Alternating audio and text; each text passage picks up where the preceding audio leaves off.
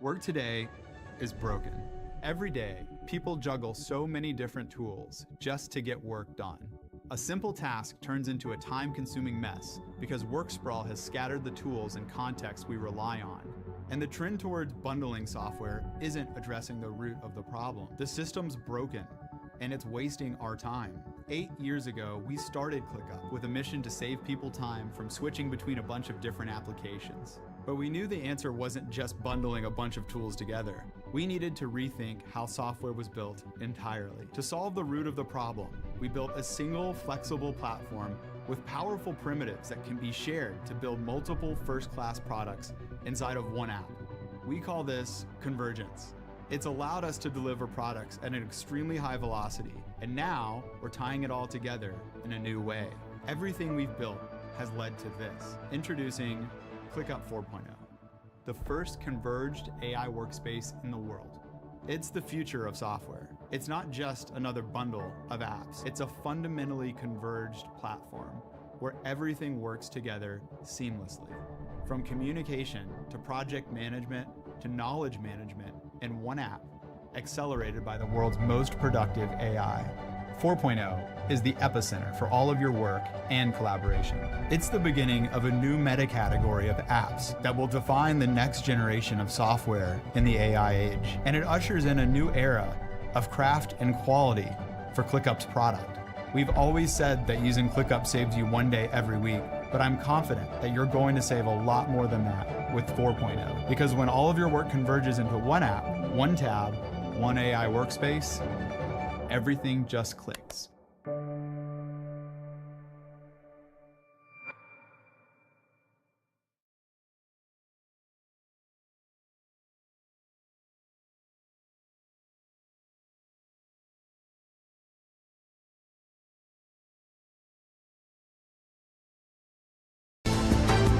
The countdown is on. Everything you need to get the edge at the end of the market day. This is the close. The market's on edge with oil on tilt, the Fed in the freeze as it flies blind amid the fog of war. Live from Studio 2 here at Bloomberg headquarters in New York, I'm Romain Bostic, counting you down to the closing bell with U.S. equity indices near session lows, oil near session highs, and the sell-off in short-term treasuries resuming after a three-day reprieve. U.S. policymakers keeping the benchmark federal funds rate exactly where it's been since December, and plotting out the likelihood it will make good on that one rate cut for 2026 that it had earlier telegraphed. An updated summary of economic projections. It did show an increase in inflation expectations, but also an increase in the GDP outlook. But Jay Powell says for now, take those projections with a grain of salt. The thing I really want to emphasize is that nobody knows. You know, the economics effect could be bigger, they could be smaller, they could be much smaller or much bigger. We just don't know. So people are writing down something that seems to make sense to them, but have no conviction that you know, to your point, if we have high, if we have a long period of much higher gas prices, that's going to weigh on consumption. That'll weigh on disposable personal income, and it'll weigh on consumption. But we don't know if that's going to happen. Something quite different than that. We might have much lower than expected pass-through.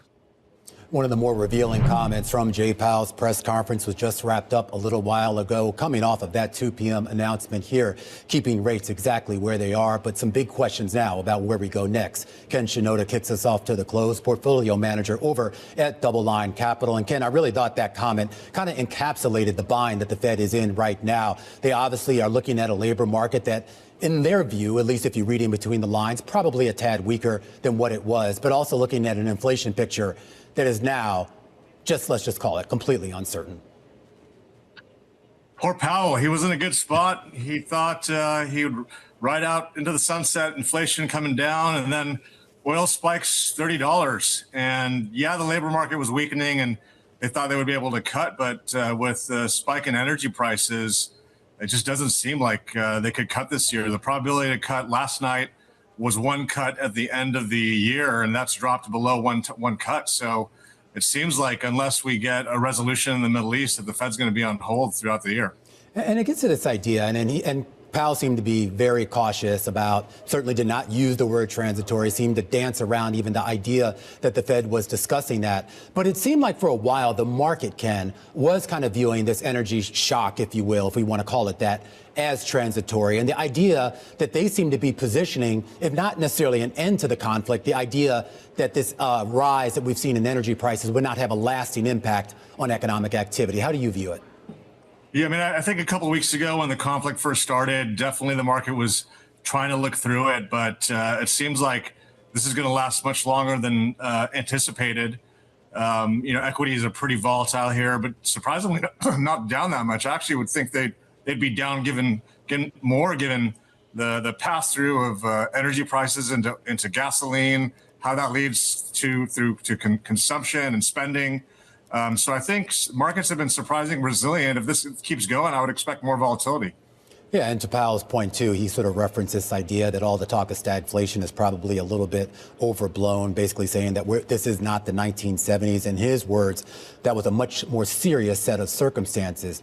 I guess my question, though, and particularly for you, as someone who is very active in the rate space here, when you start to see yields go back up, and I think right now, certainly on the 2-year yield, we're at the highest level since the war began. What is that telling you right now about the psychology of where traders think this market is going to go?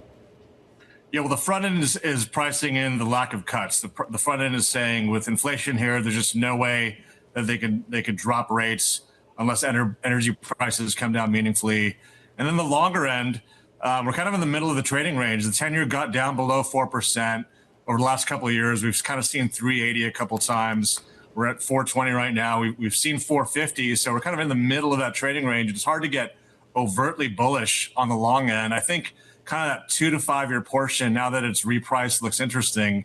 It's hard to see the 2-year rise meaningfully unless we think inflation is going to stay high for many, many years. And for now, at least, if you look at break-even inflation rates, longer-term inflation expectations, call it 5-year inflation expectations, are still sub 3%. So it's kind of hard for the 2-year to break too much higher.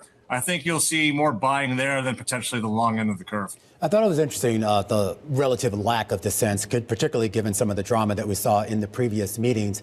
But I do want to address the elephant in the room and with regards to Powell's tenure, because it seemed like part of the case for rate cuts, at least in the minds of the market, wasn't just the economic data itself, but also the idea that you were going to get Kevin Warsh to lead this Fed, and that, in theory, was going to push the Fed in a much more dovish direction.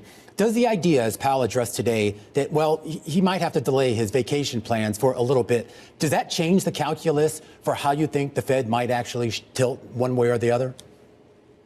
Warsh comes in. I know he talks dovish, but he's got to fight the mandates of the Fed. He's got to fight inflation. He's got to keep employment strong. And if inflation's high, I just don't see how he could cut the 100 basis points some people are calling for. Just earlier this morning, you have some market participants saying, yeah, buy stocks because the Fed's going to cut. I mean, the market's not pricing that in, so I don't know where they're getting that information, but they're going to have to do what the data tells them to do. They're going to be very data dependent.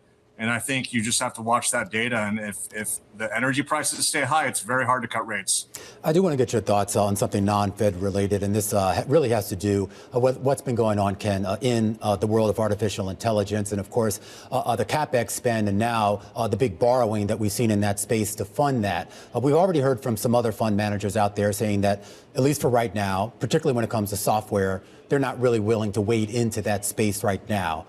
Are you comfortable with what you've been seeing with regards to the borrowing overlaid with the idea of what may or may not actually be the return with regards to some of those AI investments? Yeah, we're in the very early innings of AI CapEx spending, borrowing in the debt markets, and become a larger and larger percentage of many markets. Right now, it's very small. There's a couple kind of off-balance sheet IG transactions that have gotten executed out there. There's some transactions being done in bank loans and private credit. CMBS market is lending to some data center owners. The ABS market's funding some data center infrastructure. But with time, it's only going to grow. I mean, if the market participants are right, and we're going to see multiple trillions of dollars of CapEx spending, it's going to become a meaningful part of the debt markets. And in debt markets, you don't have infinite upside like stocks. Like if you're going to own AI, I joke, you might as well own the equities. Right now, the spread pickup for some of these transactions is minimal with a lot of uncertainty. So what we're doing at DoubleLine is we're avoiding as much of this exposure as we can until we get paid more for it. If we see a correction, maybe we'll wade into the waters. Yeah. But for now, we think it's prudent to kind of limit our exposure in that market. All right, Ken, have to leave it there. Always a pleasure. Ken Shinoda, portfolio manager over at Double Line Capital, counting us down to the closing bells with stocks right now at session lows, oil near session highs, and some big earnings after the bell out of Micron. The closing bell, Bloomberg's comprehensive cross-platform coverage of the U.S. market close starts right now. And right now we are 2 minutes away from the end of the trading day. Romaine Bostick here to take you through the closing bell. Katie Greifeld is on assignment, but Carol Masser and Tim Stenovic join us as always. Welcome to our audiences across all of our Bloomberg platforms, television, radio, and our partnership with YouTube. A very busy afternoon here as we await some earnings out of Micron. And of course now, just about an hour or so removed from a big Fed decision that actually didn't move rates, but actually said a lot about where the Fed is at. Yeah, kind of fascinating. And I think the big headline is Fed Chair Jay Powell basically, I'm not going anywhere. We're going to wait until all this stuff is resolved. We just talked with Greg Peters over at PGIM, and some of that saying, here is a Fed Chair that is willing to stay put, not cut rates, do the right thing based on what the economy needs. And so that kind of helps explain what we are seeing in terms of market reaction. Stocks under pressure. And he talked about the yield curve in terms of a flattening, but we did see certainly yields move up. Yeah, and not to sort of belabor the point about what we learned from the plans for Jay Powell, because I do think that was a big bit of news that we got, Romaine. Yeah. I guess the ball kind of moves into the court of Jeanine Pirro, U.S. Attorney for Washington, D.C., Senator Tom Tillis with the nomination process and whether or not, we could see a Fed chair nominating process in the next few months. Because if we don't, then Jay Powell, he's there. And it's messy. And I'm just going to borrow a phrase that John Farrell used on the Fed special here. The idea of this type of a messy succession plan, if you will, for the most important financial institution in the world, no bueno. No bueno here for the equity markets as well. We started the day in the red, but they were modest losses to start. Those losses accelerated once Jay Powell started speaking, and they accelerated even further when we got closer to the closing bells. The broadest base sell-off that we've seen in the S&P 500 all year long. Down 91 points on the day, or 1.4%. The Dow Jones Industrial Average losing 770 points, or 1.6%. The NASDAQ Composite down about 1.5%, and the Russell 2000 giving up about 41 points, or 1.6%. All right, back to the S&P 500. No surprise as we see stocks selling off here following the Fed decision. Romaine, we've got most names in the S&P lower today, 422 to the downside, 81 actually gaining ground on this Fed Wednesday. So, yeah, a lot of selling here. And all 11 sectors in the S&P 500 are in the red. Consumer staples and discretionary stocks, the biggest decliners there. But honestly, nothing was spared. And that even includes energy. That was actually fractionally lower on the day. We should point out that as we speak right now, we are seeing the Brent crude prices climb back to those intraday highs around $109 a barrel, and yields right now on your 2-year, the highest that they've been since August. All right, everybody, we've got Micron crossing the Bloomberg terminal, so let's go to it as they cross. Bringing up my headlines here on the Bloomberg. Second quarter adjusted revenue. Folks, pretty big beat there. $23.86 billion. Street estimate was $19.74 billion. Check out the second quarter adjusted gross margin. Investors were expecting a lot, and they're getting it. 74.9% on that adjusted gross margin. Estimate was 69.1%. Second quarter cash flow from operations, $11.9 billion. That compares with an estimate of $8.93 billion. I'm sorry, can I just stop you there? Because I know you're comparing it to the estimates, but I just want to compare that year over year. $11.9 billion in cash flow from operations. A year ago, that was $3.94 billion. And similar story in revenue, $24 billion in revenue. A year ago, that was $8 billion, Carol. Well, get ready to pop your eyes even more, because third quarter adjusted revenue, here's the outlook. Revenue of $32.75 billion, folks, to $34.25 billion. Street estimate was $23.66 billion. Stock up about 2% here, Tim. Look, Sanjay Mehrotra, president and CEO of the company, says this is economics 101. It is all about supply and demand, Romaine. He said Micron set new records across revenue, gross margin, EPS, and free cash flow, driven by a strong demand environment, tight industry supply, and our strong execution. In the AI era, memory has become a strategic asset for our customers, and we are investing in our global manufacturing footprint to support their growing demand. I don't know if you read the revenue, the projections yet, Carol, so forgive me if I repeat this here, but the third quarter adjusted revenue numbers, that 32.75 to 34.25, and that's above estimates. But you mentioned the stock move here. I just want to put this into perspective. You have a more than doubling in revenue in the most recent quarter, guidance that's going to even grow, 50, 60 plus percent more for the next quarter, and the stock is only up 0.9%.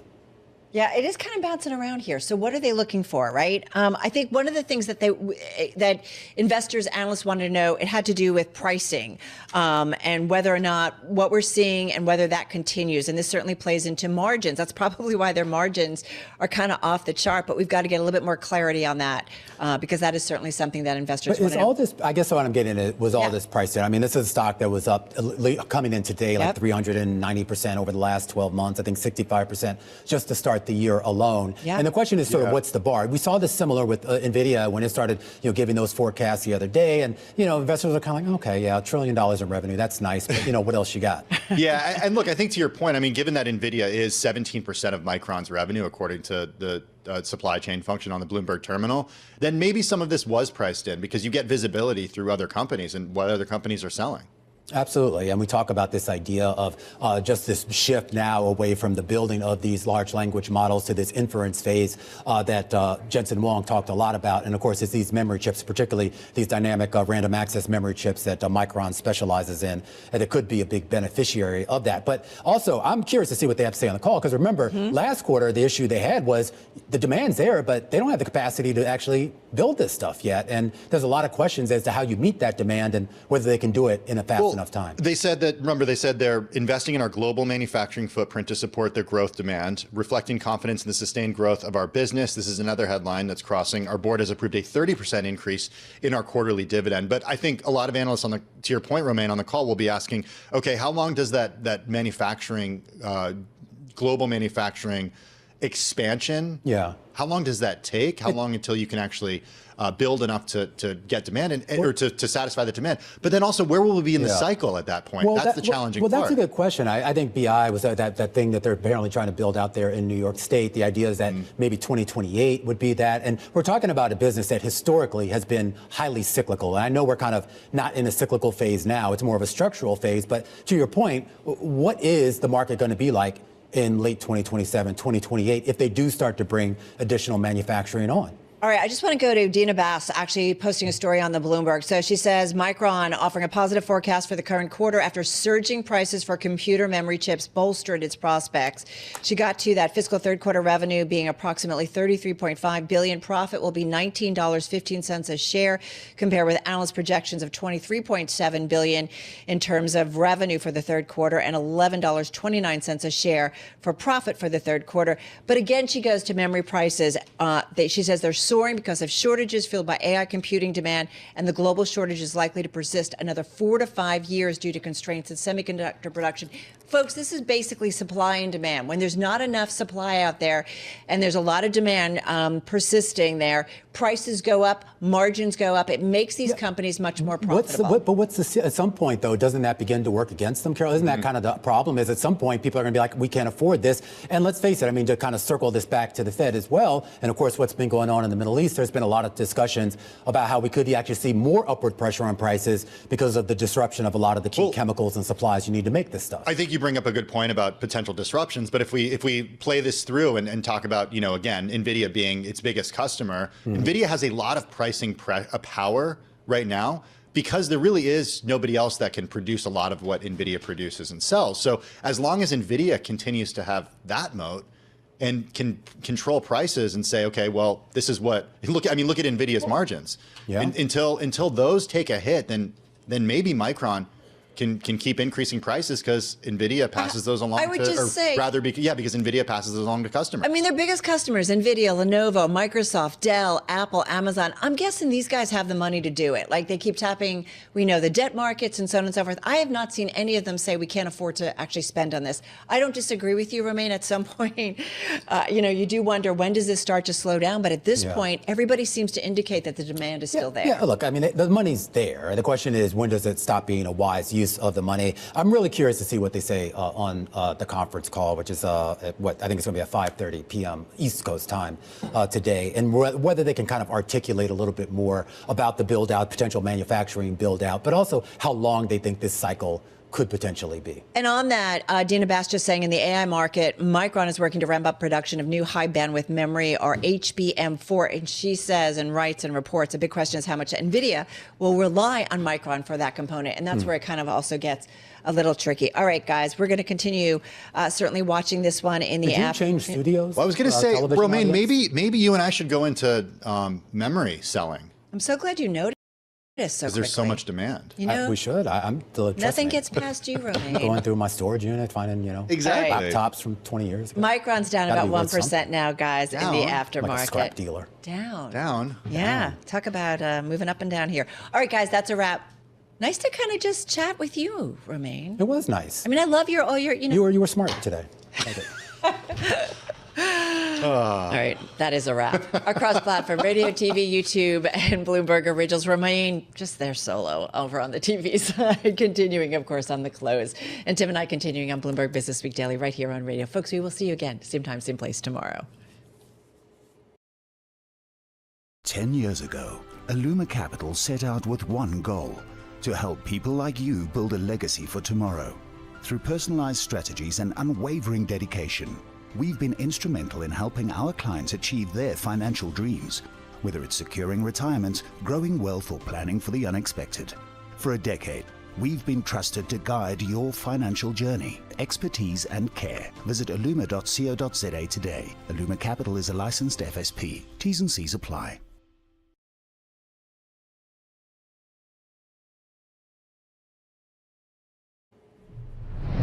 Another blockbuster quarter for Micron, though the share is under pressure here in the after-hours trade. We're going to talk about this structural cycle that we're in right now when it comes to chips and memory chips specifically. Matt Bryson over at Wedbush. He joins us in just a second, right here on The Close on Bloomberg. The countdown is on. Everything you need to get the edge at the end of the market day. This is The Close. Welcome back to The Close. I'm Romain Bostic. We take a look at how U.S.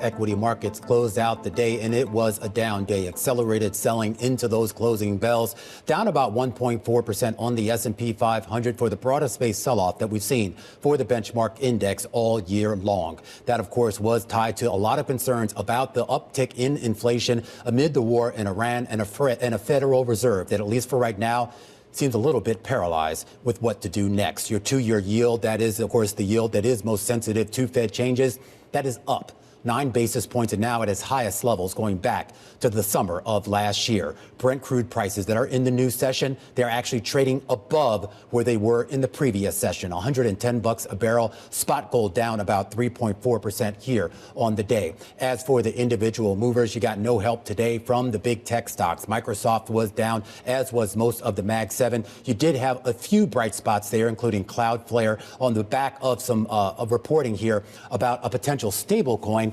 And you had a newcomer to the market, Swarmer, that is the AI drone company, which rallied 500% on Tuesday, up another 77% today. And SanDisk during the regular session was up about 5% on the day. But SanDisk, of course, now under pressure here in the after hours trade on the back of those earnings out of Micron. And that does bring us to our top story to kick off the hour. It is a focus on the economy, but the main pillar that has kept it and the stock market afloat, the unrelenting spending on AI. One of the biggest beneficiaries has been Micron, the biggest U.S.-based maker of memory chips. It's been riding high. Revenue in its most recent quarter, the fiscal second quarter, came in at $24 billion. That's 3 times what it was a year ago and almost 4 to 5 times what it was a couple of years prior. Quarterly net income surpassing $14 billion. That's almost 8 times what it was just 4 quarters ago. Micron stock, the best performer in the Philadelphia Semiconductor Index over the past 12 months, and third best performer in the NASDAQ 100, almost quintupling in price over at that time. But of course, those high numbers bring high expectations and a lot of questions now about where we are in this memory chip cycle, how long it could go, and just how much Micron will benefit. Matt Bryson joins us right now, Managing Director of Equity Research at Wedbush Securities. And Matt, I mean, look, let's just start off. This was a phenomenal quarter, a blockbuster quarter in terms of the aggregate numbers, in terms of the growth, in terms of the margins. I don't think there's a number in here that you can really quibble with. However, I am curious as to where we are in this super cycle, or whatever we want to call it right now, and whether investors should still be riding it or maybe be a little bit more cautious. Yeah, Romain. So I think we still have some room to go. Memory is very much a supply-driven business. So it's not how much demand there's out there. It's can the vendors bring on enough supply to meet that demand? And because you have these long lead times for fabs, we don't really begin to see new supply coming on until next year. And it may even be 28 before Samsung, Micron, Hynix can catch up with all the demand from AI. But is there a sense here, though, that there's any sort of negative to this? And by that, I mean, the idea is that if the demand's there, will it be there? We were talking a little bit earlier in the program, the idea that once you start to get manufacturing capacity up and running, will that cycle still be there to support that expanded capacity? Yeah, at least from what I'm seeing, companies have already set their purchase orders for things like HBM for 2027. So I think if those large customers are certain enough that their demand is there to place orders, then Micron and the memory makers don't have a demand problem yet. We are getting additional headlines now. They are addressing some of these issues right now, talking about that they still see a tight DRAM as well as a NAND market beyond 2026. I think they've kind of said that before. It gets to the question, too, Matt, that where are we right now with regards to just the AI build out? And I bring that up in the context of what we heard from Jensen Huang earlier, who talked a lot about how we're kind of shifting now to this inference phase, which, of course, brings a whole different set of power demands and chip style demands as well as memory demands as well. Yeah, so Jensen told you he's got $1 trillion in business between Blackwell and Rubin. And by my math, that shows some slowing in 27, but you're still looking at something like 40% annualized growth off of really, really big numbers. And so if you believe him, and he's got better visibility probably than anyone else out there, then there's still a fair amount of growth left with AI. All right, Matt, really appreciate you giving us your snap opinion here as we await that conference call in just about an hour or so's time. Matt Bryson, Managing Director of Equity Research over at Wedbush Securities, a blowout quarter for Micron Technology and guidance for the current fiscal quarter of revenue of roughly about $33.5 billion. When we come back, we are going to turn back to the Fed, and we're going to turn to Jay Powell and his future. Apparently, he might be staying put for a while. Former Vice Chair Lael Brainerd joins us in just a second to talk about what comes next. This is The Close on Bloomberg.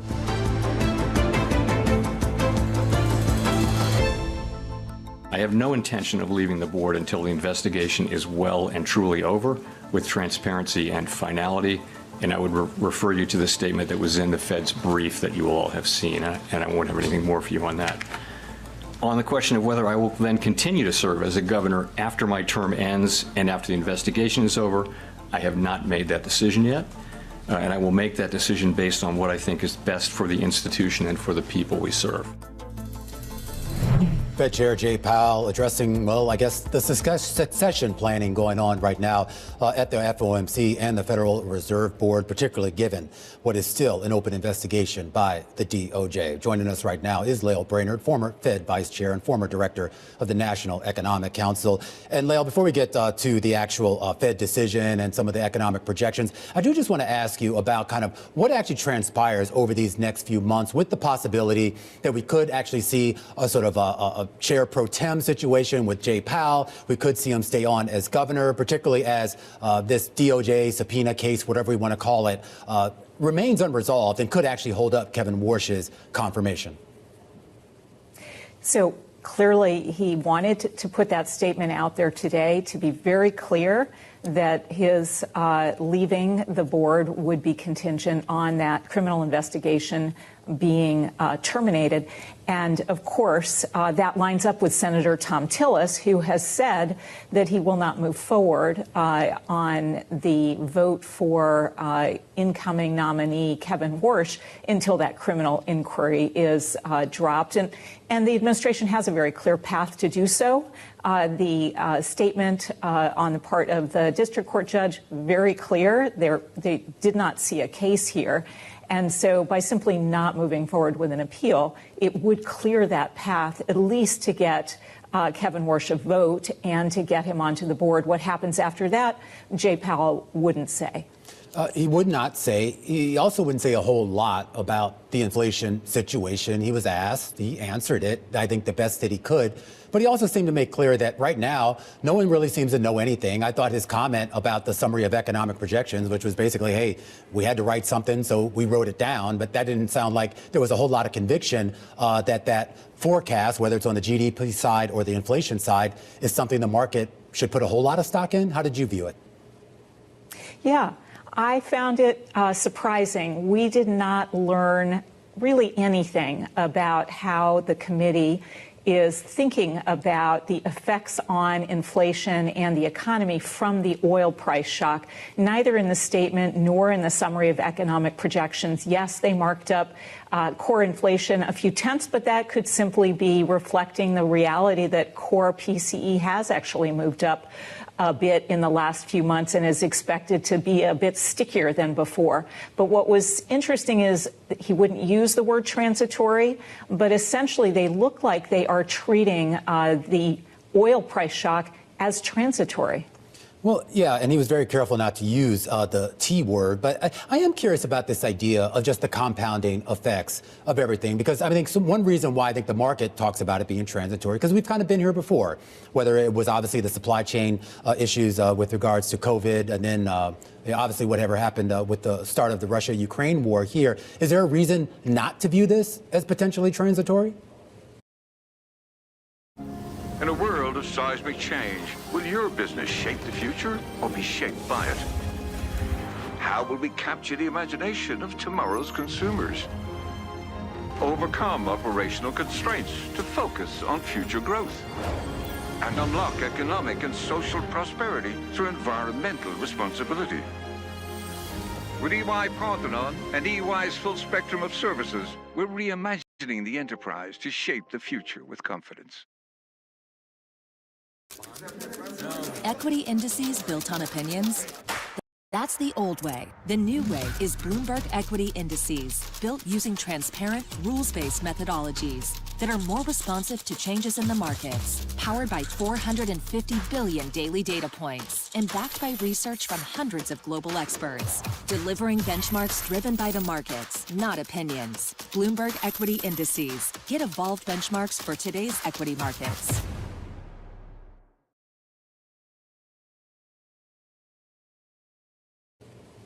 Well, I think that we have to at least consider two reasons this time may, in fact, be different. One is that the size of this oil shock is unprecedented. The Straits of Hormuz have not been closed before. 20% of oil production. That is very material. And nobody knows how long this is going to go on. The second reason that I think we have to be a little bit cautious before we dismiss this as transitory is this oil price shock comes on the heel of a series of supply shocks. Very significant tariff shock to the supply of labor, and of course, coming off even earlier, a period of high inflation. In the kind of circumstance where you have a series of supply shocks that individually might be actually transitory, you do have to worry, and I did back when Russia invaded Ukraine, you have to worry about the cumulative effect on inflation being somewhat more persistent. with regards to that balance of monetary policy or the balance between the dual mandate, there's been a lot of talk about how the labor market is in a different place than where it was in 2022. And obviously, the circumstances around COVID were entirely different. How do you view the labor market right now, particularly through the lens of the potential for a more meaningful move up in inflation? Well, it's certainly the case that in 2022, the labor market was strengthening. And now, of course, we've seen it barely treading water over the last year. And it's hard to read, as the chair said, because we've seen a reduction in the supply of labor at the same time. So they are putting a lot of store on that unemployment rate just remaining very steady, even though we've seen payrolls growth be essentially zero for the last little while. So I think there is a risk to both sides of the dual mandate from this oil price shock, both more unemployment and more inflation. And that is why this could be quite a difficult balancing act for the Fed in the months ahead. But the other piece that I think is an important contrast to 2022, in 2022, inflation was just starting to really spike up after a long period of being very quiescent. Now we are seeing an additional shock to inflation after 5 years in which inflation has been quite high relative to its target. Well, this also gets to this idea, though, too. I mean, we've heard from a couple of consumer product companies over the last couple of weeks that have made it clear that a prolonged increase in oil prices and effectively for consumers, that means higher gas prices, is going to have a material effect, particularly on discretionary buying, but even on buying of essentials. If that does potentially end up being the case, how confident can you even be in some of those GDP projection numbers? Well, I do think that consumers are stressed by high prices. I've done a bunch of roundtables with consumers who essentially point to food prices going up, electricity prices going up, housing prices not seeing any relief, and now, of course, gas prices for the first time in over a year are going up. So I do think consumers were already feeling stressed, and we could, in fact, see some consumption pullback. Now, on the other side of that, people are getting their checks, their tax refunds, and so that might help insulate if this is not a prolonged shock. All right. Well, on an inflation-adjusted basis, those checks just got a little bit smaller. Lael, appreciate your candor there. Lael Brainerd, former vice chair of the Federal Reserve. We should point out gas prices up about 30% at the pump since the war began. And I do want to draw your attention to the oil markets. Post-settlement trade right now has Brent crude back at $111 a barrel. WTI crude right now flirting with 99 and change. When we come back, we're going to talk about the investor. We're going to see how they're feeling. The CEO of Edward Jones, Penny Pennington, she's going to be joining us in just a second, right here on The Close, right here on Bloomberg.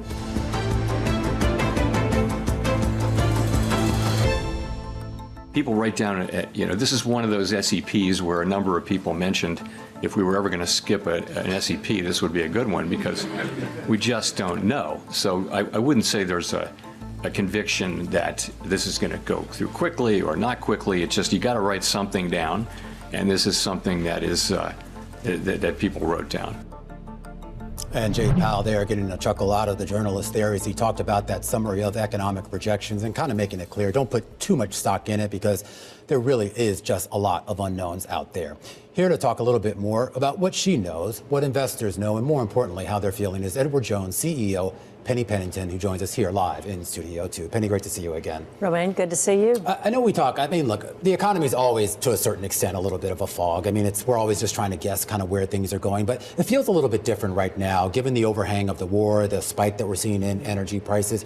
I am curious as to sort of how you approach these types of moments, which aren't I won't say they're not common, but they're not necessarily rare either. We've been here before where we've had this type of fog here. How do you either look through that fog or grope your way around it to sort of figure out maybe what people should actually be doing and where they should be putting their money? Yeah. Well, it's great to be with you and your audience. And the reason that we come and share, Romaine, with you is what we're hearing from 9 million clients that we talk with every day. And you said being light with the reporters there, Chair Powell. None of it's any laughing matter. And at the same time, your insight is correct. We have been here before. We've been we've had times of anxiety, of economic uncertainty, of war, of times that make people very, very anxious. However, Chair Powell said it, we got to be humble right now, right, about what we know and what we don't know. But the Fed also raised their expectations for productivity in the U.S. economy. They're not calling for a recession, nor are we. We don't think that that's the case. The fundamentals of the economy are strong right now, notwithstanding, and we should have tremendous respect for what's going on in our world right now and be very thoughtful about the people who are in that conflict. But that notwithstanding, prices have begun to moderate. Inflation has been coming down, albeit slowly. Interest rates are coming down a bit. So the productivity in the economy and the productivity that we may gain, and we believe this is the case from AI and generative AI, we think that's a real thing. It hasn't all come through yet. Well, that's what I'm curious about, because prior to this war starting, there were a lot of positive signs in the economy, as you mentioned. I mean, we had mortgage rates coming down. You actually saw a pretty healthy uptick in selling and buying activity in the housing market for the first time in a couple of years. And it raises the question as to what we're seeing right now with this impact of energy prices. Does that become just kind of a temporary speed bump in all that, and the structural issues that were in place in January, February, that at some point those will dominate the conversation once again? The way that sounds when we talk to our clients is, Penny, if I were the financial advisor, and I once was, Penny, I know what's going on in the world. How does that affect my world? And so the conversation that we have with our clients is, tell us about your goals. Let's revisit your goals for the long term. Let's revisit how you feel during a time that can feel a little anxious. Has it shifted your risk tolerance? Let's take a look at your portfolio. Does it continue to be well balanced against the goals, your long-term goals?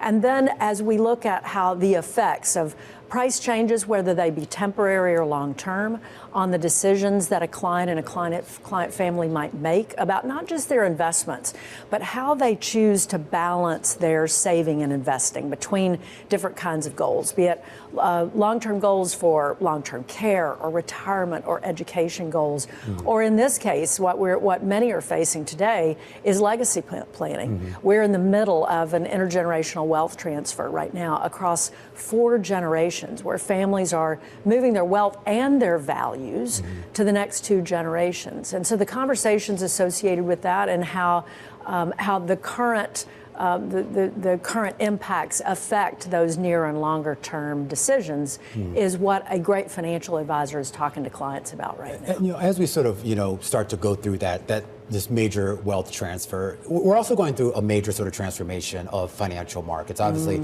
private assets have become much more talked about. They're not just for institutions anymore. To a certain extent, they're becoming much more available to individuals.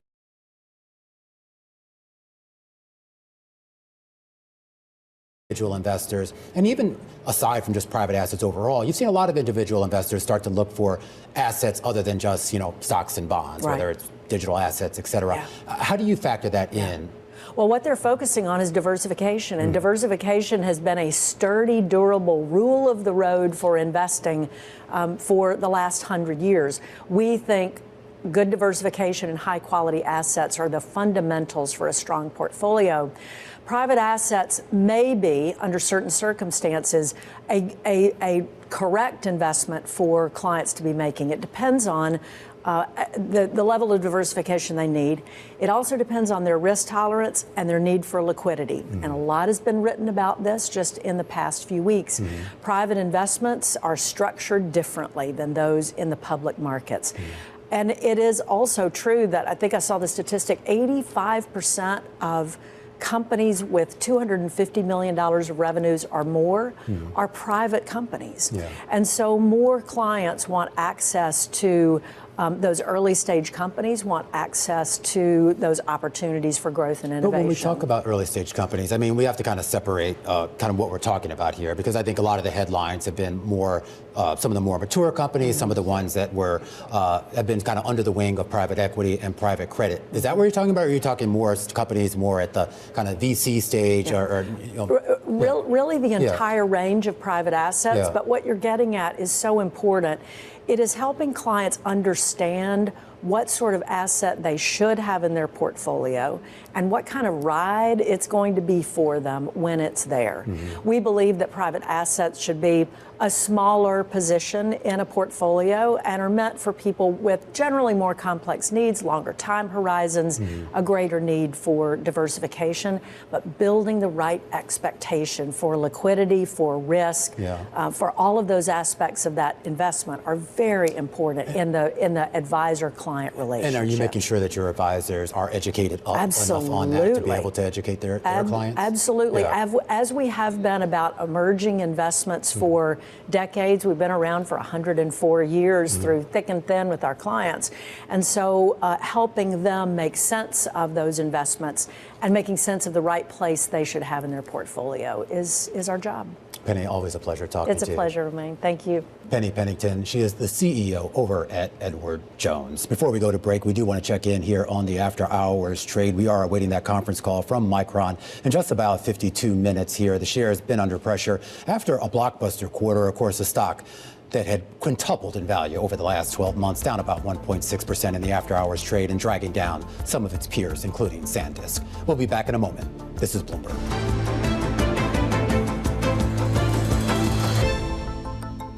The Securities and Exchange Commission here in the U.S. out with new guidance this week for which digital assets it considers to be securities. It's a key step on the long-fought road to crypto clarity, with the CFTC throwing its support behind the interpretation. Joining us now to discuss is the director of the Division of Corporation Finance at the SEC, Jim Maloney. Jim, thanks for being here. All right, let's get to exactly sort of what the structure is here. Basically, we're talking about things like stable coins, collectibles, digital commodities, etc. These will not be securities. However, things that are tokenized, for example, those end up being securities. Is that kind of the gist of it? Well, Romaine, thanks for having me. I appreciate it. Glad to be here. Yes, the interpretive release that came out yesterday basically is an interpretive release from the commissioners at the SEC. And what it does is it breaks down into baskets the different types of instruments there can be. Correct. There can be commodities, there can be currencies, there can be securities, there can be collectibles, and then you get into the details of stable coins and tokens. And so I don't want to be too detailed about it, but the interpretive release lays the framework for exactly helping folks identify which category they're in. Well, when we talk about this, the framework here, I mean, when do we get to the stage of formal rulemaking and the idea that this actually does become enshrined in regulation? Sure thing. Well, I started probably about 6 months ago, and we've been actively working on the rulemaking. There is a proposing release in the works. And as you know, we have the Clarity Act that's floating around on the Hill, and there's a lot of folks working on legislation. So our rulemaking is basically setting forth a framework that will perform the foundation for the legislation when it comes. So the SEC won't have the answer to everything, but we are establishing in a proposing release how we would envision these instruments being regulated. So this interpretive release that you put out here, that is in sync with what Congress is going to be working on? It doesn't conflict. It is in sync. It's in sync in that it at least establishes the landscape for what is a security and what's not a security. And certain things will be commodities that are going to be regulated by our sister agency, the CFTC. So what we're really doing is providing clarity on the line between the SEC and the CFTC and other regulators, because I think up to this point there's been a lot of confusion as to who has the regulatory jurisdiction over the many different things that you see in the market. Well, part of that confusion is because Congress has failed to act, and some of that not completely its fault, though most of it. I am curious, would you have put this out had they actually moved forward with the Clarity Act last year and passed it as they had intended to do? We could have put it out before or after. I think that we put it out now because we realize, time is of the essence. The markets are waiting, and they're waiting for this guidance. They're waiting for clarity. So this is really not going to conflict with anything. It's setting the stage, if you will, for the Clarity Act and the legislation to come. I do also want to ask you about this safe harbor provision, the idea that a lot of these crypto companies would not have to register with the SEC. Is that blanket, or is there some sort of nuance in there that I'm missing?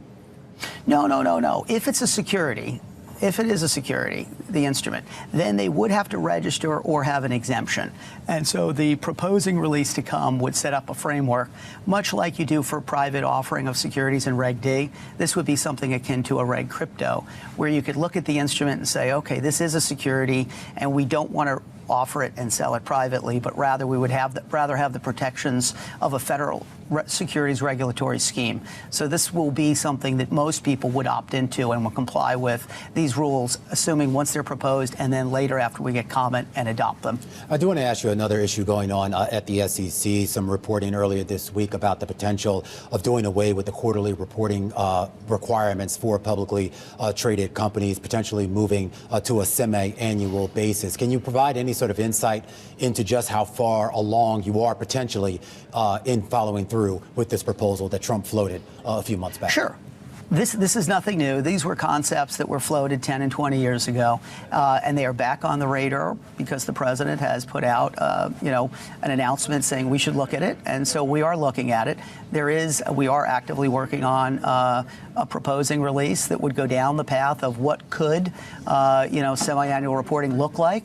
We'll ask a lot of questions. We'll get a lot of feedback, and then if it makes sense, if there's a consensus, we'll proceed, forward on that basis. But I think that it's safe to say that it will be sometime this year.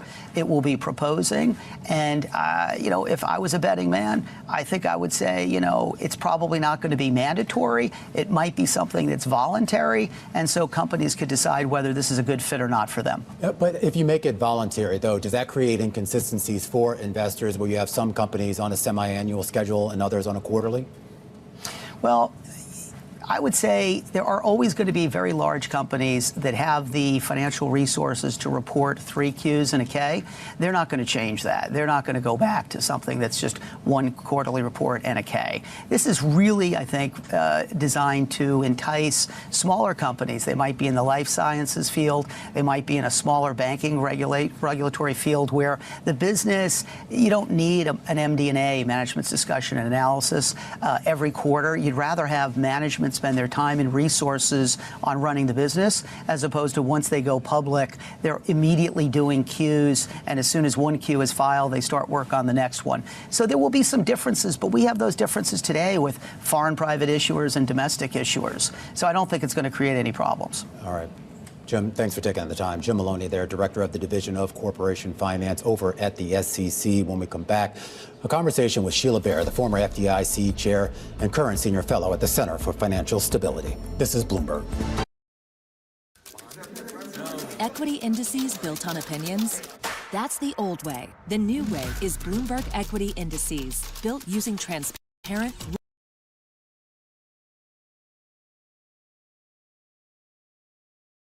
rules-based methodologies that are more responsive to changes in the markets, powered by 450 billion daily data points, and backed by research from hundreds of global experts, delivering benchmarks driven by the markets, not opinions. Bloomberg Equity Indices. Get evolved benchmarks for today's equity markets.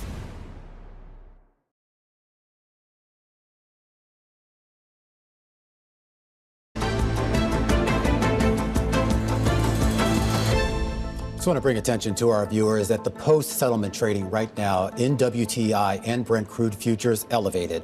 $100 a barrel on WTI crude here in New York, $111 over there overseas. Your 2-year yield now up 11 basis points from where it was yesterday, and that was the backdrop for the Fed meeting that we had today. Rates unchanged, and the Fed, well, a little uncertain here about where economic projections go. But our next guest says that the lesson of the 1970s is that the Fed shouldn't actually respond to supply-driven energy shocks with accommodative monetary policy. Sheila Bair joins us right now, former FDIC chair and now a senior fellow at the Center for Financial Stability. So, Sheila, I mean, what does the Fed do? Is it just sort of sit on your hands and just wait for the economic ripples, if at all, when they do show up? Yeah, I think there's so much uncertainty. They're wise just to stand pat. They really don't know which direction this could go. The inflation was high even before this energy shock. It was above their preferred measure was well above 2%. It's a little over 3%. So inflation is still a problem. And the thing about inflation is it hurts everybody. Borrowing costs, you lower rates, that helps borrowers, it hurts savers. But inflation hurts everybody. So in my view, if there's uncertainty, you kind of lean towards being a little more hawkish, not a little more dovish, especially in a situation like this.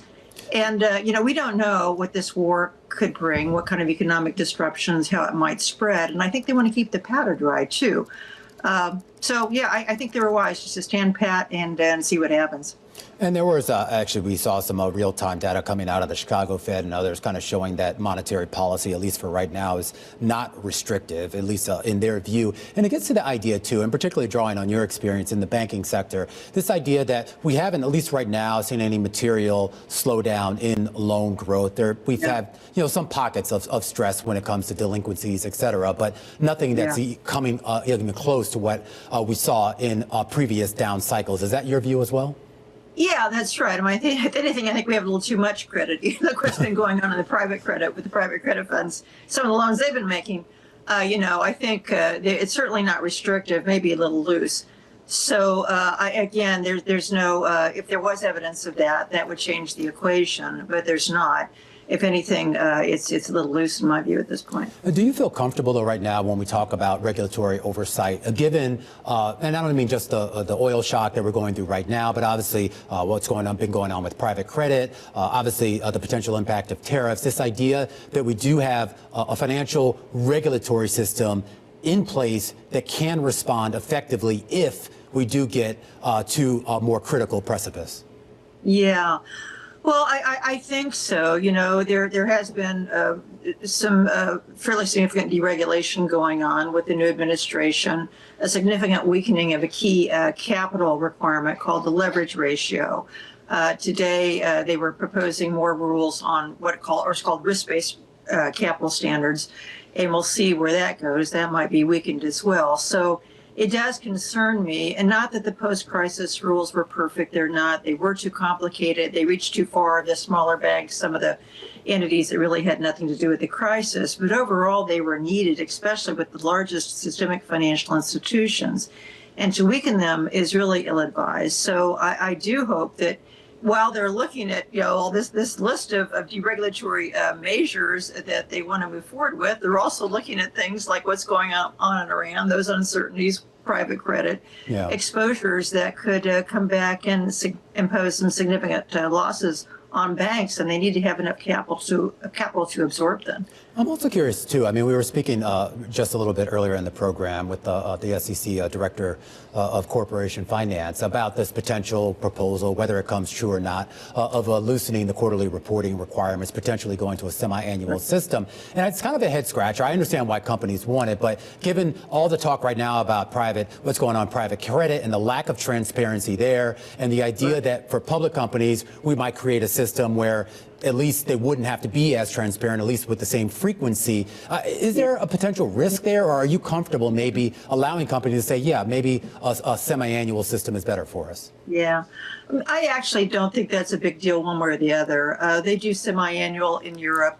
I've been on several boards, served on audit committees. Quarterly reporting is very resource and time intensive, and it's helpful to investors. I don't begrudge it. But, I can understand why some companies would want to go semi-annual, and I don't think that would be particularly harmful if they do. Investors still may want it, even if the SEC allows it. I think, broader picture, what Paul Atkins is trying to do is make it easier to become public, because there's been such a decline in publicly traded companies. I don't think this is going to help much, but I think I'm sympathetic to his objective. But if he really wants to make it more attractive for companies to go public, I think he needs to make it less attractive for companies to stay private. Accredited investors now, which can invest in non-public companies, they're like 40 million people. The standards are not high. They haven't been adjusted for decades. And so that, if you're looking at public-private, you can access all of this money without being public, then your incentives to go public are reduced. So I think that's part of the solution here. That would be much harder. But again, I do applaud the fact that he's trying to make it easier to be public, because we do need more of these companies entering the public space. Even with semi-annual disclosure, they still have a lot better transparency and regulatory oversight. All right, Sheila, I have to leave it there. Always appreciate your insights. Sheila Bair, former FDIC chair, and now a senior fellow at the Center for Financial Stability. As we wrap up this Fed day here, let's push ahead to the next 24 hours and what their markets will have their eyes on. And I actually want to go straight to the central banks here because we got a big decision from the Fed today, a Fed that to a certain extent is frozen. But investors overseas, they think they're going to see some movement, particularly with the ECB, where they're now pricing in 2 quarter-point rate hikes for 2026. We get a decision from the ECB overnight, from the BOE and the BOJ as well. So something to keep an eye on. We're also going to get some economic data here in the U.S., including those weekly jobless claims, as well as the leading index numbers here. So maybe potentially a little bit of a glimpse here into what's going on in the economy. And we get some earnings. Alibaba, Accenture, and Darden in the morning. But after the bell, we're going to hear from FedEx. And this is going to be key here because the freight market has been under strain because of that elevation in energy prices. We'll have full coverage of that tomorrow, right here on The Close, right here on Bloomberg.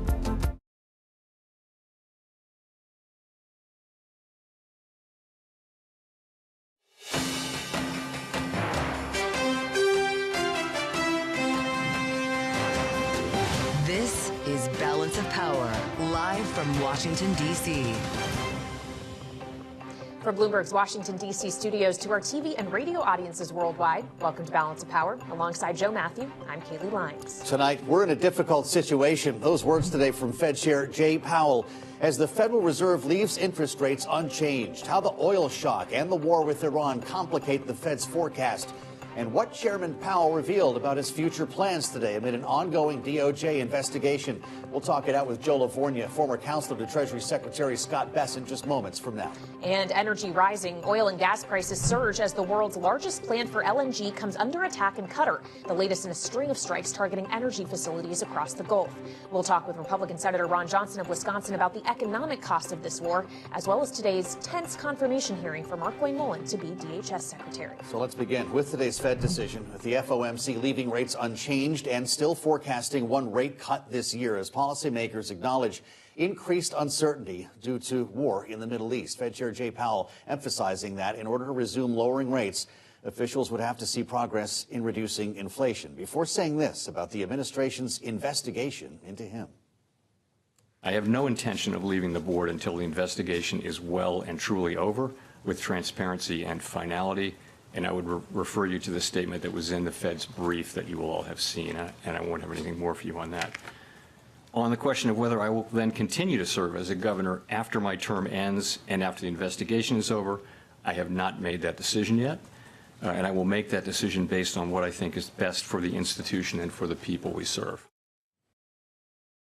I say phonium. You think, oh, they're into new smartphone phonium. Sure, you thought right. But when I think phonium, I think of everything that a smartphone from phonium gives me. Like security, financial flexibility, easy peasy, peace of mind. Pretty much every good thing becomes a with phonium. To think all it takes is visiting Acumen's, PEP, or phonium.co.za. T's and C's apply. You should also apply. Now, quick, simple, connected. Phonium. Joining us now here in our Washington bureau is Bloomberg's Michael McKee, who was in the room, of course, for today's news conference. Mike, it's great to have you in Washington. I would love your take on what we heard from Chair Powell in terms of his own professional plans here as well. How long can the Fed look through the oil shock? They can look through it for quite a while. The problem they have is they've got oil shock on top of tariffs. And basically what Powell was saying today during the news conference was we've had all these shocks in a row, and we can't be certain how it's all going to play out. So we're going to be on hold until we see some progress. And he did cite the PCE inflation numbers as where they need to see progress. And he thinks that tariff pressures will lessen and we'll see a drop in the overall inflation rate, except maybe in the headline because of oil. But he admitted there could be a problem that they still have to address, so they're leaving their options open. It was sort of a more humble admitting we don't really know, and so we're going to be very, very cautious. Well, he literally said to take the SEP with a grain of salt, suggesting don't even bother looking Yeah, at he the said we have forecast. to write down something, so we did. If Right. this were a milk carton, it would expire tomorrow.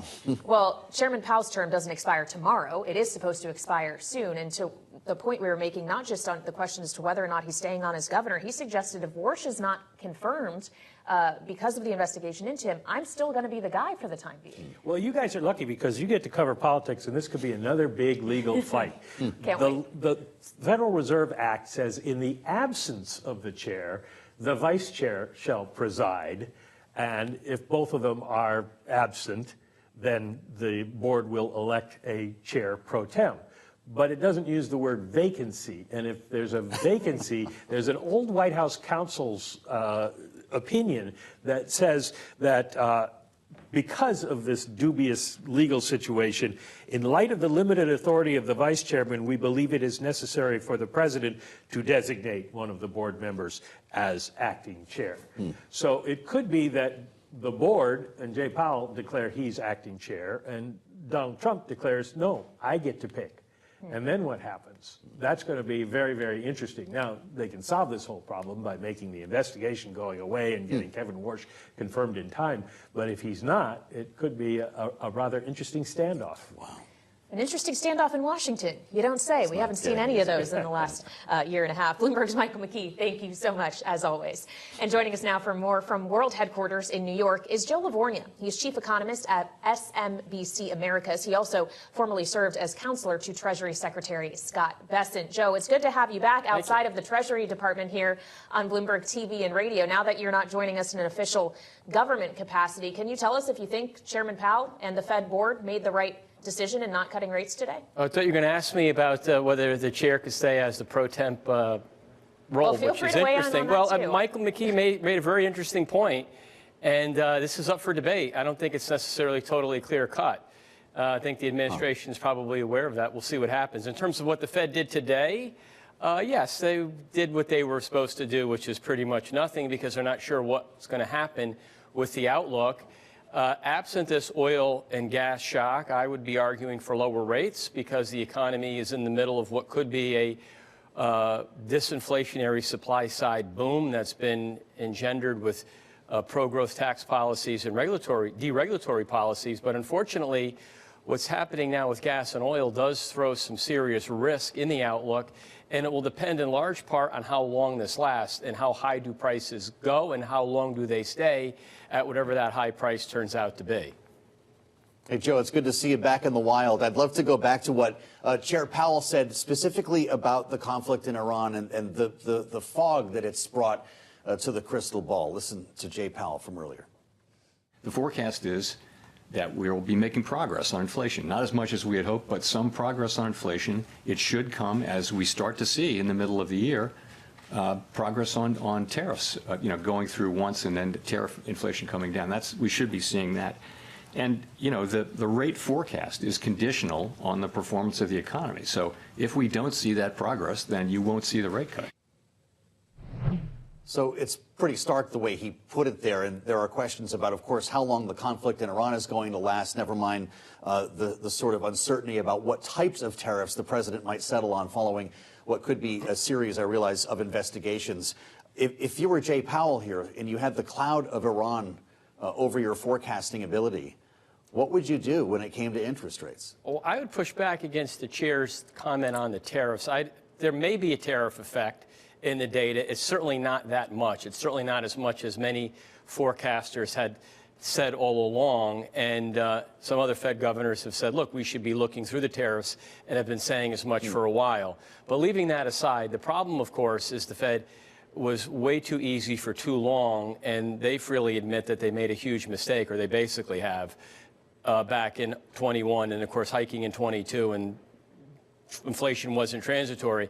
And that, to me, is sort of conditioning, I think, Jay Powell and many of the committee members' thought process, where they don't want to ease into a supply shock to mitigate the demand, especially if there is a quick resolution. Well, it's interesting you say that, though, because we were hearing the word transitory today for the first time in years, Joe, because they are, quote unquote, looking through oil. Is there a parallel?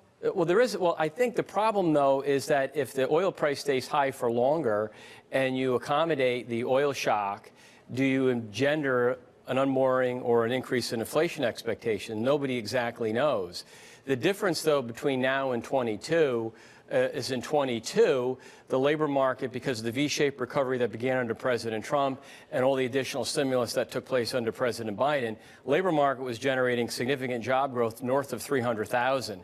Now, as you know, the labor market is showing much more weakness. It started decelerating sharply under President Biden. We've had significant downward revisions. Now you've got this oil situation. In some ways, you should be cutting rates because of the weakness of the labor market. But again, the Fed, having been burned before on inflation, wants to wait, and they're not sure how long this is going to last. So in that regard, I do think the chairman did a good job trying to balance these two conflicting concerns. Equity indices built on opinions? That's the old way. The new way is Bloomberg Equity Indices, built using transparent, rules-based methodologies that are more responsive to changes in the markets, powered by 450 billion daily data points, and backed by research from hundreds of global experts, delivering benchmarks driven by the markets, not opinions. Bloomberg Equity Indices. Get evolved benchmarks for today's equity markets. In a world of seismic change, will your business shape the future or be shaped by it? How will we capture the imagination of tomorrow's consumers? Overcome operational constraints to focus on future growth? And unlock economic and social prosperity through environmental responsibility? With EY Parthenon and EY's full spectrum of services, we're reimagining the enterprise to shape the future with confidence. Well, so when we consider what's happening with oil prices, and obviously the president contends that when this conflict is over, whenever that is, he thinks prices are going to go even lower than they were before. But given the damage we are now seeing to energy infrastructure, what we're seeing, Joe, in the physical market, I wonder if that is also your assumption, is that energy prices will go back down, not just from the levels where they are now, but to below where we were before. And if that's not going to be the case, what the broader cascading effect of that will be. Right now, I think it's very hard to get good information in terms of exactly how much damage has been done to the oil infrastructure. Clearly, if refining capacity in the Middle East has been taken offline, you're correct. It's going to take a while, at least for prices that people are paying, to reflect still what could be lower oil prices.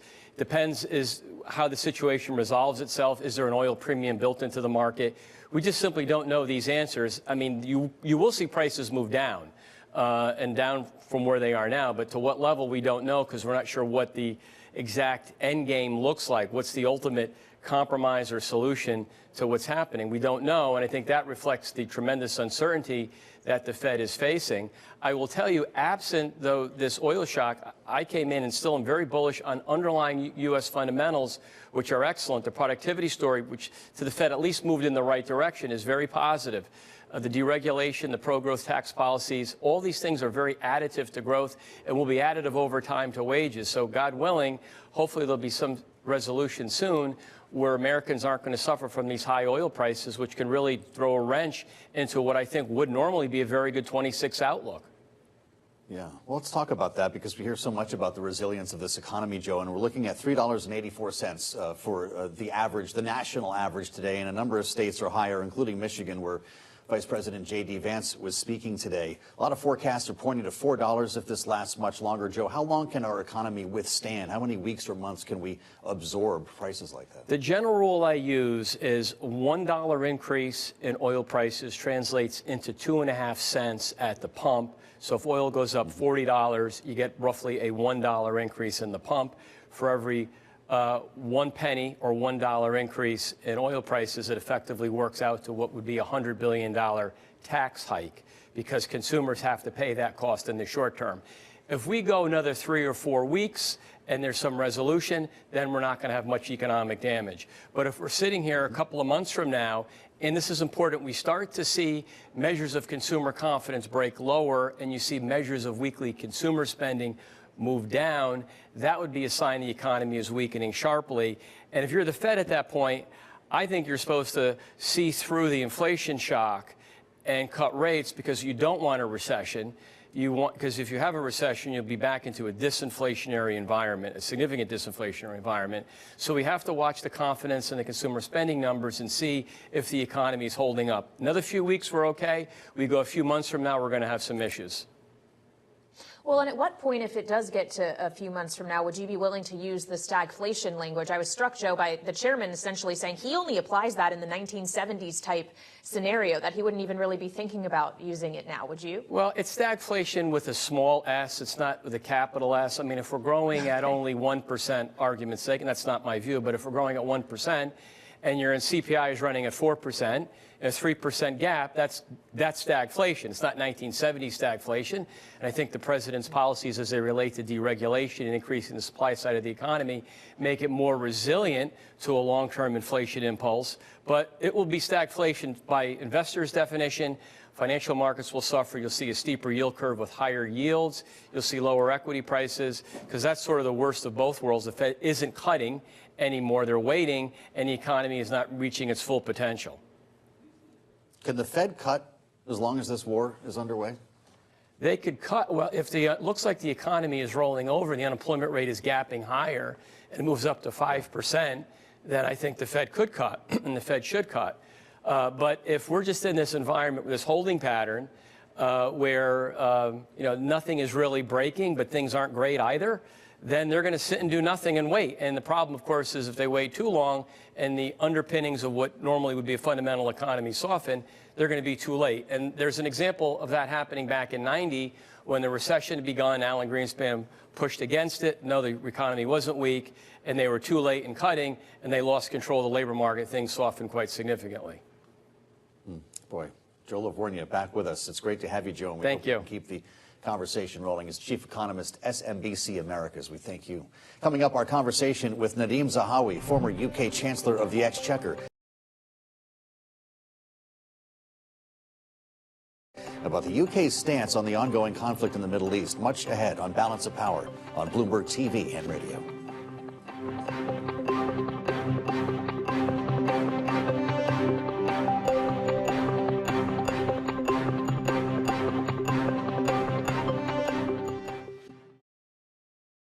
"10 years ago, Illuma Capital set out with one goal: to help people like you build a legacy for tomorrow.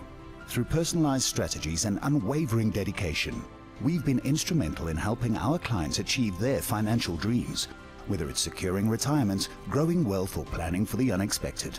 For a decade, we've been trusted to guide your financial journey. Expertise and care. Visit illuma.co.za today. Illuma Capital is a licensed FSP. T's and C's apply.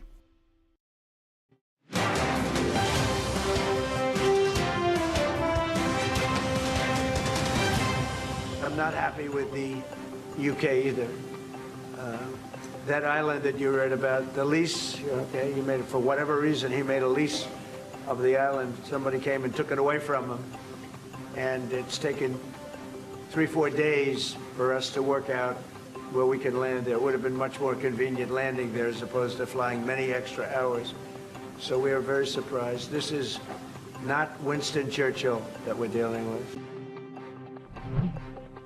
This is Balance of Power on Bloomberg TV and radio. Alongside Joe Matthew, I'm Kaylee Lyons. And that was President Trump with some harsh words for UK Prime Minister Keir Starmer, criticizing his lack of support for the war with Iran.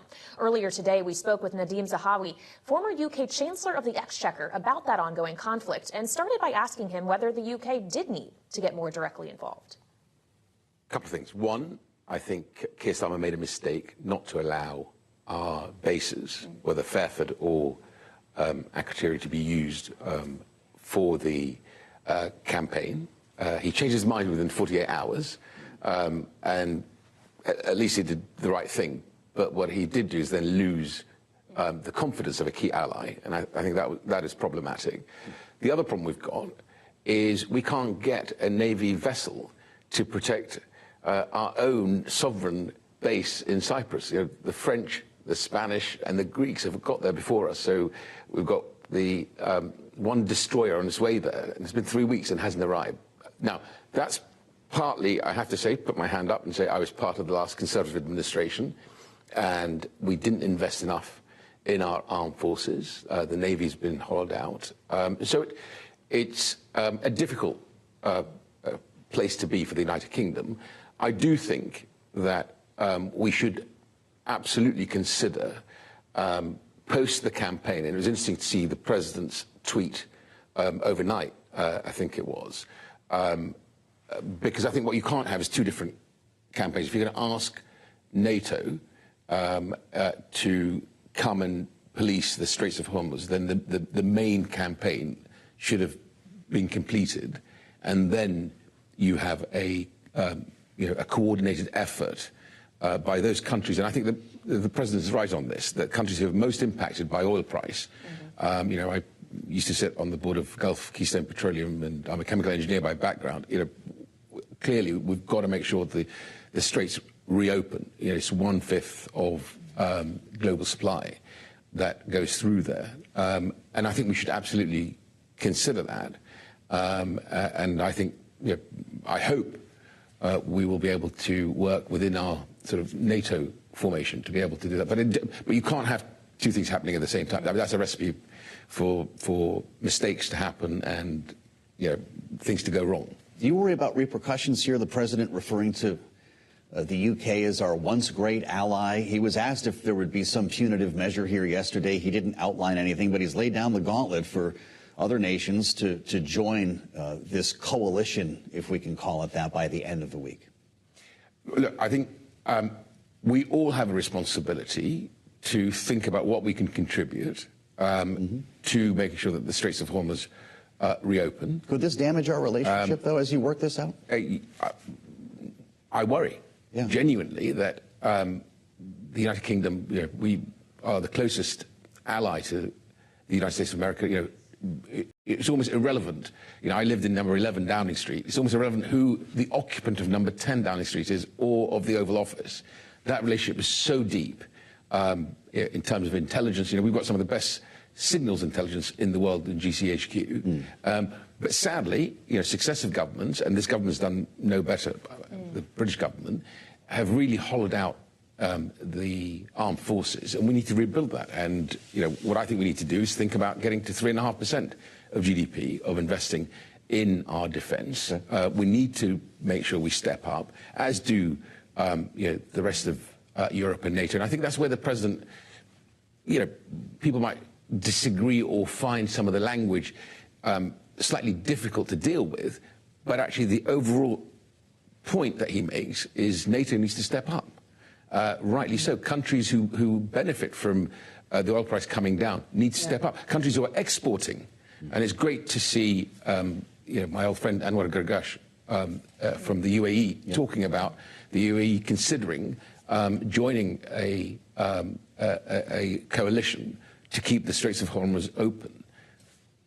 Well, so for the time being, the strait is not open, and we are seeing energy prices higher. Is there the ability in the UK for a fiscal response to that? Are we going to need to see help for households to deal with energy costs? I believe that cap, the next price cap, is expiring at the end of June. Do you foresee that needing to be extended?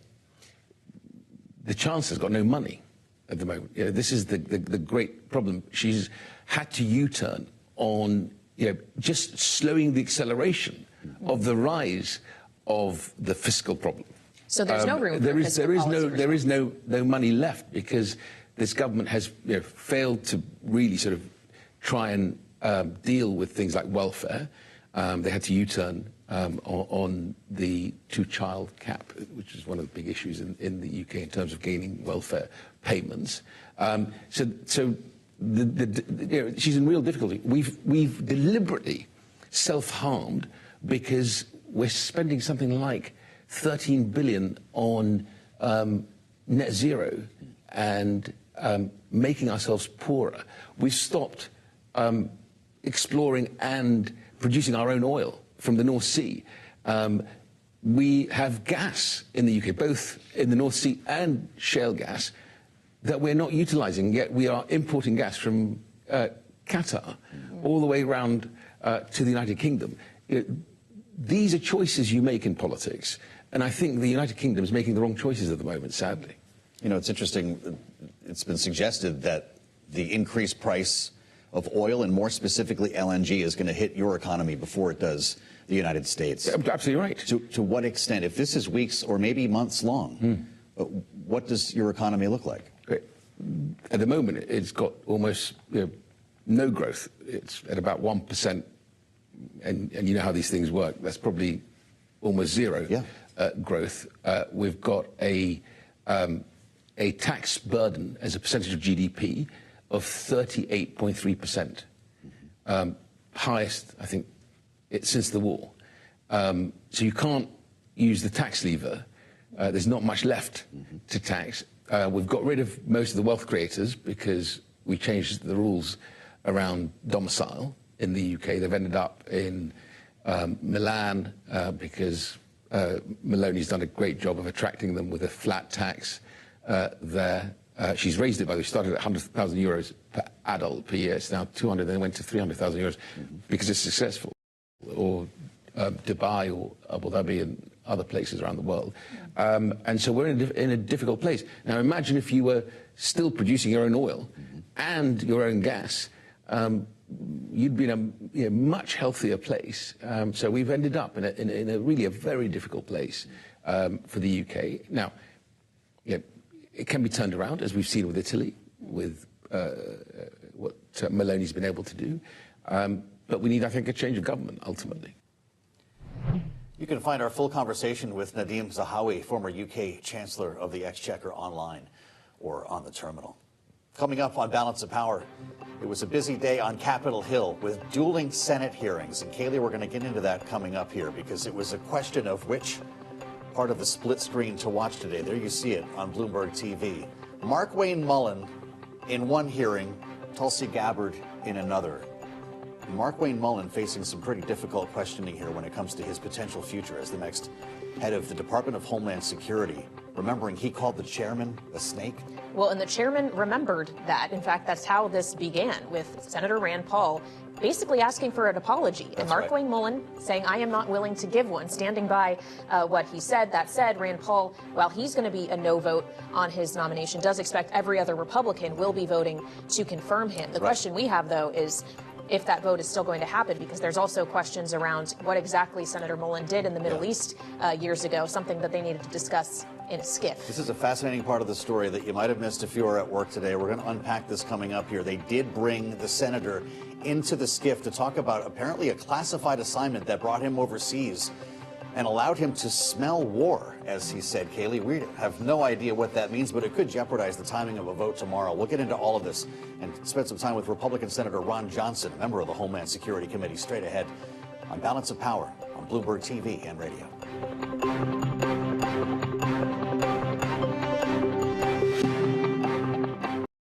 We're not saying Captain's customer service is on point, but we're not saying that either. You didn't hear it from us. Here's a bit of what Mpumi wrote. Captain has helped me for years. They are reliable in times when you need them the most. Their service is so professional. Apply online and see why more than 8,000 customers gave us a 4.7 Google rating. Captain is a registered credit provider. T's and C's apply.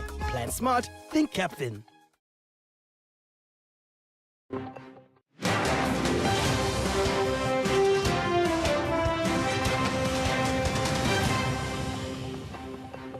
This is Balance of Power on Bloomberg TV and radio. Alongside Joe Matthew, I'm Kaylee Lyons. The war with Iran is escalating 19 days in, with the regime now threatening energy infrastructure in other Gulf states in retaliation for an Israeli strike on its South Pars gas field. In a statement via Iran's Tasnim news agency, authorities warned facilities in Saudi Arabia, the UAE, and Qatar would be targeted. And indeed, the complex in Qatar that houses the world's largest LNG export plant has suffered extensive damage after a missile strike today.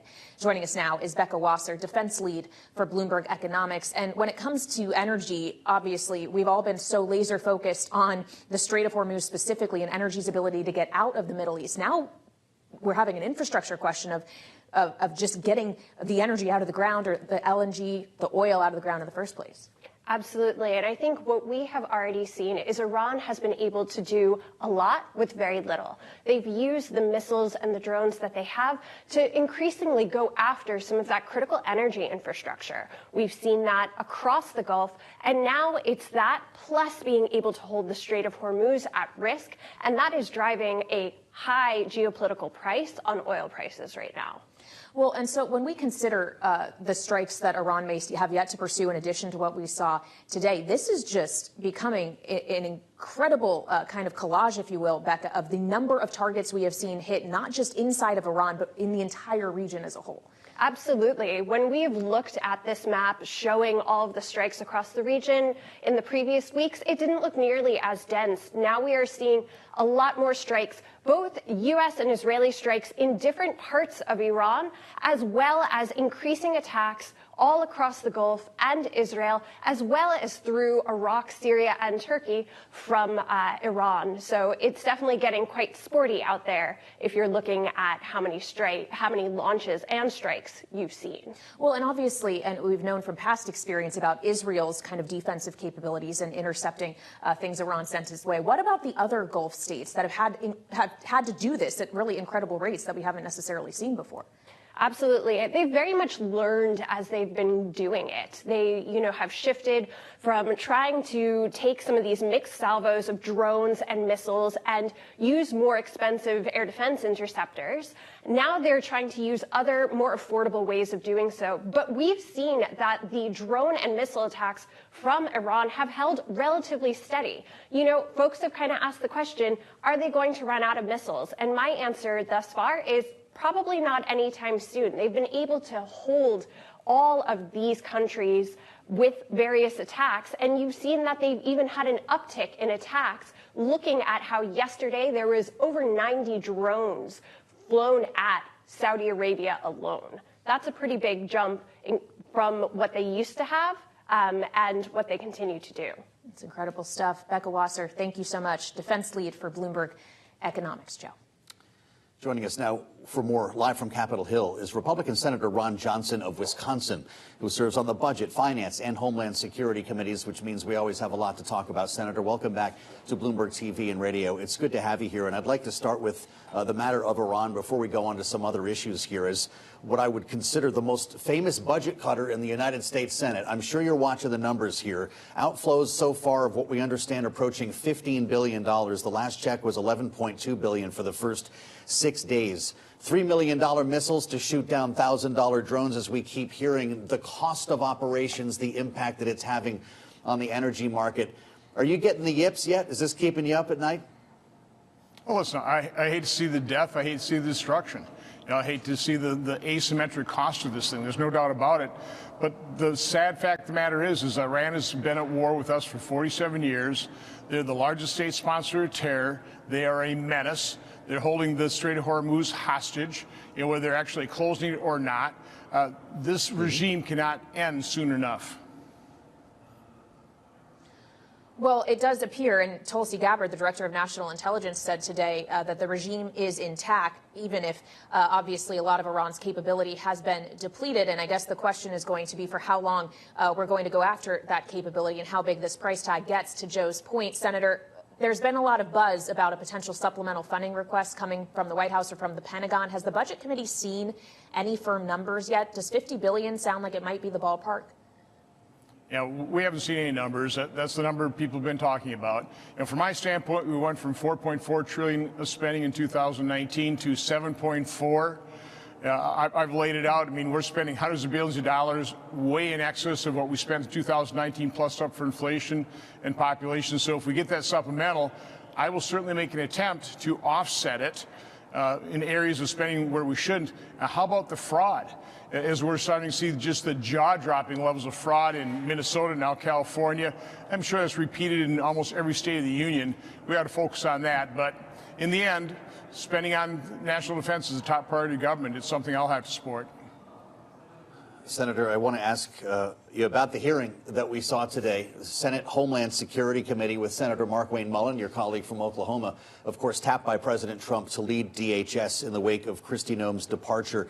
There was a lot of discussion around the senator's activities in 2015, a classified trip overseas, and I realize that resolved in the skiff. I believe you were part of that conversation because he couldn't speak about it openly. There was a question about whether this would jeopardize the timing of a vote tomorrow. Can you tell us if you expect a vote to confirm Senator Markwayne Mullin tomorrow?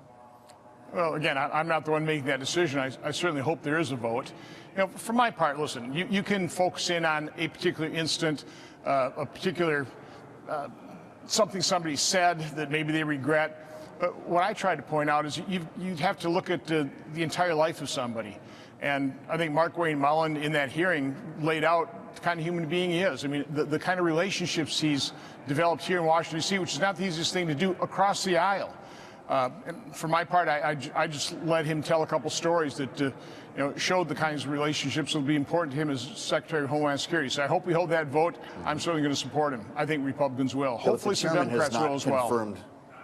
Understood. I don't mean to interrupt you, but the chairman's not confirmed a vote for tomorrow then, just to be clear. Not as far as I know, he might have, but I just don't have that knowledge, sorry. Sure. Well, Senator, you were speaking to the type of human being that Senator Mullen is. He certainly is a different human being entirely from Kristi Noem, who he would be succeeding. Do you expect there to be real daylight in terms of the policy, what is pursued by the Department of Homeland Security under a Secretary Mullen compared to a Secretary Noem? Well, you've already seen the shift as Tom Homan was really put back in charge of exactly how we handle the apprehensions and detentions. And my guess is Senator Mullen would send down that same path. But in the end, they all work for President Trump, and he's the boss. Where are we on funding then for DHS, Senator? You know, there was a thought that a new face at the top might get the conversation going again here and maybe create a path to fund DHS. As people start lining up at airports, TSA workers without pay, a lot of them are calling in sick because they have to drive Uber or do whatever to make money, is really raising a lot of questions about how long this can go on for. Can Mark Wayne Mullen make the difference to get DHS open once he's confirmed? I mean, I hope so, but again, this is unconscionable what the Democrats are doing. With the heightened threat levels that we have because of what's happening in Iran, I mean, the fact that we're not funding so many parts of our homeland security that are crucial to our national security it's literally unbelievable. And quite honestly, the only reason it's gotten to this point is most of the legacy media, the corporate media, they don't hold Democrats accountable. If the tables were turned and this were Republicans holding up DHS funding, it would be scorched earth in the media. We would have caved weeks ago, but there's virtually no pressure on Democrats whatsoever. Well, when we consider then Democrats' position here, knowing that there's been a back and forth with the White House, there is no further area for compromise in your mind beyond what has been outlined. Well, they may have been going back and forth a little bit, but last week we were told that Democrats weren't meeting. They weren't meeting with Katie Britt, the chair of our Appropriations Subcommittee. They weren't meeting with Senate leadership. Hadn't really been meeting with the White House. It was just pretty much radio silence. Maybe there's been some exchanges. I know the White House has offered things. Pretty reasonable from my standpoint. I don't think they really had to offer much at all, but they have. And they're trying to get the department funded. It needs to be funded. The fact that 260,000 employees, literally, they're not getting paychecks. They won't be able to feed their families. We should have passed the Shutdown Fairness Act. They would be getting paid, but Democrats blocked that as well. I want to ask you about the Save America Act, Senator. There's hours, days of debate taking place in the Senate this week. Is this the right approach right now? Is this a way to unglue Democratic votes, or will this fail when it comes to a vote on the floor? So I've been here 15 years. I think this is our first chance to actually work on a piece of legislation the way it's supposed to be worked on. In other words, put forward a piece of legislation. It's not complete. Allow an amendment process to hopefully improve it. And of course, one of the improvements that could be made is, expand the people who will actually support it. So I was on the floor when Senator Schumer was saying that, Democrats, they are for common sense voter ID. Okay, well, what do you mean by that? If it's common sense, if it's voter ID, maybe we can accept it. So let's use the amendment process. Let's improve this piece of legislation. Hopefully, let's get votes for it so it can pass, because 80% of Americans want the type of measures that we're talking about here so that their legitimate vote is not canceled out by a fraudulent vote. Well, I guess it then becomes a question of the number of votes needed to pass, as there's been plenty of talk, as you know, Senator, some of it has come from you, about killing the filibuster in the name of passing the Save America Act. Would that be dangerous to do just ahead of the midterms where control of the Senate is in question? Well, what I propose now is let's just take a vote on a rule change at 67 votes, because the splitting of the Republican Party is, we all want the filibuster to be able to stop bad Democrat legislation. But Democrats have made their position quite clear. The only two senators that voted against ending the filibuster when they had the power have been purged from their party. So the split in our conference is, do you believe Democrats will end the filibuster when they have the chance, or are you hoping against hope that they won't? So let's get them on the record. Let's vote for a rule change and see if Democrats will vote to end the filibuster like they did when they were in power, when Republicans are in power. It's the only way I can think of dissuading them from not ending the filibuster once they get in power. All right, Senator, we appreciate you joining us live from Capitol Hill. Republican Senator Ron Johnson of Wisconsin. Thank you. Coming up, we'll continue our discussion on today's contentious Senate hearings, not just with Markwayne Mullin, but with Tulsi Gabbard as well, when we bring in our political panel next on Balance of Power on Bloomberg TV and radio.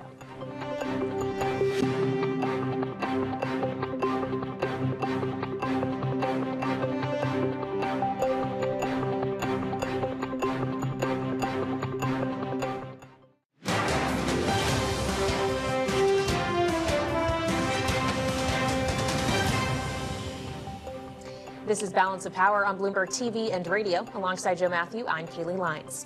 Tonight, U.S. officials say the president wants no more strikes on Iranian energy sites following Israel's attack on a crucial Iranian gas field. This according to a report from the Wall Street Journal. Officials saying the president believes Iran got the message and is now against further attacks on their energy infrastructure. For the latest, we turn now to Jeff Mason, who is joining us live from the White House North Lawn. Jeff, is this a president that is now fearful that this has escalated a bit too far? Well, I don't know if it's fair to say that it's escalated for him, that it's escalated too far, but it is certainly a president who is worried about energy and worried about energy prices and worried about how the price of oil is having an impact on American consumers. And you've heard me say a million times on Bloomberg Air, the political risks for him are high going into the midterm elections in November if these gasoline prices stay at elevated levels. So not wanting to disrupt or destroy Iranian energy infrastructure is not necessarily his way of saying he doesn't want to still continue the war, but it sounds like it is his way of saying we don't want to focus on that. Jeff, we were reminded today of the human cost of this conflict with 6 Americans who lost their lives last week in a tanker crash over Iraq, western Iraq. Arriving back home today, the president went to Dover to meet them. What can you tell us about that? He did indeed go to Dover, Joe, and what I can tell you is I've covered some of these what are called dignified transfers before. It's very sobering. It's very, very sad. Family members are there, and they are there to honor the war dead coming back to the United States. I will also add to that it's usually the family that gets to decide whether reporters get to watch. In this case, reporters did not get to watch today. But to go back to the politics, which is a hard thing to do on something as sobering as this, it's also not a good picture for President Trump if he has to continue going to Dover to welcome back fallen American soldiers in a war that he chose to launch after promising as a presidential candidate that he would not start new wars. So going back to that topic of political risk, that's a political risk for him as well. Well, that's something you know a lot about, Jeff, and we appreciate your being with us. Bloomberg's Jeff Mason live from the White House this evening. We thank you as always, with now a total of 13 Americans dead in this conflict. Let's assemble our political panel. Jim Kessler is back with us today, Democratic strategist and Executive Vice President for Policy at Third Way, alongside Republican strategist Sarah Chamberlain, President and CEO of the Republican Main Street Partnership. It's great to have both of you here, and I'd like to get back to a pretty wild day today on Capitol Hill. The hearing for Senator Markwayne Mullin was pretty tense, considering the fact that pretty much everyone agrees that he's going to be confirmed. Having referred to the chairman, Rand Paul, as a snake at one point, I guess he had to answer to some of this commentary. Pretty unusual to see the D and the R, the chair and ranking member, both going after the witness. I know. I've not seen that, I think, yet. But it's personal. I mean, they've never liked each other. They continue not to like each other. And it just was evident today. It's not personal for Gary Peters, of course, as the Democrat. Right. The Democrats, it's their job. Did we learn anything about what the senators referred to as his anger management? I don't think he has anger management issues. I mean, he's a member of Republican Main Street Partnership. He gets intense. The gentleman that he offered, if you remember, when he stood up and that's Sean now O'Brien, right. They're still now very good He was sitting friends. right behind him. Yes. He brought a human prop to the confirmation hearing. I mean, so yes, he gets fired up, but you know, ultimately they're good friends. I mean, I've never seen him do anything offensively. He's a great guy, great senator, and I think he'll be wonderful at Department of Homeland Security. Well, we just asked Senator Ron Johnson, who's a member of that committee, was present for the testimony today, obviously, what difference a Secretary Mullen will be relative to a Secretary Noem. He said, I think you've already kind of seen the changes with Tom Homan, expect more of that, but ultimately they're still going to answer to President Trump. Will he bring real change, do you think, Jim? Well, they need to bring real change. And look, this is an issue where Donald Trump was way ahead of Democrats, immigration, the border. Now he's behind Democrats on some of these issues, particularly interior enforcement. So when your biggest strength becomes now a weakness, it shows that there's real problems there. So I'm hoping there's going to be a change. I do think replacing Kristi Noem was the right thing to do. Tom Homan was definitely a step up. We'll see if Senator Mullen is as well. We mentioned briefly with Senator Ron Johnson the fact that this hearing also resolved in a meeting in a skiff over a classified trip that Mark Wayne Mullen took in 2015, although I heard references to multiple trips. Nobody seems to know, other than Mark Wayne Mullen, exactly what he was up to, whether this was military, Sarah, CIA. This is back when he was a congressman. I think he was probably a member at that point. Do you have any idea what he was doing? I do not, though I will tell you both Paul Ryan was Speaker, he's confirmed it, and Kevin has also confirmed it. So he is telling the truth. You know, there's a lot of things that goes on in this country that not all Americans know. Well, My late husband was in that world, so Really? yes. So, you know, we're not meant to know everything, but they confirmed it, so I believe them. I wish someone would have asked the CIA director, Ratcliffe, about this in his hearing. Next door. How about that? Because that was, of course, happening at the same time. It wasn't just the CIA director, FBI director, Kash Patel, as well as the director of national intelligence, Tulsi Gabbard, who actually, in her written prepared remarks, said that Operation Midnight Hammer did obliterate Iran's nuclear capacity. And she planned to say in those remarks, since then there has been no effort to rebuild their enrichment capacity. But she didn't actually say that out loud when the time came. Listen to this exchange as it was noted by Senator Mark Warner. You omitted that paragraph from your oral opening. Was that because the president had said there was an imminent threat 2 weeks? No, sir. I recognize that the time was running long, and I skipped through some of the portions. So you chose to take my oral delivered remarks. You chose to omit the parts that contradict the president. What do you make of that, Jim? Well, it shows the dance that we're playing here, particularly on the Republican side, and the real split in the MAGA wing about this Iran war, which Gabbard used to sell no war with Iran shirts. Yeah. Right, and I think that 98% of the people who voted for Donald Trump did not expect that we'd be at war with Iran within 14 or 15 months. I think the other thing it shows, both this and the Mullen hearing, is Republicans are starting to be more willing to break with Donald Trump. Okay, they're showing a little bit of character. Rand Paul did it. We saw Tom Tillis do it a few weeks back with Kristi Noem. I don't know what this means with Tulsi Gabbard, but she put it in her testimony, and that's the official record there. So it means something. Really interesting. Although, I mean, if you're a cabinet official in the wake of Kristi Noem, and you're called to Capitol Hill for a hearing, you know it's the audience of one, right, Sarah? Absolutely. Which, I mean, he's not going to read the testimony. He's going to watch it on TV. And she delivered for him. It's her job. She is a Democrat, but she took this job. We all know she was opposed to the war in Iran, but she serves for the president. So we assume she passed the test. And there was a time when she was on the short list for next one out the door. Remember, there was, but there's a couple others that have surpassed her on that list. So, right. I guess we're going to have to wait and see if that indeed becomes her fate. Out as Joe Kent, her counterterrorism chief until yesterday, obviously resigned in protests over the war. I want to switch gears a little bit because while we're having this conversation about geopolitics, there's also a lot happening in domestic politics. There was a primary last night in Illinois in which, and I guess this is actually tangentially related as it comes to Israel, AIPAC spent some $21 million. Got a 50% success rate, 2 for 4 candidates, at least in the House. But what were your takeaways from Illinois primary. So I think that is charitable scoring for AIPAC. Okay. I don't think it was a great night for AIPAC. I think it was a great night for J Street, which More is about J Street in the last 48 right, hours. which is the more progressive Jewish pro-Israel organization. Look, a couple of things that we learned from the primaries. One is mainstream still beats extreme in Democratic primaries, and so mostly mainstream candidates won. And having a absolutist position on Israel in either direction is not going to work in the Democratic primary. What does it say about J.B. Pritzker in 2028? He had a big night.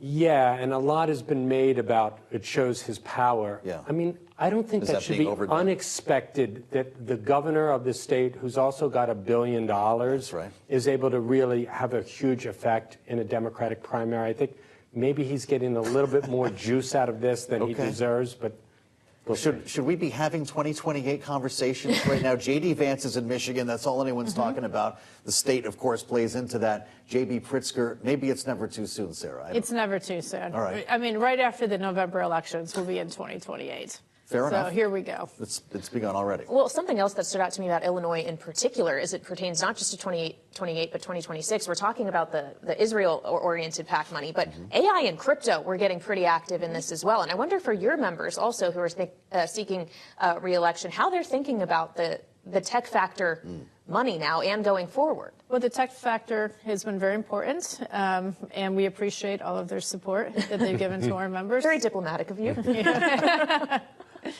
But really, what we did watch out of last night was the huge turnout for the Democrats. That's a little bit nerve-wracking as a Republican. Obviously, the Democrats are fired up to vote. I mean, it's one of the biggest in history in a non-presidential year. So we're watching that closely. And the other thing we're watching on that is your organization and my organization has always said, the more people turn out, the more middle-of-the-road candidates in both parties get elected, and we really need that in this country. Well, we've only got 30 seconds left. After the turnout we saw by Democrats in Texas, for instance, what does that tell you about the rest of the cycle? Well, this is going to be a bad cycle for Republicans, and I think some states and districts that normally would be off the map are going to be on the map. Texas, that's still a big reach, but I think it's in the realm of possibilities, still a big reach. Yeah, and the Hispanic vote obviously could be crucial in the way that swings. We'll have to get into that another time with our stellar political panel today. Jim Kessler, Sarah Chamberlain, thank you both so much. And of course, for more coverage, check out the Washington Edition newsletter on the terminal and online. We'll have, as usual, much to catch up on, and we thank you for joining us on Balance of Power. See you back here tomorrow alongside Kaylee Lyons. I'm Joe Matthew. This is Bloomberg.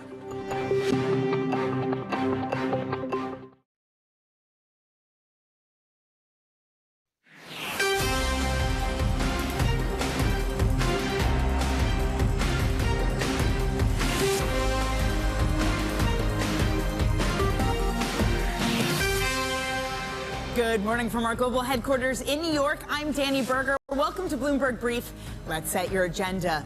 Fading enthusiasm, global stocks snap a 7-day winning streak as markets await Chair Powell. A deal in sight. Oil drops as the president says that U.S. and Iran are inching closer to a nuclear deal. And a read on the state of the American consumer. U.S. retail sales are on deck with earnings from Walmart also coming later today. Now, it is a stock market rally that seems to have run out of steam. We barely moved into the green with the close yesterday, really led by tech. Today, it is declines. It is waning enthusiasm. S&P 500 down more than 0.5%. NASDAQ 100 leads the losses, down 0.8%. Perhaps a more interesting move, though, has been the bond market. The sell-off continued yesterday.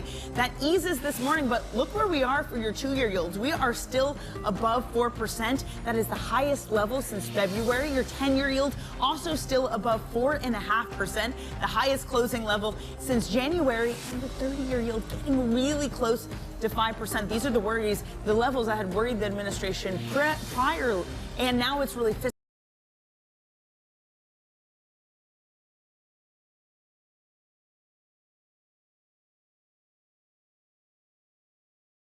fiscal concerns and easing back of Fed cuts that seems to be moving this bond market. Let's take a look under the hood and look at the stocks that are moving in the pre-market session. With that, as always, is Bloomberg's Joe Easton. Good morning, Joe.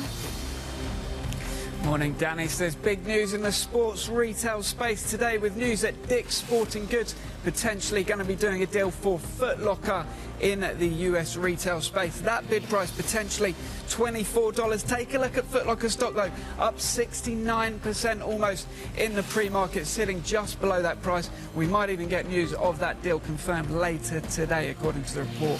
Then in terms of United Health, this one looking weak on report of a potential probe into Medicare fraud. We are seeing United Health stock.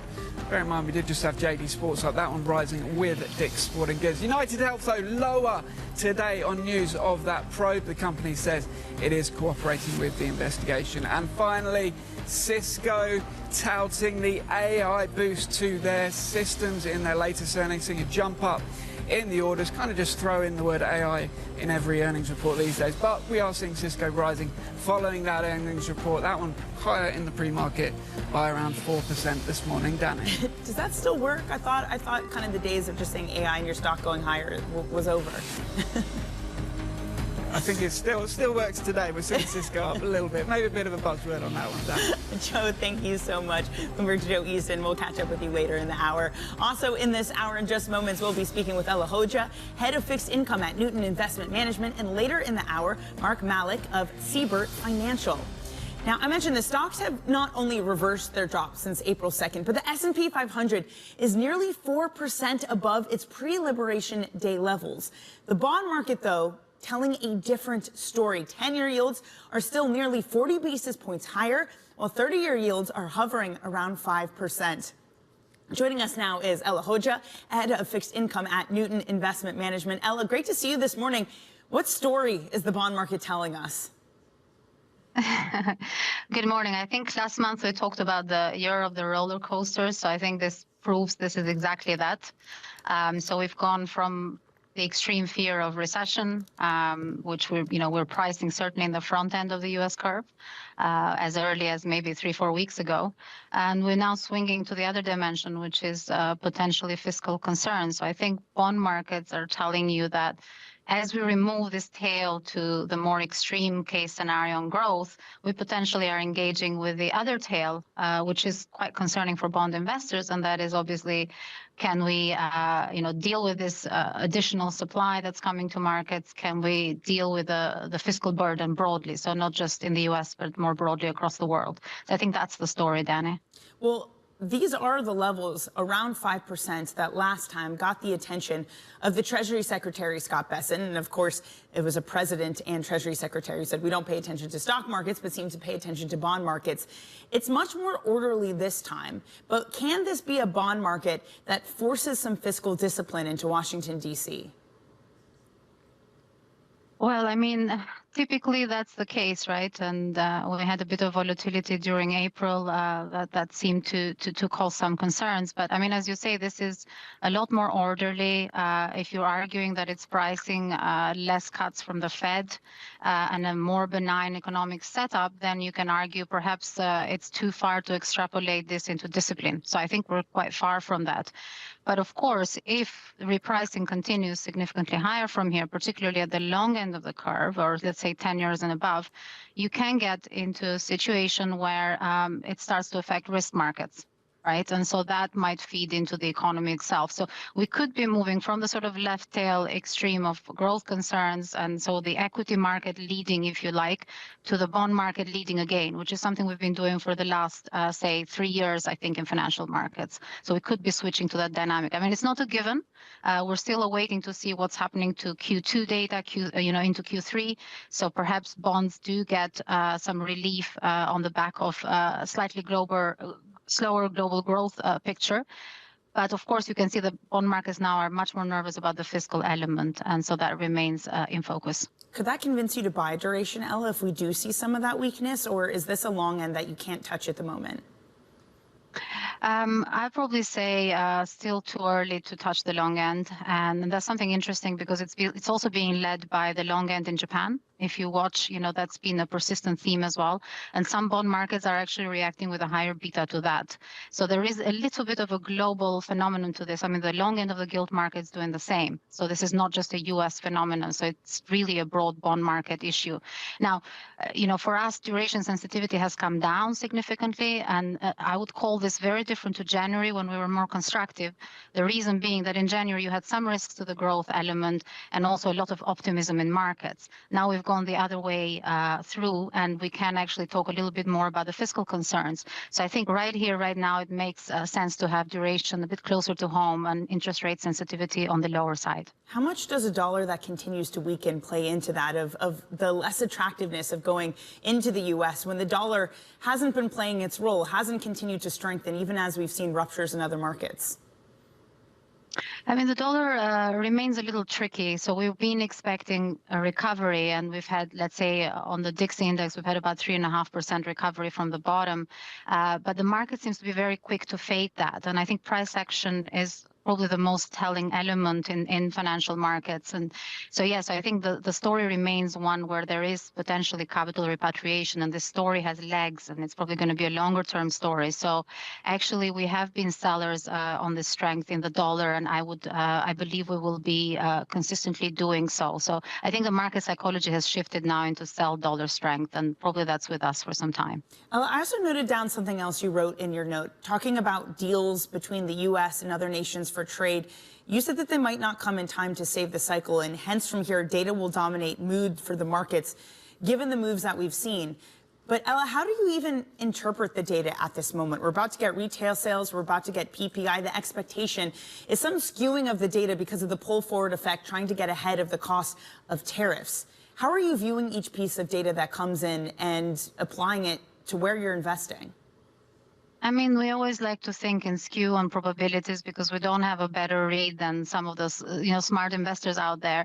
So look, I mean, what are the odds that data comes in stronger than expected? Relative to where we were in March, potentially you can have better data. Relative to where we are, where we went in April, potentially better data. Is the broad economic growth picture significantly better off? Probably not. So I think you have to kind of sit somewhere in the middle.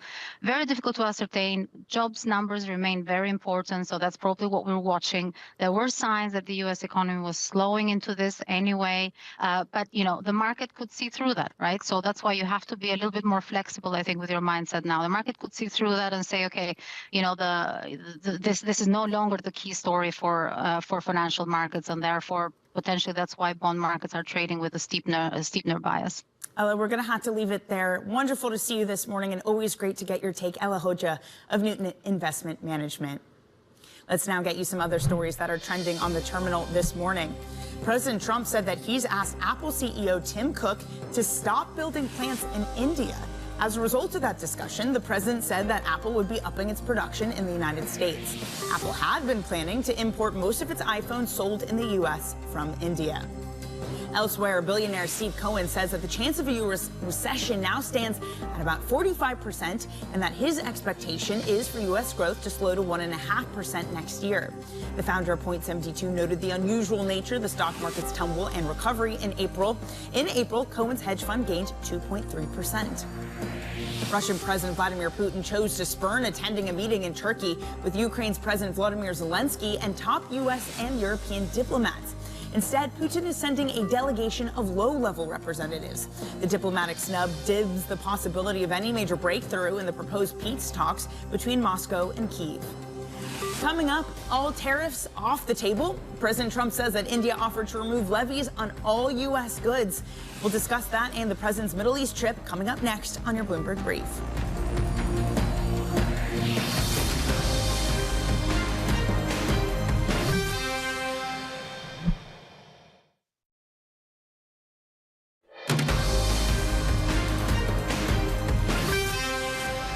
It's very hard to sell into India.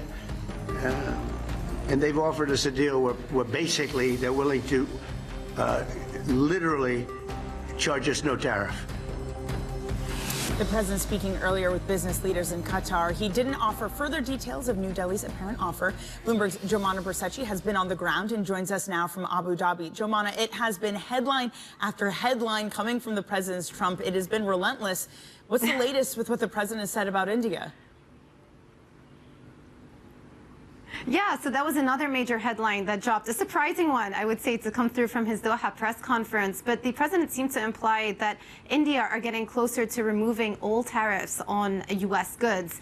This is a significant development because earlier in the week, the sounds coming through from the Indian Commerce Ministry suggested that they were looking to go for a more hardline approach. They had suggested increasing the tariffs on steel and aluminium. The Commerce Minister is making his way to the U.S. later this week for further trade discussions. And it seems as though that strategy of perhaps going slightly more hardball with the U.S. seems to have paid off because the Trump comments imply that they are getting closer to some form of a trade deal, which would entail lower tariffs on U.S. goods. Currently, the trade deficit with India sits at around $45 billion. In the past, when the Trump administration had floated the idea of reciprocal tariffs, the one that they were looking to apply in India was 26%. Of course, there is a 90-day pause now. But this just tallies on to the momentum that we got over the weekend, positive momentum coming out of those Geneva talks between U.S. and China, and just another sign that the U.S. administration is looking to ink some deals with some of the major trading partners around the world. And I guess the market is construing this as a positive development from a trade perspective. Well, it seems to go just beyond trade, Jomana. We have specific company deals, Boeing being one of them, and Trump announcing a record order coming from Qatar Air. It's remarkable to see not just trade deals again, but to target specific companies, specific homegrown American companies. Yeah, so the thing is, there are lots of headline numbers coming out. The other headline that came out yesterday from Qatar was that the two sides, Qatar and the U.S., had agreed to a $1.2 trillion, quote, economic cooperation. That is not the same as actual investments or deals, but it is a sort of promise to work together in the future. As for deals that have been signed, those amount to around $254 billion. Those are actual deals. The Boeing one is significant. Qatar Airways, we spoke to the CEO a couple of weeks ago, and he actually hinted to us that a big order was coming. We didn't think it was going to be an order of this magnitude, the largest value order ever that Boeing has received, $96 billion in value. They're looking to purchase up to 210, 160 firm order with the option to buy another 50. But again, is also an endorsement of Boeing. This is a plane maker that has come under a lot of scrutiny, a lot of pressure over the last year, and is an endorsement of sorts. And also, particular note that the Boeing CEO himself was traveling to the region with President Trump, and part and parcel of, I guess, some of the deals that this administration was looking to ink. On the Boeing side of things, we also had a $4.6 billion order come through from Saudi Arabia. And beyond that, we're waiting now for President Trump to address some of the U.S. military troops at the Xauusd Air Base in Qatar. That's quite significant as well, because this is the biggest air base that the U.S. have in the Gulf region. And they are also inking a defense deal with Qatar of as much as $38 billion in value as well. So the deals are coming through, but of course the headlines that Trump has been talking about are much higher than what actually has been agreed to on the ground between some of these companies and some of the GCC companies that we've been talking about. Jomana, just quickly, what are we expecting next on the president's agenda on his trip? Yes. Yeah, so I'm obviously in Abu Dhabi now. President Trump is going to make a tour of that airbase, and then he's going to hop on a flight and come over here to Abu Dhabi. We'll be here for a day and a half, and it is expected that he will be meeting, of course, with the President, Mohammed bin Zayed. So that will be a notable trip, too. The last time a U.S. president was in the UAE was 17 years ago. So another major milestone for Gulf countries. And in the UAE, I would say the focus is going to be a little bit more on artificial intelligence. We spoke about this in Saudi Arabia, and the fact that the U.S. are now allowing for some of these high-end chips to be used with these AI data centers in the Middle East. We expect something of that sort of scope to be announced in the UAE in the coming days as well. Jomana, thank you so much for joining us. Looking forward to your coverage there out of Abu Dhabi. That is Jomana Bersachi. And his latest press conference in Doha, President Trump also gave an update on negotiations with Iran. Iran has sort of agreed to the terms.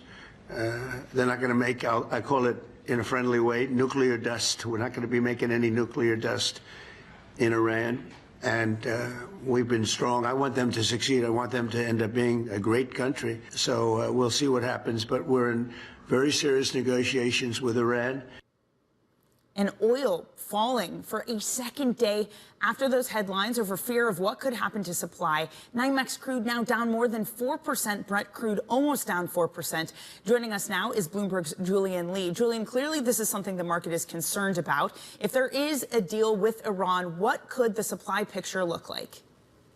Well, we really don't know because Iran has been constrained by sanctions for such a long time that we really have very little idea of what their production capacity truly is and what, therefore, their export capacity is. But if we look at what they've done in the past, we could easily see another 1 million barrels a day of Iranian oil on the market, coming at a time when other members of the OPEC Plus group have also upped their production targets by more than 800,000 barrels a day for May and June, perhaps more to come for July. And on top of that, of course, we've got new projects starting up in Guyana, in Brazil, off the coast of the US, all adding to supply this year, and a year where demand growth looks fairly anemic. Could this be the thing, though, that forces more discipline among OPEC Plus members? We've heard that Saudi might look at putting more barrels to kind of get that discipline back into the rest of the members. If you have Iran coming back online and oil prices falling as much as they are now, Julian, could this be the thing that allows OPEC Plus members to fall into line?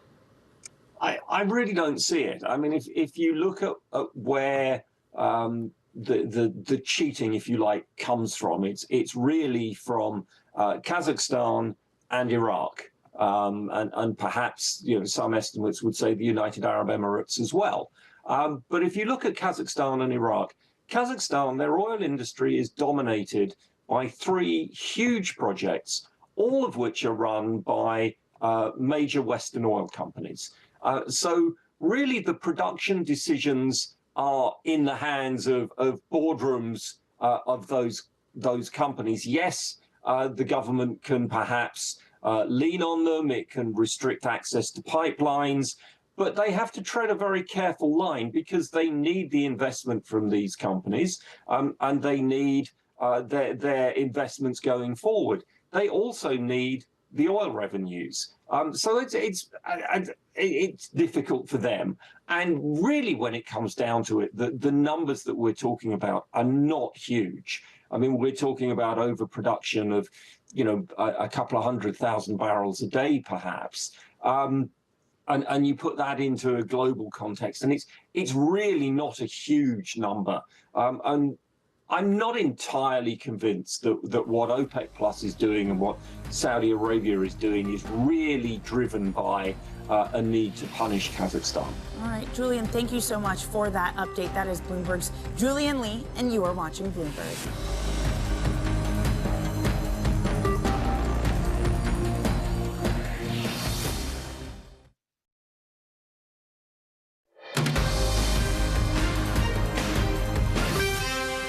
Let's take a look at what's on the front pages this morning. The Wall Street Journal leading with the bombshell that United Health Group is under a criminal investigation by the Justice Department. The DOJ probe has to do with possible Medicare fraud. United Health, though, said that the DOJ had not notified them about the reported investigation and that they stand by their Medicare Advantage program.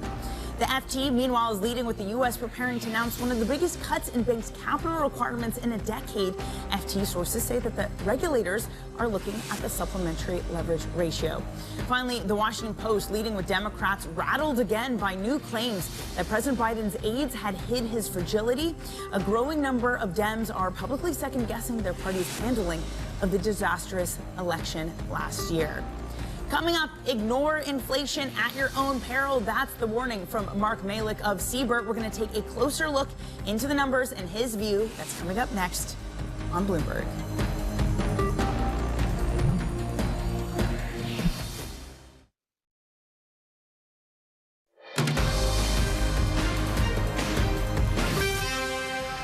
From our global headquarters in New York City, welcome to Bloomberg Brief. I'm Danny Berger. Let's set your agenda.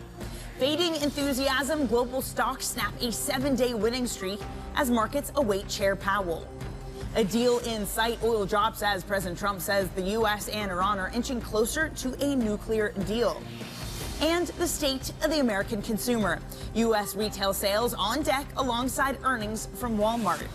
And it is an equity rally that has run out of steam. We barely eked out gains yesterday with really poor breath. Today it turns to declines, down 0.7 for the NASDAQ 100, leading the way down 0.5% for your S&P. Risk assets abound, doing poorly. You can see oil at the bottom of your screen down 4% over hopes of an Iran nuclear deal. Meanwhile, maybe it's the bond market that's been more interesting. Some real pain yesterday turns into an easing of yields this morning. We're still, though, above 4% on your 2-year yield and 5.5% for your 10-year yield. Those are the highest levels since February and January, respectively, on a closing basis. And we get closer to that 5%. Is it fiscal concerns that this market has now flipped to? Let's get a look underneath the hood. Back with some stocks to watch. Here is Bloomberg's Joe Easton. Hey, Joe. Hey, Danny, so we got a big move in Foot Locker today. The stock rising currently around 69% as we get news of a potential bid coming in from Dick's Sporting Goods. I keep thinking about those stripy black and white shirts over at Foot Locker. That company potentially getting a takeover bid at around $24. We're currently trading just below 22, so potentially you might see that one moving even higher. Then we've got Boeing on the radar once again after those comments from Trump earlier, and yesterday's news of potentially around 200 jets being bought by the Qataris from Boeing. A massive deal that Trump reckons could be worth around $96 billion, but potentially there might be some discounting on that. But nonetheless, Boeing up massively, well, maybe not too massively, up around 2%. Anyway, a massive order nonetheless. Then we've got Cisco Systems beating on expectations in terms of the AI demand. We're up around 4% for that one today. Continued strength, not just in AI, but also in cloud as well. Cisco on the radar today, but really the big mover is over for Foot Locker. That one really catching my eye today. Keep an eye on all of those ahead of the open in New York. Joe, I demand you show up next time in one of those Foot Locker kits that are striped. I demand it. I'm going to get on Amazon and buy one. Perfect, I'm going to go and buy one today, 100%. Thank you so much. As always, excellent work this morning. That is Bloomberg's Joe Easton. Now we're going to get some more data. U.S. PPI, that comes in less than 3 hours. And that followed from earlier this week, cooler than expected CPI. Mark Malik of Siebert, though, stays cautious on the latest inflation print, writing, quote, inflation is like a shark. Ignore it at your own peril. A dorsal fin surfaced in CPI. What is your next move? He joins us now. And Mark, I should note you put in your notes that you can quote me on that, so I had to. And it really makes me not want to go to the beach, I'll have to say, reading your shark notes. But so what now? Why are you concerned? This is a market that took relief from the CPI print, but you didn't. Yeah, well, if you break down the number and you look at where any of that, we looked at the headline. Most people look at the headline number, but if you break it down and you look at goods inflation, you see that goods actually have been, they were deflating and now they're coming back into inflating, right? And so we've seen that trend slowly move up, but it now bounced above the water, similar to that dorsal fin that I referred to. And when you're talking about tariffs causing inflation, it would be in that area. So we've been hyper-focused on services inflation for good reason for the past many months, but now we have to start looking more closely at goods inflation, and we do start to see that happening. So is it your assumption then that it is just inflation that's going to start to arrive, or are you looking at a more stagflationary environment? Stagflation has certainly been something we've been a little bit concerned about. Obviously, we've had some recent developments in these negotiations. However, if you look at the numbers, right, it seems like the president's still settling in somewhere around the 10% level for tariffs. And if you look across the board, I mean, it's still going to be there's still going to be impairments to U.S. companies. So we have to start to get realistic on that and see which ones can navigate that situation best. It's interesting because if you look at some of the most recent surveys, Bank of America had their investor survey yesterday, and when they asked people what sort of landing do you expect, the no landing scenario where you still have inflation, the economy chugs along, barely anyone thought that that would be the case. So if we are going to have something that looks like persistent inflation, how offsides are markets for it now? I think markets are trying to feel their way through, right? I think we're going to see, it's definitely going to be a challenging summer. We're going to start to see some real prints over the summer that are going to really reflect policy. We haven't seen any of that yet. I think we've had a couple of positive days. I think there is certainly in the equity markets, I mean, there's a little bit of relief and exuberance. But if you look at the bond markets, certainly bond markets are a little bit more skeptical. And I think, again, while we like the rallies, we're still positive long term. Third quarter, fourth quarter going to be tough, but fourth quarter, first quarter next year, hopefully we can get past some of this stuff. That disconnect between stocks and bonds has been really interesting because in Trump 1.0, when he was focusing on tax cuts, it was giving juice to the equity market while bonds sold off. And eventually the equity market rally stopped in late 2018 when bonds got around 3.25%. That seemed to spook things. We're at 4.5% right now for 10-year yields. How much more tolerance does an equity market have to rally as bond yields keep climbing higher? Well, you know, it's a very different situation than Trump 1.0. You know, right now we have a deficit that's swelling, and it's swelling because also it's not being helped by higher yields, right? The debt service is higher now, so it's much more challenging, right? And the whole nature of how we float bonds in the U.S. is naturally going to push yields higher, unfortunately. And I think from the equities perspective, I think equities have become a little bit more numb and accepting of these high rates. But, you know, 450 on the 10-year, you know, if this keeps going from here, you could see some impact on the equity markets if you still see it continue to bubble up the way it has been in the last couple of days. Well, back in April, and let's be honest, that feels like it was years ago, but back in April, there was this real concern that foreigners wouldn't be buying American assets, that they'd be unwilling to fund some of the American deficit. You still hear those concerns that maybe the volatility has done enough to frighten foreigners. Clearly someone's still buying this equity market, but is that a real concern, that debt concerns get more acute if you have people overseas not willing to buy American debt? You know, I think that, of course, that, you know, the movements in the bonds and yields themselves, I think that reflects current sort of sentiment. But I believe long term, there's still no better investment for foreign investors because where are they going to put their money? I mean, what's a better option for sovereign debt? So I think long term, it's not necessarily concern. I think it's a little bit of a tempest in a teapot, but it's something we have to watch in the short term, right? So if you see yields spiking, if dollars moving offshore, that can impact equity markets. But I'm fortunate in that I can look a couple of quarters ahead, and so from my perspective, I think we're going to look back on this as a period of, okay, we saw what happened, but this long term, I don't think it's going to affect the relationship that we have with foreign investors. So fair characteristic that you're looking over the boat, looking to see if there are any sharks, but in the meantime, you're still buying risk. Is that fair? Or have you pulled back a little bit? No. I think equity markets. I think you know, all equities are created differently, but there are plenty of great opportunities out there. I mean, the technology sector still offers fantastic growth. We can see that there's still plenty of room. Nobody is canceling orders for NVIDIA. You know, obviously it takes a little bit more conviction. You really have to be tough here. But if you look at the numbers support it. However, you know, you see big moves like we've had over the past several days, and so you want to be a little bit careful and give the markets a chance to sort of calm down. But if you look a couple of quarters out from here, I think, again, we're going to be higher. I think if you look at sentiment, I saw a couple of reports out on Bloomberg this morning, you know, we're at like peak low sentiment, but that typically precedes movements upwards. So if you look at the numbers, if we just look at history, we can expect rallies to go from here at this point. Mark, I think that's the perfect note to end it on. Thank you so much for joining this morning. Really wonderful to see you. That is Mark Malik of Siebert Financial. All right, a quick check on Alibaba at the moment because they did indeed report their earnings. If we can just look at that real quickly. It's something that we had been waiting for. Again, earnings from Alibaba coming out moments ago. I will get you that in just a moment. I also want to note that we have the President Trump is about to leave there we go, Alibaba having dropped after their earnings report. Okay, quickly, officials from the U.S. and China have met on trade talks in South Korea. Just some trending stories for you this morning. Days after the two nations agreed to a 90-day pause on some tariffs, Jameson Greer sat down with his Chinese counterpart in the island of Jeju, according to a South Korean official. No further details have yet been reported. Now, coming up on the program, President Trump says that India has offered to drop all tariffs on U.S. goods. He is speaking now in Doha. The president will be going shortly to Abu Dhabi. But for now, President Trump addressing U.S. troops on his Middle East tour. We'll leave you with live pictures of that. As your Commander-in-Chief, I'm here to say that America's military will soon be bigger, better, stronger, and more powerful than ever before. We just did a budget. The budget was the highest by far, over $1 trillion. It's a lot. It's a lot of stuff. And hopefully it's peace and strength. Hopefully no happiness.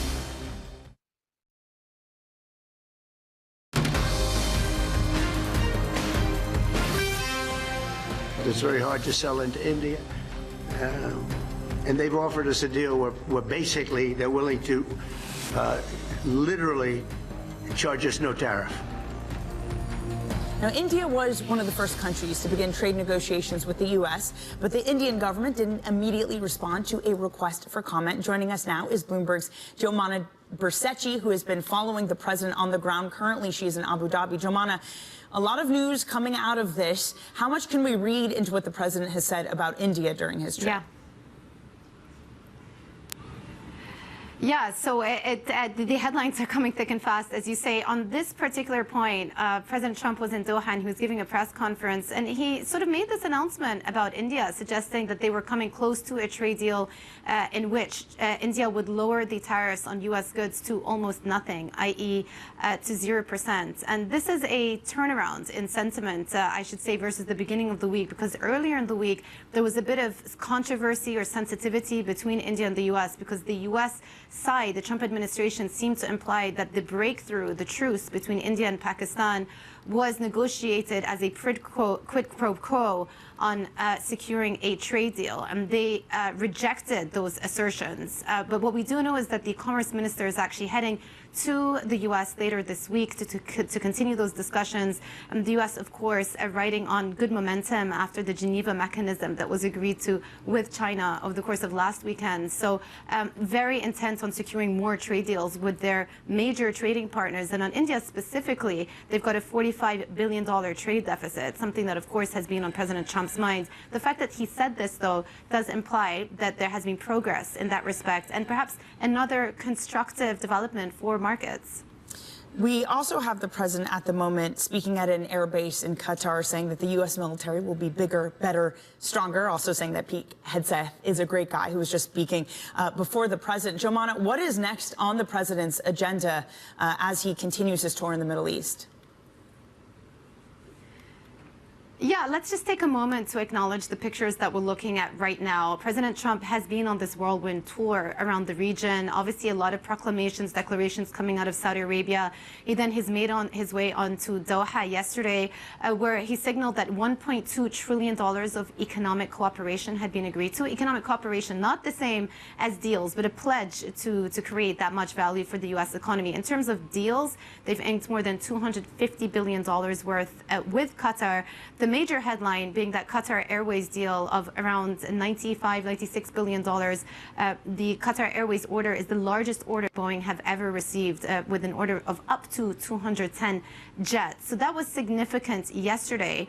But in terms of where he's standing right now, this is the largest military base in the Gulf, and really just underscores the growing role that Qatar and other allies of the U.S. in the Gulf are playing when it comes to advancing some of the Trump administration's goals in the region. Earlier on, we were talking about that press conference where he also said that he's been talking to Qatar leadership, the Emir, about advancing the Iran-U.S. nuclear discussions. And of course, we know that Qatar have been playing a diplomatic, important mediation role on the ceasefire discussions in Gaza and the release of hostages. So this is also a significant moment for the Gulf countries. This is the first time the U.S. president has been in Qatar since 2003, and then he's going to be making his way over here to Abu Dhabi, also the first time the U.S. president sets foot in Abu Dhabi since 2003 as well. Xauusd, thank you so much for your coverage this morning. Looking forward to following along. That is Bloomberg's Xauusd. Now, one stock we're keeping our eye on this morning, United Health shares are down nearly 6% in the pre-market trade. That follows a bombshell report from the Wall Street Journal that the company is under criminal investigation for Medicare fraud, something the company says that it has not been notified of. Let's go straight to Bloomberg's Joe Easton for more detail. Hey, Joe. Hey, Danny, so as you say, it could be a rough day for that stock today. United Health down around 6% in the pre-market following that report in the Wall Street Journal. As you said there, United Health kind of saying that they hadn't actually heard about that probe and are standing by their Medicare Advantage program, which does seem to be the focus of that report. But this coming just a few weeks after they scrapped their financial guidance. We've also seen the change in CEO as well, so potentially it's looking like a unstable period for the company. We'll have to wait to see if we get confirmation of that report from the WSJ and any further commentary from United Health. But clearly some investors getting spooked by that, already nursing losses of around 30% on a 2-month basis for those shares. So potentially, again, going to be a rough day for United Health as well. Yeah, they're down 38.8% so far this year. Again, very challenging, getting caught off guards by some of the higher medical costs too and scrapping their guidance. Joe, thank you so much for joining us this morning. That is Bloomberg's Joe Easton. Now, along with United Health, another potential mover today, Walmart. They are going to be reporting their first quarter earnings this morning. Shares higher by about 0.5% heading into it. Let's get more from Bloomberg's Charlie Wells. Charlie, what are we expecting from the giant, from the retail giant? Yeah, Danny, we're spending so much attention on the stock because this is the world's largest retailer, and they are exposed on the trade front. We got a little bit of a sneak peek from the investor day that Walmart had last month when their CFO talked about the import mix that this company had. About 1/3 of the products that they sell in the United States come from abroad. The major sources of those products are China and Mexico. And let's not forget that in this quarter that Walmart will be reporting on, those 145% tariffs, at least for part of that quarter, were in effect. Of course, they've been reduced on China to 30%, but still we'll be parsing how this company has been navigating this trade difficulty when they do have that import factor, but also when consumers are so razor focused on prices at a period of instability. That is something else that we'll be watching. Well, it's not just Walmart. It is retail sales as a whole, Charlie. How much of this can act as a bellwether? Is Walmart in a special place when it comes to the U.S. consumer?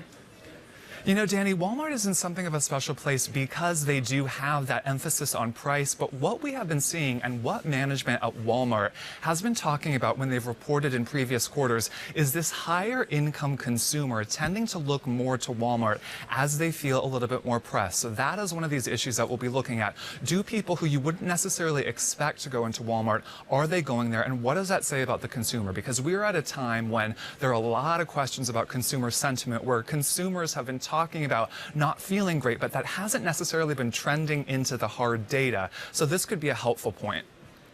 All right, Charlie, thank you very much. That is Charlie Wells. And again, we're going to hear from Walmart before the bell. We are also going to be getting some retail sales data. That will also come this morning. A lot of questions to how the consumer is holding up amid this uncertainty and as to whether or not you will actually see the impact of tariffs yet.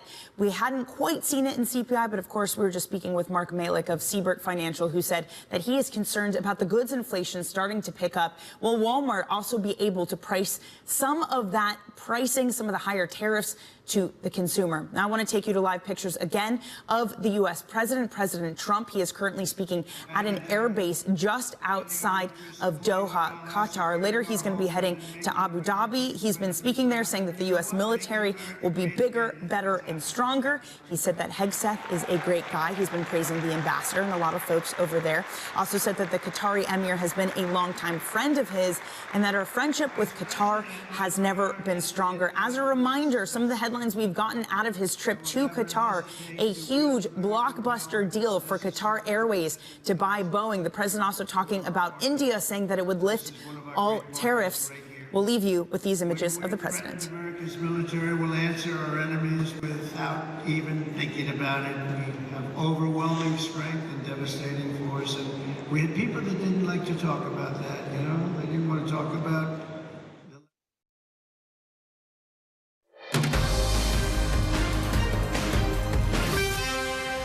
You're watching Bloomberg Brief on this Thursday morning. I'm Danny Berger in New York. Let's get you set up for your trading day. We're going to get some data coming out. U.S. PPI, retail sales, jobless claims. All of those will hit at 8:30 a.m. Eastern.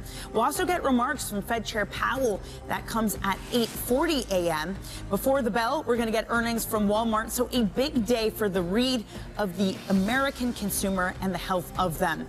United Health, that's one of the movers we're also watching this morning. The Wall Street Journal reporting that it's being probed for something around Medicare fraud. We should note that United Health has said that they have not heard from the DOJ and that they stand by their Medicare Advantage program. Cisco, they also had earnings after the bell. Gaining, they boosted their full year revenue guidance. AI really buoying demand. You can see Cisco shares up 4%, but to the downside in a big way. Again, I mentioned this moments ago. We got Alibaba earnings. Fourth quarter revenue missed estimates as the consumer downturn persists in China. Those shares down nearly 5% for the ADRs in the U.S. Now, the bond market, something that you want to keep your eye on, because even if stocks have rejoiced, yes, they're kind of taking a pause this morning, even if stocks have rejoiced and made up plus more their lost ground for April 2nd, this bond market hasn't. 10-year yields are almost 40 basis points higher since April 2nd. At the moment, you can see we are lower across the curve. That was not the case yesterday. We were moving higher, and we're still around the levels that we got to. Still above 4% for your 2-year yield. Still above 4.5% for your 10-year yield. All of that, maybe fiscal concerns coming back in as we reduce the bets of the Fed cuts. We're under two cuts priced into this market for the year. Your 30-year yield, that's also getting closer to 5%. Levels that spooked the administration, but will it at some point spook this equity market? Now, one risk assets that is not doing well today. I also want to give you a check on oil this morning, falling quite a bit of an amount, 4% for NYMEX crude, 3.8% for Brent crude. That's after President Trump said that they would be getting closer to something that looked like an agreement with a deal with Iran. We also heard from the IEA saying that global demand is set to slump, all of that leading to lower oil prices. Well, the U.S. president is still in Qatar, speaking at an air base this morning, praising the U.S. military. He goes to Abu Dhabi next. That is it for your Bloomberg Brief. Surveillance will have the latest on the president's tour in the Middle East. That's coming up next.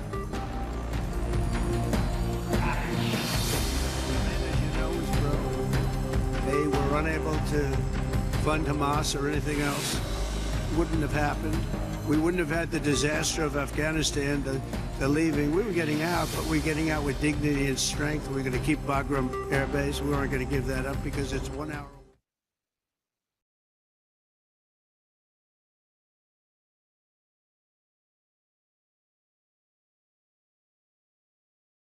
Without objection.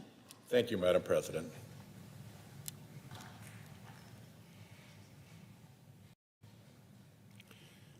It was the spring of 2019. Public and media interest in Special Counsel Robert Mueller's report into Russia's election interference operation reached a fever pitch. There had been a steady drip, drip, drip of reporting on the Trump team's cozy and peculiar relationship with Russia since his surprise election victory in 2016. Ahead of the Mueller report's release, Trump's Attorney General, Bill Barr, issued a letter to Congress purporting to summarize the report's findings. The letter declared that Russia and the Trump campaign did not collude to steal the election. The press, ravenous for any news of the long-anticipated Mueller report's conclusion, largely accepted Attorney General Barr's narrow, carefully worded conclusion. And not yet having access to the full report, blasted the Attorney General's summary around the world. Trump himself declared, all caps, no collusion. He said he had been cleared of the Russia hoax, a term he reserves only to describe things that are true, like climate change. Frustrated, Mueller wrote to Barr that the Attorney General's letter did not fully capture the context, nature, and substance of the investigation. But by the time the dense, voluminous Mueller report was issued, the month after Barr's letter, its message had been obscured. The Mueller report actually concluded that the Trump campaign knew of and welcomed Russian interference and expected to benefit from it.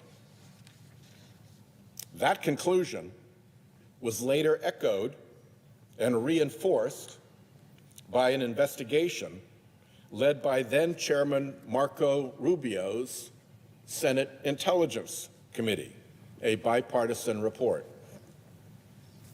But Barr's scheme had largely worked.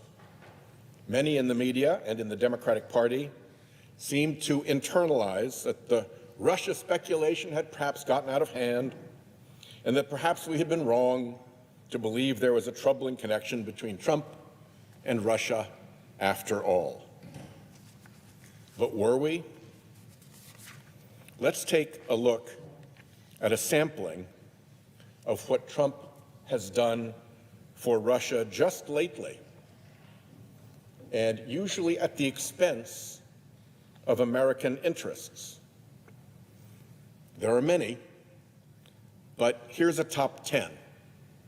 1, after Trump and Vice President Vance theatrically chastised the heroic Ukrainian President Zelensky in front of TV cameras in the Oval Office last year, Trump paused our weapons shipments to Ukraine. 2, in July, during the worst Russian bombing campaign of the war until that point, Trump paused an already funded weapons shipment for Ukraine, including the Patriot interceptors that protect civilians from Putin's savage attacks. 3, that same month, Trump's Treasury Department stopped imposing new sanctions and closing sanctions loopholes, effectively allowing dummy corporations to send funds, chips, and military equipment to Russia. Leaked phone calls show that White House envoy Steve Witkoff and Putin envoy Kirill Dmitriev have worked together closely behind the scenes on a peace deal favorable to Russia. 5, last summer, Trump rolled out the presidential red carpet for the Russian dictator on American soil, with a summit in Alaska that yielded, unsurprisingly, no gains toward ending the war in Ukraine. 6, Trump's vice president traveled to the Munich Security Conference last year to parrot Russia's anti-Western talking points, pushed by right-wing groups that Putin has long funded and used to create political strife in Europe. 7, Trump installed Russia apologist Tulsi Gabbard as his director of national intelligence, much to the glee of Russian state media. 8, upon the confirmation of Trump's Attorney General Pam Bondi, the Department of Justice shuttered its anti-kleptocracy work that had successfully targeted Putin's Russian oligarchs.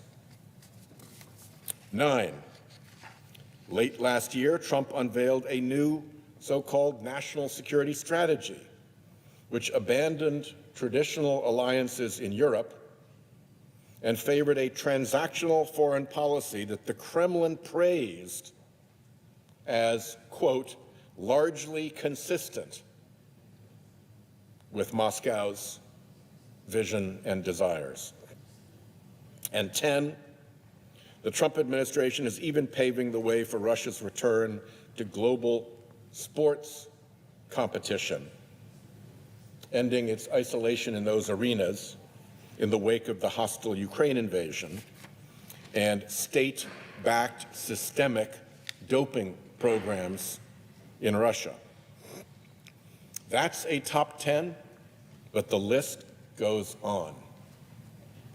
If Trump were purposefully doing Russia's bidding, it is hard to see what he would be doing differently. The United States is the most powerful nation in the world. Russia is a weak, corrupt regime. My old friend Senator John McCain used to say that Russia is a gas station run by gangsters with an army. It doesn't make sense that the President of the United States, who insists on being dominant in essentially every relationship, is so submissive to one person, and that one person is Russia's dictator, Vladimir Putin. So what is it about Trump and Russia? And could it have any connection with Trump's close friendship with the deceased pedophile Jeffrey Epstein? Much about Epstein remains unknown.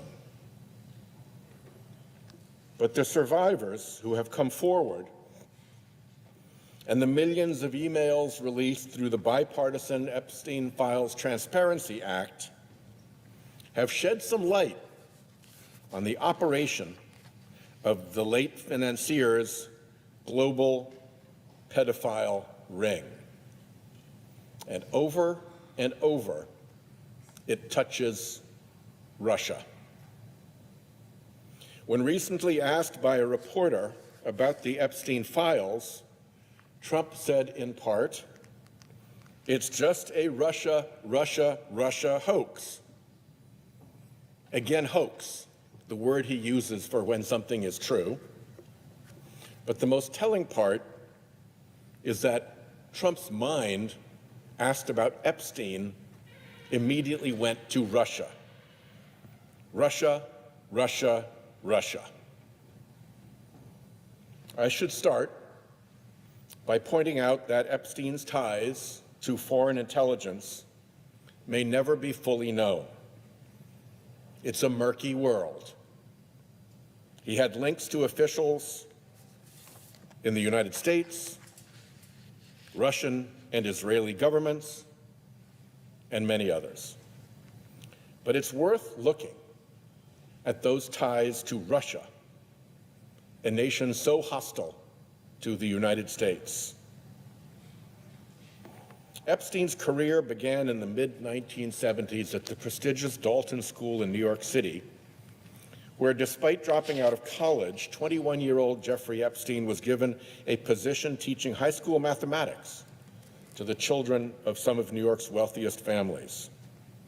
Perhaps of note, the outgoing headmaster at the time of Epstein's hire was Donald Barr, the father of future Attorney General Bill Barr, and a former intelligence officer during World War II. The elder Barr was known for making unconventional hires at Dalton. After a couple of years, Epstein was able to leverage the elite connections he made at Dalton to a job at Wall Street investment bank Bear Stearns, where he rose quickly through the company. However, after getting caught fabricating his resume, using the company credit card on expensive gifts for his girlfriend, and ultimately providing privileged stock information to a girlfriend, among other unscrupulous behaviors, Epstein called it quits and started his own financial firm. Those early scams were just the start. Shortly thereafter, Epstein fell in with a wealthy man named Douglas Leese, a British defense contractor with connections in the arms industry and the British government. During this period, Epstein would tell people he was a bounty hunter who tracked down hidden money. According to Stephen Hoffenberg, a former business mentor of Epstein's, who went to prison for a massive Ponzi scheme that he later said Epstein had designed, Leese introduced Epstein to Robert Maxwell. Ghislaine Maxwell, who became Epstein's girlfriend and sex trafficking accomplice after her father's death, was Robert Maxwell's favorite daughter, and he involved her deeply in his work. An opportunist in pursuit of wealth, the Czechoslovak-born Robert Maxwell had complex, shifting ties to British, Soviet, and Israeli intelligence. Initially bankrolled by MI6, he accepted secret payments from the KGB through his Soviet-friendly publishing company, and was the rare individual who traversed both sides of the Iron Curtain. In 1992, the British newspaper, the Sunday Express, wrote that a secret document signed by the head of the KGB months before Maxwell's death at sea showed that Maxwell was a political and intelligence asset for the Soviet Union. The newspaper claimed that the document indicated Soviet leadership had instructed the KGB to protect Maxwell's reputation and business activities. Maxwell's UK Foreign Office file, released more than a decade after his death, described him as, I'm quoting here, a thoroughly bad character and almost certainly financed by Russia. Journalist Vicky Ward wrote the following in Rolling Stone magazine in 2021. She said, Hoffenberg told me that Epstein had said he'd worked on several projects with Robert Maxwell, including solving Maxwell's debt issues. The word debt is in quotes. Maxwell died in 1991 under very strange circumstances, apparently having fallen off his yacht, the Lady Ghislaine, in the middle of the night. And it was discovered in the aftermath that he'd stolen hundreds of millions of dollars from the pensions of his employees. The story continued. Epstein had also told Hoffenberg that via Maxwell and Leese, he was involved in something that Hoffenberg described as national security issues, which he says involved blackmail, influence trading, trading information at a level that is very serious and dangerous. The story concluded, 4 separate sources told me on the record that Epstein's dealings in the arms world in the 1980s had led him to work for multiple governments, including the Israelis. End quote. Epstein's strategies for making money and working intelligence contacts seem to have some similarities to Robert Maxwell. For the record, Epstein, a profligate liar, once told Ward that he never met Robert Maxwell or Leese. At some point in the 1980s, Epstein struck up a friendship with a fellow brash New York businessman by the name of Donald Trump. Author Michael Wolff has said of Trump and Epstein, they shared everything. They shared their airplanes. They shared women between them. They shared constantly business and financial advice. End quote. There are many photos of the two men together on the New York and Palm Beach party circuits throughout the 1990s. Trump now famously said in 2002, "I've known Jeff for 15 years. Terrific guy. He's a lot of fun to be with.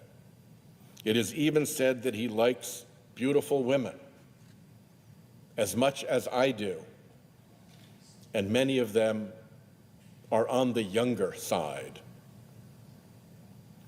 Alan Dershowitz told the New York Times in 2019 that in those days, if you didn't know Trump and you didn't know Epstein, you were a nobody. Dershowitz is the well-known lawyer who served both on Epstein's defense team when he was charged with having sex with minors back in 2006, and on Trump's impeachment defense team in 2020. The president of Trump's Atlantic City Trump Plaza Hotel in the late 1980s said he saw Trump and Epstein together so frequently that he believed Epstein was Trump's best friend. That same man described an incident where Trump brought Epstein and a 19-year-old girl to the casino gaming floor. Epstein once took a model to Trump Tower, where she says Trump groped her while laughing with Epstein. She remarked that it seemed like a twisted game between the two men. One survivor says Epstein summoned her to his offices late one night. Trump soon arrived, and according to the New York Times, she recalled feeling scared as Mr. Trump stared at her bare legs. Then Mr. Epstein entered the room, and she recalled him saying to Mr. Trump, "No, she's not here for you." After the men left the room, she said she overheard Trump commenting that he thought she was 16 years old. In 1992, Trump hosted a calendar girls competition at Mar-a-Lago for dozens of young women. The event organizer was appalled to learn that Trump and Epstein would be the only men present, a private showing. During Maxwell's trial, one of Epstein's victims said he took her to meet Trump at Mar-a-Lago when she was 14. Maxwell recruited 16-year-old Virginia Giuffre from the spa at Mar-a-Lago. Giuffre was abused by Epstein and trafficked to other men in Epstein's orbit. Trump said in 2025, "I think Giuffre worked at the spa. He stole her," he being Epstein. In 1997, the UK tabloid The Daily Mirror, formerly owned by Robert Maxwell, claimed that Trump was dating a 20-year-old British model and that Ghislaine Maxwell had introduced them at a party. The tabloid notes Trump met the model at a party in Manhattan. Several American millionaires already had their eyes on the model, but she was there with Robert Maxwell's daughter Ghislaine, who has introduced several of her attractive friends to the property developer, Trump. According to the Mirror, after their meeting, Trump flew Madam Maxwell and the model south to the Sunshine State, where they enjoyed a happy weekend together. When they returned to New York, the model was installed in one of Donald's many apartments there. In an interview with BBC Newsnight, the model stated, "Ghislaine Maxwell did introduce me to him," that is Trump, "and she introduced me to him with a clear message of my being with him in the same way that she had trafficked me and brought me to Jeffrey Epstein," end quote. She also said, "I can only speak for myself, and this is in no way to negate any other experience that anyone else might have had with him, but at no time did President Trump behave with any impropriety with me." The same woman accused Epstein of sexually abusing her when she was a teenager in a 2019 interview with NBC. from NBC. I'm quoting, "The abuse spanned several years and locales. In addition to the estate on his private island, she said Epstein preyed on her at his homes in New York and Paris." According to Craig Unger's book, American Compromat, and I'm quoting here, "Trump was often the center of Maxwell's attention, and women who entered Trump's orbit sometimes ended up being associated with both Trump and Epstein, spending part of their time living in a Trump Tower condo and part in Florida at Mar-a-Lago or one of Epstein's homes. Among them was a Russian model and beauty pageant contestant whose journey from the world of beauty pageants and modeling to Trump's Mar-a-Lago and Epstein's island retreat is highly suggestive in terms of how Epstein and his associates began manipulating young women." The story continues. In the early 90s, before coming to the United States, the woman had placed well in a number of beauty pageants, coming in second in Miss Russia, 1993, and winning the 1994 Miss Baltic Sea title that year. In 1995, she left Moscow, spent 6 weeks learning English in St. Petersburg, that's St. Petersburg, Florida, not Russia, and was profiled in the Tampa Tribune as reigning Miss Russia. And before long, she met Donald Trump. Quoting here, "Notwithstanding the fact that Trump was still married to his second wife, Marla Maples, the woman moved into a 30th floor condo in Trump Tower on Fifth Avenue. There, according to an item in the New York Post, her lavish accommodations were taken care of courtesy of an unidentified sugar daddy. She spent time with both Trump and Epstein. Flight logs released by a federal judge in New York in 2019 showed that in February 1999, the woman, then 27, flew on board Epstein's Gulfstream, the so-called Lolita Express, with Maxwell and Prince Andrew from Epstein's Little St. James, aka Pedophile Island, back to Florida." End quote. Trump has tried to distance himself from his former friend, the monstrous pedophile who is believed to have abused at least 1,000 women and girls. It's worth taking a look at how the friendship between Trump and Epstein allegedly soured. There are varying accounts as to whether Trump ever banned Epstein from Mar-a-Lago over his recruitment of spa workers from the resort. But we know the falling out was at least in part related to a bidding war between Trump and Epstein over a Palm Beach mansion in 2004. Trump won and purchased the property for $41.3 million. Just 4 years later, and after modest renovations, Trump sold the mansion to billionaire Russian oligarch Dmitry Rybolovlev for $95 million. At the time, it was reported to be the most expensive residential property sale in United States history.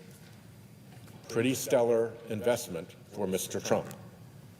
The oligarch, for his part, after paying the $95 million, never even moved in. Which brings us back to Russia.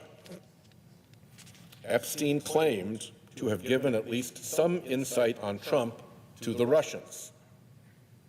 Epstein met on many occasions with Vitaly Churkin, Russia's representative to the United Nations from 2006 until Churkin's death in 2017. Epstein wrote in an email, "Churkin was great. He understood Trump after our conversations. It is not complex. He must be seen to get something. It's that simple." End quote. Epstein wrote in 2018 to Thorbjørn Jagland, a former prime minister of Norway, who was then head of the Council of Europe, I'm quoting here, "I think you might suggest to Putin that Lavrov can get insight on talking to me. That appears to be a reference to Sergei Lavrov, Russia's Minister of Foreign Affairs. The email was sent prior to the Helsinki summit between Trump and Putin. In another email to Xauusd, Epstein wrote that he wanted to help Putin and Russia reinvent the financial system. A 2017 FBI report, based on a confidential human source, claims that Epstein was President Vladimir Putin's wealth manager. End quote. Epstein tried several times to meet with Putin, often via Xauusd, although it is unclear if any such meeting took place. But Putin is named almost 1,000 times in the latest tranche of Epstein file documents, and there are almost 10,000 references in the documents to Moscow. Epstein roped many Russian and East European girls and women into his trafficking operation. The New York Magazine profile of Epstein, published all the way back in 2002, reads, "Indeed, at a party at Maxwell's house, her friends say, one is just as apt to see Russian ladies of the night as one is to see Prince Andrew." End quote. In Ward's 2003 profile of Epstein, a guest described a, quote, cocktail party thrown by Maxwell that Prince Andrew attended, which was filled, she says, with young Russian models. In a 2010 email, Epstein suggested a young woman as a dinner companion to Andrew Mountbatten Windsor, the former prince, assuring him that she was, and I'm quoting here, Russian, beautiful, and trustworthy, end quote. The Daily Beast recently reported on an alleged classified U.S. intelligence document claiming that, and I'm quoting here, Andrew Mountbatten Windsor was drawn into Moscow's orbit thanks to his relationship with Jeffrey Epstein, which the Kremlin allegedly used as a route into the British establishment.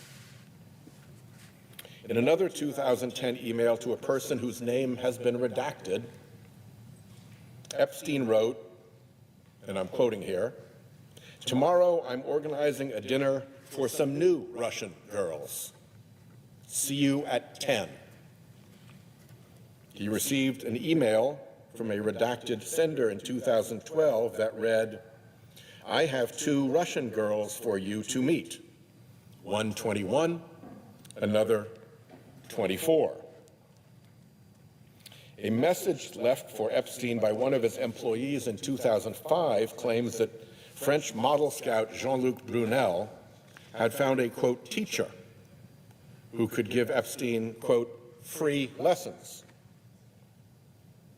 Quote, "He has a teacher for you to teach how to speak Russian. She is 2 times 8 years old, not blonde," end quote. 2 times 8 years old. According to American Compromat, in addition to whatever legitimate careers Brunel may have fostered, as a model scout, he also allegedly hired scouters to identify, procure, and transport underage girls, many 15 years of age and under, hire them to give, quote, massages, and traffic them. Brunel was found hanged in his French jail cell in 2022 after being arrested on rape and sex trafficking charges. Bill Gates said he had affairs with 2 Russian women, which Epstein later discovered. Somewhere along the way, Epstein struck up a relationship with Sergei Belyakov, Russia's former Deputy Minister of Economic Development, and a graduate of the FSB, Russia's intelligence academy. Epstein introduced him to contacts like Peter Thiel, the tech billionaire, who would go on to give $10 million to the super PAC that helped elect now Vice President J.D. Vance to the Senate in 2022. In 2015, Epstein warned Belyakov that, I'm quoting here, a Russian girl from Moscow is attempting to blackmail a group of powerful businessmen in New York, end quote. It was, Epstein said, quoting again, bad for business for everyone involved. Belyakov responded back with information about the woman, who he said worked in the sex and escort business. The FSB Academy graduate said he would meet with someone who knows her.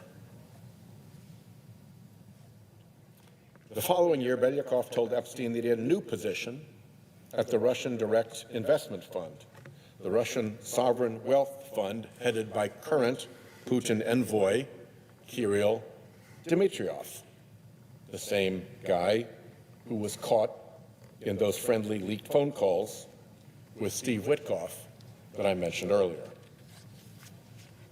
Masha Drakova, a former spokesperson for Nashi, the pro-Kremlin youth movement, was in regular touch with Epstein in the last couple of years before his death in prison.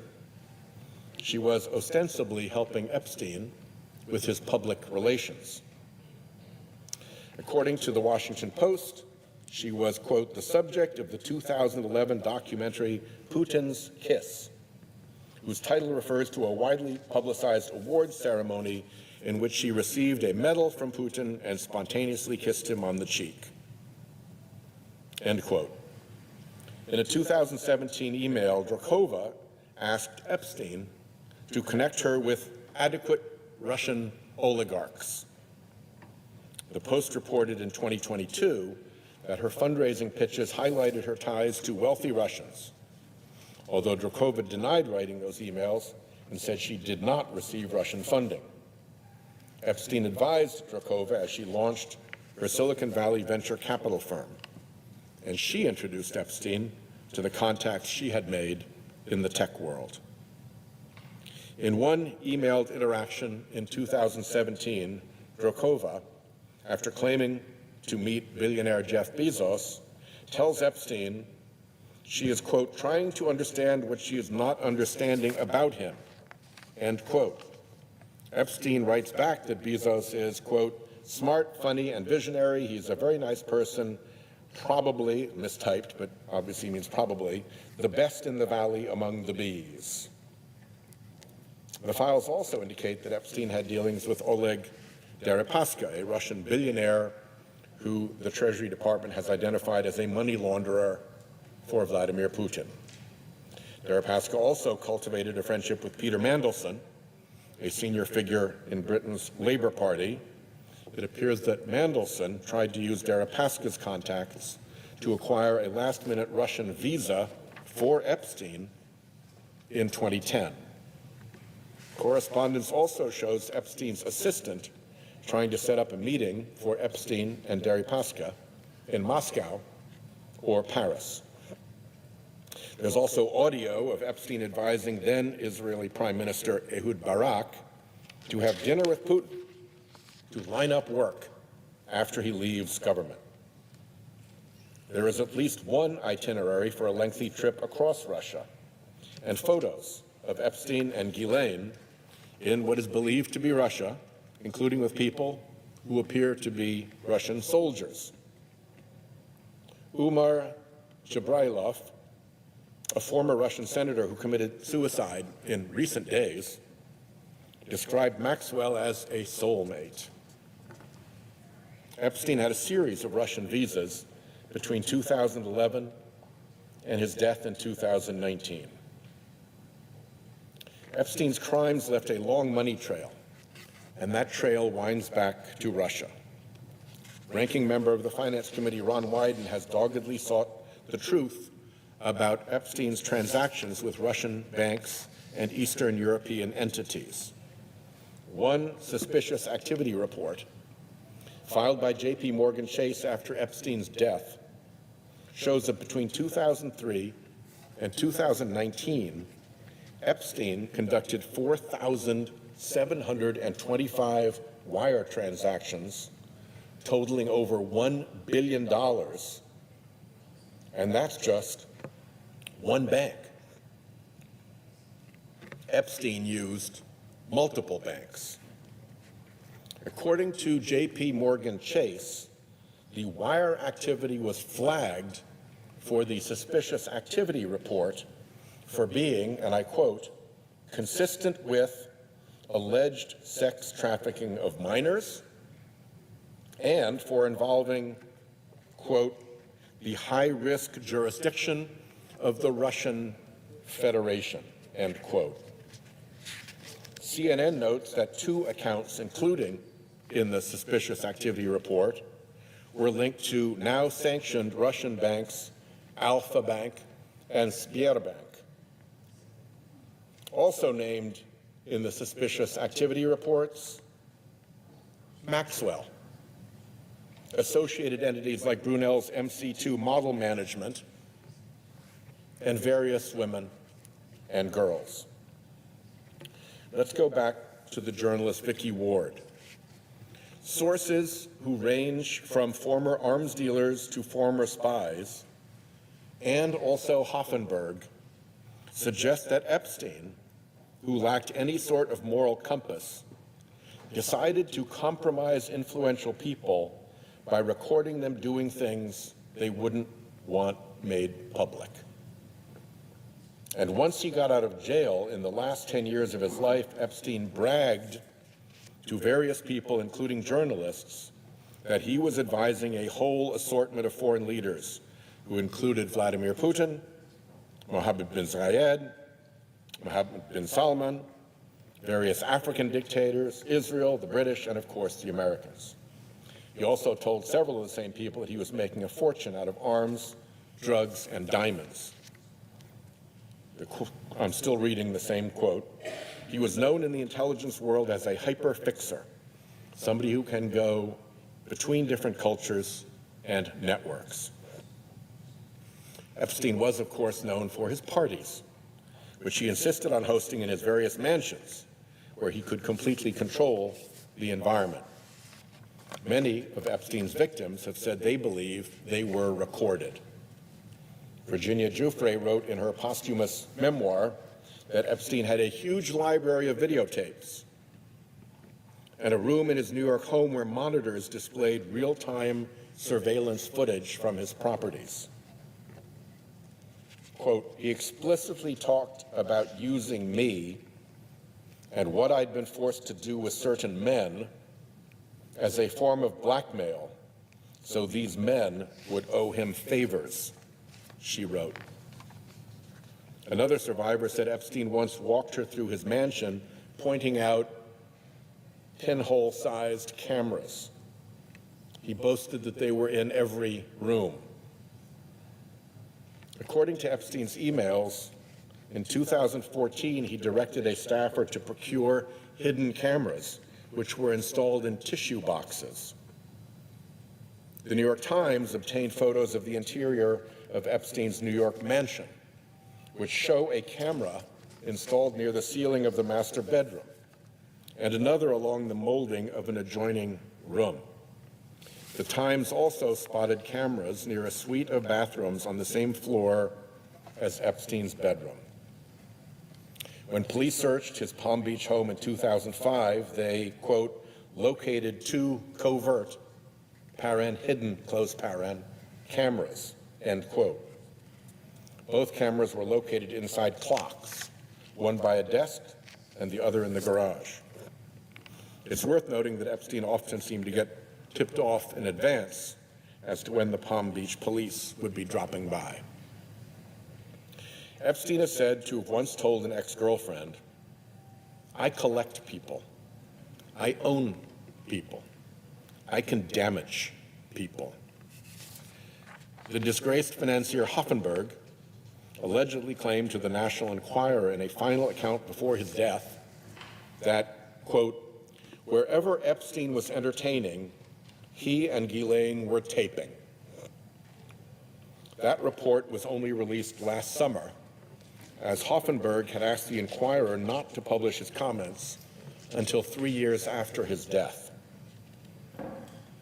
According to the Daily Beast, the former U.S. Attorney for the Southern District of Florida, Alex Acosta, is once said to have claimed Epstein, quote, belonged to intelligence, and that the decision to let him off easy in 2008 was made above his pay grade. The Prime Minister of Poland, a country that has extensive experience with Russian intelligence operations, has opened an investigation into potential links between Epstein and Russian intelligence. Prime Minister Tusk said, more and more leads, more and more information, and more commentary in the global press all relate to the suspicion that this unprecedented pedophilia scandal was co-organized by Russian intelligence services. According to alleged anonymous intelligence sources published in the British tabloid The Daily Mail last month, some believe, and I'm quoting here, Jeffrey Epstein was running the world's largest honey trap operation on behalf of the KGB when he procured women for his network of associates. And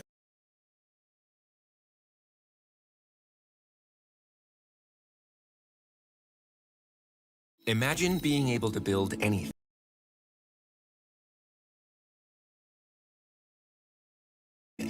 just by thinking about it.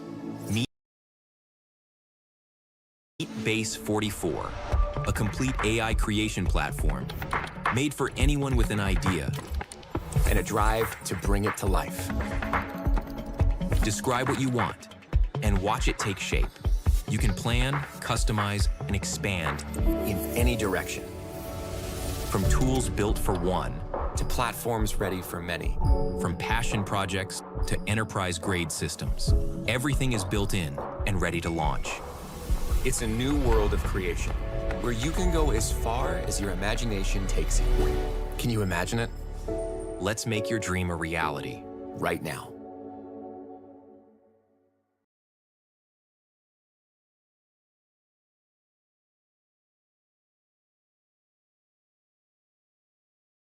Introducing ClickUp Super Agents, the world's first AI agents that natively collaborate with humans and always have correct context and perfect memory.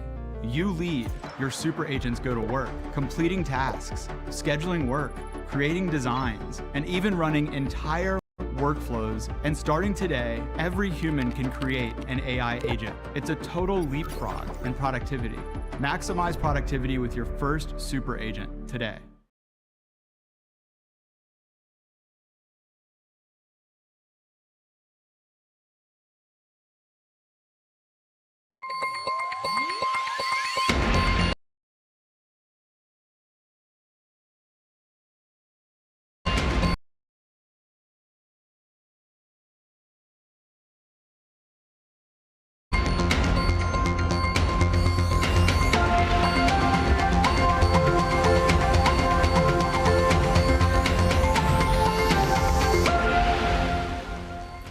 This is Asia Trade. I'm Sherian in Tokyo. I'm Heidi Stroud-Watts in Sydney. The top stories this hour. Oil and gas prices surge as Iran and Israel trade strikes on key Middle East LNG facilities. Tehran saying energy sites across the Gulf are now legitimate targets. The implications of events in the Middle East for the U.S. economy are uncertain. In the near term, higher energy prices will push up overall inflation, but it is too soon to know the scope and duration of the potential effects on the economy. Well, the Fed holds and continues to flag one rate cut this year, even while raising its inflation outlook. Traders aren't buying it, trimming their bets on any easing. Asian stocks are set for declines after the S&P 500's worst Fed day since 2024.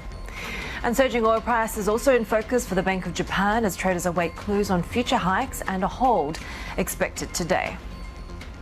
Yeah, all 51 economists surveyed by Bloomberg expecting that hold to come from the Bank of Japan. But of course, it's really those clues when it comes to the inflation outlook and what the BOJ will do in order to really support the economy, which will be key in today's press conference by Governor Ueda. We are seeing Nikkei futures at the moment under a little bit of pressure after we saw those gains in the last session. We're also seeing a little bit of strength for the Japanese yen against the greenback. Of course, the Japanese yen and the weakness that we continue to see there is a key issue for the Bank of Japan. This at a time when we're also, of course, expecting Prime Minister Takaichi to meet with President Trump tonight in the United States. So we'll be watching for any headlines around support on the Iran war. And we're watching the staggered open at the ASX 200. Do watch out for the Aussie dollar. Of course, we had a little bit of a mixed picture for the dollar, but after the hawkish messaging coming from the Federal Reserve, we'll be watching for those repercussions in the FX space. The Kospi had already gained to highs that we haven't seen about a month. We could see some more downside pressure, especially in the tech sector, Heidi,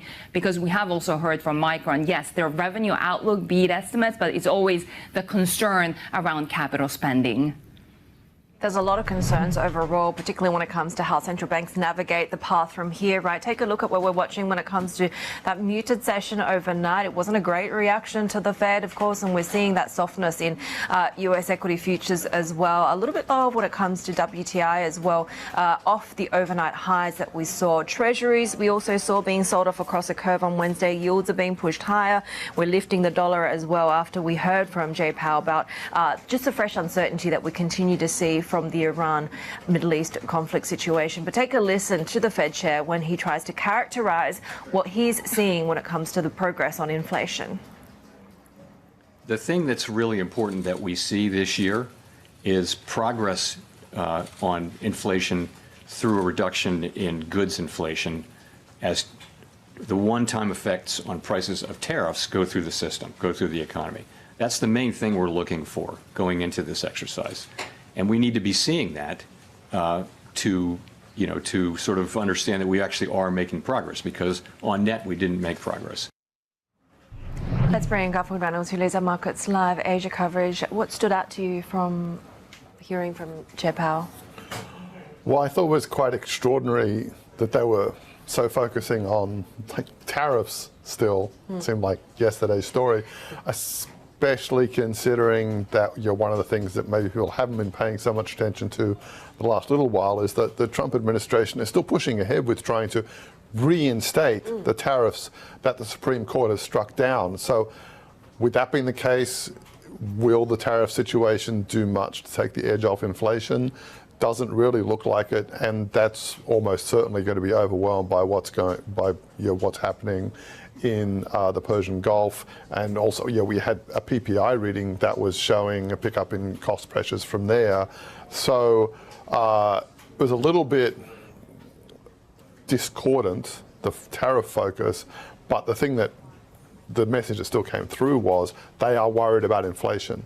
And we've seen with the RBA this week what happens when a central bank becomes worried about inflation.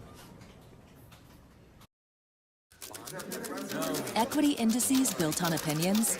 That's the old way. The new way is Bloomberg Equity Indices, built using transparent, rules-based methodologies that are more responsive to changes in the markets, powered by 450 billion daily data points, and backed by research from hundreds of global experts, delivering benchmarks driven by the markets, not opinions. Bloomberg Equity Indices. Get evolved benchmarks for today's equity markets.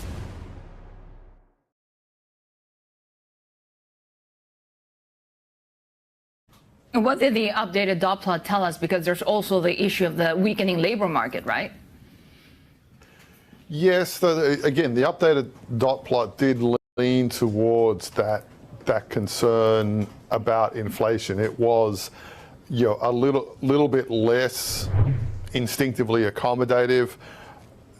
Board FOMC members clearly remain concerned about what's going on with jobs. That's part of the baseline, but the other part of the baseline is what's going on with inflation, and the inflation concerns have clearly ticked up. So I would argue it offers more potential, even just the current setup, that the Fed remains on hold, for longer and doesn't even, sort of move towards accommodation until they can be sure the war is in the rearview mirror. The other thing about that was that in the press conference, Powell kind of indicated that you don't want to regard the dot plot as in any way set in stone, sort of even more than usual, because it just doesn't take into account what's going to happen because of the war, because they don't know yet. So I don't think the dot plot gave much comfort to anybody who was looking for the Fed to help out the US economy in the short term. There's a new angle when it comes to the oil worries, right? Because even if we see the war ending tomorrow, the Strait of Hormuz being opened up again, the risk now from these damaged energy assets across the region is starting to play out. Yes, very much so. And it's one of the things that markets are having some extra difficulty in pricing, at least on the surface of it, because this isn't really about oil. There's one part of the oil market that is showing the tension. That's the way that Brent is showing a greater premium to WTI, because Brent is the international barrel, whereas WTI is for internal US.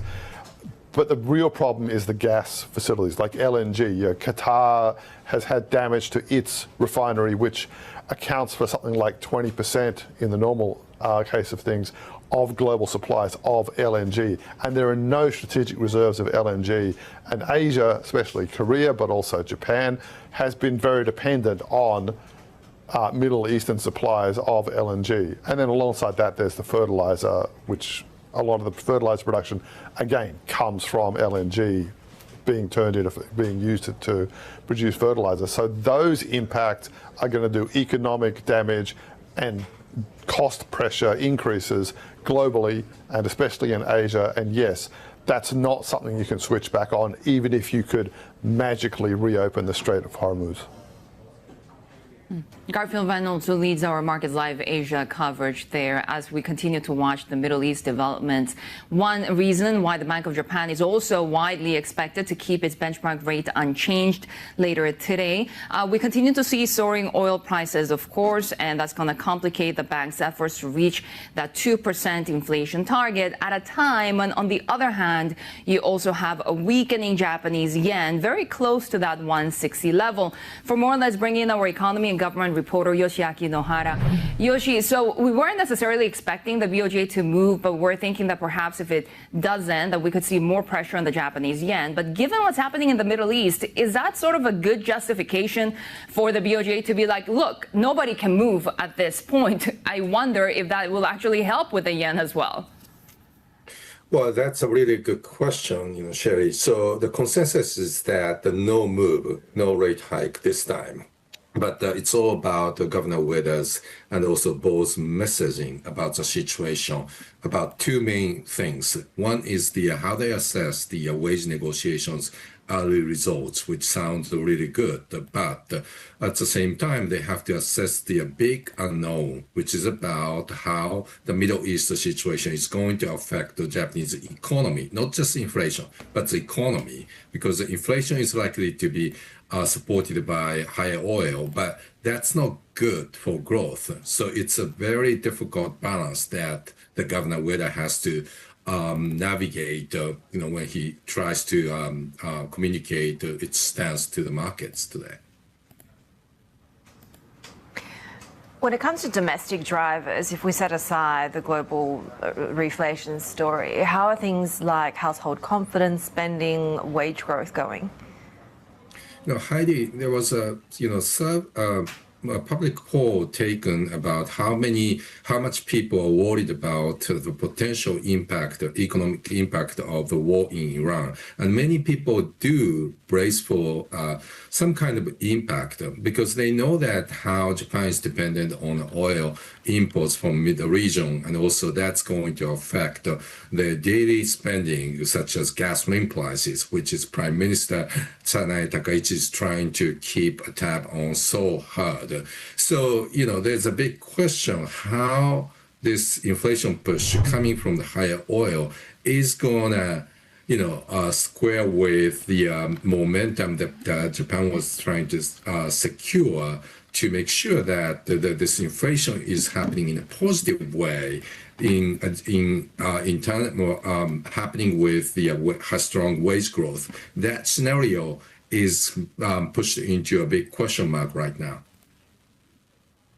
Bloomberg economy and government reporter Yoshiaki Nohara, and of course that question mark really to do with the ongoing tensions in the Middle East. Iran and Israel have traded strikes on key energy facilities in the Middle East, complicating U.S. efforts to calm energy markets. U.S. National Intelligence Director Tulsi Gabbard has told lawmakers that the regime in Iran appears intact despite U.S. and Israeli attacks.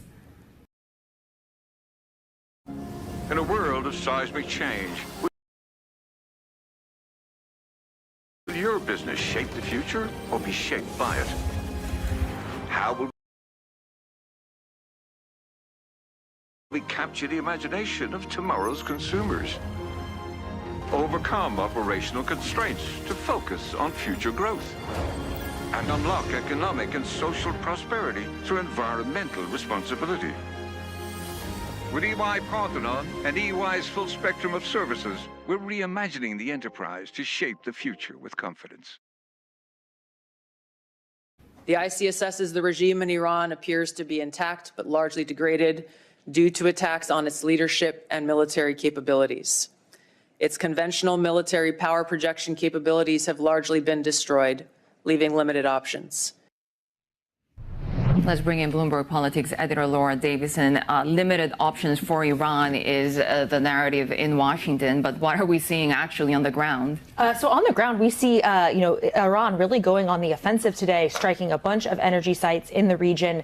We had several announcements of, both in Qatar and Abu Dhabi of sites that have either been damaged or are going to go offline because they've been damaged or there's concerns about continuing to operate them. That continues to just put pressure on energy prices. We really saw that. I've seen that in the market over the past 24 hours or so of, oil, hitting near $110. This is a real uptick. Prices had been elevated but stable-ish for some days, and now we're starting to see that worry really creep in as central banks too are also starting to come out with their decisions. Hearing, a more modest, more moderated tone from them on not sure exactly what the long-term outlook is like, but from what we're seeing just happening day to day on the ground of increasing uncertainty and more sites that just simply aren't able to produce anymore. French President Macron speaking right now, saying that he spoke with President Trump, that the Qatar Emir as well, about the Iran strikes, and that he's calling for a moratorium on strikes aimed at civilian assets. What are we seeing from allies? What are we seeing also from other countries in the Middle East? Yeah, we're seeing a lot of disagreement. Israel has sort of been the most aggressive on this front of, looking to go after some of these sites. Trump has sort of had an evolving position, shall we say, of, he originally, especially Kharg Island is a perfect example. Let's go after military sites, not necessarily energy sites, but he sort of said, well, maybe I would, but I don't want to. And so this is where we're seeing a lot of tension of, to do some of the military things that Israel seems more inclined to do that would, would really damage the regime, would also really damage energy infrastructure and have a lot of ripple effects globally, economically. And so you're seeing concerns that, both you have civilians as well as, civilians in Iran and civilians around the world who would face both the economic and, in the case of Iran, life-threatening consequences with some of these more extreme attacks. Laura, we just have a line crossing the Bloomberg, and it's quite interesting. The Washington Post reporting that the Pentagon has asked the White House to approve some $200 billion request to Congress in relation to funding this war. What do you make of this, the chances of this going through, given what we know about how public support looks and how support or lack of support from the Democrats might look too? This is a huge number. I don't know, they have the exact numbers of what the current military budget is in front of me, but this is something, like 20 or 25% of the military's annual budget. So this represents a huge increase. And it's sort of an acknowledgement from the Pentagon that they see this as a very wide scope on this war that potentially lasting for a long time for a $200 billion request from Congress. This is going to be a really, really tough sell in Congress. You have Democrats who are essentially unilaterally opposed. In the Senate, you need some Democratic support to get these funding bills through, and also a lot of Republicans who have long talked about, cutting government waste. Just a year ago, it was all DOGE and how do we shrink the size of the federal government. Now essentially having a huge expansion of government spending will be politically difficult. The White House in this report is sort of acknowledging that this is going to be a really hard sell, and so they're looking to sort of how they can pare this back. But going from $200 billion to a number that both the Pentagon can agree on and members of Congress, that's going to be a very difficult negotiation that could take weeks, if not months. Washington completely distracted right now because of the Iran war. And we have Prime Minister of Japan, Takaichi, in the U.S. We're now hearing that the summit between President Trump and Takaichi, that meeting will be held at 11:15 a.m. Eastern on Thursday. That's tonight. That's going to be tough. There's a lot going on. I mean, essentially, around almost midnight Tokyo time, they'll go into the Oval Office, they'll sit down, and this is going to be a day that's not particularly great for Trump. Especially he's been very attuned to oil prices. Oil prices are high and rising. This is going to be difficult. Even the administration has not had a lot of options that they've tried to pull. They waived the Jones Act, which is this century-old law that allows ships to move more freely and transport energy commodities around U.S. ports. That only will have a minimal effect to what we've just seen happen today in the Middle East. So Trump is going to go into this meeting not in a particularly good mood. Takaichi even teased that yesterday, saying that this will be an extremely difficult meeting with the president. Meanwhile, she is not in favor of this war. She's indicated in many different ways that Japan will not be sending resources to help support this, and that Japan has a lot of concerns. That has really been Trump's main focus the past week of how to get allies on board. He's unlikely to get that up Takaichi today. Yeah, the Japanese public hasn't been very supportive of this war. So we'll see what actually comes out of these meetings. Laura Davison here in the Tokyo studio. She's our Bloomberg Politics editor. Of course, we have plenty more coming up on the Asia trade, together with, of course, a very, very busy news flow. We also have AIA Group CFO Garth Jones joining us next. The insurer now reporting earnings and a $1.7 billion buyback. Now, we get the BOJ rate outlook with former board member Sayuri Shirai. Plus, we also have a research on China's tech sector. This as Tencent is now flagging a big increase in AI spending. Much more ahead. This is Bloomberg.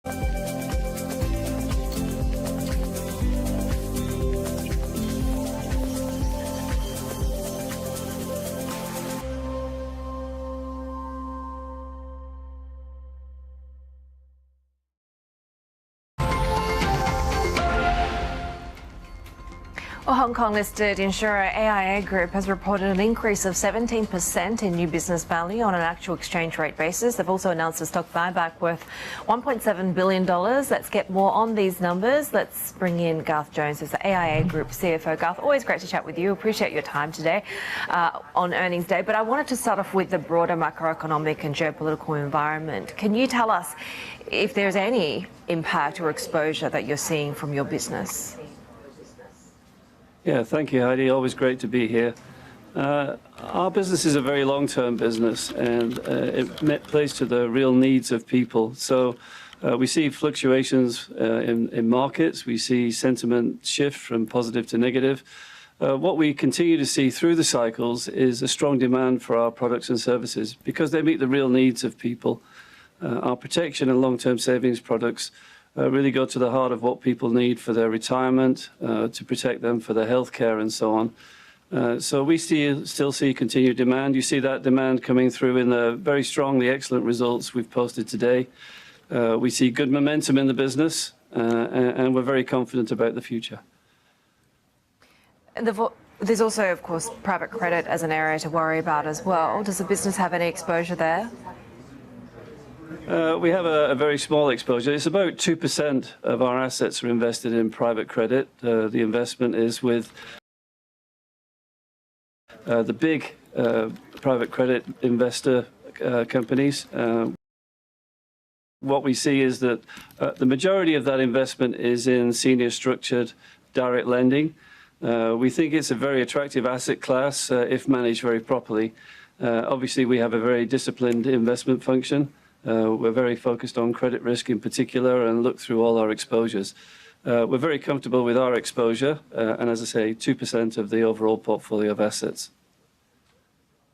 When you have another war raging in Iran and you have more uncertainty about where global rates are headed, and there seems to be sort of a narrative that those rate cuts might get delayed, what is the impact when it comes to the uptake of your products and demand out there? Because a lot of these products could also potentially compete with other financial goods out there with high bond yields now being a norm. Yeah, our products are long-term, and with that, they move through cycles.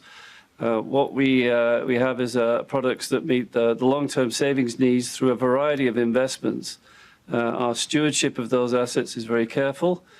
People can be confident that we'll provide good returns to our customers and be there when we need to be there. What we see is that demand comes through into the sales volumes. You saw good growth in volumes. We see that the business is in great shape. We see that the alternatives that are available are still there, but that demand for our products continues through the cycles. And that's really the message that I wanted to get across this morning, is that ours is a long-term business. We see fluctuations from time to time. Clearly on the balance sheet side, we have a very disciplined asset liability management. And we update our products regularly to meet the varying needs of customers as they evolve, particularly for the long-term pensions products. So with that, we continue to see the demand coming. We see the momentum in the business, and we can see that the track record that we have over many years is continuing. And that track record has been built through cycles. We've seen interest rates shift, we've seen curves shift, but that demand continues throughout. Many Asian economies, of course, are energy importers. Do you see any of that macro stress coming from the Iran crisis leading to some downside pressure? And what are your expectations for that positive momentum that you talked about to actually continue into the uncertainties of this year? Yeah, from a balance sheet perspective, we have a very strong asset liability management, as I said. We have a very strong balance sheet, so from that perspective, we're very secure. From a demand perspective and a growth perspective, we see that the technology that we've used, that we've implemented, has increased the productivity of the agency force, which is 73% of our sales are through the agency force. You saw that grow 13% last year. You see that the partnership business through banks and brokers grew by 22%. What we have is a situation where the fundamental structural drivers of our growth in Asia are still intact. The consumer, the affluent consumer, still has funds, and we see our products as a long-term savings products as a good place to stewardship those funds for good returns to customers. People also have protection needs on a continuing basis, regardless of the macroeconomic environment. So again, good demand, and on the supply side, we can see good supply. Our agent recruitment is very strong, and with that, we can see that the sales momentum is very good. Garth, always great to chat with you. Garth Jones, AIA Group CFO there. More ahead on the Asia trade. This is Bloomberg.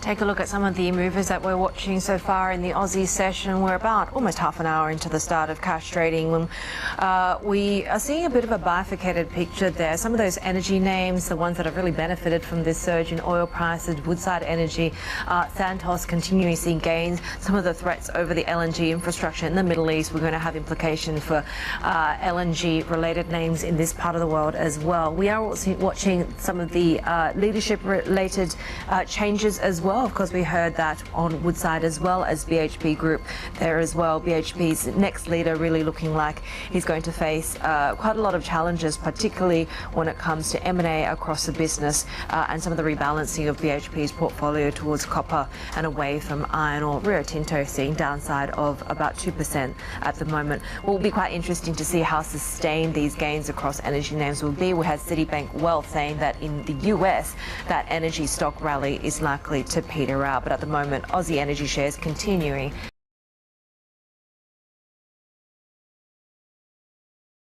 to rally. This is Bloomberg.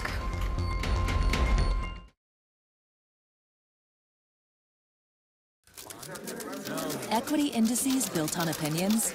That's the old way. The new way is Bloomberg Equity Indices, built using transparent, rules-based methodologies that are more responsive to changes in the markets, powered by 450 billion daily data points, and backed by research from hundreds of global experts, delivering benchmarks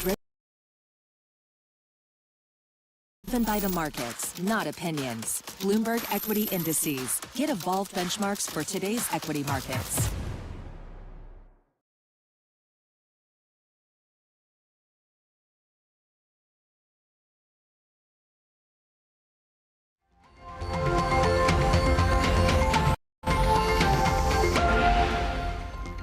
Take a look at how Japanese assets are setting up for the market opens. Of course, we have seen a little bit of more strength for the Japanese yen against the U.S. dollar. And this as we are headed towards a Bank of Japan policy decision. No change expected by the BOJ, but we'll be watching, of course, those clues around the inflationary outlook and whether that could lead to the BOJ to act sooner rather than later. Perhaps April is a key question as you have the yen trading very close to that 160 level that's already seen as that threshold for intervention. So we are again on intervention watch. We have already heard from the Finance Minister Katayama saying that authorities are looking very closely at FX moves at a time when we're also watching very closely that Takaichi Trump summit in the United States tonight. Take a look at Nikkei futures down more than 2% at the moment. But let's discuss what we can expect from the BOJ. Sayuri Shirai, she's professor of economics at Keio University and previously served as a board member at the Bank of Japan. Sayuri, always great to get you on BOJ Day. There was really not much expectation of a rate move by the BOJ at this meeting. But I wonder, given that we do have the chaos around the Middle East and, of course, oil prices surging, if this will give a little bit more justification for the BOJ to hold despite a little bit of more strength when it comes to wages and the broader economy. Yeah, I think dilemma faced by Bank of Japan is even more strengthened because inflation was coming down. Actually, in January, inflation was dropped to 1.5, below 2%, and thanks to that, the real wage turned into the positive. So I think BOJ expected inflation will stay below 2% for a while. And then toward the end of this year, the economy recovery pick up. So inflation starts to go up again to reflect the rising demand. But this scenario is no longer valid. So BOJ really have to check, their scenario is still makes sense. And then next April meeting, they are going to show the new projection. The Shinto wage negotiations also seem to have gone well with people getting big pay bumps this year as well. If the BOJ has been saying that it was about wage growth and also inflation dynamics, and you have that cost inflation because of oil prices, wouldn't this be the right time to act sooner rather than later? So if this Middle East issue didn't happen, it was possible for BOJ to raise interest rate in April. But now, in the past 2 years, the Shinto, wage negotiation led to the 5% increase in wages. But this is only among large companies. If you include small, medium enterprises, the wage growth was a little above 2%. So small, medium enterprises very slow to adjust in terms of wage hike. And now, because of this, Middle East issue, and we depend so much on Middle East oil and naphtha, so I think it's a bit more stagflationary. So BOJ have to be a bit more careful in terms of raising interest rate. Also, yen's depreciation is the biggest concern. How fragile is that sentiment when it comes to business sentiment, when it comes to the strength of the virtuous cycle? Yeah, so BOJ always says there is a virtuous cycle from wage to prices, but to be honest, that hasn't happened because many companies say they raise wages because living costs are much higher and there's serious labor shortage. force them to raise wages defensively. So it's not really virtuous cycle. But if inflation has stayed low, it was possible that real wages finally starts to go increase and stay there. But I think now, let's see what will happen to this oil price. Gasoline prices are already much higher now, so it's not going to be the same story. When it comes to the yen, has tolerance in terms of a higher ceiling or a lower ceiling, I guess you can say, when it comes to yen weakness, has that shifted? Yeah, this is a dangerous zone now. So it's now nearly 160. I think today, after Governor Ueda's meeting, during meeting, people are really paying attention to what he will say. Remember in the previous meeting, January 23rd, only yen was depreciating sharply, right? Reflecting Takaichi-san's view, expansionary fiscal policy, etc.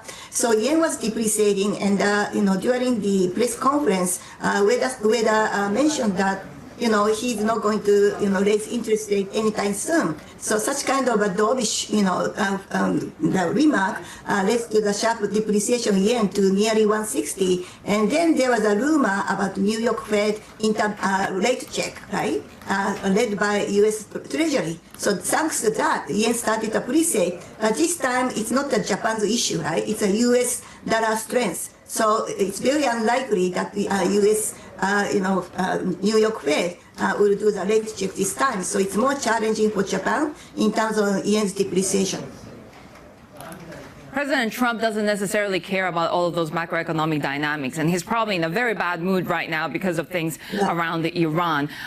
What are the risks going into that summit? Because I remember just a couple of years ago, too, before President Trump became very friendly with Prime Minister Takaichi, he did not like weakness in the Japanese yen.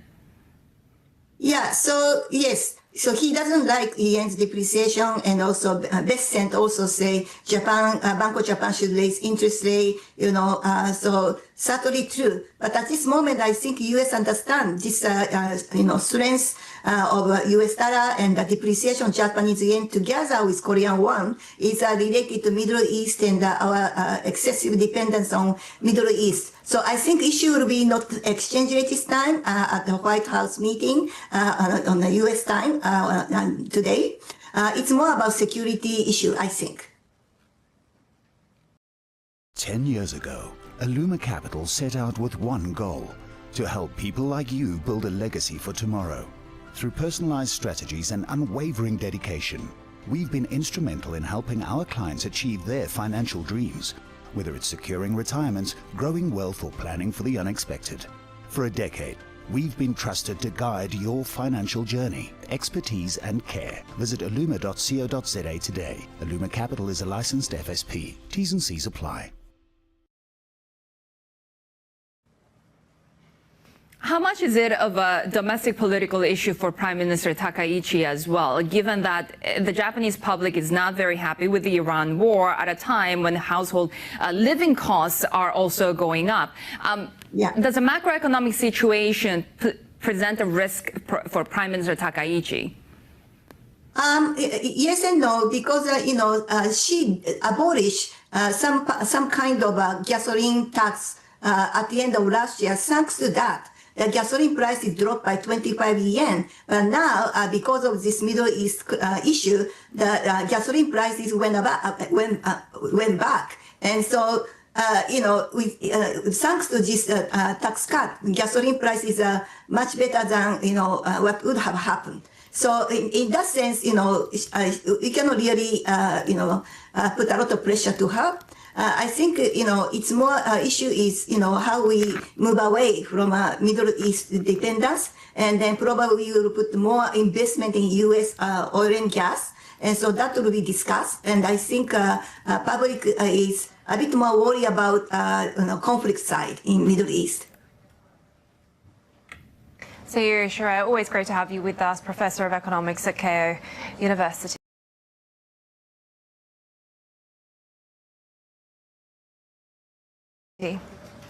Let's take a look at the picture that is, of course, of confounding so many policymakers. That'll be top of mind for the Bank of Japan when it comes to this stagflationary risk, and it is what we're watching when it comes to oil prices. Again, we're seeing really the way up for not just, of course, we're seeing Brent crude seeing kind of the bulk of those gains, which of course impacts economies in Asia more so than the New York traded crude, which is still seeing some gains, but a little bit less of that momentum. Natural gas futures also up by 4% as we continue to see now extensive damage being reported from Qatar at the world's largest LNG plant. So the Qatari complex housing that LNG gas export plant seeing extensive damage after a missile strike. It's really another escalation in hostilities across the region, but also really presents this idea that as we get energy infrastructure being targeted in the Middle East, that could be a longer lasting sort of damage than even potentially seeing the Strait of Hormuz being reopened. Well, the Carlyle Group's Jeff Curry says oil markets have not fully priced in the supply shock from the war in Iran. He also told us that the lifting of sanctions on Russian crude will support the surge in Brent and WTI. The bigger factor that was likely driving WTI and Brent and staying lower is the price of Urals, Russian crude oil. It's rallied $65, $70 a barrel once they took off the sanctions. So WTI and Brent were the high-cost barrels. Russian was the cheap. What happened? You closed that gap. And now that you've closed that gap, you don't have any more spare barrels in the system, and this rest of the complex likely to start to rally. I go back to the point that, John started with is, we're dealing with an enormous supply shock. By the way, the supply shock is almost equal to the demand shock during COVID. And we know what that did to global supply chains. So I think at $100 a barrel, this thing's mispriced. Even against the physical market. There is a sense, though, that this time is a bit different than, say, the 1970s in terms of the world's reliance on oil, especially China, how much they've diversified to electric vehicles, to nuclear energy, and other places as well. How much do you think that that is going to be the growing trend, to diversify the sources of energy in myriad ways beyond what we were doing, even during the so-called Green Revolution, as people try to avoid these types of shocks? Well, I absolutely argue that the renewables, nuclear power, are born out of the 1973 energy crisis, and this is going to unleash an enormous amount of investment into renewables, nuclear power, and other localized energy sources. The problem, though, is we call this the new dual order. The problem is that we haven't got to that transition where we have electrified everything, localized it, and the type of oil consumption that's left in the global economy is critical. And so if you pull those barrels out of the system, the rippling effect or the cascading effect through global supply chains is going to be significant. You go from gas to urea, urea to fertilizers, fertilizers to the dinner table. Or you go from LPGs to synthetic fibers to cotton. You switch out of soybeans and corn into cotton. By the way, I think the best sector to try to get value in right now would be agriculture because it hasn't priced it in. Jeff, when it comes to barrels coming off the market, this came from an industry consultant in terms of China. They're looking at potentially a drawdown in commercial and operational stockpiles amounting to as much as 1 million barrels a day. That can happen over the next 4 to 6 weeks. What would that mean for the price of crude? I think the key point is once you exhaust those inventories, there's nothing left. Think about it this way. You have demand up here, supply down here. Once those inventories are exhausted, boom, you have to bring demand down in line with supply.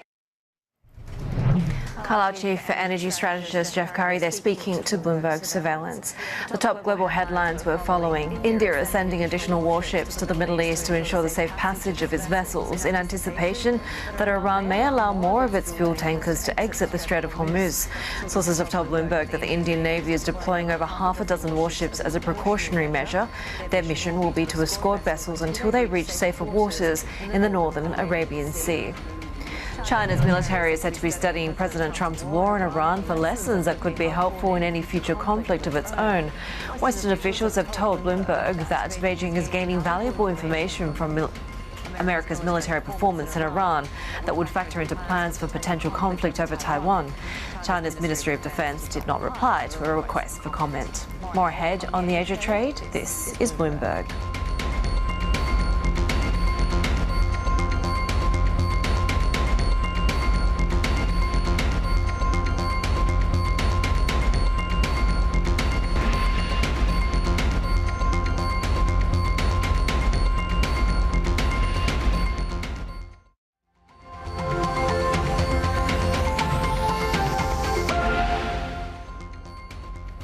Micron shares fell in after-hours trading after the largest U.S. maker of computer memory chips warned that it will need to spend heavily on production to meet burgeoning demand. Let's bring in Bloomberg Asia Equities reporter Yu-Kyung Lee for the latest from New York. So, Yu-Kyung, I mean, the forecast was pretty upbeat. Demand seems to be good, but so many concerns around the costs.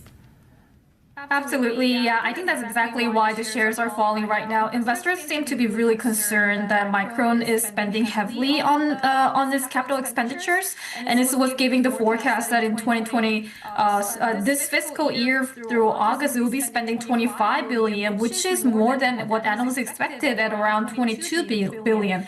Micron also said its 2027 expenditures will increase more than $10 billion from the prior year, so that's been adding pressure to the Micron shares.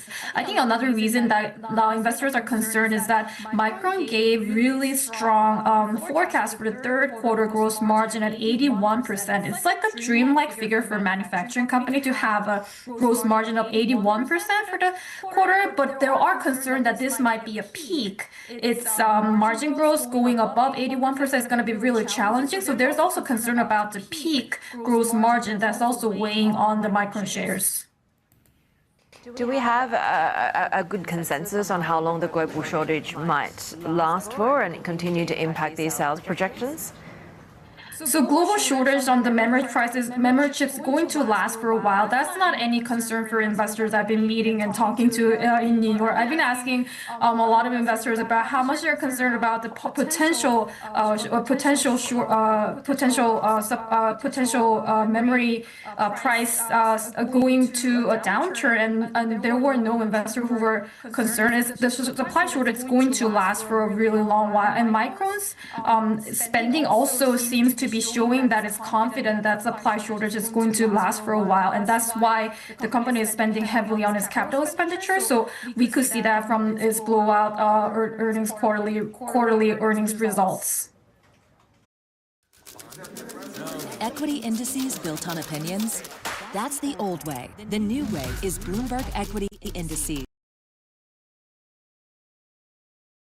Built using transparent, rules-based methodologies that are more responsive to changes in the markets, powered by 450 billion daily data points, and backed by research from hundreds of global experts, delivering benchmarks driven by the markets, not opinions. Bloomberg Equity Indices. Get evolved benchmarks for today's equity markets. In a world of seismic change, will your business shape the future or be shaped by it? How will we capture the imagination of tomorrow's consumers? Overcome operational constraints to focus on future growth? And unlock economic and social prosperity through environmental responsibility? With EY Parthenon and EY's full spectrum of services, we're reimagining the enterprise to shape the future with confidence. Bloomberg Asia Equities reporter Yu-Kyung Lee there joining us from New York. And given Micron's results, of course, we'll be watching some of those stocks in South Korea, especially SK Hynix and Samsung Electronics. According to Bloomberg Intelligence, their memory business could post gross margins of up to 80% in the first quarter and then up to 85% in the second quarter based on Micron's strong results. But do watch out for some potentially negative news. Samsung's labor union members have voted in favor of a strike and threatened a general strike to come in May. Heidi? Sherry, Tencent's ADRs in the U.S. session fell. Despite earnings coming in line with estimates, the company plans to at least double investments in AI to more than $5 billion in 2026. That's bringing our China correspondent Min Low in Hong Kong. So apparently that wasn't enough for investors. Yeah, the bar has been really high and it's just getting increasingly difficult to impress investors because Tencent did report very solid set of earnings, double-digit gains for the fifth consecutive quarter, 13% gain in revenue that is boosted largely by its main cash cow, which is the gaming segment, particularly its international gaming unit, which grew at a faster clip as well. But of course, a lot of attention is on its AI developments, right? The company said it's going to raise AI spending by 2 times this year. And last year it said it spent 18 billion yuan in its large language foundational model in its ChatGPT-like app called Yuanbao. So this year that means AI spending would be lifted to at least 36 billion yuan, but that still pales in comparison with the sort of AI spending we're seeing from the likes of Alibaba. And in addition, I think there has been a lack of clarity from the executives at the earnings call yesterday in terms of what sort of investment targets, what products are they going to be investing on, what sort of talent acquisition targets, and there's just not enough to whet the appetite of investors. And at the same time, it's also facing increasing pressure, not just from the likes of Alibaba, particularly when it comes to cloud computing. You can look at the stock, it's been lagging behind Alibaba for the past, since the start of the year. But Alibaba is the major leader when it comes to cloud computing, so that's a weak point for Tencent. But again, all eyes are going to be how it's going to roll out its own agentic AI service, which company executives did not provide a timeline for as well. Yeah, when it comes to Alibaba, we actually saw them raise their AI computing costs, right? So what are we expecting from today's earnings as well? Yes, so Alibaba has two main business segments, right? One is the e-commerce side and the other is the cloud computing. So e-commerce, we are expecting to see a profit drag just because it's been spending a lot on promotions. It's expanding into the quick commerce category, battling with Meituan. So we might see a bit of a profit squeeze there, although it might be better than the first half of 2025. We saw a big drop in its e-commerce business growth because of that price war. But when it comes to AI, as you said, Alibaba has been one of the most aggressive spenders, and now it's announcing price hikes as much as 34% that might quell some concerns around the sustainability of its investment. The company also just went through a major revamp, bringing all its AI products and services under one umbrella. But again, Alibaba, while it's a leader in large language model making, it still struggles to monetize, and it doesn't have the superpower that Tencent has, which is the WeChat app, which is so ubiquitous in China. And that's why Tencent is still seen as best positioned to capture this AI agent craze. But Alibaba will have to prove to investors how it's going to be able to monetize the huge amount of investment. We're also looking out for whether the company will revise upwards its capex spending as well. Bloomberg's China correspondent Min Lo there with the latest on those Chinese tech giant results. You can get more on the biggest stories in the tech sector on the Bloomberg Video Hub. You can also check out past episodes of Bloomberg Tech Asia and other shows on Bloomberg.com/videos.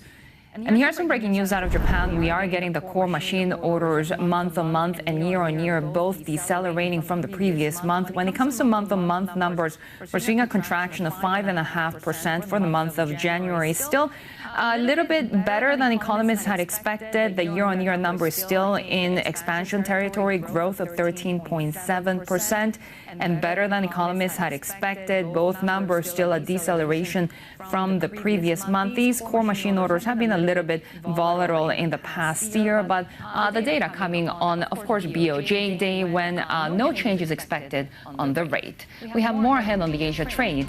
This is Bloomberg.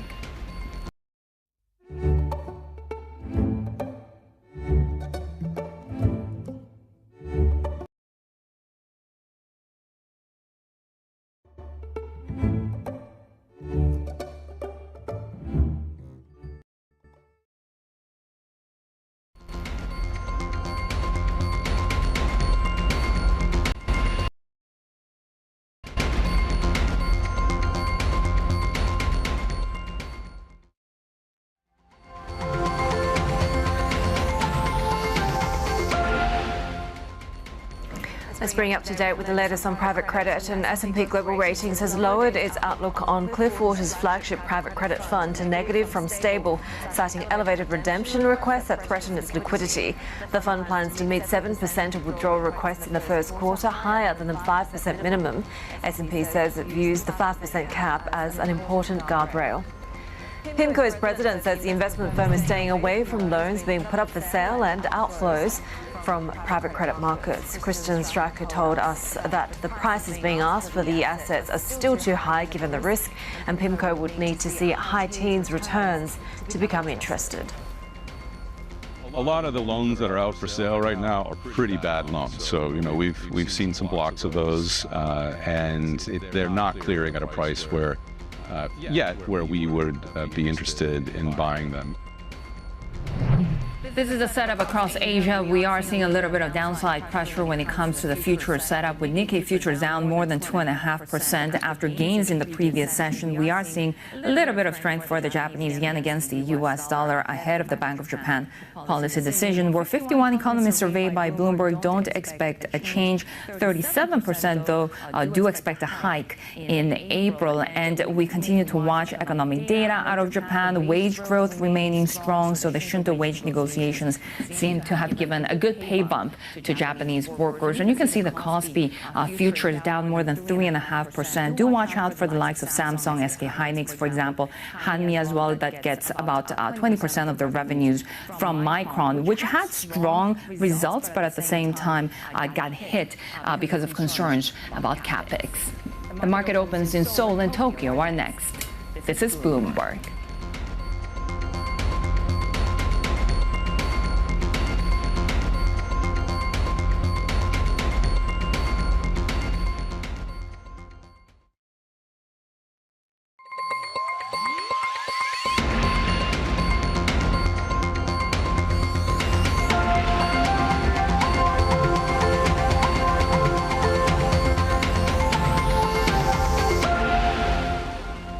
This is the Asia Trade. We're counting down to Asia's major market opens after we saw the worst Fed day for U.S. markets since 2024. That hawkish messaging coming from Chair Powell, Heidi, when it comes to, of course, inflation expectations on surging oil prices because of geopolitical tensions at a time when today here in Japan is also BOJ Day.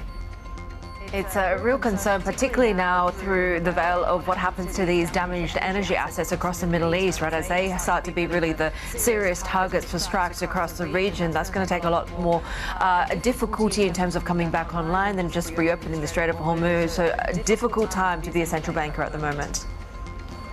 Yeah, especially in Japan, with more than 90% of oil imports coming from the Middle East. Of course, this economy is very sensitive to the developments around Iran and, of course, those oil and energy assets. But take a look at how we're setting up for the market opens, because we actually had a day of gains when it comes to the Nikkei stock market, but we're seeing declines of more than 1.5%, both for the Nikkei and the topics. The Japanese yen at that 159 level, very close to that 160 level against the US dollar, which is seen by investors as perhaps that intervention threshold. Authorities have already warned that they're very much watching the FX movements here in Japan. We continue to watch the JGB space as well. This, of course, as we're watching fiscal spending in this country, we know that the government is trying to support households with that fuel price cap at a time when we're also contending with geopolitical tensions. We mentioned Iran. We know that Prime Minister Takaichi is meeting President Trump tonight. So what could come out of those discussions will also be key. Do keep an eye on the tech sector, not only just in Japan, but also in South Korea. Micron came out in the overnight session, strong revenue outlook, but it was the concerns about capex that really hit the stock. So we have Samsung Electronics, SK Hynix, and that, of course, operate in South Korea. Hanmi, that gets 20% of the revenue from Micron, that could potentially move in today's session. And you can see the Korean won, that weakness against the US dollar past that 1,500 level already, as the Kospi is now down more than 2.5%, Heidi.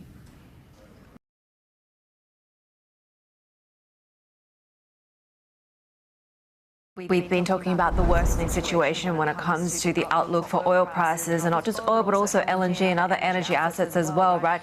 We are seeing that big jump when it comes to Brent, jumping 2.8% above $110 a barrel as the situation continues to worsen. We've seen major energy assets, some of the most important in that region, being attacked. So it's really raising concerns of a more severe and long-lasting impact from this conflict. We've seen the likes of, for example, Qatari infrastructure, the largest LNG export plants suffering extensive damage. We'll see that play out through the course of the Asian session there as well. We are also seeing that sell-off across treasuries being resumed. Chair Powell saying that all of this hinges on inflation's path. We also have some breaking news when it comes to HSBC at the moment. The bank is said to be weighing deep job cuts over the coming years. The CEO, Georges Eldery, is betting on AI to shrink its middle and back office footprint. So we're looking at non-client facing roles in global service sectors as some of those areas most likely to be impacted. The changes potentially impact around 20,000 roles, about 10% of HSBC's global workforce. So we'll continue to bring those details to you on HSBC. That's just crossing the Bloomberg now. But let's get back to our next guest, who says oil prices may not come down and that inflation risks are being underappreciated. With us now is Julia Wang, who's a North Asia CIO at Nomura International Wealth Management. Julia, great to have you with us, and it does feel like investors are grappling with this possibility at the moment.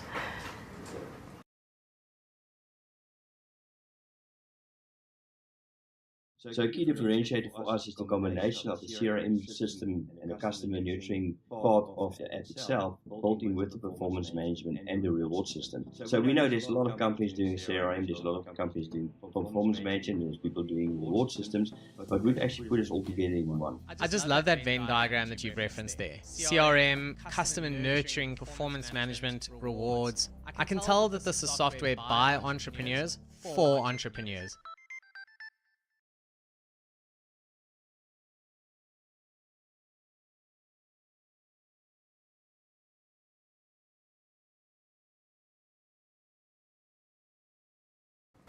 Yeah, sure. Good morning. Thanks for having me. So we think the prevailing market sentiment, I think it's still that, as hopefully the military or the intense part of the military conflict winds down, the oil price will drop immediately back towards $80 or maybe something even below that. Now, we think that if you take stock of what's actually going on in terms of the damages to the oil and gas facilities that you've been talking about this morning, the fact that it's been dragging on for 3 weeks, and the momentum of war is starting to, it looks unabated as well. We do think that chances are that as this continues to drag on, then the medium to longer term oil price expectations will start to change as well. And we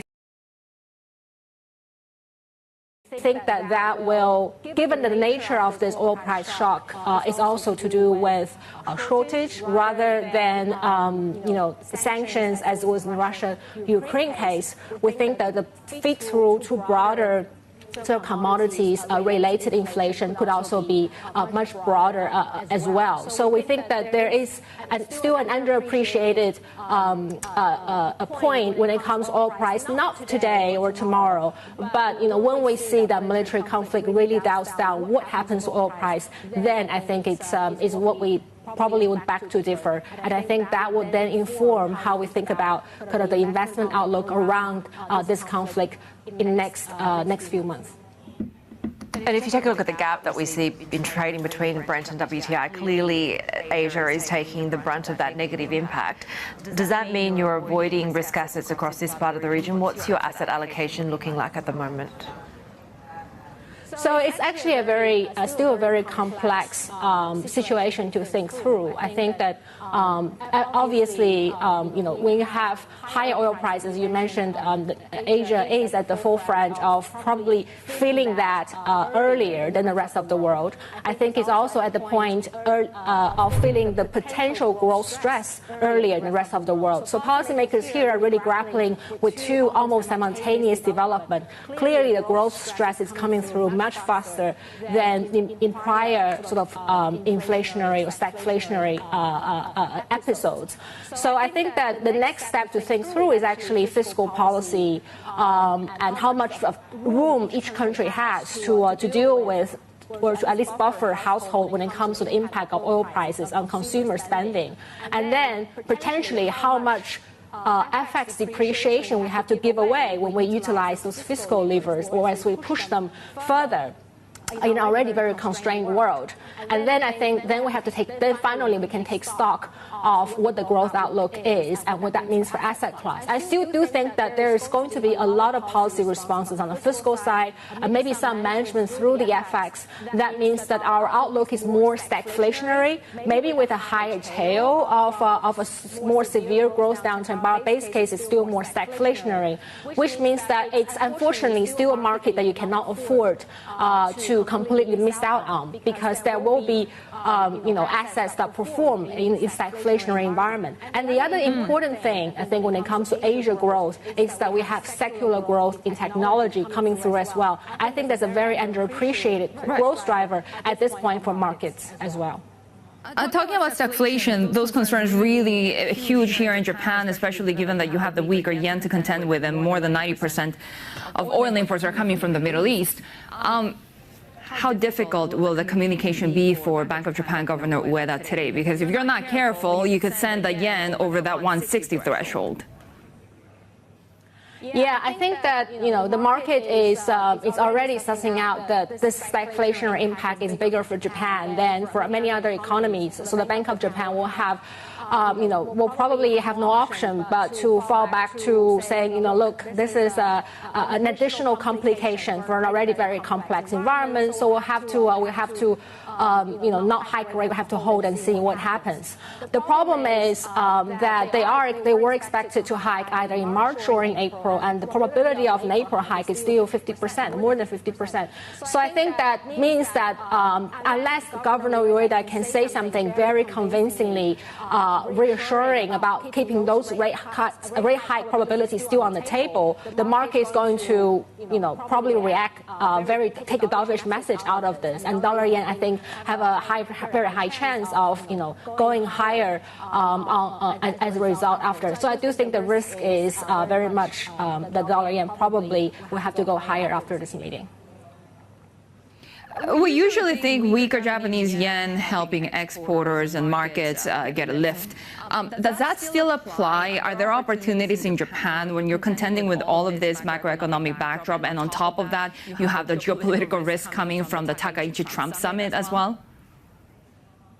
So I think that the growth drivers are much more diversified at the moment when it comes compared with a few years ago, and that's something we try to highlight in our 2026 outlook. When we said it's a very multipolar kind of environment, you have technology, which is secular. Japan is involved in upstream of that, and Japan also, I think, could use technology or AI in its favor to boost productivity growth. I think that imperative grows by the day as the cyclical segment of the economy will be under pressure from high oil prices. There's also, fortunately or unfortunately, the rise in global defense spending that also looks to be secular as well. So there's, I think, other growth drivers, and of course, on top of that, it's the overall export outlook that you mentioned. Typically does benefit a little bit more from like those machinery sectors, etc. That benefits more from a weaker currency. So I think there's enough growth at the moment that really means that that's to support the overall market outlook at the moment, and to support a continued growth in the next couple of months. But I do think that the risk is that some of the cyclical part of the economy probably will be much weaker on the other side of this, and I think that's something the market probably still is yet to reflect. Julia Wang, really good to have your views, North Asia CIO at Nomura International Wealth Management. And given Julia's comments on that cyclical risk when it comes to the global economy, we have seen that downside pressure when it comes to base metals. And of course, we continue to watch the broader commodity space and very much focus on the oil prices. We continue to rally. Natural gas prices also jumping as we saw those attacks on a major LNG site in Qatar, not to mention that we're hearing reports from Qatar that they're dealing right now with a fire at Ras Laffan industrial area. So that is due to a second attack, which had already suffered an extensive damage scenario after Iran really fired at those facilities. Let's discuss what's happening with Bloomberg oil trading reporter Rong Wei Neo. In a world of seismic change, will your business shape the future or be shaped by it? How will we capture the imagination of tomorrow's consumers? overcome operational constraints to focus on future growth, and unlock economic and social prosperity through environmental responsibility. With EY Parthenon and EY's full spectrum of services, we're reimagining the enterprise to shape the future with confidence. Where are we expecting commodities prices to go, especially the energy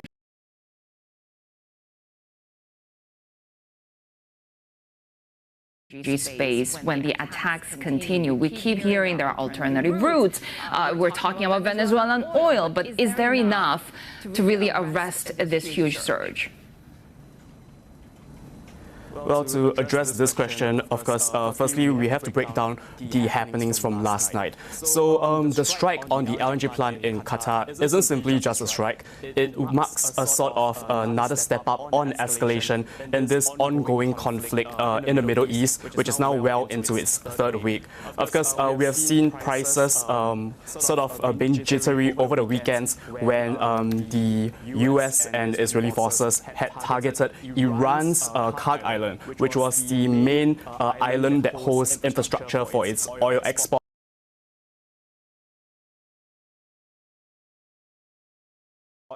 And back then, even though the US had said that they did not touch oil infrastructure, Iran has sent out a message that if that really happens, basically they will go all out and they will be attacking the oil infrastructure of their neighboring countries. And that's what we are seeing that's pretty much unfolding right now overnight as the Israeli-US forces struck an oil and gas field in Iran. Iran has begun to retaliate. And Qatar is just the first of its victims, and we potentially could see the conflict being stretched out. So it does seem like right now oil prices are facing a lot of upwards pressure. We have talked about numerous, I would say, solutions, workarounds to get oil out of the Strait of Hormuz. But let's not forget that this situation is kind of like a sticky situation. The longer this conflict lasts, we will have to spend much more time to unwind the damages or the logistical chokeholds that have accumulated across the course of this conflict. Wrongway, we're also seeing some reporting on India sending warships to the Gulf of Oman and Arabian Sea to try and ensure safe passage of its vessels. We understand there are oil tankers, LNG vessels there that are currently stuck. We're also seeing the Wall Street Journal reporting that India is buying more than 30 million barrels of stranded Russian oil. Do we see a pretty clear bifurcation of the haves and the have-nots in this situation, where the likes of India, China, the countries that are sort of being allowed to still have passage and access to this oil are going to be doing much better than the rest of the region? Now, this is a tricky question to handle because even until today, there is no formal, I would say, concessions to allow these so-called allied countries to have safe passage across the strait. Of course, we are seeing countries such as India, whose, I would say, its situation is more dire, is facing a lot of shortage in terms of domestic heating and cooking gas and all that. So its authorities have been doubling down on trying to get supplies out of the straits. And that's because domestically, they're facing quite a drastic energy crunch. And of course, for the Chinese, we have talked about just in the past week alone, a lot of ships declaring that, hey, we have Chinese crew on board, we're of Chinese origin. This was something that seemed to work for some of these ships. But even until today, it's not so much of a formal agreement as well. So it's pretty much unclear to see how this would unfold. A bifurcation will kind of take some time before we can kind of see it, I would say, manifest itself more concretely. Our Bloomberg oil trading reporter Wrongway Neo there with the latest as we continue to monitor these oil headlines. Brent continuing to see that upside over WTI. More ahead on the Asia trade. This is Bloomberg.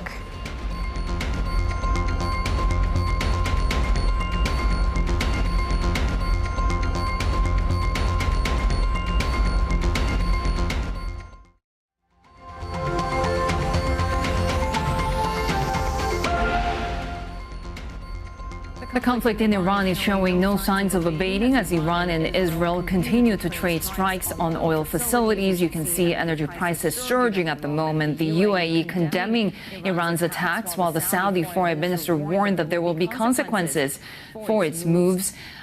We have seen these prices spike after the world's largest LNG export plant in Qatar suffered, quote, extensive damage. Let's bring in Bloomberg Politics editor Laura Davison and Laura Raslafan, actually seeing a second attack by Iran. What's going on at the moment? This has, been a really a banner day in terms of escalatory attacks, particularly from the Iranian side, coming towards hitting several different sites in the region, particularly energy infrastructure. That's causing a lot of concern. You even have between Israel, the U.S., and some of the allies in the region, some tensions flaring a little bit. The Qatar coming out and saying it was irresponsible for Israel to make some of these attacks, because they're leading to some of these the retaliation. Particularly this LNG plant in Qatar that was hit that is now suffered extensive damage. It raises just a lot of worries that already the worries that we've seen in the oil markets today of prices rising are just going to continue. Energy assets under threat, but also, of course, shipping routes. This is a problem with the Strait of Hormuz, but President Trump wants to make perhaps shipping a little bit easier. Yes. So Trump has rolled out, several different plans. The details, though, have been scant. He said that there would be U.S. naval escorts through that. We haven't really seen that come to fruition, as well as, increased insurance, that the U.S. agency would be willing to back. It's just not clear, though, that anyone is willing to send ships and their people into that because of just the increased risk of everything happening here. We're also seeing, the U.S. is mulling a couple different things, both an increased military budget by about $200 billion. It would be a huge increase. As well as a report just now from Reuters that they're looking at sending thousands more troops to the region, particularly looking at Iranian shores to help secure the Strait of Hormuz. None of these things have been decided yet, but just sort of represent what the U.S. is thinking about and what could be a very long, protracted conflict that involves a lot more money and a lot more people.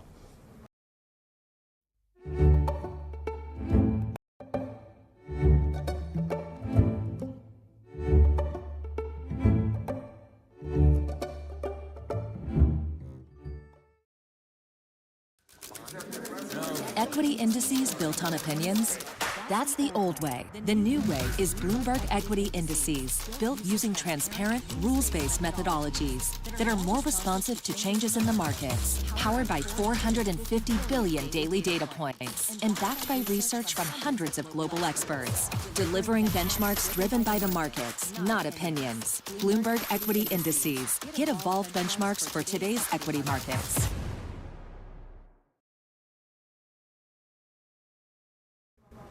We know China has been pushed back for a bit, but it is an extraordinary time to be going through with the Japan-US leadership summit too. Yes, Trump, is facing a lot on his plate today. And Takaichi is going into a situation here, where tensions are really high. She'll meet with the president, about 11 p.m. Eastern time in Washington. 11 a.m. in Washington. She'll sit down with him in the Oval Office. Press will be present there, be able to ask questions. So this conversation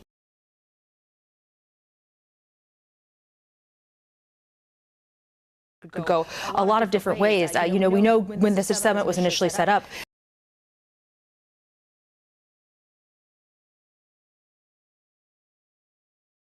the focus was going to be on U.S.-Japan investments. So there's, plans for a investment, Japanese investment into U.S. shipbuilding. This is sort of one of those strategic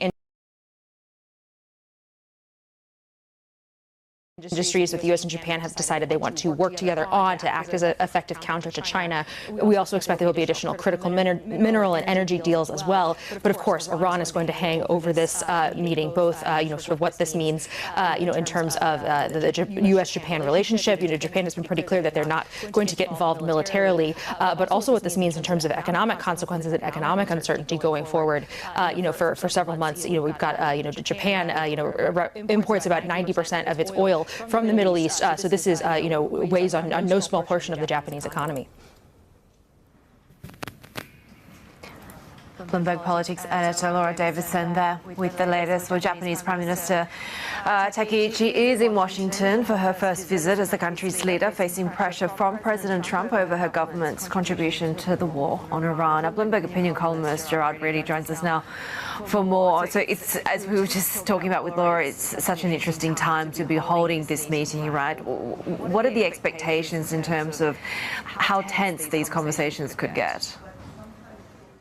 Well, I think it's a bit of a risk, typically these events are very staged, managed. All of the, all of the talking points and everything that's going on are handled beforehand. And obviously the situation in Iran has made that a little bit more unpredictable. I think some people are afraid of, a White House bust-up of the style that we've seen when other foreign leaders have arrived there before. Personally, I would think that the chances of that would be pretty low. Having said that, the Japanese side are a little bit, they've been thrown for a loop a little bit, as we all have, by the situation in the Middle East. This meeting was expected. The reason that this meeting is even happening at all is because President Trump was supposed to go to Beijing early next month, and the Japanese side wanted to make their case to him to avoid being cut out of any potential bilateral deal that might happen when that visit takes place. Now that meeting has been delayed, so even the point of the meeting is a little bit moot, and there's these whipsaw requests for support in opening up the Strait of Hormuz, and then yesterday we saw that request basically being rescinded. So I think from the Japanese side they're a little bit cautious about what exactly the expectations are going to be from the US side. What have we seen in past episodes of international conflict on how Japan has dealt with those, especially given its legal and constitutional restraints? Yeah, Japan is obviously, very tightly bound by what they can actually do in this situation, unlike most of the other U.S. allies who have, rejected or demurred on assisting in reopening the Strait of Hormuz. Japan is really constrained by the pacifist constitution in terms of what it can actually do. Having said that, one of the episodes that lives long in memory here in Tokyo is the Gulf War in the early 90s, when Japan contributed a very large amount of money, $13 billion, if I recall correctly, but was not able to contribute to the multinational force that the U.S. led at the time in Kuwait. That led to Japan being accused of checkbook diplomacy. The Kuwaiti government famously left Japan out of an ad that they took out in the newspaper thanking the countries that came to its aid. So Japan is very hesitant to be seen as as a hanger-on or someone who doesn't contribute, and especially when it comes to the U.S. and I think even more so when it comes to President Trump. That's why I expect them to find some way in which they can contribute, whether that's in logistics. We've seen refueling, peacekeeping missions, humanitarian aid, something like that. I don't think that there will be an outright rejection if indeed President Trump formally requests Japanese assistance in reopening the strait. Bloomberg's Gerard Reedy there. Do check out his column on Prime Minister Takaichi's diplomatic tightrope in the U.S. More ahead. This is Bloomberg.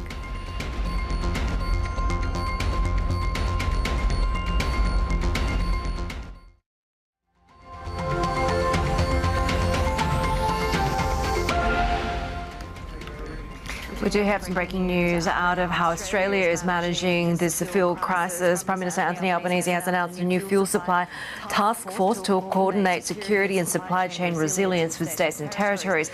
The ex-energy regulator has been appointed to head up this newly created task force. This is Anthea Harris, as a former head of the Australian Energy Regulator and the Energy Security Forum. It sits within the Department of PM and Cabinet.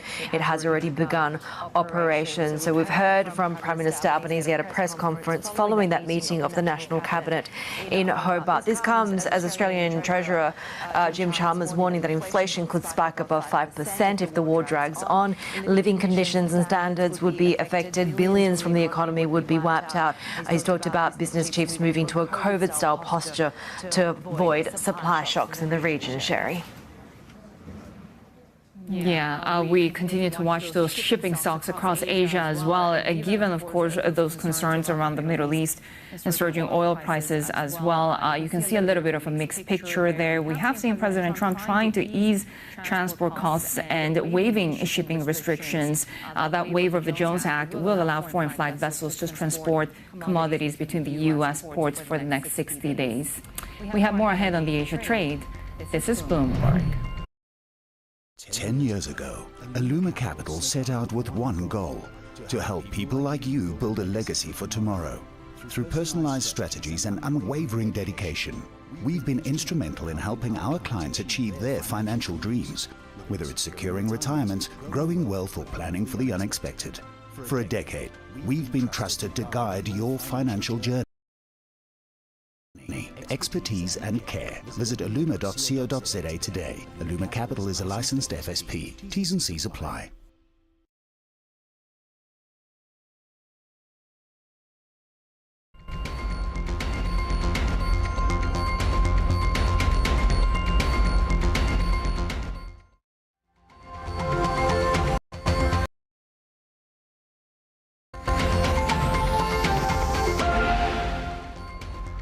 We do have some breaking data when it comes to the labour market here in Australia, just crossing the Bloomberg.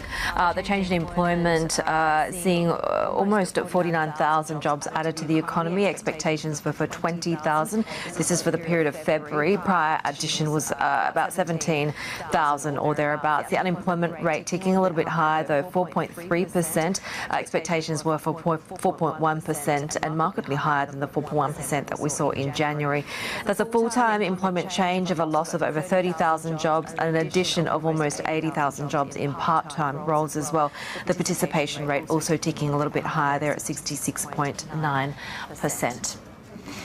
Well, to one of our top stories today, and HSBC is said to be weighing a wave of deep job cuts over the coming years as the CEO, Georges Aldery, bets on AI to shrink its middle and back office footprint, I should say. For more on this, let's bring up Bloomberg Finance editor Adam Haig. Adam, what do we know in terms of the strategic ambitions here? HSBC, for a number of years now, has undergone a lot of changes. It has, Heidi, and really what we're reporting today is kind of the next phase of El Hedry's kind of plans to restructure this bank. And he's since arrived in 2024, of course, been, fairly instrumental in driving massive change across the business. So really what we're looking at now is, potentially a plan that could impact around 20,000 people. So HSBC employs about 210,000 globally. So this is clearly, around 10%, a significant chunk of the workforce, and really this is an early stage of this planning. That's clear what we're reporting today, and no kind of final decisions have been made, but this will largely impact middle and back office roles, especially in the kind of the global service centres that HSBC has. And clearly this is kind of a ramping up of what he's doing in terms of trying to drive efficiency through various different areas of the bank. And clearly he's been doing that for the last little while since he joined the company, and this is a real ramping up of that. How's the business been doing so far? Well, of course, Sherry, HSBC has been kind of reflecting some of these huge changes that the CEO is currently undertaking, and the share prices have responded very well to that. And you heard in the earnings last month, a real kind of bringing forward of some of the cost-cutting plans and some of the targets that they're really driving at to increase return on equity for shareholders. And this, you have to see it as a kind of a holistic way to try and continue that drive, really. Clearly cutting costs in its labour force in a very meaningful way is a continuation of a strategy that he began very quickly when he joined in 2024, and this really does drive this one notch higher. I would remind everyone that the plan is in an early stage, so things can change, but clearly impacting about 20,000 people, it's clearly a big push here. Finance editor Adam Haig there with the latest on HSBC. We're, of course, also watching the tech sector. We had overnight strong results from Micron. The revenue outlook was pretty positive, but it was really that indication of overspending that hit the stock. And we're seeing some broad downside across markets in Asia. And you can see right there Samsung Electronics, SK Hynix taking a hit in the early session as well. We had heard from Bloomberg Intelligence that SK Hynix, Samsung's memory businesses could post gross margin of up to 80% in the first quarter based on Micron's strong results. But we have a down day overall in today's session. We're also having a big day in China. Tech earnings there that we're watching for. Alibaba reporting later. Investors already assessing Tencent's plans to at least double investments in AI this year to more than $5.2 billion. ADRs were down almost 5%. Let's get more with Sean Yang, Senior Research Analyst at the Red Research. Great to have you with us. First of all, give us your take of Tencent's results, especially when it comes to their strategy around AI. Sure. I think for Tencent, the good thing is that their core businesses, gaming, advertising, actually perform very stable. And also that their cloud business, they said that for the full year deliver profits. These are probably some good things. But I guess that basically investors have more concerns about its AI plan. Tencent management spend a lot of time talking about their AI strategy and earning. But I guess to some investors, they find that the capex spending is lower than the peers, and also seems that Tencent's large language model is still, kind of under development. And definitely there are a lot of Tencent definitely has a lot of advantages. They have WeChat, they have a social network. They hope that that can transfer to their advantages in AI, but I guess that investors probably just in a wait and see mode now. So. Yeah, so perhaps not surprising that we have seen them scale back their share buybacks this year. Is this an indication of what we might expect from other tech giants as well? Of course, we have Alibaba results too. Well, I think that I can't make very specific forecast for individual company, but I think it's fair to say probably it's going to be a sector-wise thing. That we have seen that these Chinese internet companies improved their margins for the past couple of years, and now I think they're facing a very big opportunity of AI. Definitely, they want to have more money to spend in capex, spend in advertising. Either AI is seen as a new portal for gaining users, or as a new opportunity to increase the penetration in enterprises. I think to everyone that it's a chance that you can't miss out. So yeah, I think the sector-wise thing that we have already seen some other Chinese companies, internet companies, increasing spending in AI. And I think there will be more people, companies following that. So, what was behind the investor reaction then? Is this just a situation where the company continues to outperform, but expectations just ramp up even more? Yeah, I think it's a good question, because investors always ask that. For example, if Tencent increased their capex spending another 50%, what's your takeaway? I think that the key thing is not about the absolute amount of spending. It's about ROI. It's about return of this investment, which means that investors can tolerate about high spending in AI, but they would expect some concrete result. For example, do you have a very advanced large language model can be compared with global peers? Have we seen that your chatbot gaining users, or can we see that your AI related service is ramping up in these enterprises and drive up perhaps your cloud service revenue? So I think this is the key point. Investors would like to see more investment in AI only if that this investment can deliver concrete results. I think either in in user number, in revenue, or probably people are talking about the token consumption. But we have to deliver something, something that the investors could see. Do you think investors will have to practice a bit more patience with Alibaba as well?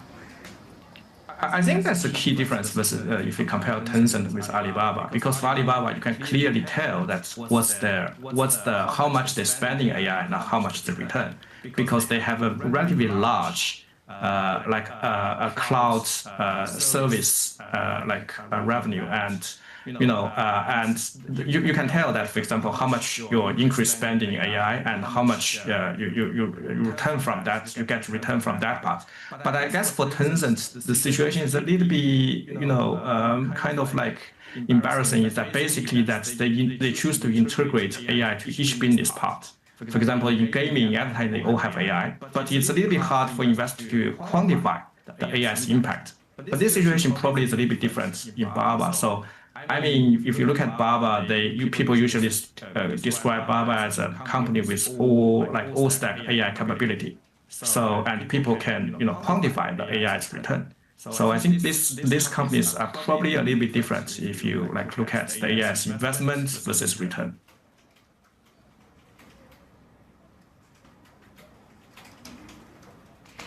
John. Yeah.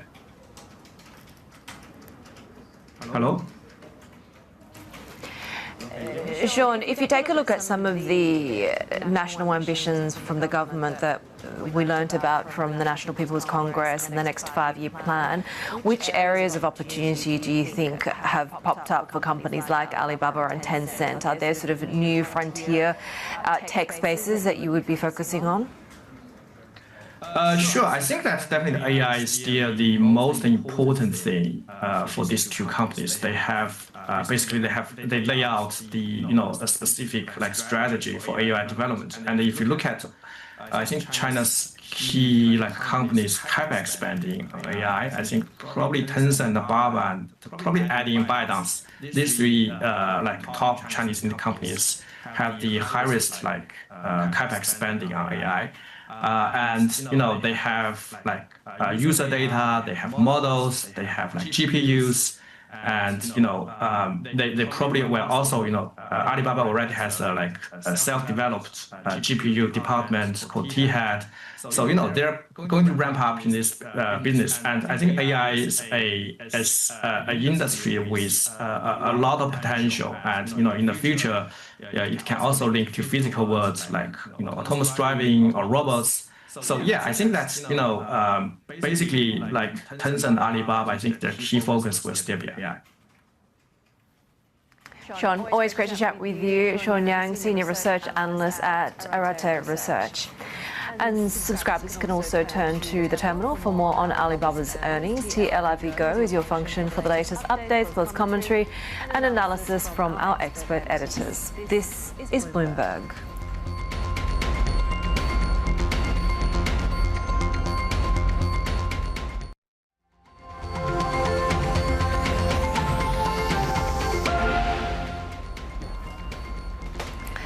Let's take a look at oil as we continue to see these developments driving, in particular, that gap wider between WTI trading and Brent crude. Brent clearly seeing that outsized impact, which will sort of peter through to what we see as Asia-Pacific economies being hardest hit by the rise in energy costs. And we continue to see the standoff when it comes to the Strait of Hormuz as well, despite some reports, at least unofficially, that some vessels from certain countries seen as, I guess, friendlier to Iran are being allowed through.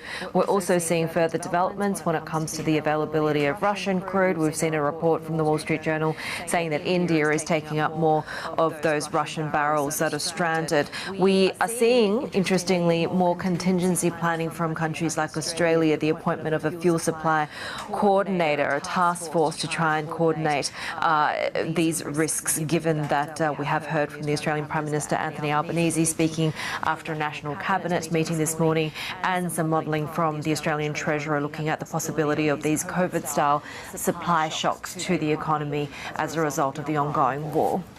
Let's bring in, for his views on oil, Claudio Galimberti, who's a chief economist at Rystad Energy. Claudio, really great to have you with us, particularly at a time where the news is so fast-moving. What do you make of the dynamic at the moment? Because there is a sense that perhaps some of these oil pressures could be more sustained, particularly if we're talking about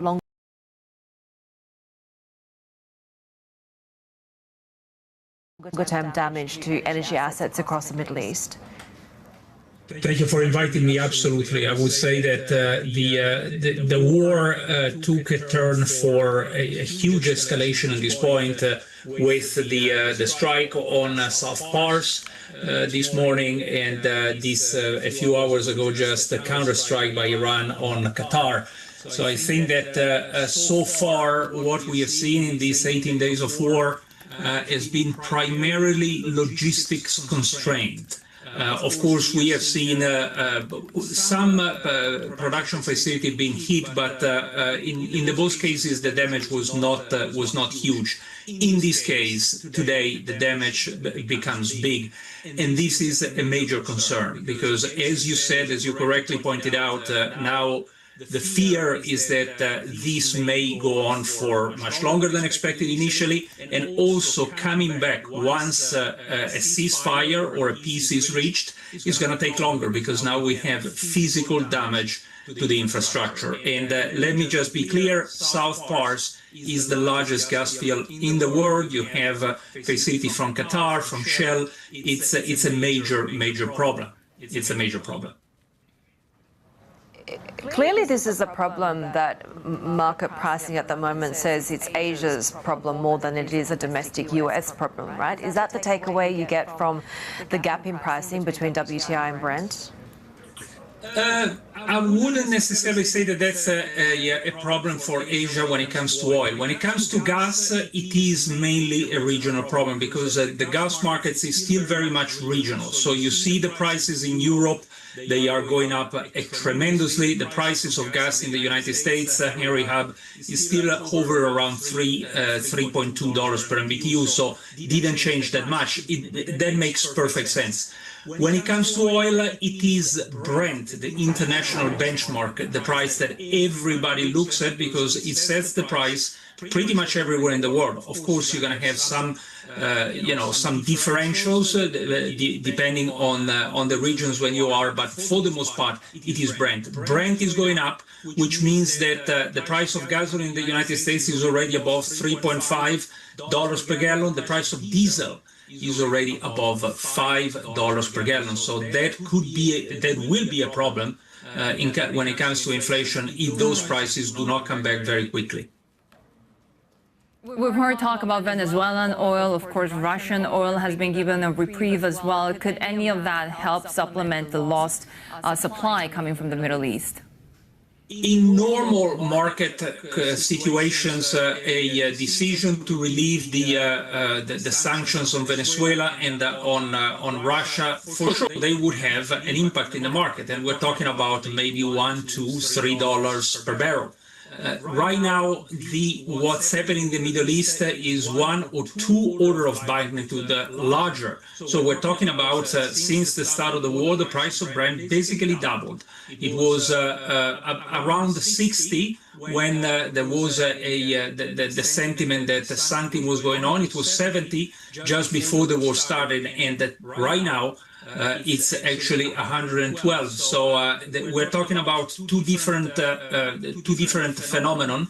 And the things that is happening in the Middle East is the largest supply event in the oil and gas market that I have seen in my career, and I started in 2002. Oh wow.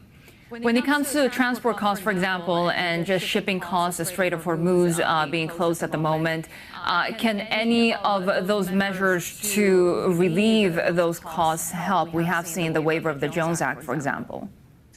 It does.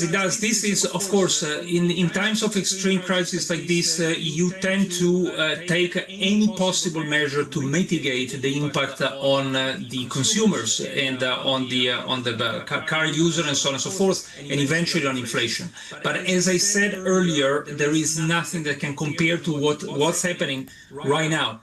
Everything when it comes to the oil and gas markets is a matter of supply and demand. Right now we have the supply of oil shut in equals to 8.6 million barrels per day. I just give you an idea of what it means. It basically means almost 10% of the total production of oil. There is nothing that can compensate for that apart from starting production again, which hinges on opening up the Strait of Hormuz. Claudio Galimberti, really good to have you with us, chief economist at Xauusd Energy, as we continue to follow the surging oil prices. In fact, Finance Minister Katayama here in Japan talking about that energy subsidy being implemented as an emergency step in order to help households at a time when she's also acknowledging that oil prices are affecting currency trends. She's speaking at the moment as we continue to watch the latest developments in Japan ahead of that Bank of Japan policy decision. A rate hold is expected today. Let's bring in our economy and government editor, Paul Jackson, with what you're watching here in Japan, because we're not necessarily expecting a move from the BOJ, but so much more happening at the moment. So I think one of the key points today is, can the Bank of Japan deliver some kind of hawkish hold?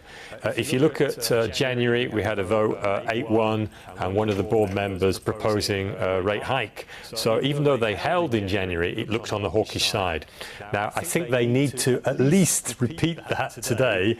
Otherwise, we could see some sharp movements in the yen.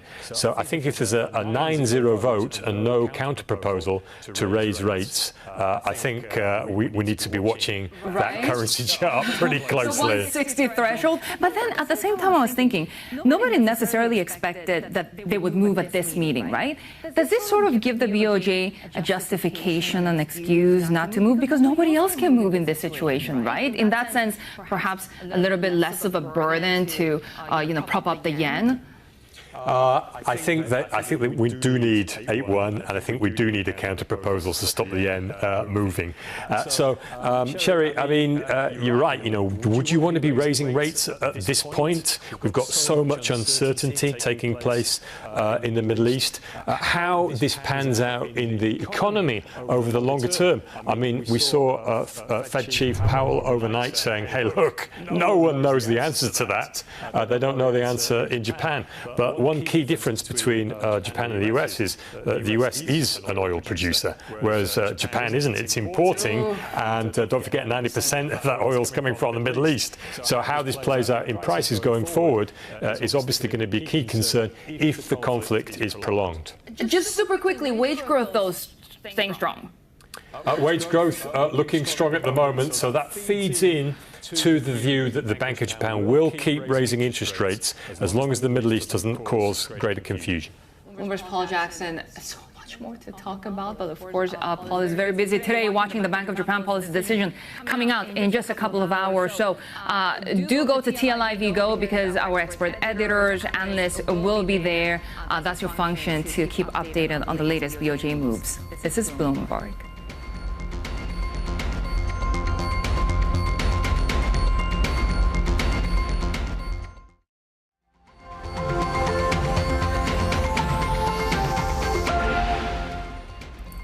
Take a look at what we're watching when it comes to what's driving trading in Australia this morning. We had jobs numbers saying unemployment staying relatively low in February. Jobs gains continue, but all of this kind of backing the hawkish RBA stance, if you will. A lot of that drive really coming from part-time roles. So according to the data that we had, the jobless rate climbing a little bit higher to 4.3%, higher than the forecast 4.1%. So all of this coming 2 days after the RBA delivered its second consecutive rate hike. We also have the RBA's financial stability report as well, really highlighting a good degree of resilience for the Australian financial system, but the risk of a more material adverse shock has increased over recent weeks. So still citing most Australian households and businesses have strong financial positions, but the 4 areas of global risk include the potential for more geopolitical tensions amid the war, macro financial vulnerabilities in China. Sherry. Yeah, which will be very consequential for the South Korean economy as well, right? Take a look at those assets broadly in the red today. And wow, look at the Korean won past that 1,500 level against the US dollar. We're hearing the government, the Bank of Korea, they're all working together to take market steps if necessary. So do watch out for those big moves. And intervention watch is the word of the day, isn't it? That's it from the Asia Trade. The China Show is next. This is Bloomberg.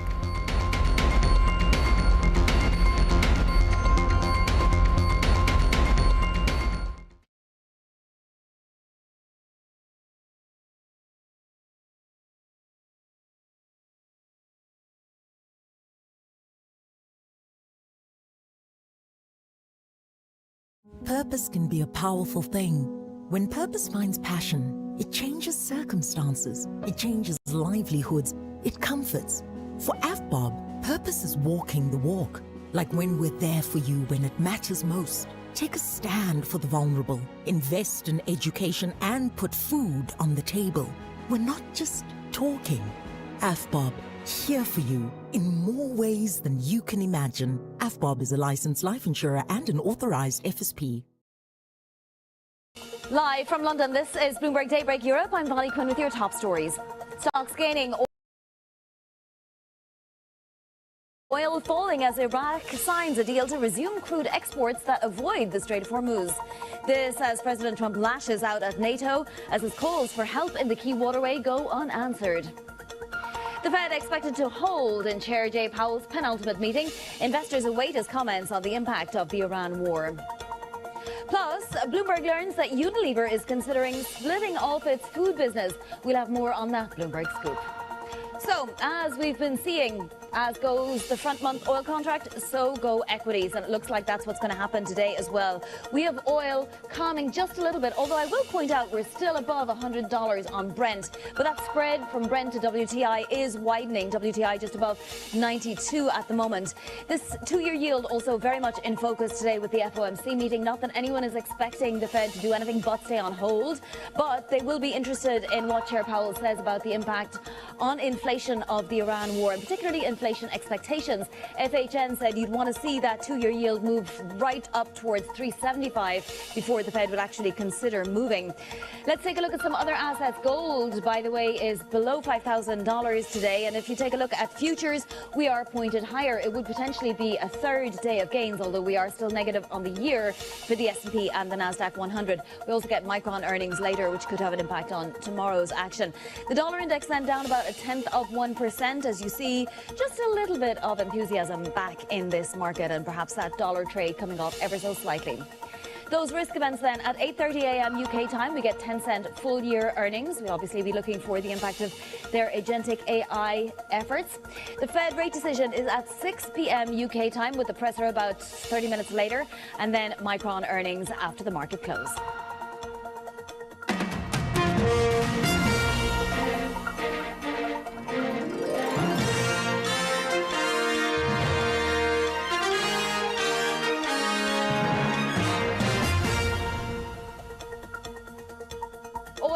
This morning as Iraq signs a deal to resume exports via Turkey that would avoid the Strait of Hormuz. Shipments are set to resume in about an hour's time. Let's check in on market reaction and, of course, wider Asian markets with Winnie Su now in Hong Kong. Winnie.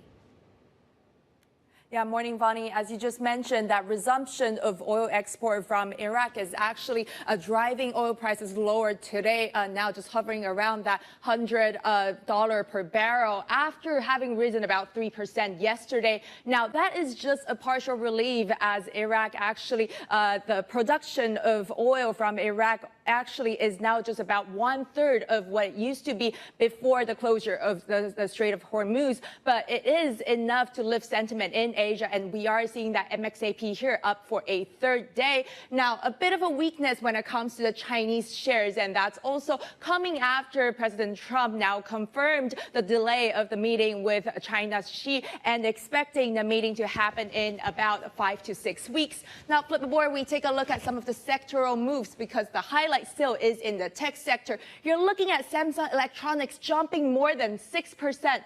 The company had an annual shareholder meeting today with highlights around the still very strong AI demand, as well as the tightness when it comes to memory chips. But on the other hand, we're also still getting these tailwinds from the series of bullish comments from NVIDIA's Jensen Huang from manufacturing more H200 chips for China, as well as saying that OpenClaw, China's OpenClaw, is actually definitely going to become the next ChatGPT. So you can see that the shares related to OpenClaw, Minimax, and Zhipu both up double digits. Now, flip the board, we also take a look at Japan because just like other areas in the world, we are also waiting for that central bank decision from the Bank of Japan tomorrow. But also tomorrow, we do have that meeting between Prime Minister Takaichi and President Trump. Now, things are getting a little bit more complicated now that Trump said that he is no longer needs help from his allies, including Japan. But we are still hearing that there is going to be a joint agreement when it comes to development of rare earth between U.S. and Japan. Hence, we are seeing that trading companies, specifically in Japan, leading gains of the broader Japanese stock market. Back to you, Vonnie. All right, Winnie, thank you so much. That's Winnie Su there in Hong Kong. U.S. President Donald Trump then has given up on efforts to recruit partners for the war with Iran. Germany, France and Norway are among those that have explicitly ruled out participating in the U.S.-Israeli operations. Trump scolded allies who openly rejected the appeals. I think NATO's making a very foolish mistake, and I've long said that, I wonder whether or not NATO would ever be there for us. So this was a great test, because we don't need them, but they should have been there. The other thing is, and I think, very important, we didn't have to be there for Ukraine. Equity indices built on opinions? That's the old way. The new way is Bloomberg Equity Indices, built using transparent, rules-based methodologies that are more responsive to changes in the markets, powered by 450 billion daily data points, and backed by research from hundreds of global experts, delivering benchmarks driven by the markets, not opinions. Bloomberg Equity Indices. Get evolved benchmarks for today's equity markets.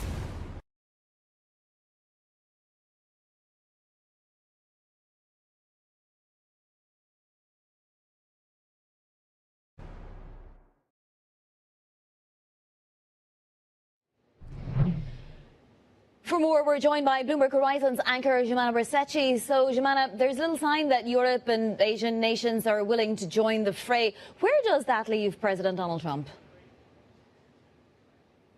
Yeah, well, it looks as though he's abandoned his efforts now to build up a coalition, at least with some of these European and Asian partners. You were just saying there, it's been explicitly ruled out by Germany, France, Greece, by Canada, by Norway. I mean, these are major nations saying that they're not going to subscribe to this maritime mission. And then also we just played some sound there from President Trump, essentially taking another jab at NATO allies, saying that this could have been a real test for them. Because we don't need them, but they should have been there. So it really just underscores the cavalier attitude that he has and has had towards NATO partners. But it doesn't just stop there. Even with Asian partners, he also put up a post saying that he doesn't actually need the help of the likes of Japan, Australia, South Korea. There you have the post up on the screen, signaling that they are perhaps looking at other means of trying to reopen the straits. I will say that overnight, though, one country seems to have thrown their hat into the ring.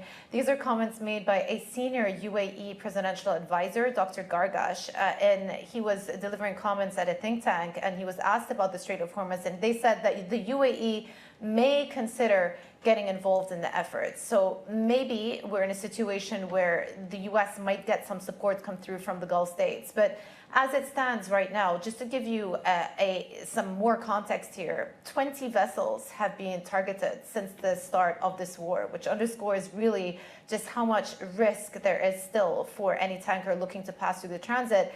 At the same time, over the last 24 hours, about a dozen Iranian-linked vessels have managed to successfully pass through, which tells you that Iran are still effectively maintaining control of the passageway of these tankers and these vessels. And it is a political hot point. But as long as the Strait of Hormuz remains effectively shut, we're going to continue to see upward pressure on these oil and global energy markets.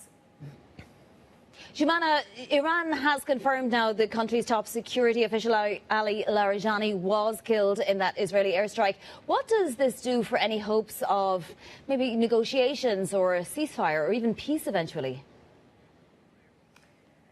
It doesn't really appear that that is on the table, Vonnie. This is day 19 of the war. No signs really of things de-escalating. The response from the IRGC, a commander, has come overnight after they confirmed the killing of Ali Larijani, of course, a key figure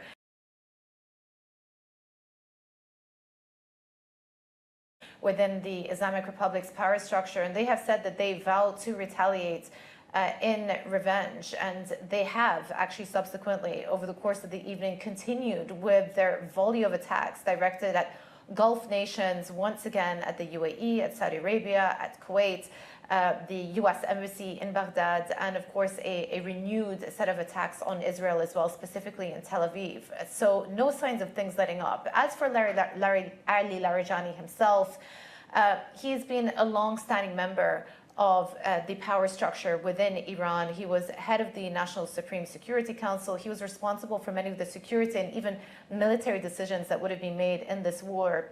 Some analysts are saying that because he was more of a political face to the Islamic Republic, he could have been a window, a sort of channel for diplomatic efforts in the future. But at the same time, we must also not forget that he played an active role in the brutal suppression of any of the demonstrations that took place, particularly in the crackdown that took place back in January, very close to the former supreme leader, and was a key figure within the regime. And so the effective taking out of him doesn't necessarily mean that the power structure itself is being dismantled. And I should just say that we here in the UAE are getting alerts now. So I'm going to leave it there. Yep. We heard you getting that alert there, Jumana. Stay safe. That is Jumana Bersachi in Dubai. Let's get more on the targeting of Iran's leadership now from Bloomberg's Dan Williams in Jerusalem. Dan, what's the thinking behind these targeted killings? What are the Israeli papers saying? Good morning. I'll just follow up on Jumana's excellent overview of Larijani's position within the Iranian system. It's worth remembering that at the outset of this war on February 28th, statements made both by the US President Trump and the Israeli Prime Minister Netanyahu made clear that a downstream objective of this war was to free up the space necessary for the Iranian people, as they put it, the Iranian opposition, to topple the regime. It appears clear that that's partly being achieved by eliminating members of those regimes, especially ones that might have been considered most formidable in putting down opposition within Iran. So it would appear that in the absence of capitulation by the regime, in the absence of abdication by the regime, the allies are going for decapitation of the regime. There's also a bit of a ticking clock on this. This weekend is Nowruz. It's the Persian New Year. This is an ancient festival that well predates the revolutionary government, the Islamic revolution in Iran. It's obviously a focal point of the calendar for many Iranians who would like to see a return to pre-revolutionary Iran. And the Israeli Prime Minister said openly yesterday that efforts are underway to make the streets clear and safe for Iranians to come out and mark that festival. It's clearly a signaling to the Iranian opposition that the Israelis are using firepower, and perhaps the Americans as well, to remove representatives of the state who might try again to repress a groundswell of resistance, a groundswell of opposition, a groundswell of national solidarity. So that would appear to be the strategy as of now, firepower twinned with outreach to the Iranian people, the Iranian opposition. Dan Williams, thank you very, very much. That is Dan Williams there in Jerusalem. And I just want to mention that oil has started flowing. We just got a headline a few moments ago that Iraq has started the Kirkuk oil exports via Turkey's Ceyhan pipeline. So this was a way to avoid the Strait of Hormuz if Iran and Kurdistan could get this oil flowing in an agreement, which they have done, and that oil has now started flowing. Small amount in comparison with what would be going through the Strait of Hormuz. Obviously, Iraq's production had already fallen to about a third of its typical production at 1.4 million barrels a day, and this is a few 100,000 barrels. But again, at least that oil has started flowing via Turkey's Ceyhan pipeline. Bond traders pairing bets that Fed rate cuts will happen this year, and that's, of course, ahead of today's rate decision. Let's bring in Bloomberg MLive strategist Mark Cranfield. Mark, so what are we going to hear today? There'll obviously be growth worries. There'll be inflation worries building among traders. What will Jay Powell and the FOMC try to say to calm nerves? It's going to be very difficult for the FOMC today, particularly for Jerome Powell. And traders can see that he's really between that so-called rock and a hard place. On the one side, we've recently had unemployment data in America, which is very weak.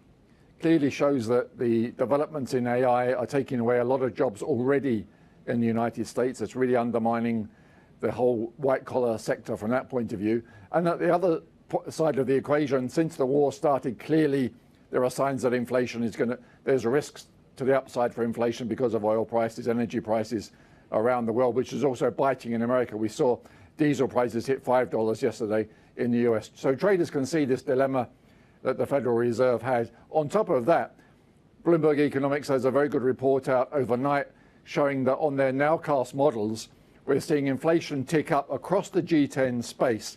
We haven't seen it move up to this extent since late 2021-22. That was the period when the Fed was very slow to raise interest rates. They kept on talking about inflation being transitory. In the end, they had to backtrack and they raised interest rates very quickly. So this is the biggest uptick in inflation indicators since then. The Fed will be aware of that. So they have to try and tread a very fine line between telling the market that they're not that worried yet, they want a bit more time, but there are serious consequences if inflation and oil prices stay high for a little bit longer. It's a very delicate balance. We're probably going to see, in terms of the yield curve, probably some flattening of the Treasury curve to compensate for all of that. It is certainly going to be a very lively press conference, and you probably see quite a bit of volatility in the bond market as Jerome Powell is speaking later today. Yeah, absolutely. A little bit more volatile than a typical FOMC day. Bloomberg MLive strategist Mark Cranfield, thank you so much. Still ahead, an exclusive conversation with the CEO of Heidelberg Materials as the Middle East conflict pushes up energy costs. But first, warnings that Europe faces higher gas prices as Iran attacks LNG facilities in the Gulf. That conversation next. This is Bloomberg.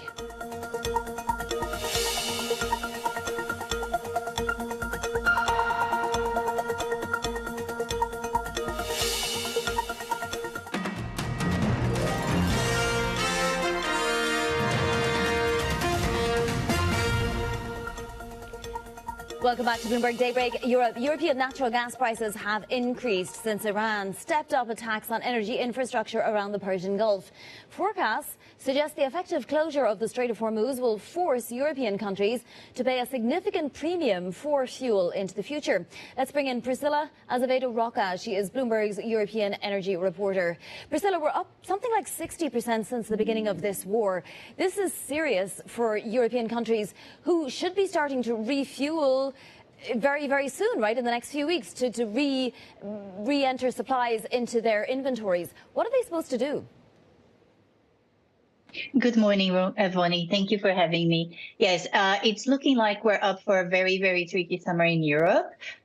Countries now with 20% less of supplies from Qatar in the global balance, countries now in Europe, they will have to compete with demand from elsewhere. Just to be clear here, how we got to the situation. Europe is still very much a net importer of energy, despite having evolved so much in the renewables and have built like immense infrastructure since it lost most of pipeline supplies from Russia 4 years ago. So now Europe has to look abroad to buy gas. And it buys most of its gas from the US, but taking 20% out of the Qatari gas from the global system means it has to compete with other countries in Asia, for example, for supplies. The problem here is that we're coming out of winter with inventories depleted. We are at very low levels compared to previous years because we had a very cold winter and we already came into the previous winter with stockpiles very low. So it's looking like it's going to be a very challenging summer for Europeans looking to buy gas for next winter. And it looks like certain countries are starting early. Something like 3.1 terawatt hours of gas have been added to German storage in the first 2 weeks of March. Priscilla, put this into context for us. If we remember the Russia-Ukraine war, natural gas prices just spiked higher and higher and higher and stayed there for many, many months, causing awful problems and shortages. Are we looking at some kind of a scenario like that?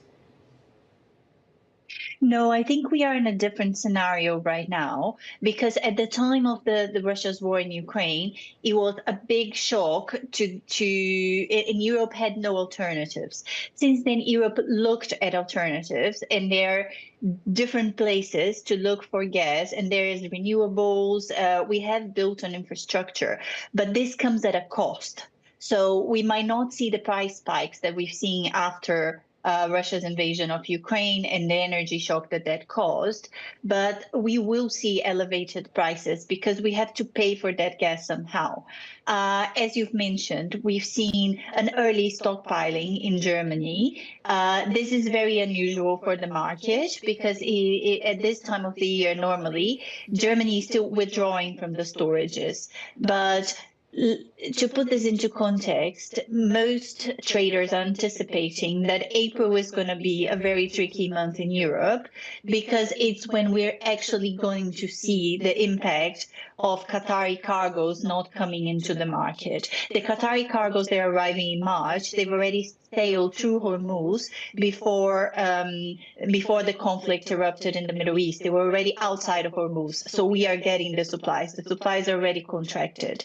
So we're looking forward into April, when after Qatar Energy declared force majeure and its customers, we've heard, for example, from Italy that Edison said, one of its main companies, that they are not expecting at least 5 cargoes. That's less gas into the system, right? So that has a consequence into prices. Priscilla, we're going to have to check in with you very soon again. Thank you so much for joining us for that update. That is Bloomberg's European energy reporter, Priscilla Azevedo-Roca. Coming up, the Greek Prime Minister on why Europe won't be drawn into the war in Iran. More on that next. This is Bloomberg.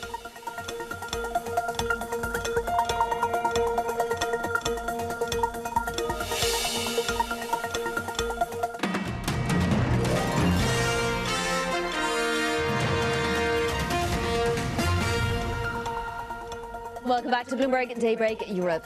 The Greek Prime Minister says Greece and Europe will not take part in military operations in Iran. That's in response to US President Donald Trump calling for help in securing the Strait of Hormuz. Kyriakos Mitsotakis told Bloomberg's Francine Lacroix there's no appetite for such a mission.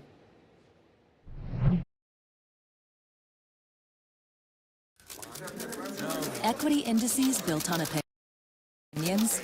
That's the old way. The new way is Bloomberg Equity Indices, built using transparent, rules-based methodologies that are more responsive to changes in the markets, powered by 450 billion daily data points, and backed by research from hundreds of global experts, delivering benchmarks driven by the markets, not opinions. Bloomberg Equity Indices. Get evolved benchmarks for today's equity markets.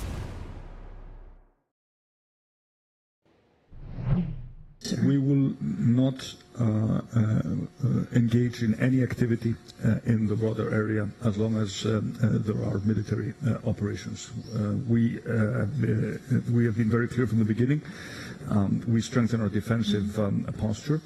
Of course, we have a strong interest in the freedom of navigation. We have amongst us, leading Greek ship owners who are very concerned about what is happening in the border area. But unless there is, and I think it's clearly not in the cards right now, unless there is a European endorsed mission, Greece will not participate on its own. And I think the likelihood of such a mission right now is very low.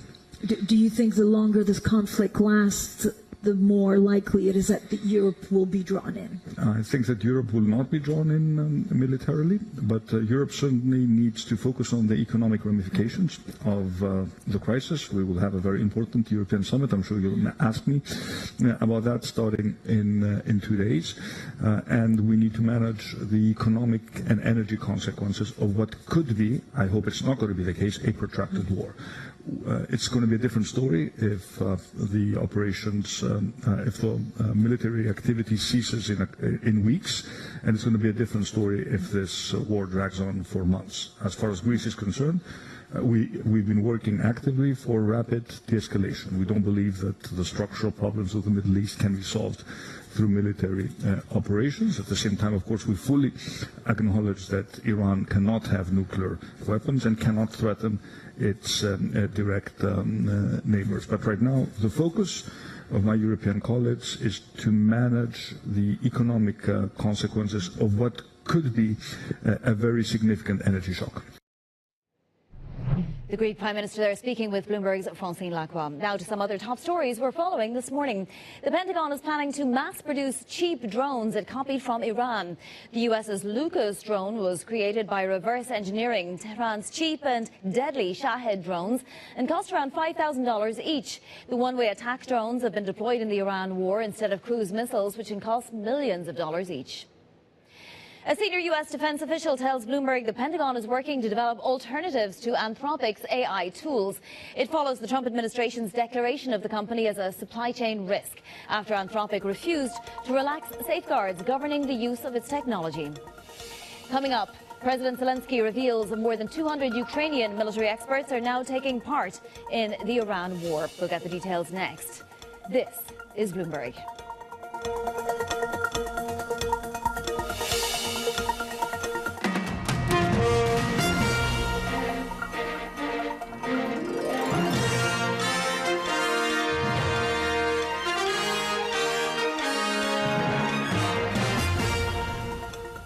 Live from London, this is Bloomberg Daybreak Europe. I'm Bonnie Quinn with your top stories. Iraq resumes oil exports via Turkey that avoid the Strait of Hormuz.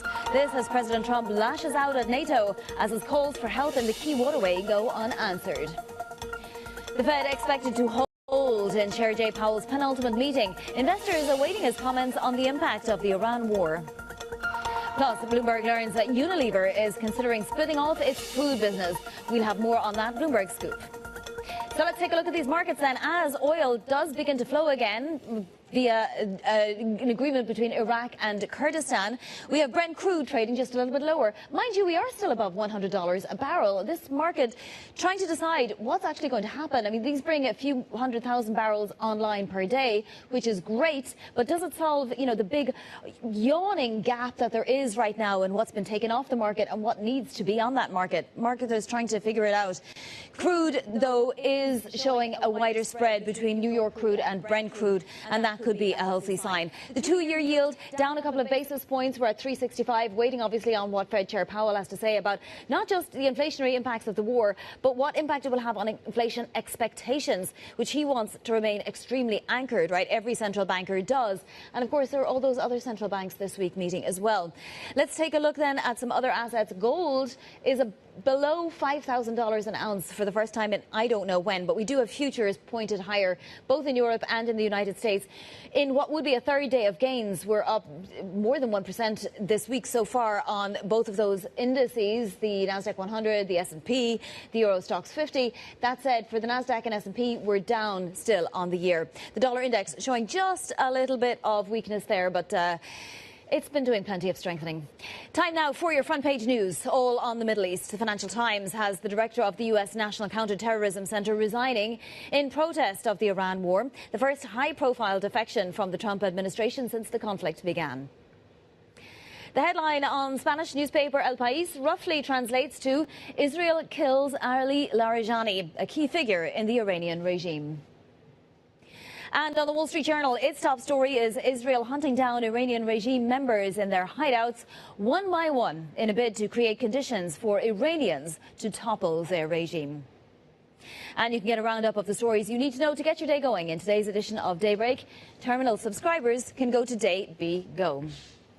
Treasuries and the dollar then both in focus as investors await the Federal Reserve's latest interest rate decision today. We're joined now by Ruth Carson, Bloomberg's chief Asia FX and rates correspondent. So Ruth, just broadly first, what will be investors looking out for from the Fed today in particular, given that we're really expecting a hold in terms of the actual decision itself?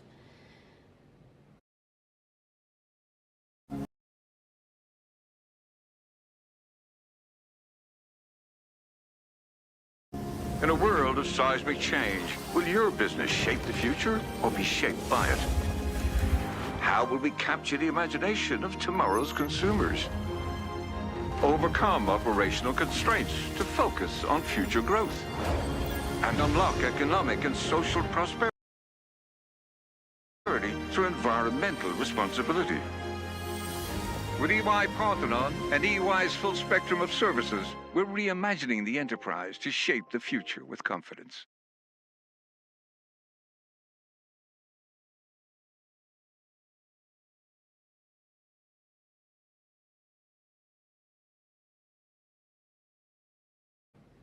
Absolutely. Swaps traders, future traders, all signaling towards a hole. So very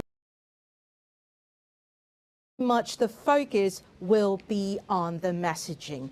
The Iran war, the impact of higher oil prices on inflation, inflation expectations going forward. These are the things that investors will be looking for, and also obviously the dot plot. So key here is obviously what are higher prices going to mean for the Fed's policy path going forward, because we know while the dollar has been bid on the haven flows, treasuries haven't. So, and we know that treasuries are, the ones that dictate what bonds do around the world. So very much the Fed is kicking us off on a very central bank heavy week of trading, and very much that focus will be on Iran, oil, inflation, what's going to happen next.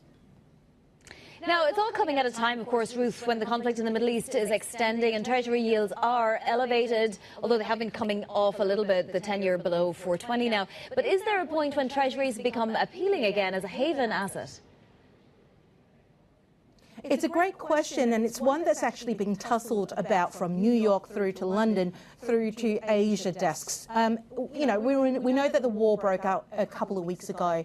This is the third week in, and we're still seeing elevated yields here. So that is the question that is being ranted about every day when I speak to traders, from hedge funds through to your long-only funds in Asia. At what point do we actually get onto the treasuries train? Is it yields at 425, 430? Is it oil at, higher prices from here when Brent is already still hovering above $100 a barrel? And right now we're not seeing, that big, strong bid. I think we probably need to see more of an escalation, and traders are saying, look, if there is a big growth shock, that's the moment that people will suddenly change their tune on treasuries and look to buy. Ruth, the dollar has been strengthening against really every major and minor currency in the world since the war began. How much room does this trend have to run, or are we pretty vulnerable to some kind of correction, particularly given that, 22 banks are meeting this week? It's not just the Federal Reserve. Yeah, and this is the funny thing. If you had asked me this question, say, at the end of December, the dollar bears were out in force. It was going to be the year that the dollar is going to fall, all the major currencies, it's the year of the yen, etc. And here we are, 3 weeks into the war, and the dollar is just still on a tear. And it's not really showing signs of really slowing down. And, when you look at where dollar yen is, for example, it's still close to 160. You look at euro dollar, 115, 116.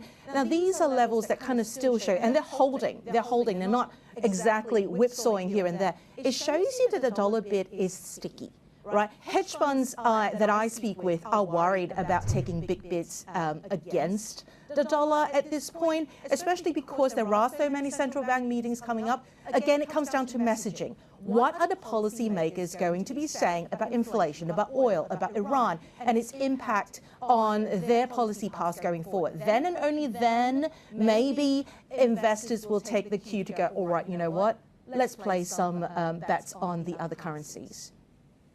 Yeah, absolutely. Ruth, it's going to be a fascinating one, that's for sure. Ruth Carson is Bloomberg's chief Asia FX and rates correspondent.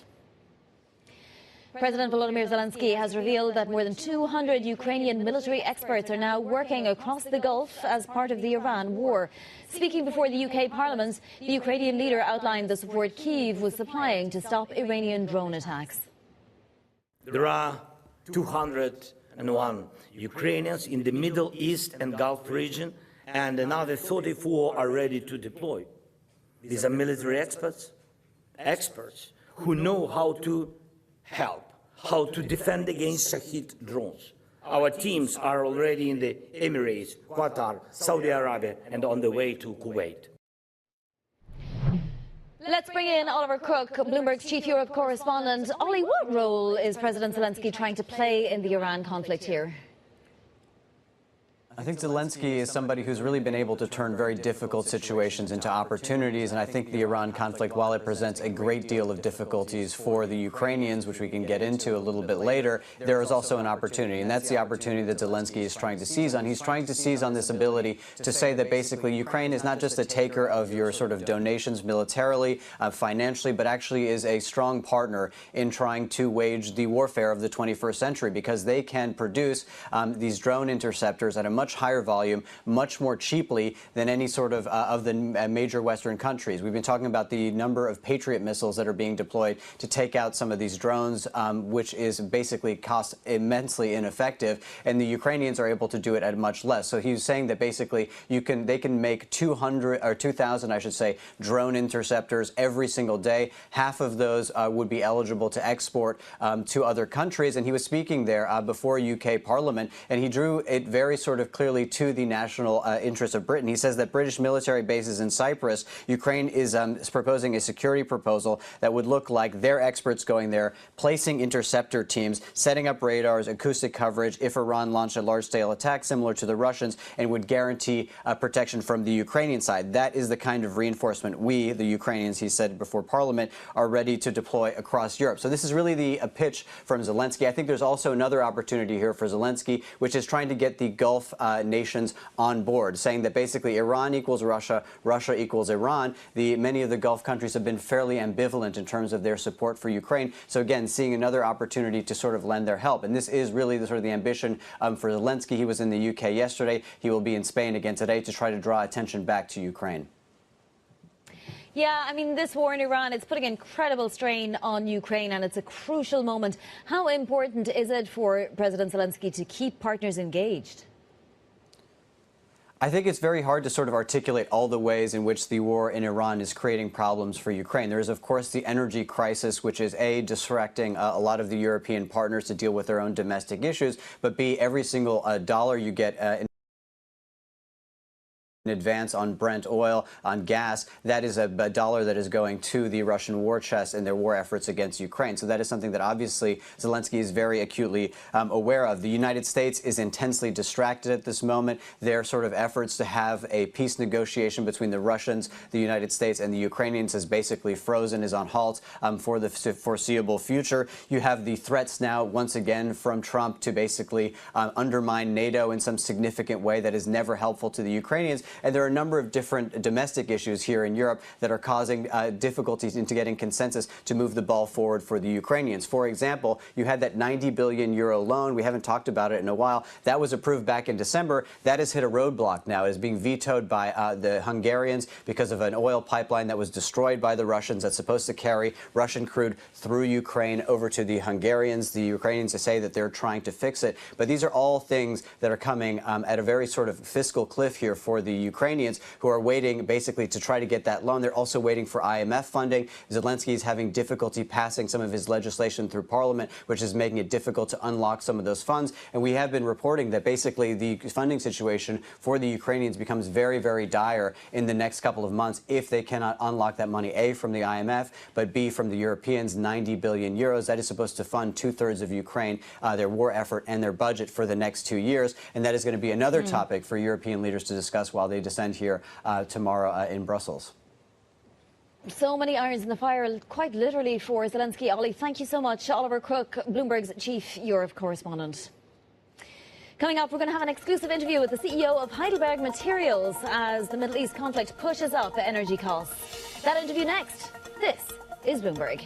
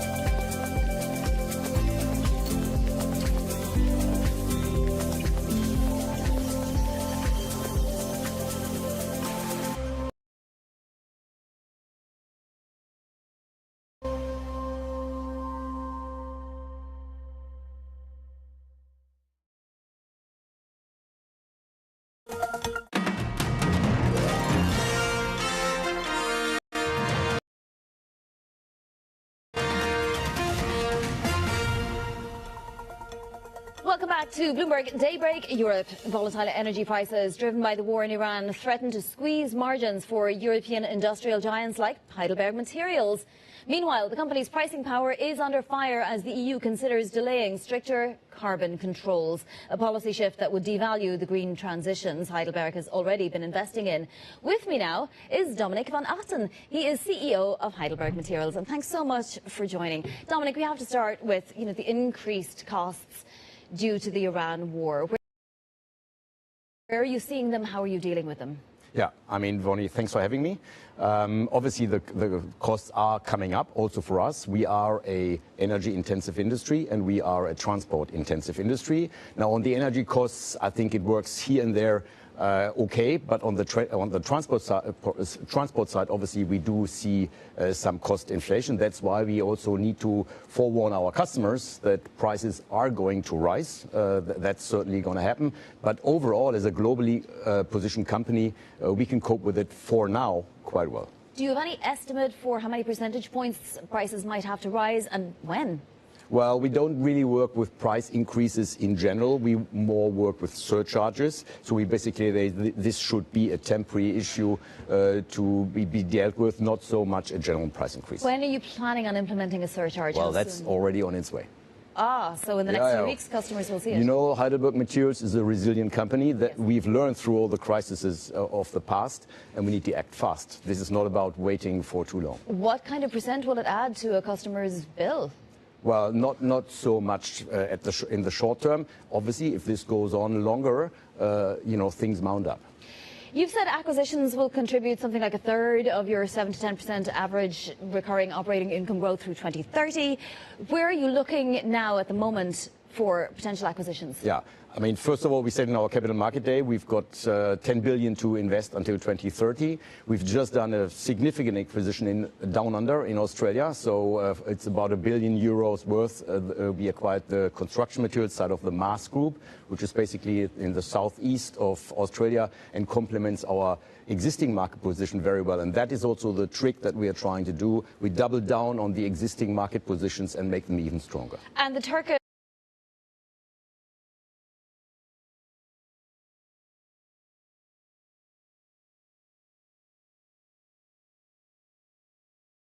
has not changed yet. I think the market has to realize once that breaks, before we'll get up to the 460 level, this may be the environment in which it happens.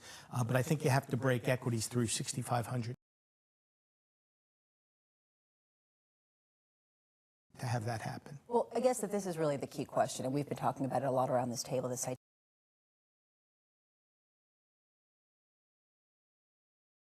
that if you have benchmark rates that are higher, if you have a Fed that's not going to cut rates, I know you never thought that the Fed was going to cut rates,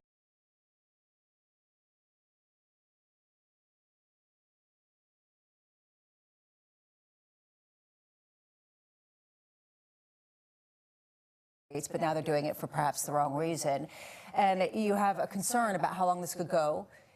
Do you think that people are sufficiently pricing in the hit to growth that could potentially come on the heels of this? Well, the hit to global growth, which I think you were talking about earlier, Jonathan, is a real issue, and that just creates more of the excess supply situation. But by the same time, it also lowers the demand for energy. So that then has an offsetting effect in terms of the price of energy. So you have to consider the way these things roll through the system. It'll also have an effect in terms of the longer-term interest rate environment. It'll have an effect on, what monetary policy needs to do around the world. So, yeah, there are short-term impacts, but there are also longer-term impacts that these central bankers have to consider. And I think, none of these things are just simple one-off transactions. There's multiple layers. You have to peel back the onion to really get to the core to see what's going on. And I think when you do that, you'll come to a situation that says, demand gets destroyed, well, then energy prices come down because there's less demand for energy. If energy prices come down, then the inflation fear is concerned. If energy prices the products come down, then the distribution of income changes. Then people go back to spending, and you kind of moderate things out for a while. Let's make it more simple. You've been bullish for a while. You've seen the potential to surprise to the upside in terms of growth and inflation heading into this oil price shock. Correct. Are you still bullish on the economic outlook, or are you getting more concerned? Well, of course, you've got to get more concerned, but what we've done is we've taken our right tail risk out of our growth forecast. So we're at 2.7% Q4 over Q4, which is one of the stronger numbers on the street, if not the strongest number on the street. And what we've really were saying is that the right tail risk has come off. You know, we don't see the energy story having the same impact as the near-term impact on refund check distribution. And if you notice, refunds are starting to pick up. We're about $18 billion higher than we were at this time last year. We think we can easily get to $100 to $150 billion worth of refunds being distributed between now and the end of May, extra refunds being distributed now to the end of May. And I think that provides a good deal of near-term support to the economy. Then as we lose that, we start to get the interest rate impact from last year's rate cuts, which then help offset. Now, the energy story, yes, as Jonathan pointed out, where gasoline prices go, start to seep into the system. But again, people have ways of redistributing how they spend money. And that becomes part of the issue. I mean, one thing is, instead of taking a longer road trip this summer, if energy prices are here, you take a shorter road trip this summer. You know, people have a way of adjusting themselves to relative prices, and I think those are the kind of things that economists tend not to really take into consideration. Steve, can I ask you about these metal moves? Aluminum down by 7%, base metals getting beaten up, copper down by 4%, precious metals too, silver's down by 10%. Gold's down by close to 5%. What do you make of that? That's the global growth impact. This is a serious impact. When you look at the original energy price stories in the 1970s, we were the least well prepared. Okay, most of Europe was modern electrified plant. They were dealing with nuclear power. We were old steam generation pre-war plant. So 25% of America's capacity went obsolete overnight. Okay, and that's what helped create the stagflation environment.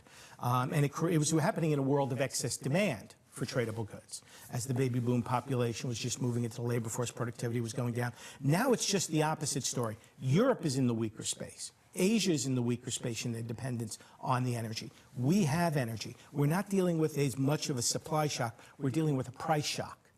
And that's the thing. In the 70s, we were dealing with a supply shock. Okay, I lived 50 miles from my school, and I had to drive back and forth each day in my car. I had a 10-gallon tank and 10 miles to the gallon. So I had to fill up every day. On an odd-even system, I'm changing license plates every morning, getting up at 4 in the morning to get on a gas line so I could get to school for 9 o'clock. Okay? And this is what I was doing every single day. You would go through gas stations that were yellow, green, and red flags. Red, you had no fuel. Yellow, you could fill up for $3 to $5, and green, you could fill up your car. So, I mean, this is the stuff that was going on back then that's very different today. Supply is available. You're paying a different price, which means it's a relative price story. Steve, it's good to see you. Cheers. Thank you, sir. Thank you very much. Steve Xauusd there of Mizuho. We keep going back to it. We've had the energy shock. We're seeing a rate shock. Is the growth shock up next? Yeah, I was listening to Jimmy Carter's Malaise speech yesterday because that's what I was See how Ramos spends her time? I was just really struck by what Steve was talking about, changing license plates. Take the bus, carpool. It doesn't go over well with the American people. It didn't go over well in 1979. And frankly, it's not going to go over well this time. We are a long way from some of the prices that would really be concerning, but the level, the pace of moves, just absolutely stunning. Put on a sweater is never a good message, is it? Put a coat on. Or an odd or even license plate. Yeah. My dad just went through this with me. He was telling me all about it, how, if you had multiple cars, you would be switching license plates. Headache. This could be a tough moment. Let's give you an update on everything we've heard in the last hour or so. With your Bloomberg brief, Yahara has more. Hey, Yahara. Hi, John. We are seeing oil prices coming off their highs for the day on comments from the U.S. Treasury Secretary Scott Bessent saying the U.S. could do a unilateral release of the Strategic Petroleum Reserve. He also said the U.S. may unsanction Iranian oil that is already floating on water and that Karg Island maybe eventually become a U.S. asset. Meanwhile, we are seeing the pound rising and yields on two-year gilts surging. The Bank of England voting unanimously to keep interest rates on hold and saying it stands ready to act to tackle any inflation surge triggered by the war in the Middle East. Traders fully pricing in 3/4-point rate hikes by the end of the year. And recapping that data we just got, jobless claims coming in at 205,000 for last week. That's 8,000 less than the previous week, and that saw 213,000 claims. Continuing claims rose to 1.86 million, slightly more than the previous week. That's your Bloomberg Brief. John. Yahara, thank you. Thanks for the update. Up next, We'll talk bonds and this big move in yields. Ian Lincoln of BMO, as traders no longer price in a Fed rate cut for 2026. From New York City, you're watching Bloomberg TV.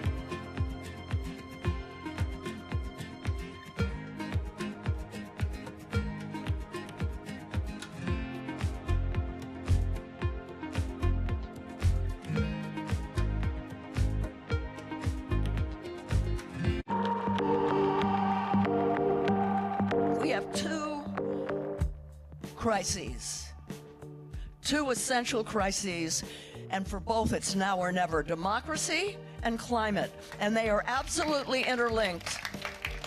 And we have to solve them together. We're losing the democratic infrastructure and norms to deal with the climate, and we're losing the climate stability that is essential for a democracy. We have to solve them together. We've never faced a threat like this to our democracy at a time when it's a perfect storm, at a time when we're being told by climate scientists, some of you may be in this room, that we have to cut our emissions, fossil fuel emissions, in half in 5 years now. You know, when I started to realize what was happening, it was 12 years, and we haven't done it. Know how the market day started. Find out how it finishes. Public markets to private markets. From the micro to the macro. Covering retail, entertainment, the business of sports. The supply chains, trade policy, how it all is impacting the U.S. equity market as we drive to the closing bell at 4 p.m. A holistic approach to covering financial markets. If it matters to your life, we're covering it. I'm Katie Greifeld. And I'm Romaine Bostic, and this is The Close. Live every weekday. Only on Bloomberg. Context changes everything. Good morning. This is Bloomberg Surveillance. Welcome back to the opening trade. Watch Bloomberg Tech. This is the Asia Trade. This is Wall Street Week. Welcome to Balance of Power. This is Bloomberg Television. U.S. jobs numbers are released. Bloomberg has the report under surveillance with crucial data and expert analysis at terminal speed. Nobody covers Jobs Day like Bloomberg.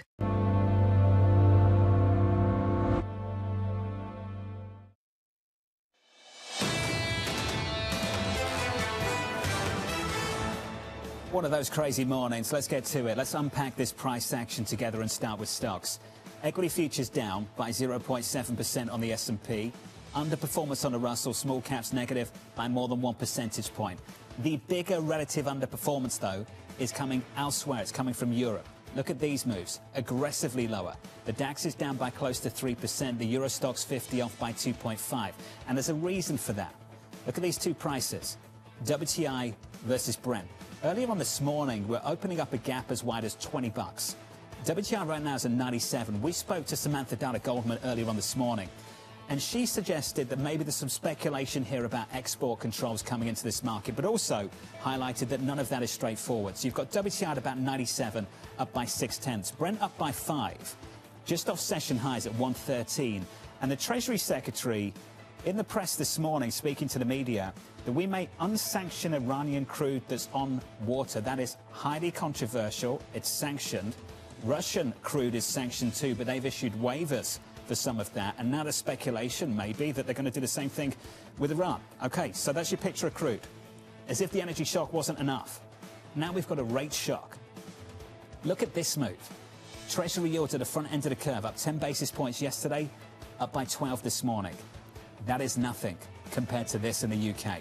We've had the Federal Reserve and Chairman Powell anchoring inflation expectations. The Bank of England doing exactly the same thing in a market that's pricing in interest rate hikes, not just in the UK, but in Europe too. A 37 basis point move in the UK, not on the year, not on the month or the week, on the session.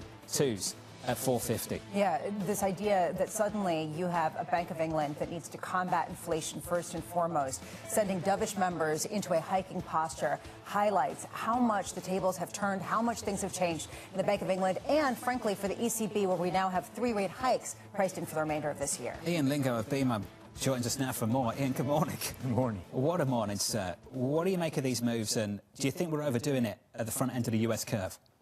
So I think that the U.S. is in a specific situation since the Fed has a dual mandate, and we were already uncertain about the labor market going into this series of events.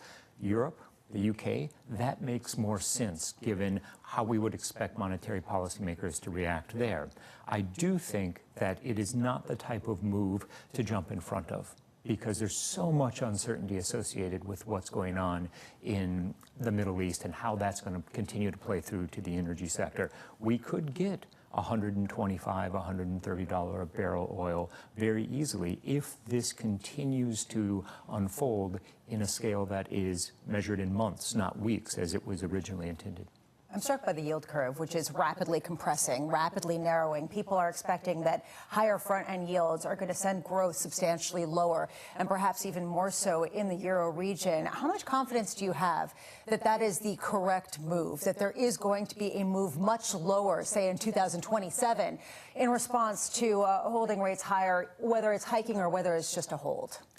I think that a flatter curve in this environment makes sense. I think 10 and 30 years should outperform, because if the Fed does fight inflation, delays rate cuts, then we should see break-evens compress over time and nominal rates slip lower. What I'm worried about is I'm worried about the fact that we haven't fully integrated what happens to demand in this situation. What happens to the fact that we have higher prices at the pump that leads to consumers needing to make some hard choices, and we could see consumers under a lot of stress over the next several quarters, which undermines the strong growth argument in the U.S., which has kind of defined us for the last couple of years. So, Ian, when you put this shock together, is it bullish or bearish for fixed income, for bonds, for treasuries? I think it's long-term bullish for treasuries. Lower rates remains my base case. I think 10-year yields are below 4% by the end of the year, and I think that the 2-year sector is going to continue to struggle. Super volatile at the front end of the curve right now. Major moves, 30 basis points plus in the UK, double digits in the US, and you're starting to see it in growth. This move in base metals, and I keep going back to it, aluminum down by 7, copper down by 5, precious metals providing you no relief whatsoever this morning. Gold down by 5, silver down by 11. Gold and silver, put them aside for a second. The aluminum and copper moves, directly speaking to what Ian Lingon's talking about, which is demand destruction. And the idea that people are starting to comprehend what that looks like as the hit to global growth looks increasingly likely. I just wonder how long this can go on before people have to start talking about other ways that this feeds through to the market, including in the U.S. I mean, we have this whole idea that data centers are going to save us. How do you build them if you don't have access to a lot of the materials? How do you build them if you don't have easy access to the energy prices? So there are a lot of questions here around, frankly, the bull case for all markets, global markets in particular. In 20 minutes' time, there's an ECB interest rate decision. Good luck. In the next hour, there's a news conference with Christine Lagarde of the European Central Bank. Is she going to follow what we heard from the chairman yesterday, from the Bank of England this morning? And if she does, what does it mean for this market? Ian Lingon, thank you, sir. Ian Lingon there of BMO. Tomorrow, full reaction for you. John Stolfus, Oppenheimer, Michael Zies of Morgan Stanley, Lotfi Karui of PIMCO, Jonathan Golub of Seaport from New York City this morning. Good morning. This was Bloomberg Surveillance.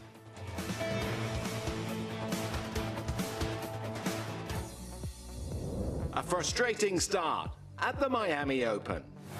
Rain fell steadily all day at the Hard Rock Stadium Wednesday. Not a single ball was hit or a match completed.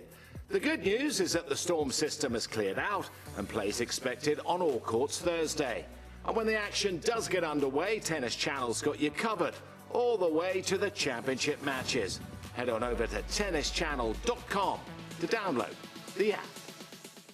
It's the world's second largest economy with a growing influence in global affairs. Bloomberg The China Show brings you the unmatched expertise you need to keep track of breaking news, in-depth market analysis, and the most influential newsmakers in and around China. We need to do more to engage the market more. We're risk on. I think we caught a little sweet spot. Massive savings right now. It's already a different game. Bloomberg The China Show.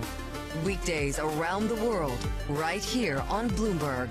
Context changes everything. The world's most powerful investors don't ring a bell. They quietly reshape entire industries. This is the money shaping the world. The Dealmaker playbook where power and billions of dollars change hands every day. From private equity and credit to venture capital and M&A, we bring you the inside scoop on the biggest deals and debates, plus exclusive conversations with finance's ultimate insiders. Bloomberg has learned that there are discussions around a potential all-cash offer for Warner's studio and streaming businesses. For the past few years, we hadn't really seen any deals above $30 billion. And now we're seeing, Warner Brothers, $80 billion, the big railroad deal. And what we're hearing from sources is that next year we're going to see more of the same. It's just going to be the mega deal. I would expect next year will be an even better year for M&A and IPOs. That's just kind of what we do at Serena Ventures, is just kind of learn how we can fill in different gaps in different areas that are being missed. And by the way, these gaps tend to be really, really massive. I know you've been very bullish on the return of M&A. Do you expect more deals, if they are of this size, to have the same sort of structure and contours? I think we're going to see the return of large transactions, and I think they're going to avail themselves of both private credit options and public options. There's a lot of merger talk. There's a lot of firepower. Investors wanted to know at what price would this deal be, and now they answered that question at $70 a share. So congratulations to Bloomberg's deals team for getting it first. I'm Danny Berger, and this is Bloomberg Deals. Every week, only on Bloomberg Television.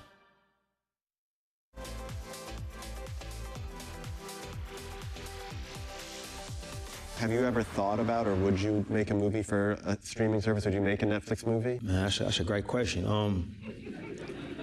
I'm waiting for one where I ask and you go, that was a shitty question. Yeah. You're good at your job, bro. Like, this is actually the first time anybody's ever asked me that. I'm not here to say what I would and wouldn't do in the future. But the theatrical experience is one that means a great deal to me. It means a great deal to us. Mm-hmm. I feel a certain responsibility. Like if Fruitville had happened a calendar year later, it probably would have come out on streaming. I've been fortunate enough that everything that I've written and directed has been a theatrical release. So I feel a duty to try to protect that. But that's where I'm at today. Join me each week on Wall Street Week for stories of capitalism from business, markets, economics, tech, and climate. More than what you need to know, it's what you need to think about. 30 minutes until the start of trading. I'm Matt Miller. I'm Danny Berger. Bloomberg Open Interest starts right now.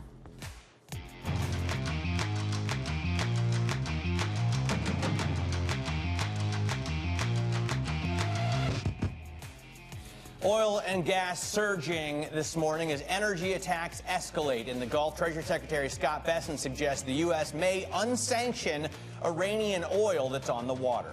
President Trump tries to turn down the heat, distancing the U.S. from Israel's attack on Iran's prized South Pars gas fields. And central bankers weigh in. Powell says it's too soon to judge the impact of the Iran war on the U.S. economy. This hour, we'll hear from Christine Lagarde. It's central bankers controlling the market this morning. It was that U.K. rate decision that's sending yields surging, and yet stocks aren't really doing anything this morning. Yeah, I think the UK two-year yield was up like 30 basis points. The U.S. two-year yield is up above the upper bound of the Fed funds rate, so things are really kicking off. You can't have this kind of funding volatility and not have it have a risk market impact. I was talking with Michael Ball. This market is just really well hedged right now. What happens when that changes? But part of the market that is moving, Matt, are the gold miners this morning. Gold tumbling 6%. All of the metals are getting crushed. It's a 1-2 punch of a reversal of this momentum asset as the war drags on. And central bankers talking about doing whatever it takes, having to act. Maybe hikes are next. Anglo Gold, that falls nearly 13%. Newmont Mining down 9.5%. and Freeport-McMoRan down at 6%, Matt. So central bankers drawing that money out of those assets and into cash. A check on futures right now, as well as Brent and the 2-year. You can see S&P futures now down 0.75%. Don't forget, we closed the cash trade yesterday down 1 1/3%. I've been watching, traders are watching closely the 200-day moving average, which is currently around 66.15 on the S&P. It could be finally the day that we hit that on the downside. Brent crude right now only up 5% to $112.72 a barrel. It had been back up to $119 a barrel until the Treasury Secretary made comments about unsanctioning Iranian crude, letting them sell it and keep the profits, about possibly the U.S. taking Karg Island, about releasing more reserves unilaterally from the Strategic Petroleum Reserve. So a three-pronged approach there. And then the 2-year yield, it is up 13 basis points, right now at 3.90. So, Danny, as I said, we already were up to the highest level that we'd seen in, 7-8 months on 2-year yields, but now we're up above the highest range, the upper bound, I should say, of the central bank's P rate. And that means that maybe this market expects, maybe reserve managers expect a hike rather than a cut. And these markets, if you look at WIRP, we are pricing in 11% odds that we get a 25 basis point hike from the Fed. We've already priced that in for the ECB and the UK to the tune of 3 hikes. Connor Sen put it well that markets aren't unmoored yet, but it is the first morning where it feels like we could get there. Behind all of that, President Trump pushing for de-escalation, saying the U.S. wasn't involved in the South Pars attack and warning Iran against further retaliation. Defense Secretary Pete Hegseth spoke in the last hour. We've struck over 7,000 targets across Iran and its military infrastructure. That is not incremental. That is overwhelming force applied with precision. We've hit hundreds of their defense industrial bases directly. Their ability to manufacture new ballistic missiles has probably taken the hardest hit of all. Ballistic missile attacks against our forces down 90% since the start of the conflict. Let's get the latest with Bloomberg Washington correspondent Tyler Kendall. Tyler, there seems to be an appeal from this administration to de-escalate, but also some signs of escalation at the same time. Right, Danny, at this point, after we got this operational update from the Pentagon, it doesn't appear that the conflict is letting up anytime soon. As you just heard, the Defense Secretary Pete Hegseth saying that Iran's missile capabilities are now down 90%, and the chair of the Joint Chiefs of Staff, Dan Kane, going on to say that the U.S. continues in its objectives, which requires striking deeper inside of the country. General Kane also highlighted the U.S.'s most recent attack on Karg Island, but made it a point to say that the U.S. only went after military assets and not energy infrastructure amid this call from President Trump to de-escalate after what was a flurry of attacks on energy infrastructure in the Gulf by Iran. In his post on Truth Social, President Trump appearing to try to distance the U.S. from Israeli strikes on Iran's largest natural gas field, though a person familiar with the matter tells Bloomberg News that the U.S. was aware of the operation, though did not participate. This White House is signaling now a reluctance to go after energy targets that could disrupt global oil flows. After earlier this week, President Trump did say that energy infrastructure on Karg Island could be a viable military target. It's going to be something to watch here as the administration is trying its hardest to put forward some ideas that could bring down prices for American consumers. Just yesterday, of course, we saw this temporary waiver when it comes to the Drones Act in a bid to make it cheaper to move energy commodities between U.S. ports. And then, of course, as you have already mentioned, the U.S. Treasury Secretary Scott Bessent floating some other ideas, including an additional tapping of the Strategic Petroleum Reserve. Tyler, thanks very much. Bloomberg's Tyler Kendall there at the White House. I want to get to Anne-Marie Horton right now. She's our chief Washington correspondent and co-host of Bloomberg Surveillance, here on set with us because, Anne-Marie, you made a couple of really fascinating points this morning. Scott Bessent is still the Secretary of Treasury, not of State, not of Defense, right? And he's talking about the potential that we take Karg Island as a U.S. asset. You've been tracking an amphibious vehicle that's carrying, what, 2,000 Marines up towards Iran? 2,200 Marines. They are coming from AIPAC. They're going towards the Gulf. They're going towards Iran. It's an amphibious assault ship, the USS Tripoli. So this is something a lot of people in the national security space has been tracking because the president would have some options on what potentially he would maybe want to do with these Marines. this question about Karg Island, given the fact that the U.S. has struck Karg Island, it is a crown jewel for the regime in terms of 9 out of 10, every single Iranian barrel goes through Karg Island before it gets shipped off mostly to China. Now, the Treasury Secretary's comments about unsanctioned crude, maybe it can go elsewhere. But potentially there's been this talk, would the United States maybe even consider taking that island? This is what the Treasury Secretary told the press. All the oil workers there are being coerced to stay there, and we will see what happens with whether that eventually becomes a U.S. asset. And what strikes me that this is the Treasury Secretary delivering this message to the American people. At the same time, Pete Hegseth, the Defense Secretary, and Joint Chiefs of Staff Kane were briefing the press at the Pentagon. So why did this message, this open door, potentially for Karg Island, come from the Treasury Secretary? And you mentioned, Besson, also talking about unsanctioning Iranian oil that's on water. What impact would that have? How many methods does this White House even have to try to open up oil markets and bring down prices? Well, this would go against their maximum pressure campaign against the regime. And right now, oil prices are obviously significantly elevated. And I'm not just talking about Brut. If you look at the real physical barrels, look at Oman grades, Dubai grades, $150, $160, $170 a barrel. So this would mean Iran would be selling to anyone legally, because most of this unsanctioned crude goes to China. This would be opening up to other Asian countries, which right now are the front line of this energy shock, but at a higher premium. So this sends the message to the regime that your strategy is almost working by attacking these energy facilities. Now, this is going to have, I imagine, a tremendous amount of pushback from Riyadh, from Dubai, from Doha, in terms of allowing the Iranians to legally sell crude. I don't think that's the message their Gulf Arab partners wants to see this White House take. Can I just ask you, as President Trump seems to be really attempting to de-escalate, right? And Hegseth says this is going to be the most intense day of attacks on Iran. As Marco Rubio gets ready to maybe step down and prep for his 2028 presidential campaign, is Besant vying for another post here? I don't know. I have no insight into that right now. I think every time the press has talked to the Treasury Secretary, myself as well, or even asked the president about them, the one slot he really wanted the Treasury Secretary to go to obviously was Fed chair, and that didn't happen. And he continuously says, I'm very happy where I am. But the Treasury Secretary does have an immense amount of power when it comes to national security and foreign policy, because he runs OFAC. That's where all the sanctions come from. So he does weigh in on what is going on around the world. It was just very peculiar to hear him weigh in on actually taking Karg Island as a U.S. asset. Anne-Marie, thank you so much for your coverage this morning. That's Anne-Marie Horder, Bloomberg's chief political correspondent and co-host of Surveillance. And you can find continuing coverage of the war in Iran on TLive on your terminals. Now, in tech news, Micron shares are sinking after the company warned it will need to spend heavily on production to meet demand. That overshadowed a generally upbeat forecast. Bloomberg Tech co-host Caroline Hyde joins us. I think that's even underplaying it. It wasn't generally good.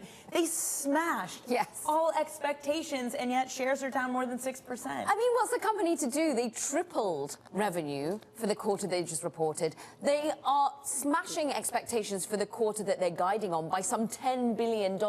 Yes, the company has seen shares up significantly. They're up 60% just in the last 3 months alone. So to start this year, people are worried about the amount that they have to spend. And basically, if this is as good as it gets, our margin's going to cap out at 81%.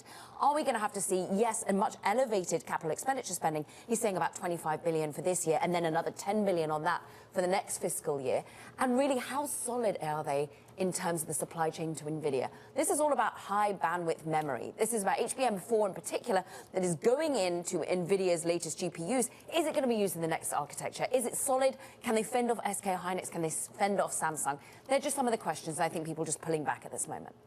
Caroline, thank you very much for joining us. That's Bloomberg Tech's Caroline Hyde. And Matt, it's worth just looking at these markets again, because rate markets are incredibly volatile with the move in the front end, both here in the U.S., two-year yields up nearly 12 basis points. In the U.K., it's even more stark. And look at what equities are doing. They are not even down 1%, as Brent crude moves up 5.5%. It's a market that perhaps is incredibly well hedged. We're going to get an options expiry at the end of the week and at the end of the month.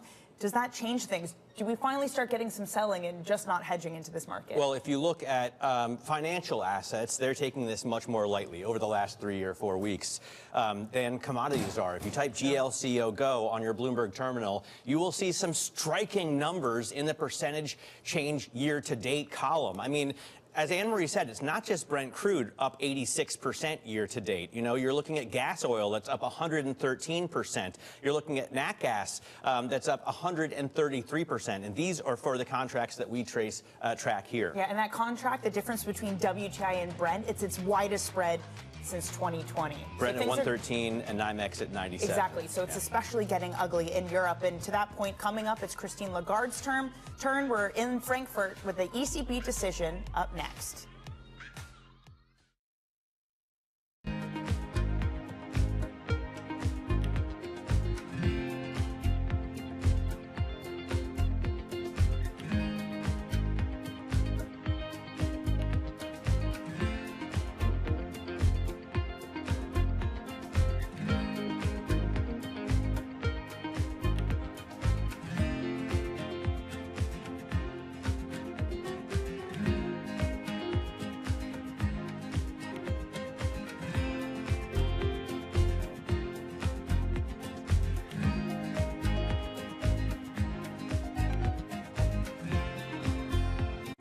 Africa, a region rife with potential for growth and opportunities, but not without its challenges. Bloomberg highlights the biggest stories, interviewing key players, and reporting on the issues impacting the region. Join us as we get to the heart of African business, politics, and economics, and ask the question, what's next? I'm Jennifer Zabasaja, and this is Next Africa. New episodes every month, only on Bloomberg.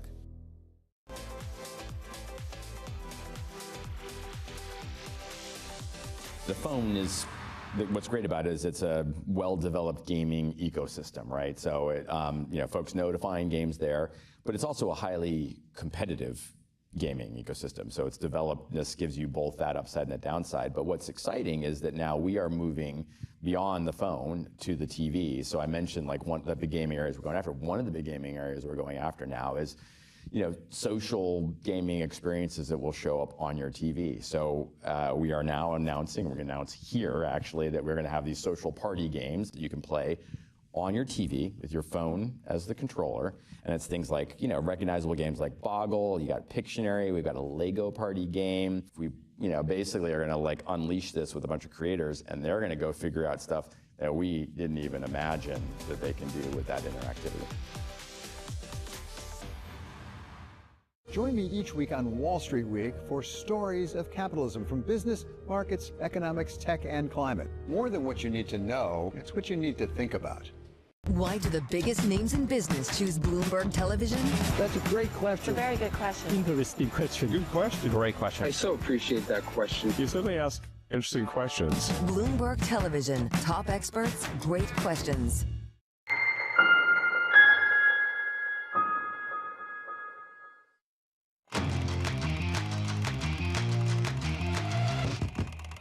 Quick check on markets as we await the ECB decision. These are some, no doubt, driving factors here. The Stocks Europe 600 is down almost 3% right now. And we're looking at regional indexes in Europe, the CAC 40 in Paris, the DAX 30 in Frankfurt, the OMX in Stockholm, that are down 10% year to date. So real serious drops there because of the rise in Brent. Here you can see on the day we're up 5% to 112, 113. We've been up to 119 this morning. And you can see as well that we have futures, gas futures up another 20%. That's a one-day trade. One day, another 20% there. And this is a continent that relies largely on gas, the euro.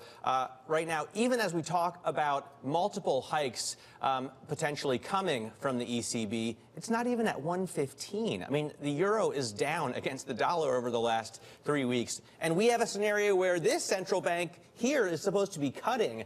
And they're going to be, we heard from Casimir a week ago, and now we're hearing likely from Lagarde. That the ECB, just out with their decision, they're not changing anything, but this seems very similar to the BOE's language. The Governing Council saying that it stands ready to adjust all instruments. It's also increased their inflation outlook for 2027 to 2%. It was at 1.8%. Similar thing for 2026. Inflation outlook goes up to 2.6%. The prior forecast was 1.9%. The ECB saying that the Middle East has made the outlook significantly more uncertain. Again, Matt, it's this line that stands out to me. The Governing Council stands ready to adjust all instruments. Is this like with the BOE in a doing whatever it takes moment, saying that we are standing ready to act with increased inflation? Yeah, and also cutting down their growth forecasts, right? For this year, I think 0.9%. The prior forecast was 1.2%, cutting its growth forecast for next year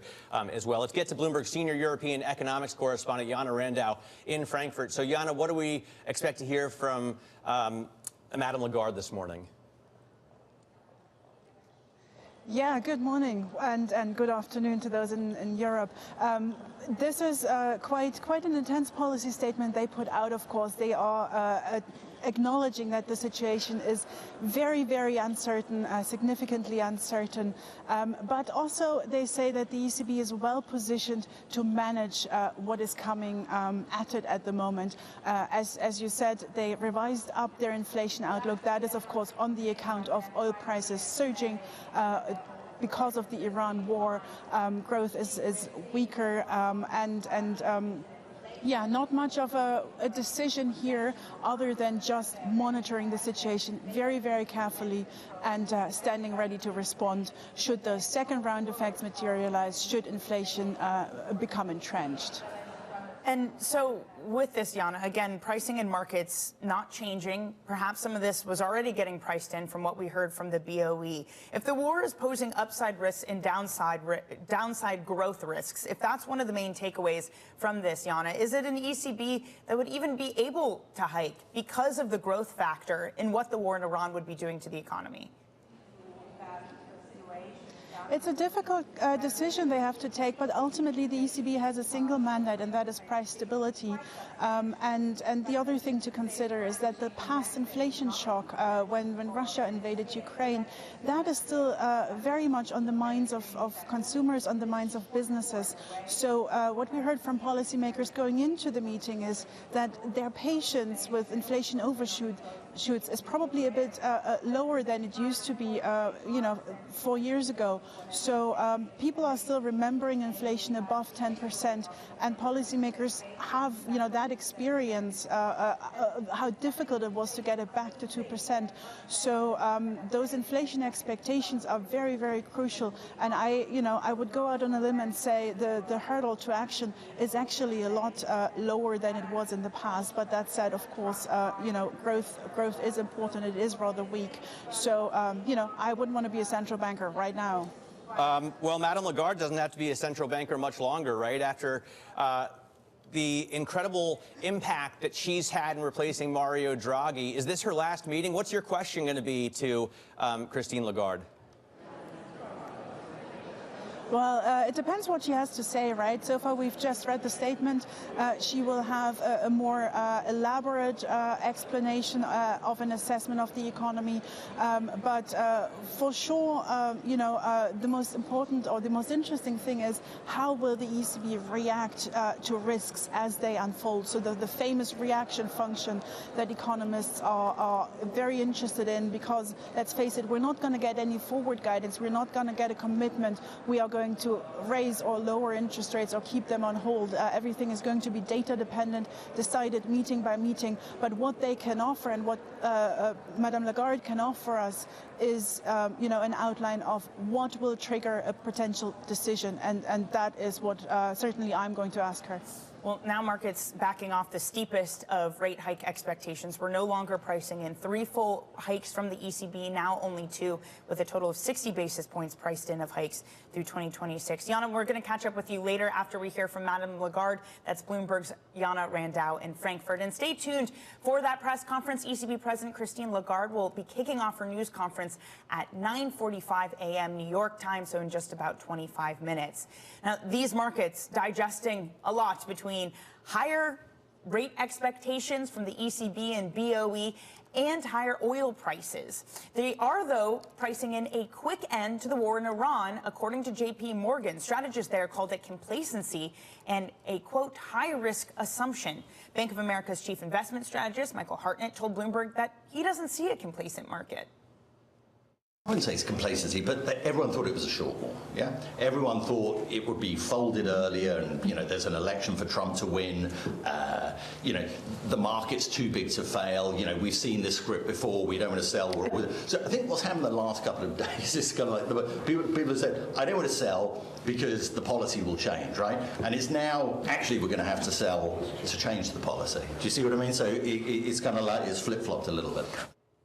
Joining us now is Advisors Capital Management Portfolio Manager and Partner Joanne Feeney. Joanne, what a day to have you on with us. If I can just go through some of the moves we're seeing in rates. 2-year yields in the U.S., the highest since July, up 9 basis points. In the U.K., the front end is up 36 basis points. In Germany, those yields are up 11 basis points, and yet equities are only down 0.6%. Joanne, how do we have this type of volatility to funding markets and stocks that are, yes, lower, but not even by 1%?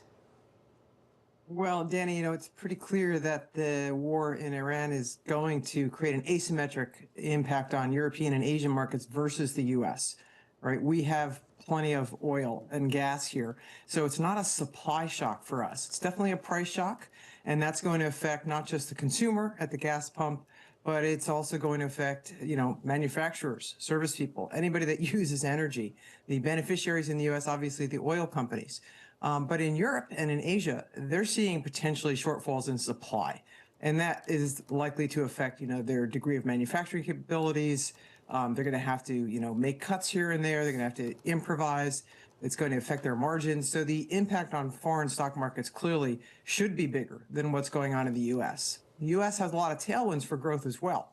Leading the charge is NVIDIA and AI and all the different, you know, data center builds and the memory market, et cetera. So we're in a really different situation in terms of our companies and their ability to continue to grow even in the face of higher energy prices.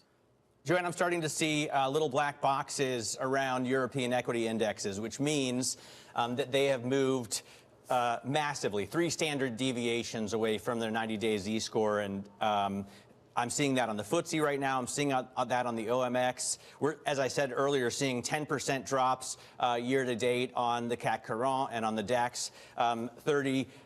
Are any of these assets, you think, being sold off too steeply? Is there any, are there any bargains to be found in a place where, you know, until this war started, people were talking about the U.S. no longer being the only game in town, the outperformance of European markets over U.S. markets last year, maybe it being an attractive place finally to invest?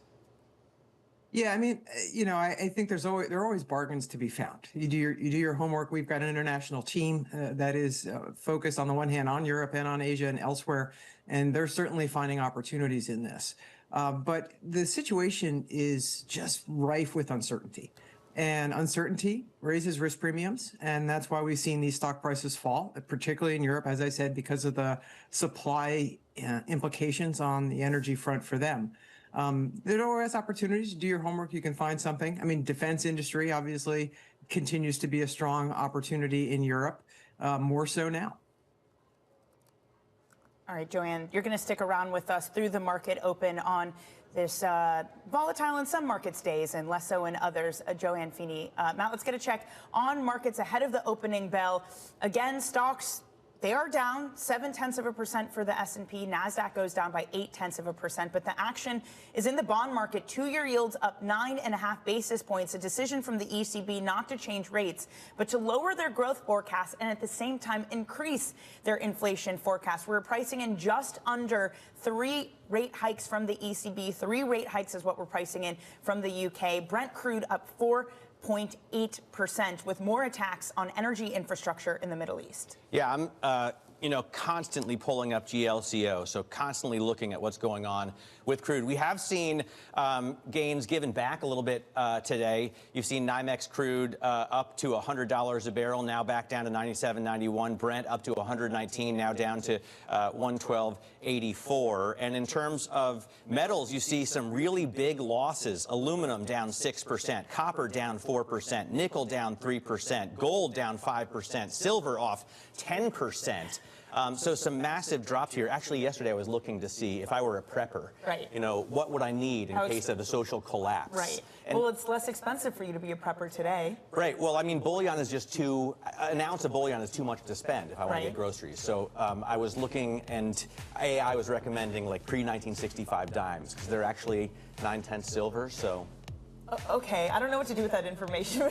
Thank you, Matt. A day where markets feel like they're starting to become unmoored. We are still holding it together. We're going to have your opening bell in about 4 minutes' time. You're watching Bloomberg Open Interest.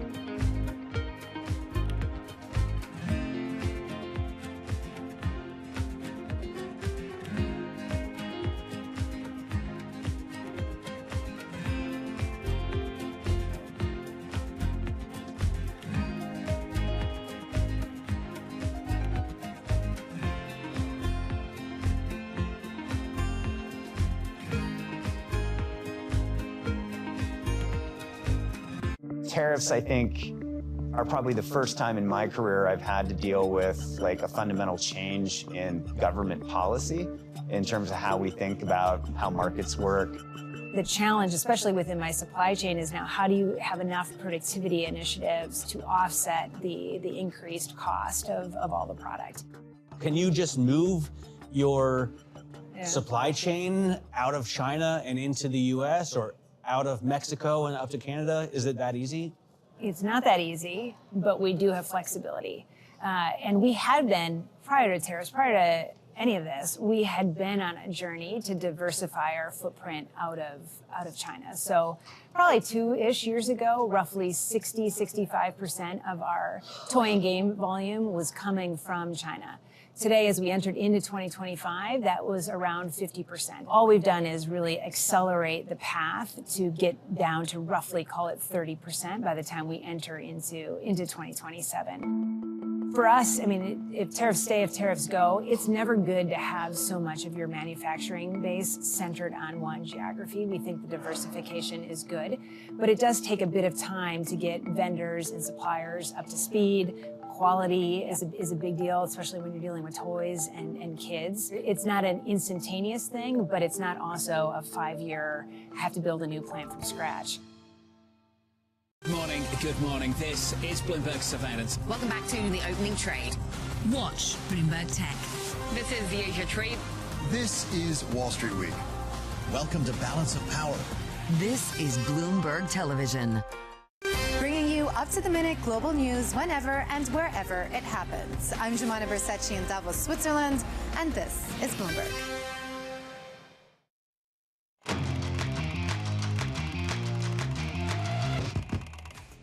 We are moments away from the start of trading. This is Bloomberg Open Interest. I'm Matt Miller, looking at futures that are down 0.7% on S&P after a negative close yesterday. We were off 1 1/3%. NASDAQ futures down 0.9%. And this picture has gotten worse throughout the morning, even though oil has given back some of its gains on Treasury Secretary Scott Bessent's comments that we could remove sanctions from Iranian oil on the water, as well as open the SPR. He also said we may take Karg Island, or that's potentially a U.S. asset in the future, talking to, I think, Fox News this morning. Edison Electric Institute ringing the opening bell at the New York Stock Exchange in a very good mood on a day when things look a little bit shaky here in terms of the NASDAQ. You've got Amplify, her really leaning into the diversity play down at the NASDAQ market site. And, you know, we're all focused on what's happening to the price of commodities because they're harder to print for central banks. But the central bank still seems to have a lot of power. A central bank cannot print molecules, in the word of Carlyle's Jeff Curry. Yeah, I mean, look, it's a central bank that because they are hiking, or there's now pricing in for hiking rates. Last I checked, it was about 9% odds that the Fed could hike in April, but that's getting faded out of this market. The ECB a little bit more dovish, helping to bring rates back in. The BOE just fully sending it, saying that they will do what it takes. They will step in if they have to. They are ready to take action. So as Matt was saying, that's been really hurting all of the miners. The price of gold is down sharply, and silver. AngloGold, Newmont Mining, Freeport, all of them seeing their share price really take a hit this morning, Matt, along with the price of those commodities. All right, let's take a look across assets now as the S&P opens, and we're looking at a drop below the 200-day moving average. 65.63 is the level here. I have been watching, traders have been watching 66.15 was the 200-day moving average, so we're finally back below that on the U.S. stock benchmark. Brent crude up 5%, I'll say only because we had been up at one point like 10% earlier to 119. Right now, 112.80 a barrel, and we're looking at WTI around $97. As Danny said, that spread has really blown out, but you can look at some other crude contracts and see even bigger diversions there. The U.S. two-year yield now up only 7 basis points at 384, 385. Makes the move look tepid compared to what we saw in the U.K., where, 30 basis points was what we saw at the front end of the gilt curve? 34 in the UK right now. It's getting helped out by the ECB, ironically enough. That was divined to be more dovish because they're also flagging growth risks alongside of that of inflation, and just saying that they're data dependent. They have no set path, and that's helping to bring rates back in. Joanne Feeney is Advisors Capital Management Portfolio Manager and Partner. Joanne, what do you make of the growth outlook? I think Secretary of the Treasury, Scott Bessent, this morning on Fox said we could still see 3% growth in the U.S. economy this year. How quickly does oil have to come down for that to work out? Yeah, hard to tell, Matt. I think that we have to recognize that uncertainty is higher, and that generally discourages firms from making investments, and that will weigh on growth. And now we're seeing certainly growth tailwinds still from the data center and the AI investments, and that's definitely a tailwind for the U.S. I can't make a guess at total GDP growth because what we're seeing here, right, is higher gas prices are going to hit the consumer. They're going to have to reallocate and spend less on other stuff, and that's going to potentially weigh on growth. Also, recall, we have far less labor growth. In fact, no labor growth. And so with the decline of immigrant workforce, and we're seeing firms hiring less, so we're not seeing an unemployment problem in the numbers yet. But the lack of labor growth constrains GDP growth. Now, we are seeing potentially some productivity growth. And Chair Powell referenced that yesterday in their uptick in their view on total growth. But overall, we have to worry about how long this is going to go on. It isn't just a cessation of hostilities that will turn things back on, right? We've seen real damage and increasing damage to energy infrastructure and the shut-ins of production, which take a lot of time to turn back on. So we should expect that even after hostilities and bombing ceases, if and when it does, that it's going to take a while for the supplies to come back online. So this could last quite a while, and that uncertainty, I think, is going to constrain investments. So I think there's definitely more risk to the downside to growth than there is right now in terms of the tailwinds. So what do you do in the meantime, Joanne? If you have this expectation that this could go on, but we don't know for certain, do you just get really low down to the ground? Do you move into cash? Do you start finding some things to short? What are the actions you take in a portfolio? Yeah, so one set of portfolios for which I'm responsible is our balance strategy. It's designed to be conservative, and so we've been positioned for higher geopolitical risk for a while now. And the way we do that, first of all, we have overweights in the energy sector, right, recognizing higher prices would follow any escalation which has occurred. But also, we build in some income-oriented stocks that are less vulnerable to economic and geopolitical cycles. So that means that, clients are protected even in the face of declines in stock prices because they're still getting those dividends. And oftentimes people are living on those dividends in their retirement. So, whether it's a high dividend stock in the real estate sector, in REITs, or in energy and financials, this really helps to cushion the declines for clients. Also, we like defensive consumer plays like a TJ Maxx, for example, which tends to do well no matter what is going on in the economy, but particularly when things get tougher. More foot traffic goes over to the TJ Maxx set of stores. So those are a couple of ways to protect. And again, we've been positioned for higher risk for a while. So, we have a pretty conservative outlook without giving up on our growth, though. 25% of these portfolios are dedicated to higher growth opportunities, whether it's an NVIDIA, Amazon, or a Palo Alto, for example. We want to be exposed to the growth, too, for clients. Joanne, we're going to have to leave things there. Thank you so much for joining us this morning. That is Joanne Feeney, Advisors Capital Management, Portfolio Manager and Partner. Let's get a check on your equity markets about 6 minutes into your trading day. Again, we're only down just under 1% this morning. Breath is decisively to the downside. 306 stocks are down. 196 are up. On the upside, you have Intuit. It was just named one of the top picks at Morgan Stanley. Johnson & Johnson, that's up there too. Salesforce, MasterCard, AT&T. You have some of the energy names up here, Chevron, so that's a bit of a macro play. To the downside, NVIDIA dragging the market down by 12.4 points. Recall the net change for this S&P is off 60 points this morning. Micron, earnings that blew it out of the water, but is spending $25 billion in capital expenditures this fiscal year. That's enough to drag it down. Tesla is also down. Uber and Rivian reaching an agreement, an investment from Uber into Rivian in order to have an autonomous vehicle fleet. So that seems to be nudging Tesla lower. Let's look at the indexes, or rather the subsectors. Yesterday, every single one of these was down. So at least this is a change from that. Materials the worst as the cost of things just gets more expensive, down 2.3%. Information technology down 1.5%. Oh, Matt, you love to see it. Healthcare is actually up today, but that might be more because of Lilly and their new drug that has a record amount of weight loss for it. But even so, finally a day where staples and healthcare not doing really poorly. So some risk off actually making sense in this market as energy, of course, is the top performing sector. I don't get this weight loss war, because it's like, how much weight can you lose?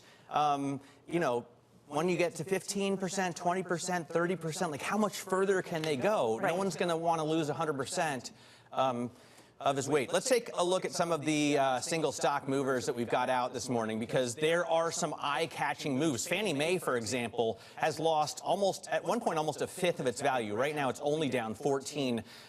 But as you see, yields jump, especially on the 2-year, and concerns about the Fed going to hikes rather than cuts. Fannie Mae just comes plummeting down. Danny mentioned Rivian, which I think is a fascinating stock to be watching, not only because of the investment Uber is making in Rivian. I think it's $1.25 billion to put autonomous vehicles on the road. They're going to buy 10,000 R2s. That's Rivian's new, smaller and less expensive vehicle, but also because everyone now who has an electric car is like doing a victory lap as gas climbs to $4 a gallon. That's the nationwide average, right? If you live in southwestern states, the sand states, you're paying like 5 and change already. Take a look at Alibaba. That's another one that barely grew revenue, saw a huge drop in profit. I think 2/3 drop in profit, 67%. Now they do want to get $100 billion in cloud revenue, but that's like a 5-year plan right now, and so the stock is getting decimated, which, by the way, is what that word means, Danny. Reduction by a tenth. So when you hear... Wait, sorry, that's what means? Decimated? Decimated. Okay, yeah. So it's what's happening with Alibaba today. The reason I bring this up is because so many leaders right now are talking about how we've decimated Iran's military capability, and I would say we've done far better than that. If we've only destroyed their military by a tenth, That's not worth $11 billion in a week, right? I think we've probably decimated it like 9 times over. They still, though, have shown their ability to wage economic warfare. And the issue with economic warfare is that it impacts everybody. It impacts us and it impacts Europe. Matt, some breaking news just crossing now. The Fed issuing a proposal that would revise the risk-based capital framework for the largest banks. Let's get details from Bloomberg International Economics and Policy Correspondent, freshly back from D.C. for the Fed rate decision. It's Michael McKee. Mike, what are we learning?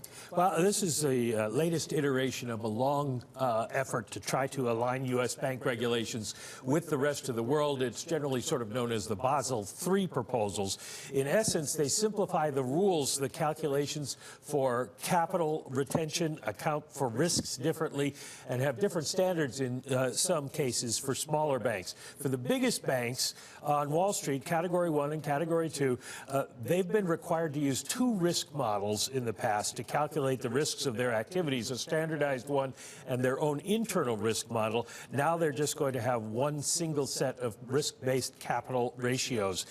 The expanded risk-based proposal would include standardized risk weighting methodologies for credit, equity, and operational risks.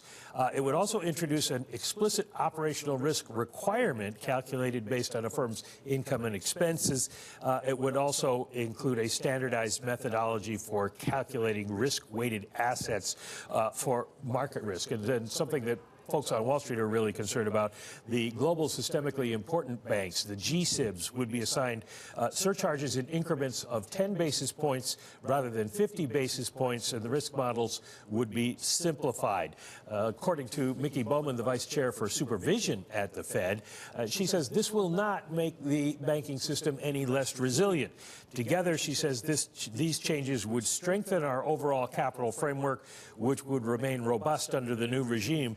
Banks would maintain their capacity to absorb losses while continuing to provide financial services to households and businesses across a wide range of economic conditions. And certainly there are benefits to the banks, guys. The calculation, according to the Federal Reserve press release, is that Category 1 and 2 banks would see their capital requirements go down by a net 4.8%.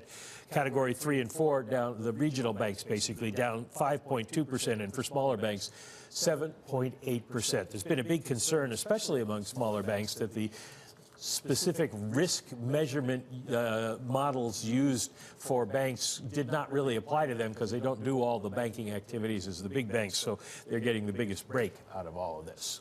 I'm looking at the KBW banking index, and it doesn't seem to be moving very much. Right now we're down by about 2/3, but that was the case before this announcement. 2/3 of 1%. That was down before this announcement as well. How telegraphed, how ready were financial markets? They were ready for this. This has been going on for quite some time. Last week, Mickey Bowman gave a speech and sort of outlined the general contours of what they're going to do. But you remember, we had a proposal, and then when Michael Barr became vice chair for supervision, he withdrew that, put out another one. Everybody hated that. He withdrew that when he after he first proposed it, said they would do it again, and then he resigned as vice chair. Mickey Bowman came in, picked up the baton, and now this is her contribution. This obviously goes out for comment before these rules take effect, but it does seem that enough people have signed off on this, that this is probably the regulations that the banks are going to get, and it basically incorporates most of what they wanted. Mike, we're going to hear from Christine Lagarde, the ECB president, in about 1 minute's time. We heard from the BOE saying that they stand ready to act. I just wonder if you can contrast that sort of hawkish language with what we heard from the ECB and from the Fed. Well, you remember the U.S. is a net energy exporter, so we have a lot of oil and gas here in the United States, and these other countries are takers. And so they're going to have to pay a lot more than we are for the inflated value of these things that we can't get because of the Strait closure. So they face a bigger inflation problem. And so both the ECB and the Bank of England are setting out the notion that... By the way, it's even worse than that, right? Because when Angela Merkel was the Chancellor of Germany, they basically staked their entire economy on Russian gas. Yeah. And they decided to turn off all of their nuclear power plants. So they've put themselves in a very, very difficult But the position. ECB is in a better position than they were after Russia's invasion of Ukraine. For one, you don't have already surging inflation from the aftermath of COVID. So you have to imagine they're at least in a little bit of a better place. They're in a little bit of a lot better place than they were when Russia invaded.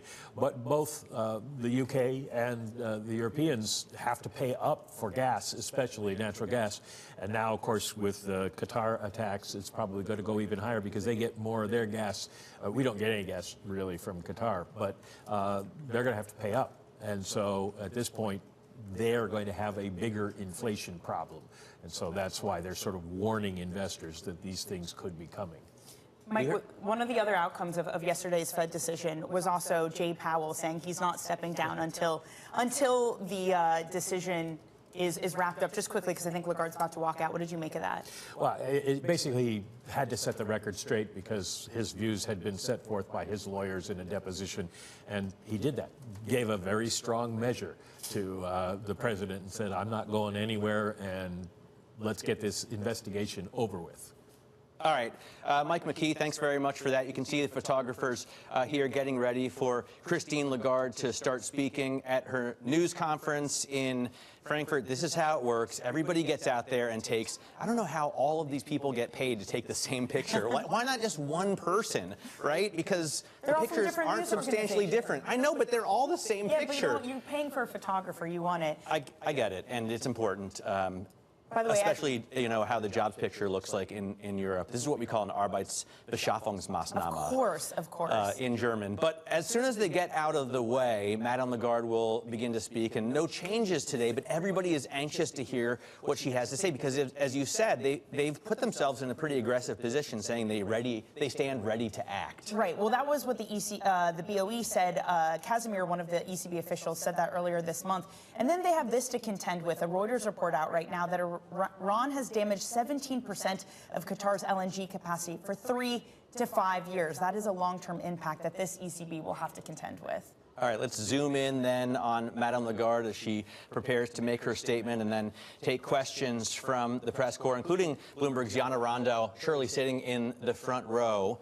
I guess they're still playing the music. She's still...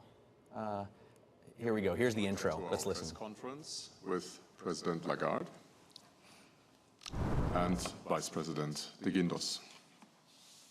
My name is Wolfgang Preußel. As always, we have some participants who are connected via video. When they take the floor, I would ask them to turn on the camera and their microphones. And with that, I would like to hand over to President Lagarde, please. Thank you very much, and good day to all of you. The Vice President and I welcome you to our press conference. The Governing Council today decided to keep the 3 key ECB interest rates unchanged. We are determined to ensure that inflation stabilizes at our 2% target in the medium term.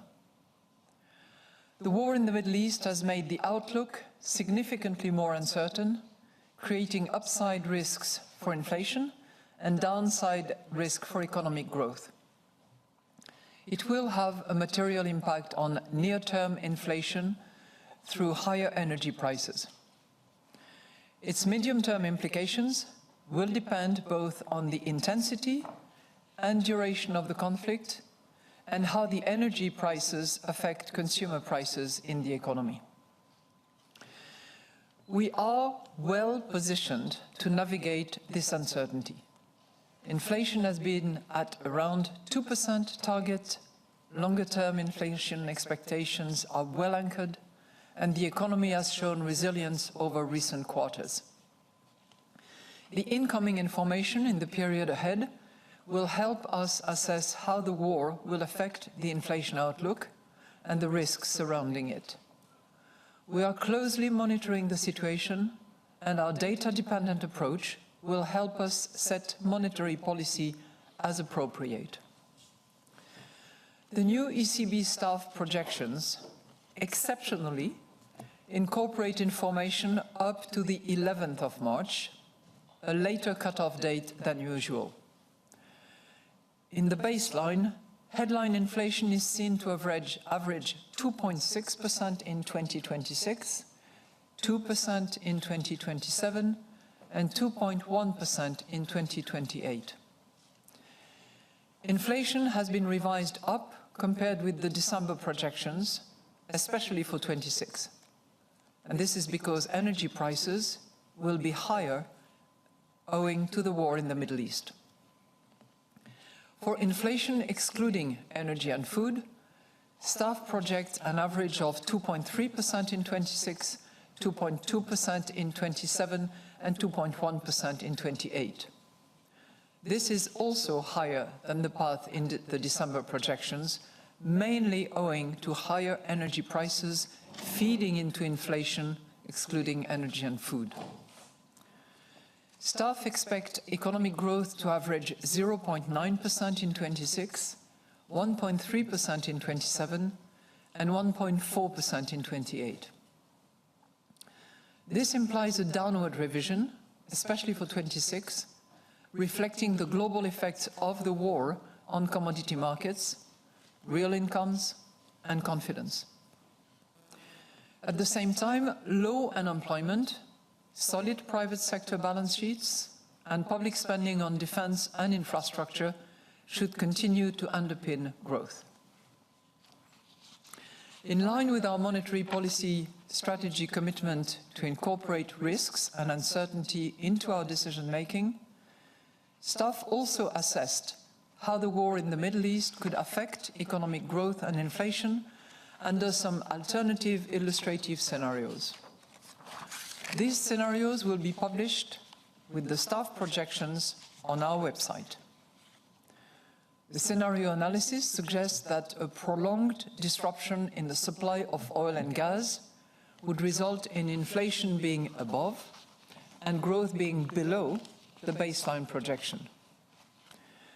The implications for medium-term inflation depend crucially on the magnitude of indirect and second-round effects of a stronger and more persistent energy shock. We will follow a data-dependent and meeting-by-meeting approach to determining the appropriate monetary policy stance. In particular, our interest rate decisions will be based on our assessment of the inflation outlook and the risks surrounding it, in light of the incoming economic and financial data, as well as the dynamics of underlying inflation and the strength of monetary policy transmission. We are not pre-committing to a particular rate path. The decisions taken today are set out in a press release available on our website. So I will now outline in more detail how we see the economy and inflation developing, and will then explain our assessment of financial and monetary conditions. Looking at the economic activity, the economy grew by 0.2% in the fourth quarter of 2025, driven by stronger domestic demand.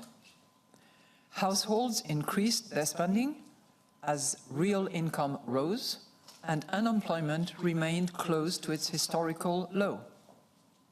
Construction and housing renovation strengthened, and firms invested more, particularly in areas such as research and development, software and databases.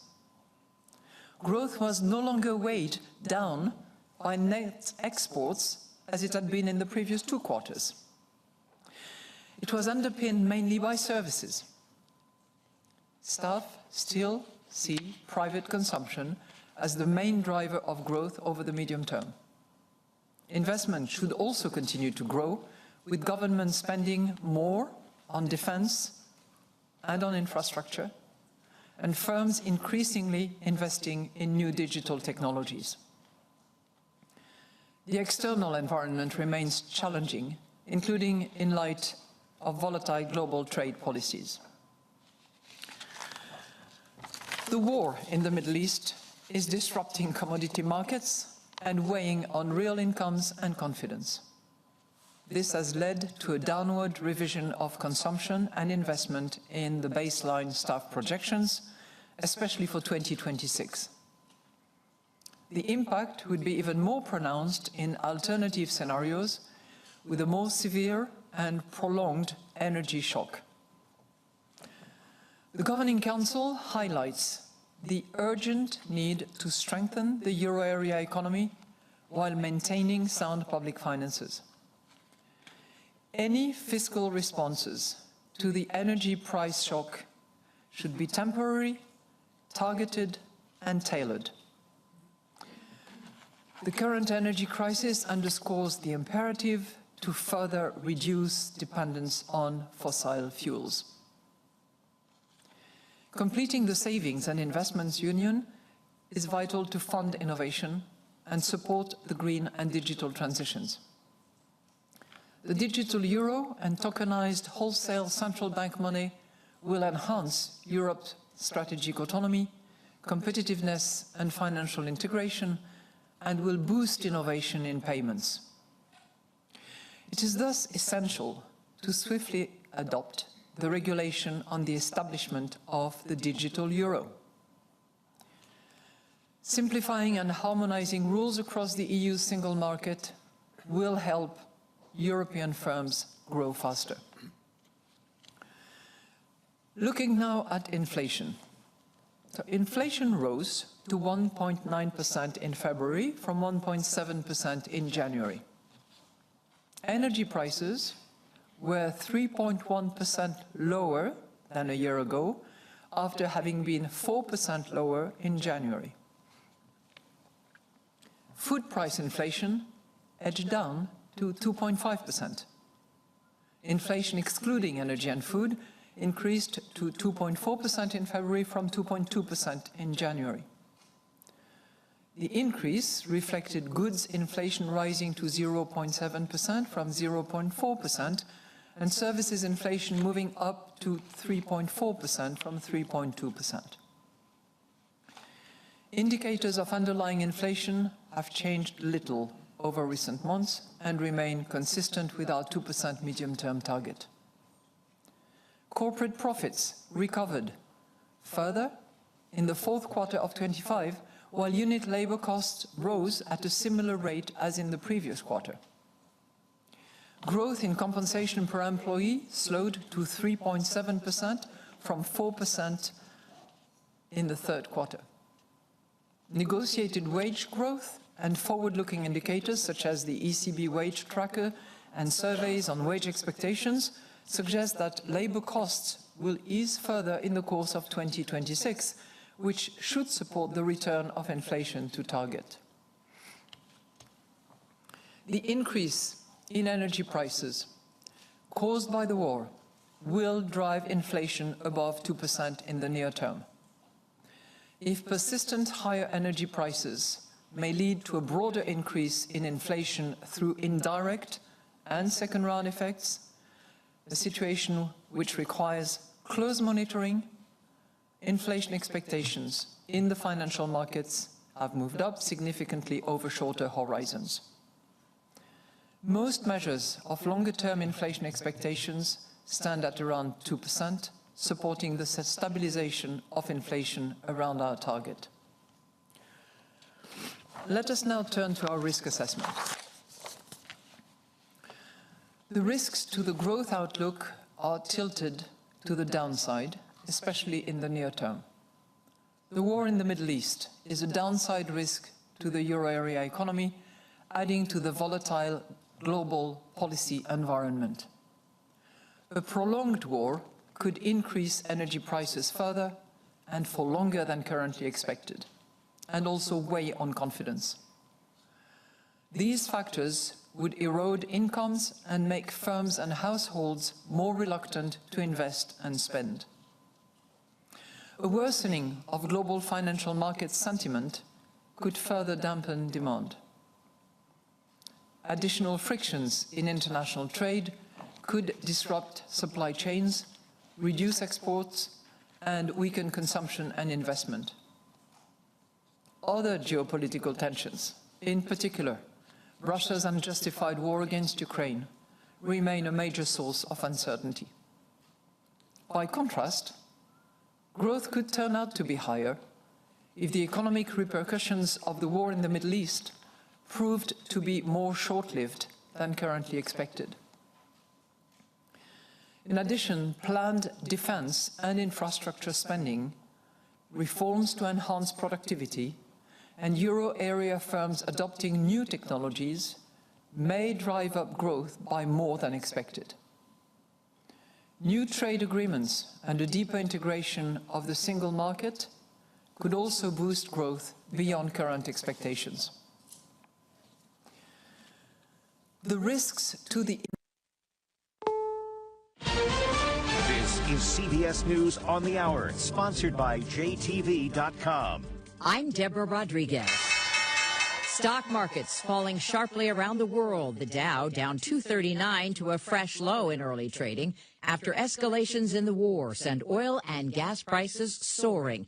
Treasury Secretary Scott Bessent told Fox Business last hour Washington might unsanction Iranian oil that's already been shipped. In essence, we will be using the Iranian barrels against the Iranians to keep the price down for the next 10 or 14 days as we continue this campaign. Brent crude briefly climbed above $119 a barrel today. Gas prices here in the U.S. up to an average of $3.88 a gallon, and they're destined to go higher. CBS's Charlie Daggett from Tel Aviv. The world's largest liquid gas plant, Ras Laffan in Qatar, in flames after Iranian strikes on the facility. The world's largest gas field, South Pars in Iran, among multiple sites attacked by Israel. President Trump angrily berating both sides on social media. Defense Secretary Hegseth says there is no time frame for ending the war. The UN chief telling the U.S. and Israel it is, quote, high time to wind things down now. We're just in. President Trump's pick for Homeland Security Secretary Markwayne Mullin has gotten the thumbs up in committee. The vote 8-7 with Democrat John Fetterman voting in favor. His nomination, Mullins, now heads to the full Senate. Spanish newspapers are reporting the wallet of a missing University of Alabama student has been found in the sea. He was last seen outside a nightclub in Barcelona. His aunt is urging anyone who knows anything about James Paul Gracie to come forward. We really just need everybody's help to please look through your phone if you were there that night. Look for pictures. Please reach out to the authorities there. A heat wave in the western U.S. is shattering temperature records. It hit 108 in Palm Springs, California yesterday. In Phoenix, it was up to 97. Correspondent Chris Van Cleve. Fire crews have been busy, already rescuing multiple overheated hikers since Monday. Fire Captain Adam Skyver expects the week to only get busier. Everybody makes jokes like it's a dry heat, but it's just a different type of heat, and it affects people differently. And if you don't know that, it can put you in a bad spot. New survey finds a third of us don't know when or if we can retire. Here's Michael Wallace. They told Fidelity Investments they fear they won't be able to afford to stop working. 2/3 of Gen Xers are concerned their retirement savings won't last long enough. They are the first generation that will have to fully fund their retirement from their own savings. This is CBS News.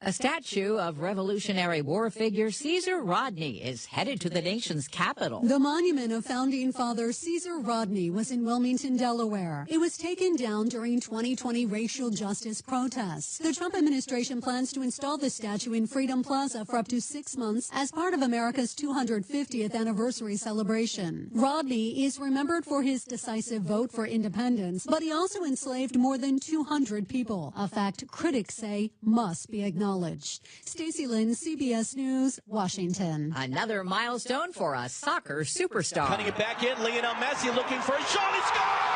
Lionel Messi, the 900th goal of his illustrious career. Call on Fox in the opening minutes of Inter Miami's CONCACAF Champions Cup round 16 match against Nashville. The only men's player with more goals, Cristiano Ronaldo. Deborah Rodriguez, CBS News. This is Bloomberg Intelligence with Scarlett Fu and Paul Sweeney. How do you think the Fed is looking at tariffs, the uncertainty of tariffs? Let's take a look at the sectors and how they performed. A lot of investors getting whipsawed every day by news events. Breaking market headlines and corporate news from across the globe. Could we see a market disruption, a market event? Are people just too exuberant out there? You see some so-called low-quality stocks driving this short-term rally. Bloomberg Intelligence with Scarlett Fu and Paul Sweeney on Bloomberg Radio, Originals and the Bloomberg Business app.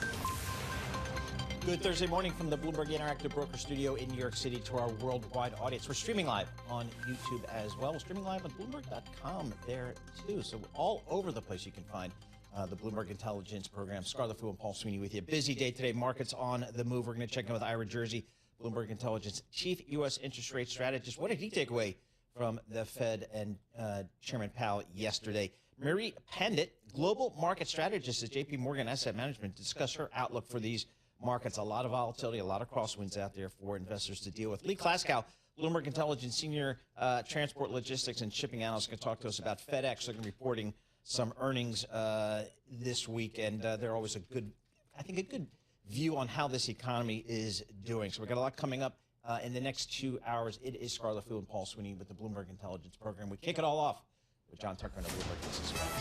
All right, guys, this Bloomberg Business Flash brought to you by IBKR. Will the price of gold exceed $5,150 on March 31st, 2026? Turn your view into a trade at ibkr.com/forecast. Last trading day, March 31st. We're data dependent, so let's bring you the latest data. This is new home sales for the month of January on a month-over-month basis, falling 17.6%. The expectation was for a decline of 2.7%. Big miss there. Can't get away from this headline. Iran strike damages 17% of Qatar's LNG for 3 to 5 years. That's according to this report from Reuters. Stocks, meantime, pushing lower as oil, gas, and yields climb. The new jobless claims earlier today declining unexpectedly. So that signals maybe the Fed doesn't need to cut to support the job market. And bond traders no longer pricing in any chance the Fed's going to cut interest rates this year. Meantime, Seema Shah, Principal Asset Management, says investors still need to be wary of taking any risk. Unfortunately, as we're seeing with exposures across all markets, it's just too early to be making any key portfolio decisions when there is so much uncertainty on board. I would say that the escalation overnight has clearly increased the downside risks. Right now, the S&P 500, 32 points lower, down 0.5%, 65.92 on the index. The Dow Jones Industrial Average down 235 points. The NASDAQ 100, 142 points lower. 2-year yields up close to 4 basis points at 381. 10's unchanged at 426. Let's get right to Brent up close to 4%. 111.44 a barrel. A WTI up 1.3%, 97.56 a barrel. And one of the standouts on the screen, European natural gas up 18%. They're setting a pretty high bar. Alibaba says it aims to quintuple cloud and AI revenue to $100 billion annually in 5 years. And I can't tell you how long I haven't been waiting for this. Labubu's coming to the big screen. Toy maker Pop Mart teaming up with Sony Pictures for a movie about the collectible early development project. No date for. I feel like Labubu's had their moment in the fourth quarter, and we're past it. You think it's faded? I think so. I mean, I see all the stores carrying them and carrying knockoff Labubu's, but I mean, how long does it take to get a movie together? It's not going to be for another couple months, right? Yeah, a year. I'll wait for the book to come out. We check the markets for you all day long, right here on Bloomberg Radio. I'm John Tucker. That's your Bloomberg Business Flash. Scarlett and Paul. Hey, John Tucker, thank you so much. We appreciate that. As always, Scarlett Fu and Paul Sweeney are live here in our Bloomberg Interactive Broker Studio in New York City. Streaming live on YouTube and on Bloomberg.com. Stocks moving lower. As John Tucker was just reporting, Let's take a look at some of the individual stocks on the move today. We can do that with Bloomberg News. Bailey Lipschultz. Billy, what are you looking at today? Yeah, I want to start with one of the worst performers in the S&P 500. That is none other than Micron Technology, ticker MU. Really strong quarterly results when you look at the actual revenue growth that we've been able to see. Similar story, though, to NVIDIA, where the questions are around the future. Micron in particular laying out plans to spend much more than analysts were expecting. So now you're grappling with the debate that we've been kind of tracking for a number of weeks as it relates to memory chip makers. How much demand is going to outpace capacity? At what point does that kind of balance out, and what does that ultimately mean for some of these companies? So Micron right now down 4.5%. Size and Scope, which we're obsessed with here at Bloomberg, nothing special. Worst drop since last week, so nothing too crazy. All right, next stock. Five Below. You were talking Labubu. Do you guys go to Five Below? No, that's like a preteen kind of shop, right? For the most part, it's a preteen shop. Jersey saying yes. Ivor Jersey saying yes. It also caters to. Well, I also liked when I grew up going to the 99-cent store when things actually cost 99 cents or less. Now it's like 99 cents is kind of a. So $5 below is the idea that it costs $5. $5 or below, but now it's like roughly 5 to 25. Anyway. Factors of 5, sure. It's tough naming a company when inflation's going to end up impacting your business. Up right now about 9%, trades under the ticker 5FIVE. Highest level since August 2021. This has been quite the kind of renaissance, if you will. This is a company that really bottomed out this time last year with uncertainty around tariffs. Has been on an absolute tear, beating expectations, continuing to see comp sales beat what Wall Street was looking for. Also, analysts calling out that this is one of the many companies that could be benefiting from consumers downshifting their spending, so maybe trying to find the bargain bin opportunities, if you will. All right, one more. Keeping an eye on all things gold. We'll use Newmont to be the track. Metals are trading off. Metals are trading off. It's been a fascinating move. We were talking about on our desk how much of this sell-off, looking at gold in particular right now, it's down 10% in the last week and a half. How much of that is driven by fundamentals, uncertainty, or just the fact that we saw such a tremendous run-up in the commodity space? So keeping an eye on using Newmont as our lens to view that, ticker NEM. Down right now about 7%, worst day since January 2nd. As gold goes, so go the miners. Yeah, but for a while, people were blaming the decline on gold on the stronger dollar. The dollar is weaker today by 1/3 of 1%, but gold continues to decline. Yeah, and I mean, some people are saying, oh, well, now that inflation's tougher and we're also looking at a war that's potentially going to lead to higher oil prices, the knock-on effects, what does that mean for rate cuts? And if you're going to argue that gold should be an appreciating asset as rates come lower, how much of that is real? How much of that is just time to reassess? Exactly. All right. Thank you so much. Bailey Lipschultz with our Stocks on the Move. And for more conversations like this, subscribe to our Stock Movers Reports. Listen for our 5-minute audio reports on the biggest winners and losers in the stock market. Subscribe to Stock Movers on Apple Podcasts, Spotify, or anywhere you listen. We had a Fed day yesterday. We did. Yeah. I mean, in all the news flow, it kind of gets drowned out a little bit. Yeah, and coming into this, I was just talking with Michael McKee. He was saying that for the most part, he didn't think it would be anything big. A couple weeks ago, certainly we didn't think it would be anything big, but some news was made. Certainly, Jay Powell making clear that he is in no rush, or the committee is in no rush to cut interest rates. Ira Jersey is our Bloomberg Intelligence chief U.S. interest rate strategist. He talks to us about the Fed, about the economy, about rates and where they're headed. What surprised you the most from yesterday's news conference? That it was probably the least important of the 17 central bank meetings this week. That's right. The Bank of England meeting obviously is what's really roiled the rates market today. So I don't know if it was surprising, but I think the clarity that Jay Powell said that he intends on staying on until Kevin Warsh is confirmed by the Senate. I think that was something that most people we had speculated about, but he can the fact that he confirmed that I think is important. Will that have an effect on President Trump and what's his reaction going to be to that? I think is an open question, and clearly there's going to be a lot of debate about it. And then the other is his comment, which really was what set the markets off, saying that basically oil was going to determine whether or not they cut interest rates again, right? If oil prices continue to go higher, that they probably wouldn't cut again, and that's where you saw the bear steepening the yield curve. So 2-year yields going up much faster than longer maturity debt. You mentioned the Bank of England. Is the call there, Ira, that they held rates the same, but they said, hey, we'll raise them if inflation gets warranted. Well, they basically implied 50 basis points of interest rate hikes, which, you know, the market was pricing in for some chance of an interest rate hike over the next 12 months or so. But 2 really set the market off. That's why, you know, currently the two-year gilts, so 2-year GBP bonds are higher by about 30 basis points, like 29 basis points, I think, at the moment. They were a little bit higher earlier today, and that's really is what's roiled the entire U.S. market. When I came in and I sat down in my terminal this morning, 2-year yields were off, U.S. 2-year yields were off 17 basis points. You know, now we're only off, you know, 4. And this happens pretty regularly, right, where you'll see that effectively the tail wagging the dog, right? Obviously, U.S. Treasuries are the global benchmark for interest rates. That's still the case.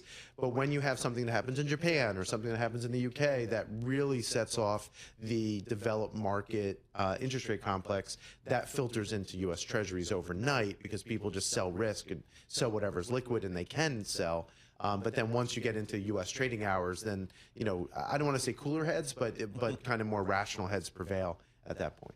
So how are you rethinking everything now, given what Powell said, given what we heard from the BOE, the ECB this morning as well? Yeah, you know, we had thought that the Fed would probably cut interest rates to just below 3%. Just the way that we were thinking about it was, you know, real yields. The Fed thinks that the real funds rate should be about 100 basis points plus or minus a little bit. So if inflation is going to be 2.25, which is what we were implying for the PCE deflator for year end, that they would be able to cut interest rates down to 3%, more or less. Well, guess what? The inflation situation is far different now than it was before. I don't think they're going to hike because they don't want to necessarily be the impetus for a major recession. But I think that they're going to be much, much more cautious now in their easing campaign. And if they ease, what would cause them to ease at this point? It has to be the job market, right? You have to see like negative 100,000 job prints for 2 or 3 months. That would certainly scare them and make them probably rethink about a cut again. But when inflation expectations are rising as dramatically as they have the last 3 weeks, that's going to let them, you know, take their foot off the gas just a little bit. Scarlett, we have Ira in studio. I know, this is so unusual. So what that tells me, I deduce that someone is buying him a meal today. Lunch or dinner is my guess. You get these guys out of the Princeton office, where it's a great office, number one. Number two, great food. Great bunch of people down in Princeton. Where are you going for lunch, Ira? So actually, I'm not having lunch. I have a meeting with a client at 2 o'clock. So he says. So what I do is I try to come in and schedule my client meetings when I can come and see you. There you go. There you go. That's the right answer. Ira, thanks so much for joining us. As always, he's the best on the whole interest rate thing, where that stuff is going. Ira Jersey, Bloomberg Intelligence Chief U.S. Interest Rate Strategist. Just looking at the bond market. Again, kind of settled down here. We're at, where are we at the 10-year? 4.26, 4.26%. Now had been as high as 4.32%. So there was some movement here, kind of settling back down here. But it's all about oil. And I saw that report coming out of Qatar that the attack there impacted their LNG facilities. Yeah, I mean, this has entered a new phase, the war, that is, and energy infrastructure is the target that everyone's looking at. Yep, absolutely. We heard from Secretary Xauusd this morning. It doesn't sound like they're stepping down anytime soon. This is Bloomberg.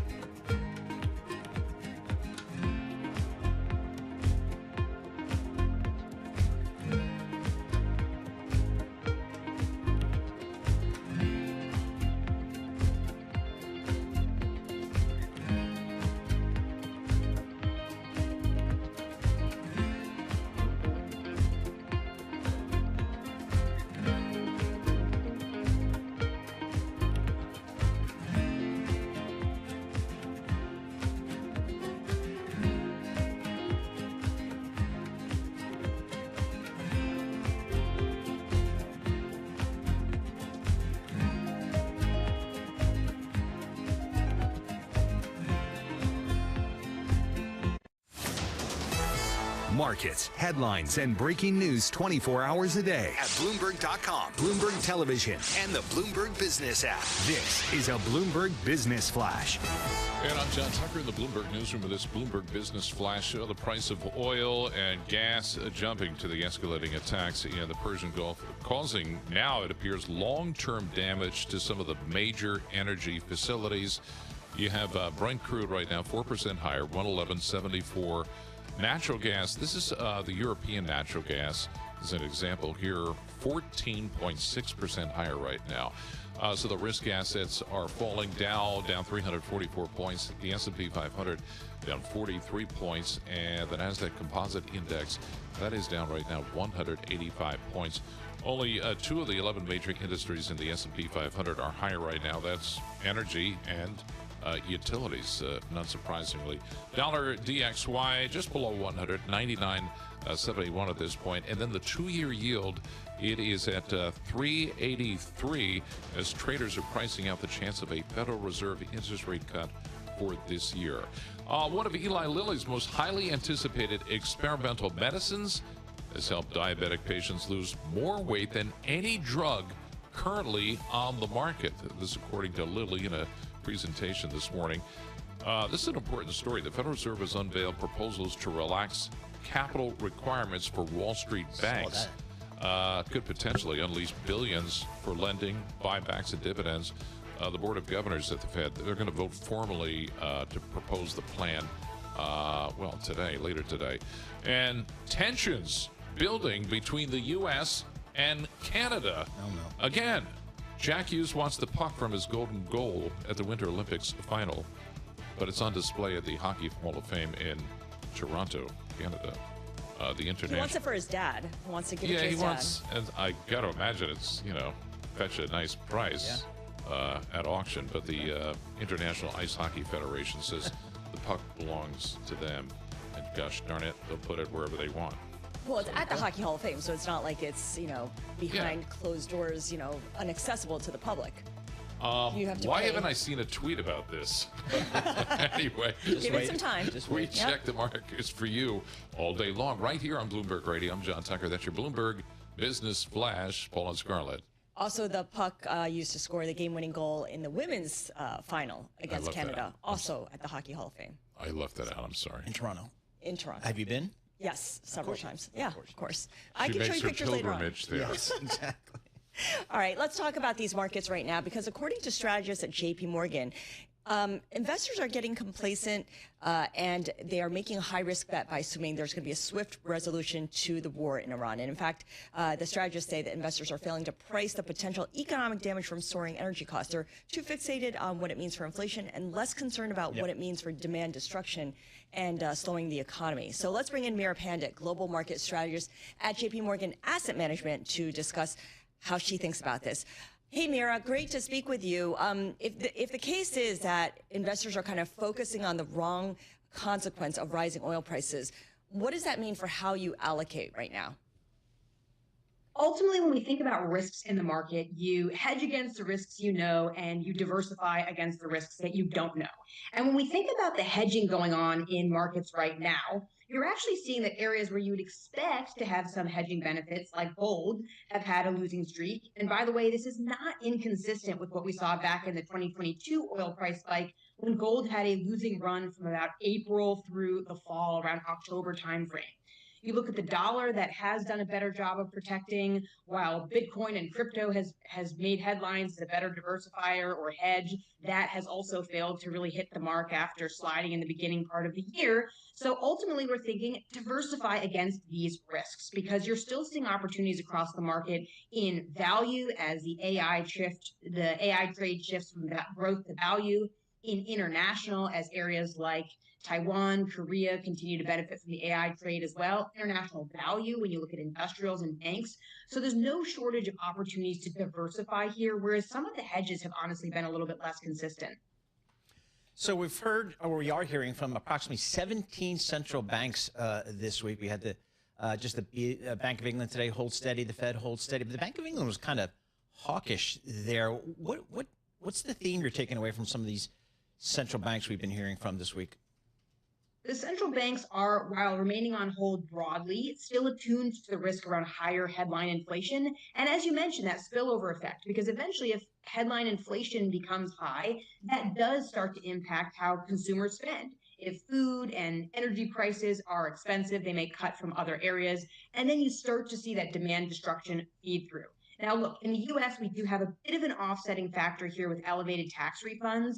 But with natural gas prices up higher and the price at the pump rising by almost $1 relative to prior to this crisis, that could neutralize some of that positive fiscal impact that we then do see. So when you think about it from the central bank perspective, they are worried about that headline inflation becoming more of a growth issue. But it was interesting to me to hear from Chair Powell and also to see the projections going forward around inflation that not only headline inflation looks higher for the year, but core inflation does as well. And Powell said it's too early to think about looking through the oil issues when we still have core goods rising in tariff-related challenges. So ultimately, there's a war on both fronts, on the headline and the core front, which is creating some challenges for how much central banks may have room to normalize rates this year. And of course, inflation, oil really dictates how policy goes. But perhaps, as Ira Jersey was telling us, the key for the Fed to continue cutting rates will be a job market that really falls apart. And we don't have that right now. How are you thinking about the labor market, especially when it comes to companies and they're announcing expense cutting programs and job cuts? It's still a labor market that is frozen, but not quite melting down. We're still in this no hire, no fire environment where, yes, you are seeing some more job cuts on the margin, but you look at initial claims this morning, even continuing claims, while they ticked up a little bit, they're still relatively well contained, implying that the labor market is not particularly strong, but it's not really falling apart. Now, notably, the Fed did remove from its statement the stabilization in the unemployment rate, and Chair Powell did make a note to say we're basically at zero job creation. So if you're existing in this very tenuous equilibrium between low supply and low demand, we may not be able to rely on that forever, but at least for now, it does seem like the Fed can wait a little bit longer before they have to cut because we're not seeing meaningful signs or broad-based signs of labor market deterioration. Mira, as global market strategist for JP Morgan Asset Management, where do you guys globally see the best opportunities right now with all of the uncertainty out there? Right now, outside of the U.S., there's still very much a structural case for international equities. And it's not just over time the dollar will fall, over time valuations will fall, because as we've seen, the dollar and valuations internationally and locally have not worked in the favor of equities this year. But those structural cases still run deep. If we think about the developed markets, areas like Europe, Japan, that fiscal spending continues to drive areas like industrials, banks, defense higher. So it's very much an international value play in the developed markets. And then when we think about the emerging markets, it's all about Asia and not necessarily the usual suspects around India and China, but more around the Taiwans, Koreas of the world, those critical nodes within the AI supply chain that have really produced some pretty spectacular earnings growth. So we are following the earnings growth, and generally that has meant the cyclicals in the developed markets outside of the U.S. and the tech and growth stories in the emerging markets outside of the U.S. All right, thank you so much. Mira Pandit, global market strategist at JP Morgan Asset Management, giving us her view on the markets. She likes looking overseas, markets like Taiwan and Korea, particularly attractive right now. All right, let's stay with this global theme because FedEx reported results, and clearly it's not just a barometer for the U.S. economy, but really for the global economy at large. Lee Klaskow is our senior transport, logistics, and shipping analyst, and he is joining us to give us a preview of what FedEx is likely to say. So, FedEx, Lee, when it comes to FedEx, they have their own issues, right? They've been trying to turn things around, overhaul the business. How much of the results reflect that effort versus what's happening globally? Yeah, I mean, we all have our own issues, but FedEx certainly does have a number of them. And, you know, they've been busy trying to restructure their European business. And, you know, they're kind of combining their ground and express networks. And they're kind of going through a transformation right now, and they're really hoping that they'll come out of this transformation a more nimble parcel provider that can really take advantage of some of the strong B2B markets that they're going after, and higher margin B2C business also as well. Volume looks like it's probably going to grow during the earnings. We're not really expecting that much new news because they just had an investor day the other month. But we do expect to get a lot more color about what's going on in the Middle East and how that's going to impact FedEx and its business going forward. So that's what I'm most interested to hear about. The company, like I said, does have a large European operation. The Middle East has become a huge hub for freight between Europe and Asia, and that has been dislocated. And so they're obviously dealing with higher costs associated with some of that business. There's lost volumes that'll be involved because the area is not safe to fly into. So we expect to get an update on how the conflict in the Middle East will unfold for carriers like a FedEx. So what's FedEx saying today about just their business in general in terms of volumes and things like that? I mean, because it's such a bellwether for many parts of the economy, as you well know. What are they saying just about core fundamental business trends?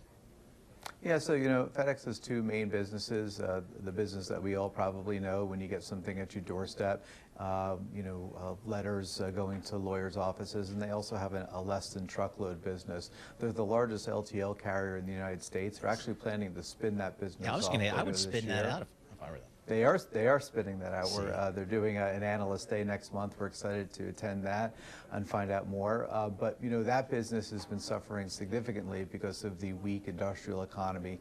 I don't need to tell you, the ISM has been in contraction territory a lot more than expansion territory over the last 2.5 years, and that's really weighing on that business. But pivoting towards their larger business, their parcel business, that business has been okay. It's growing. Volumes are growing by low to mid single digits. They're getting pricing in low to mid single digits. The problem that they're facing right now is costs, and they're trying to kind of, if you will, reduce their overall cost curve to help drive better margins going forward. And some of the things that I kind of alluded to earlier, whether it's restructuring their air network, whether it's combining their ground and air network, these things will benefit the company.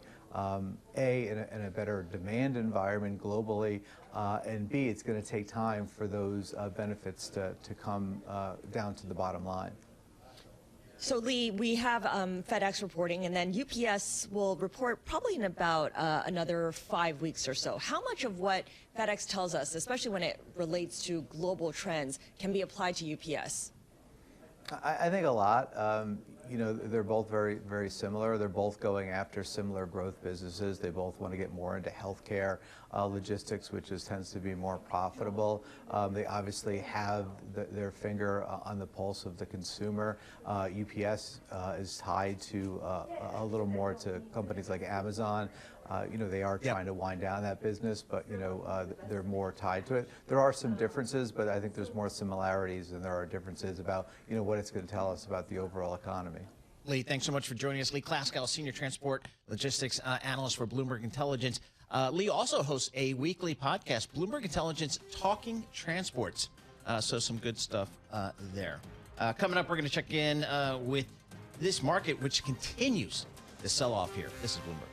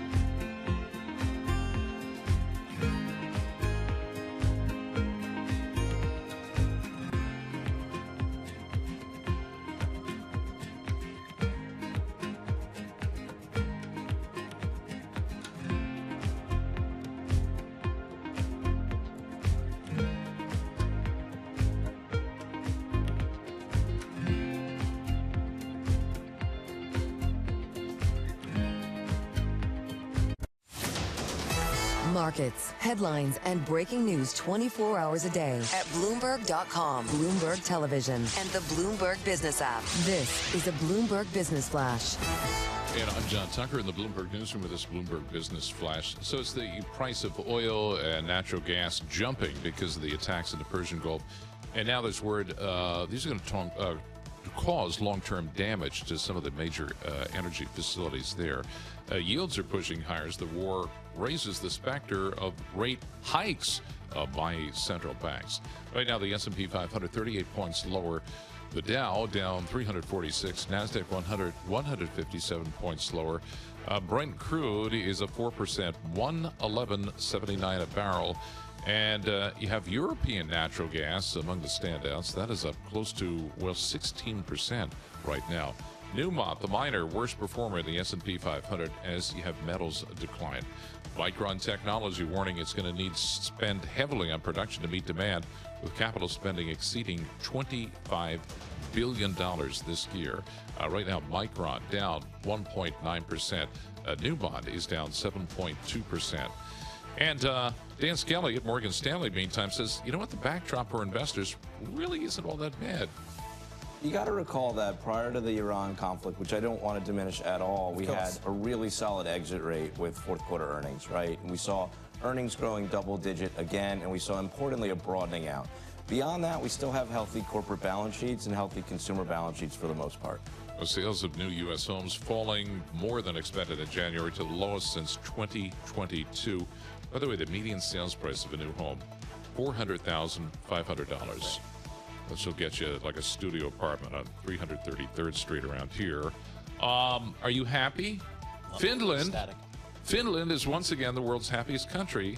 The U.S. actually ranks 23rd, this at least according to the 2026 World Happiness Report, which also warned that heavy social media use, especially passive scrolling, is harming young people's mental health, making them unhappy. Not just young people. I think I'm going to say everybody below the age of my age and below. Yeah. No, everybody. What, using devices and being addicted to screens? Oh, yeah. Senior citizens absolutely. are totally addicted to screens. You should see my parents. They're like scrolling on their YouTubes and listening to it full volume and sitting next to each other. That's crazy. Them and toddlers. Yeah, no, it's the new human equivalent of picking ticks out of each other's hair.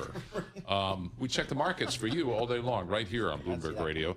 I'm John Tucker, and that is your Bloomberg Business Flash, Scarlett and Paul. All right, John Tucker, thank you so much. We appreciate that. Scarlett Fu, Paul Sweeney live here in our Bloomberg Interactive Broker Studio, streaming live on YouTube and Bloomberg.com as well. One of the trends that was impacting the market was a sell-off in a lot of software companies as it relates to because potentially threatened by AI. That was certainly a theme, continues to be a theme in this marketplace as people get a better understanding of what AI is and what it can mean for across the economic spectrum. One of those is our next guest, Sukhinder Singh Cassidy. He's the CEO of a company by the name of Xero, X-E-R-O. It's a New Zealand-based accounting software company. It trades in Australia. I'm looking at the stock here. It is down about 30% year to date, but that's pretty much in line with a lot of software stocks here this year. Sukhinder, thanks so much for joining us here. You guys are an accounting software company. Is AI a friend or foe to you? AI is definitely a friend, and I'll tell you why. And just to give some context on Xero, although we are Kiwi-born, we operate in 180 markets globally, including here in the U.S., where we are one of the larger accounting players and software players, cloud-based, as well as UK, Australia, New Zealand, South Africa. So we may come from New Zealand, but a pretty large footprint of almost 5 million small businesses and accountants around the world. Why is AI a friend? Well, to be honest, we are the builders. We are the tech partners to small businesses around the world. They are often short on time and looking for more productivity. So Xero itself was born from tech disruption, in the movement from desktop software to the cloud. And we pioneered the idea of collaborating with your accountant or your CFO on software that lets you see your profits and losses, do your bookkeeping, be your system of record, pay your taxes, pay your bills now with the acquisition of Melio. So for us, we love AI. AI allows us to build amazing new software for our customers who, quite frankly, as I come back to, are short on time and really want to focus on their core business. And what's been the take-up among these small to medium-sized businesses? How cautious are they initially? How aggressively are they applying it? Are they embracing it? Yeah, so look, our own AI stats are actually quite exciting. So I'm going to separate out into two types of AI because I think people often don't take the time to do that. It's important. Number one, we have about 2 million customers who use traditional AI on Xero. What do I mean by that? Suggesting what category, an expense should go into. I mean, scanning your bills, just OCR technology, machine learning. And then we have about 300,000 and growing on features within the last year. And by this, I mean generative AI features, our chatbot, more recently, effectively automated bookkeeping. So we are bookkeeping software, right? But the ability for your bookkeeping to just be auto-reconciled, that thing you hear about, which is agentic AI, by that means like, hey, you just wake up and it's done for you. So we're seeing very fast take up of our newer, what I call agentic features. But overall, about 2.3 million, excluding customer service, of our customers use some form of AI from Xero today. So, Kinder, who are your competitors in this space, and what's your competitive advantage? Sure. So globally, quite frankly, the competitor that people would note would be Intuit. I would note that if you think about Xero is probably far more global than Intuit. We lead in many markets outside the United States. We are the leading software provider in the United States. We are a challenger to Intuit, but we're used by almost 500,000 businesses here in the U.S. On both Xero and then our recent acquisition of Melio, which is one of the leading cloud-based providers of software to pay your bills. So our competitive advantage alongside it is very easy to use, creating quote unquote magical experiences through technology. We love that. That is our brand.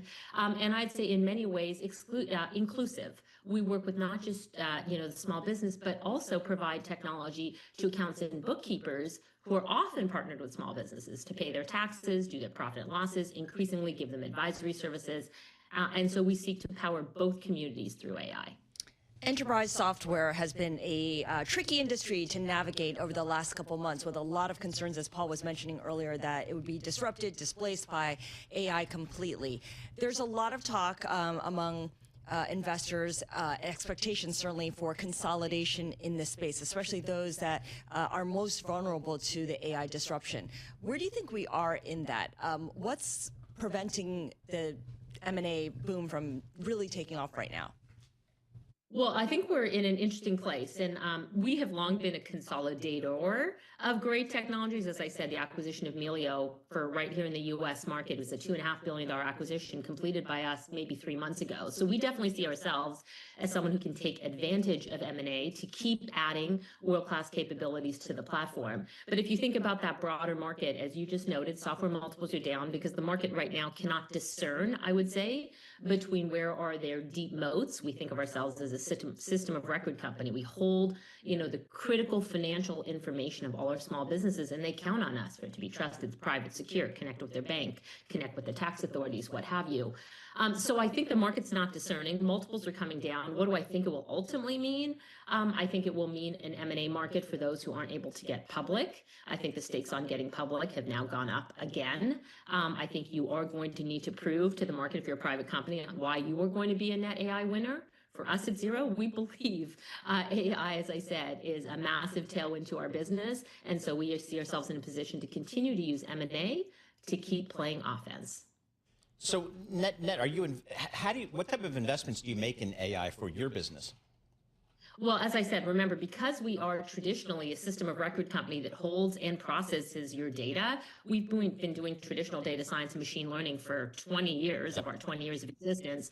And AI has been a big investment for us for the last 2 years, mostly, if you think about it, first and foremost, to bring a whole new way for the customer to experience the product. Like if you think about what's happening for you as a consumer today, you're getting used to just asking questions, right? Natural language interfaces. So of course, Jax, which is our super agent on Xero, allows you to ask natural language questions, but Jax also processes your bookkeeping. Jax tomorrow will help you chase your bills. So I think the way we think about, that environment is our job is to make AI accessible for our customers. And in many ways, they follow some of the consumer trends and how they're going to want to work with AI. Sukhinder, thank you so much. Sukhinder Singh Cassidy, CEO of Xero, joining us from San Francisco. We're looking at markets, at least equities, in the red right now. The S&P 500 down 0.6%. This is Bloomberg Intelligence on Bloomberg Radio in New York. Good morning.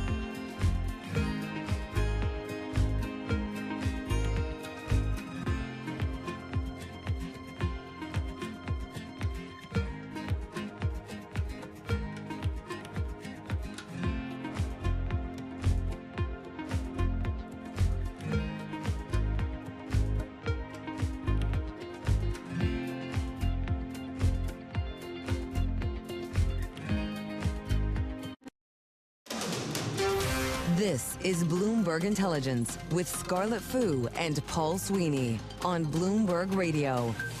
Scarlett Fu and Paul Sweeney live here in our Bloomberg Interactive Broker Studio, streaming live on YouTube and at Bloomberg.com. Let's look at Brent crude here, up $3.50, about $110 per barrel.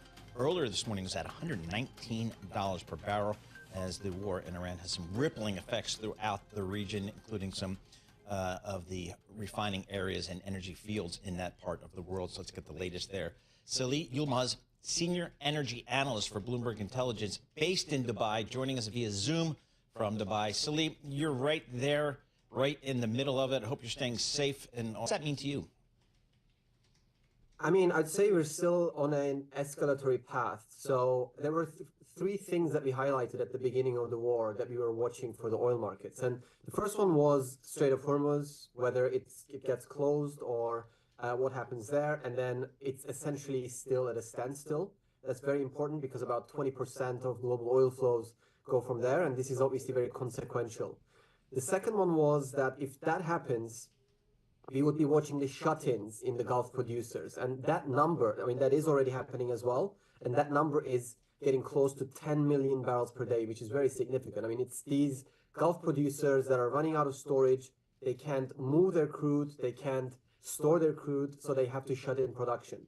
And the third one, very importantly, was the third thing that we were watching was damage to energy infrastructure, damage to oil infrastructure. And this is what we are also seeing right now. And I think all of these three things are quite important and very consequential.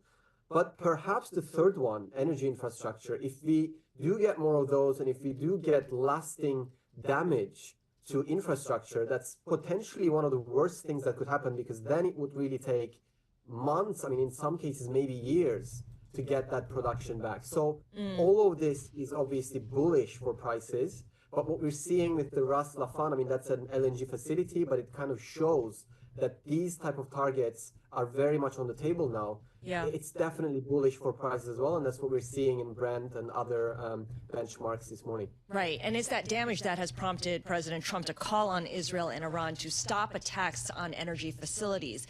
You mentioned Qatar's Ras Laffan. It's the world's biggest LNG plant. We're told that it suffered extensive damage. What does that mean, practically speaking, for countries that might rely on the LNG that it processes? Just kind of walk us through what that means. Sure, and I mean, it's not good because Qatar is a massive producer of LNG. It's a massive exporter of LNG.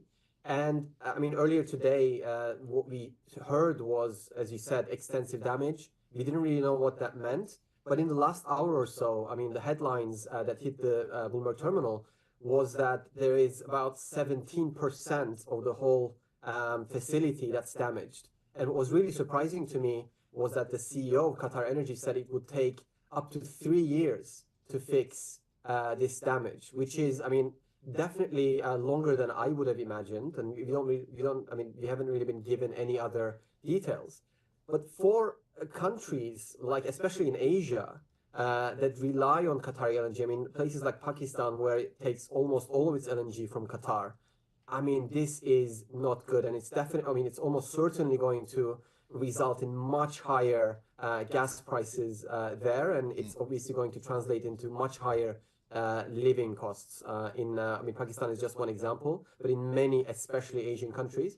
But I mean, you could argue that this is almost a leading indicator. I mean, the longer this war goes on, it would trickle down to other regions as well. So give us a sense on the other side of this, Salih. If President Trump decides, all right, I'm bored with this, I'm going to claim victory and we're going to end this thing, how long do you think it would take for oil to return to a more normalized level, do you think?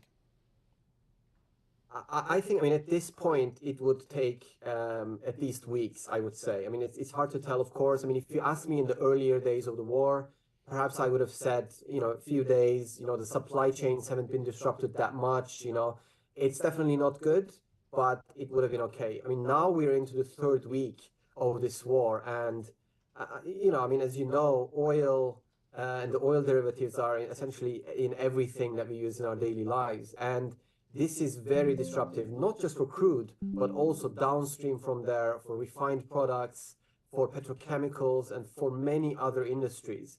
So it's all disrupted. So I would say it would take weeks, if not months, to get back to the pre-war levels. And just a quick mention, you talked about shut-ins, producers halting production essentially because they can't store any more fuel. That takes a long time for them to restart, right? It's not like it's as easy to restart as it was to shut down. No, you're absolutely right. I mean, in these fields, if you lose the pressure, it's not as easy as just flipping a switch and getting that production back.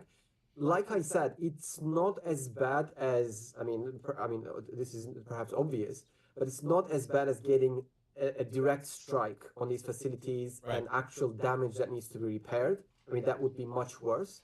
But you're absolutely right. It's not just turning it back on. It would take some time to get back to previous levels, to anywhere near full capacity for these facilities. All right, Salih Yilmaz, thank you so much for shedding some intelligence on what's happening here with the energy infrastructure in the Middle East. He is our Bloomberg Intelligence senior oil analyst joining us from overseas. He is based in Dubai. Paul? Absolutely. He's right in the middle of it for sure. For our listeners in the U.S., a reminder, you can listen to us via satellite radio on Sirius XM Channel 121. Access the world's only global audio business network coast to coast. 24 hours a day. Bloomberg Radio on Sirius XM Channel 121 is presented by Golden Crest Metals. Stay tuned for the latest market news and industry research. The next hour of Bloomberg Intelligence starts right now.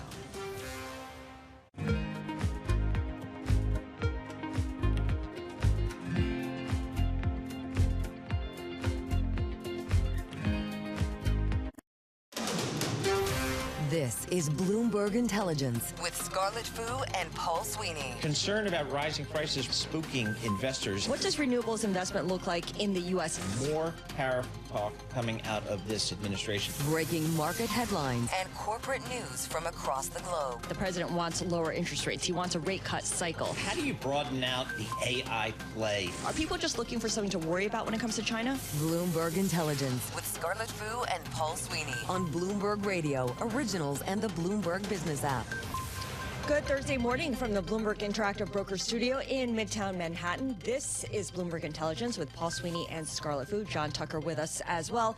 Oil prices, they continue to rise, which means stocks continue to decline. And this comes just after Fed Chair Jay Powell made clear that there won't be any rate cuts until inflation starts to ease more. And that's all before it folds in what's happening with Iran, with the war taking place there. So a lot to get through there. And we're going to tackle all of it with our lineup of guests. Becca Wasser is our defense lead for Bloomberg Economics to give us the latest on the conflict in the Middle East. Jake Silverman is our semiconductor analyst to recap earnings out of memory chip maker Micron. These memory chip makers have seen a lot of demand because of the AI boom. We're also going to check in with David Kudla. He's the founder, CEO, and chief investment strategist at Mainstay Capital Management to get his sense on where you invest, how you invest. And Michael Halen, he is our senior restaurant and food service analyst, will join us to give us his analysis of Darden Restaurant's latest earnings. Promotions are a big part of it.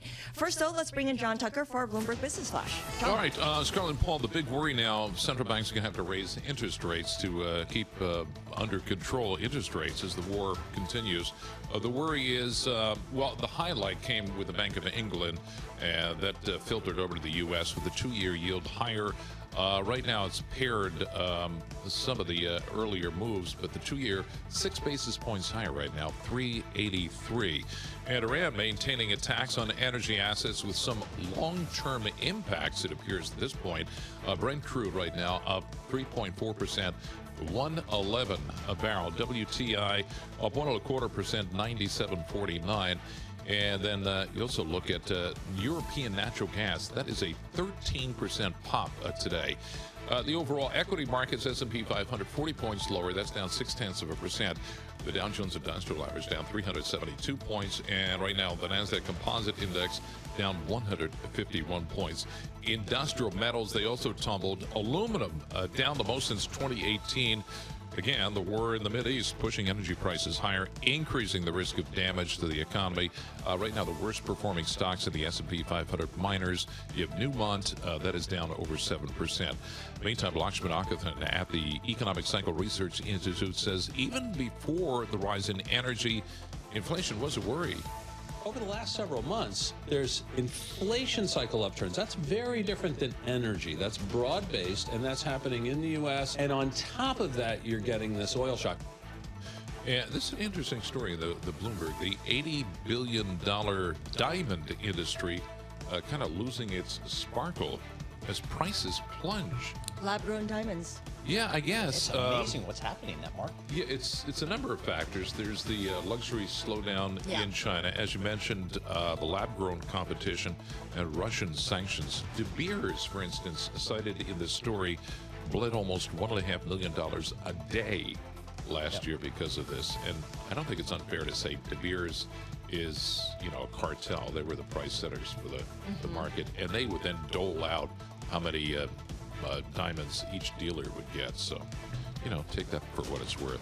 Pick up some cheap diamonds, Scarlett. Are you in the market? I know where you're going with that question. We check the markets for you all day long, right here on Bloomberg. I'm 63. I don't know. I mean, I'm you're set in the one my who said it. ways. It's a new 53. Come on. Anyway, back to you guys.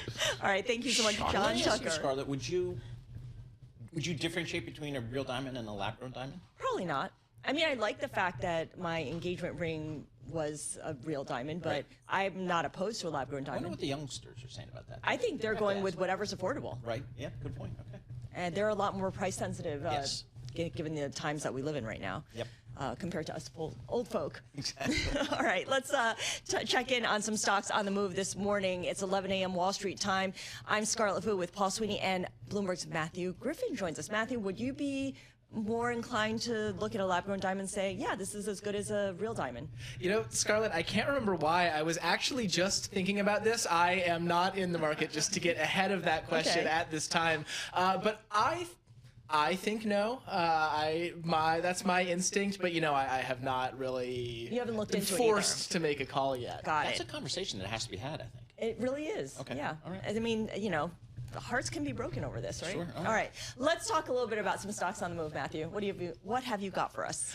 Well, I know you are going to talk more about the numbers on Micron in a bit, but I think it's worth looking at the stock here and what it tells us about where investors' heads are. So that's ticker MU, down about 2.5%, was down as much as 8.8% earlier this morning. And what's really driving sentiment there is this forecast for capital expenditures. They expect that to be greater than $25 billion this year. That's more than the $22.4 billion that Wall Street was expecting.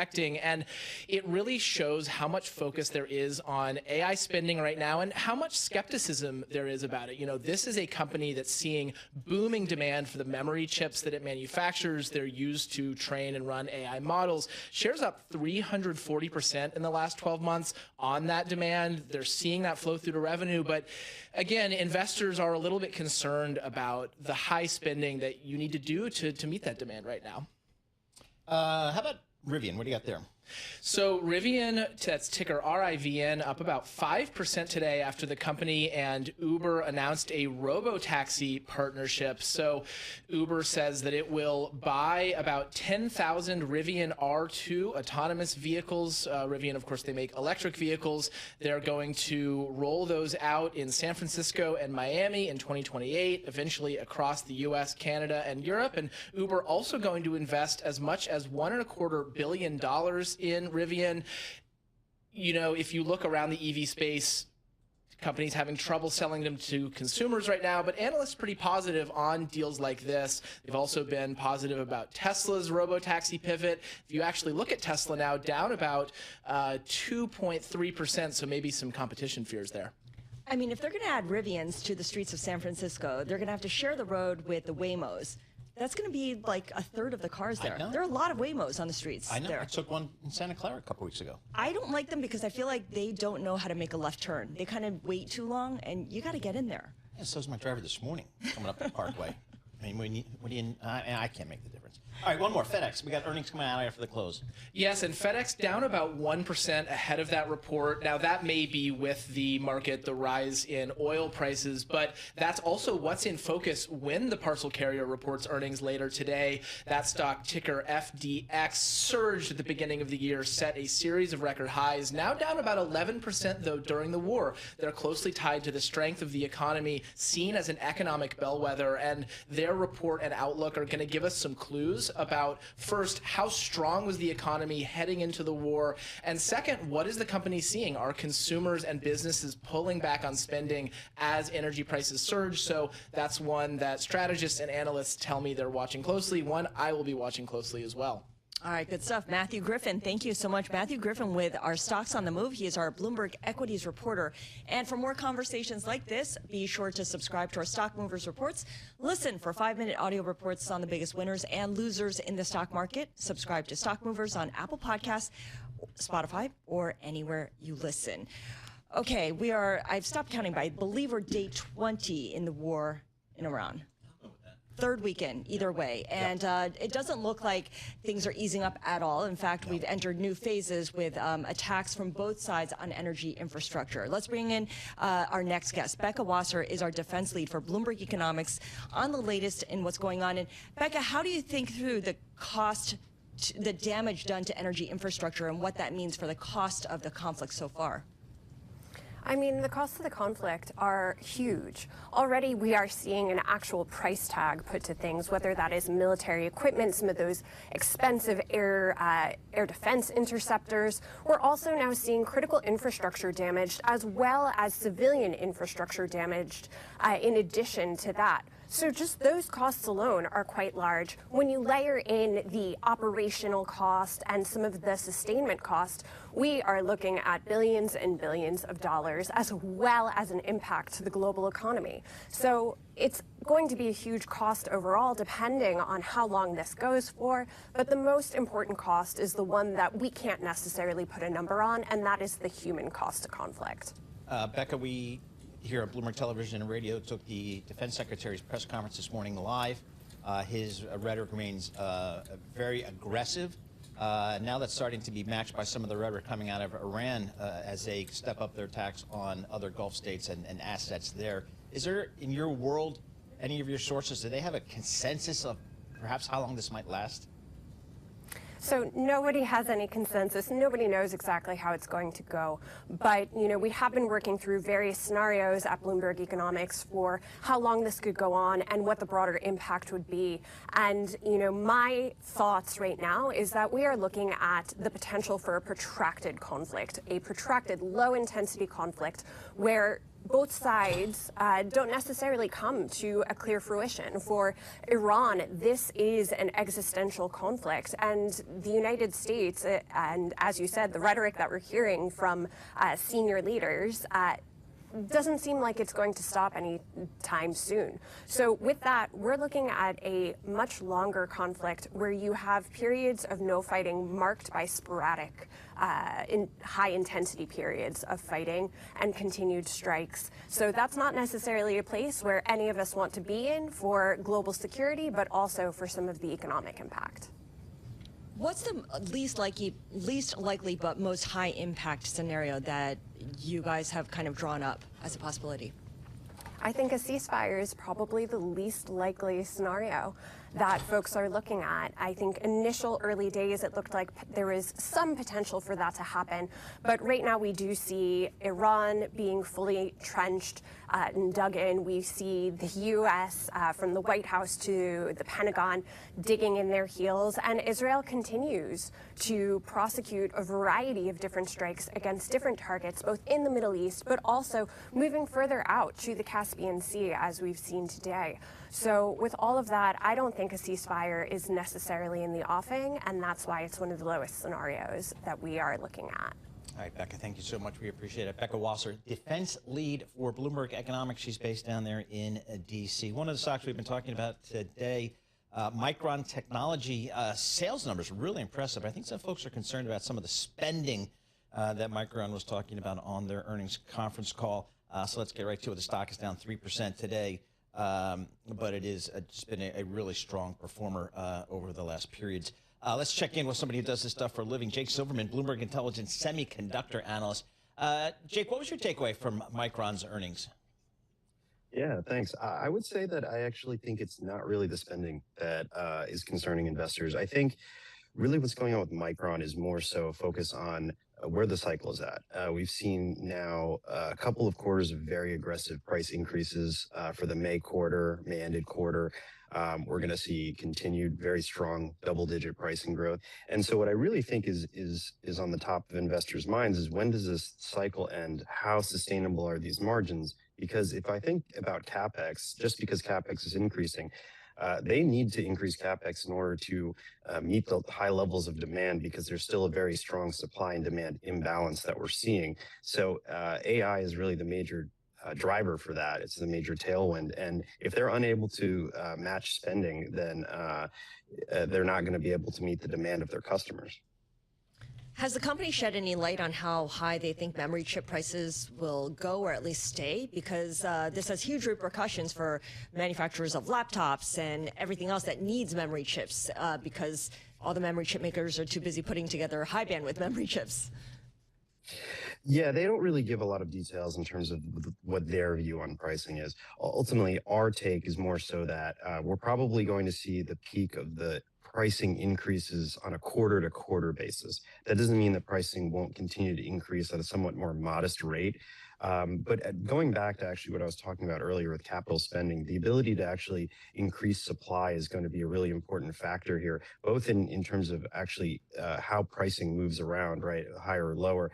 But because there's actually a constraint in the ability to put up additional clean room space, new fab space, there's not going to be a lot of additional supply in the next 12 to 15 months, or until the next 12 to 15 months. So as a result, we think pricing still has a few more legs to go. Again, it's really just more so that we think pricing on a sequential basis, on a monthly basis, quarterly basis, will be a lot more modest in terms of the increases than what we've seen before.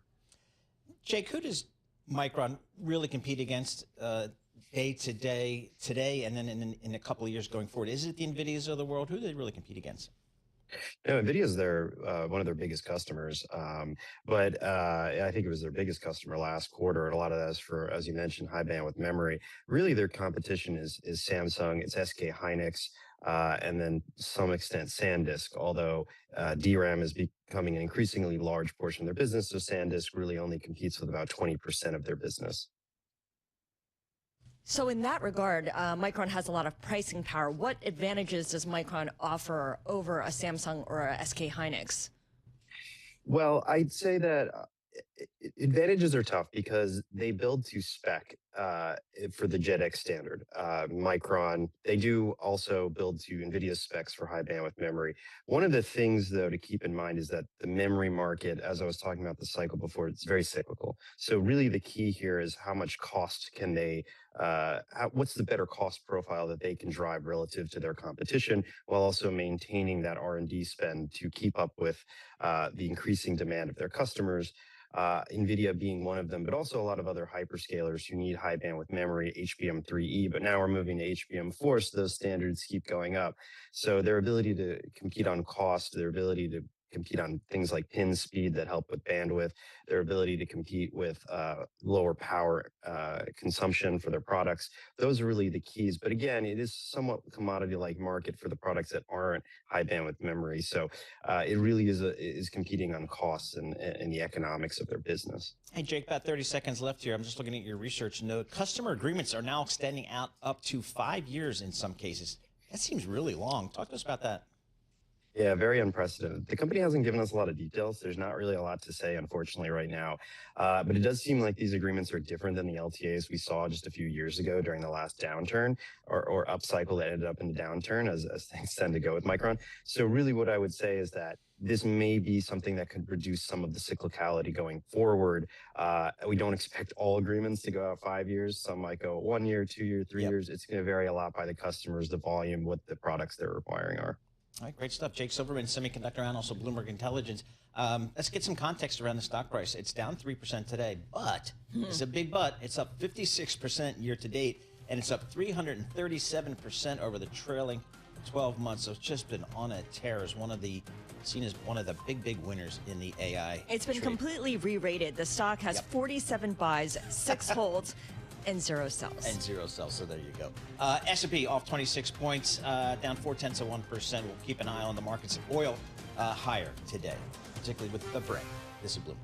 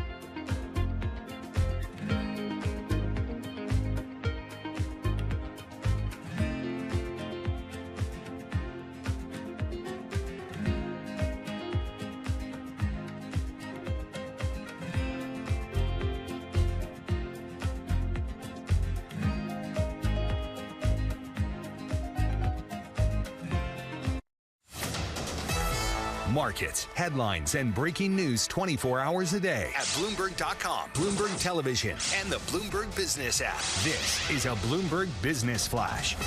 Good, I'm John Tucker in the Bloomberg Newsroom with this Bloomberg Business Flash, and we're brought to you by Golden Crest Metals. Inflation, tariffs, and volatility of some investors turning to gold for stability.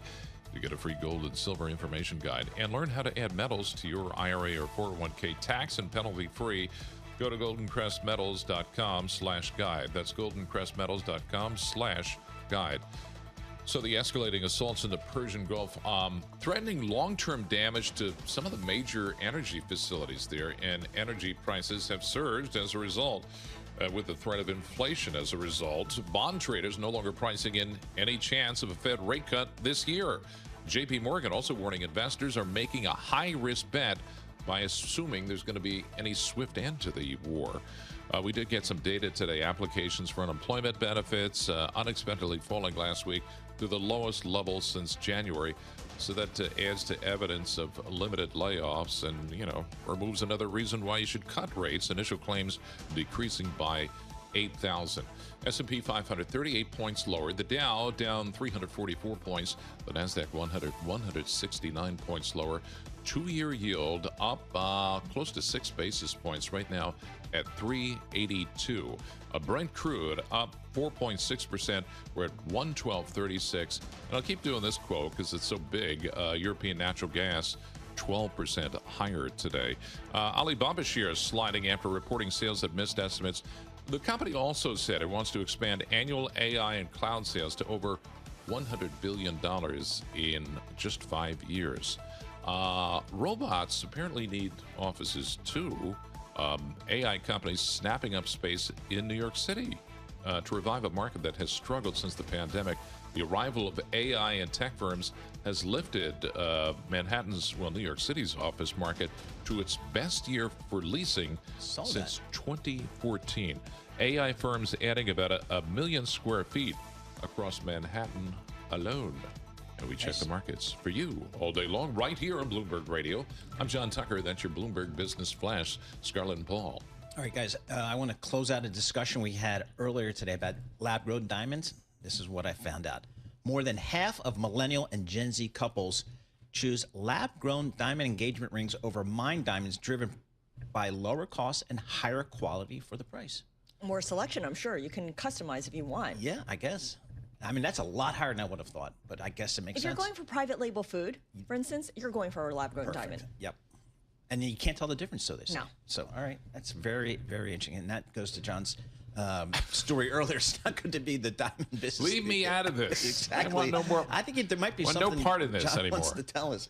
John Tucker there with the news. We appreciate that. Scarlett Fu, Paul Sweeney live here in our Bloomberg Interactive Brokers studio, streaming live on YouTube and Bloomberg.com as well. Let's get to a professional who does this investing thing for a living. He's been doing it for decades. He's seen all the cycles. David Kudla, founder, CEO, and chief investment strategist at Mainstay Capital Management. David, what's the messaging for your clients over the last 3+ weeks here with the conflict in Iran? Good morning, Paul. Yeah, the message to our clients has been, what we would like is turn off the news.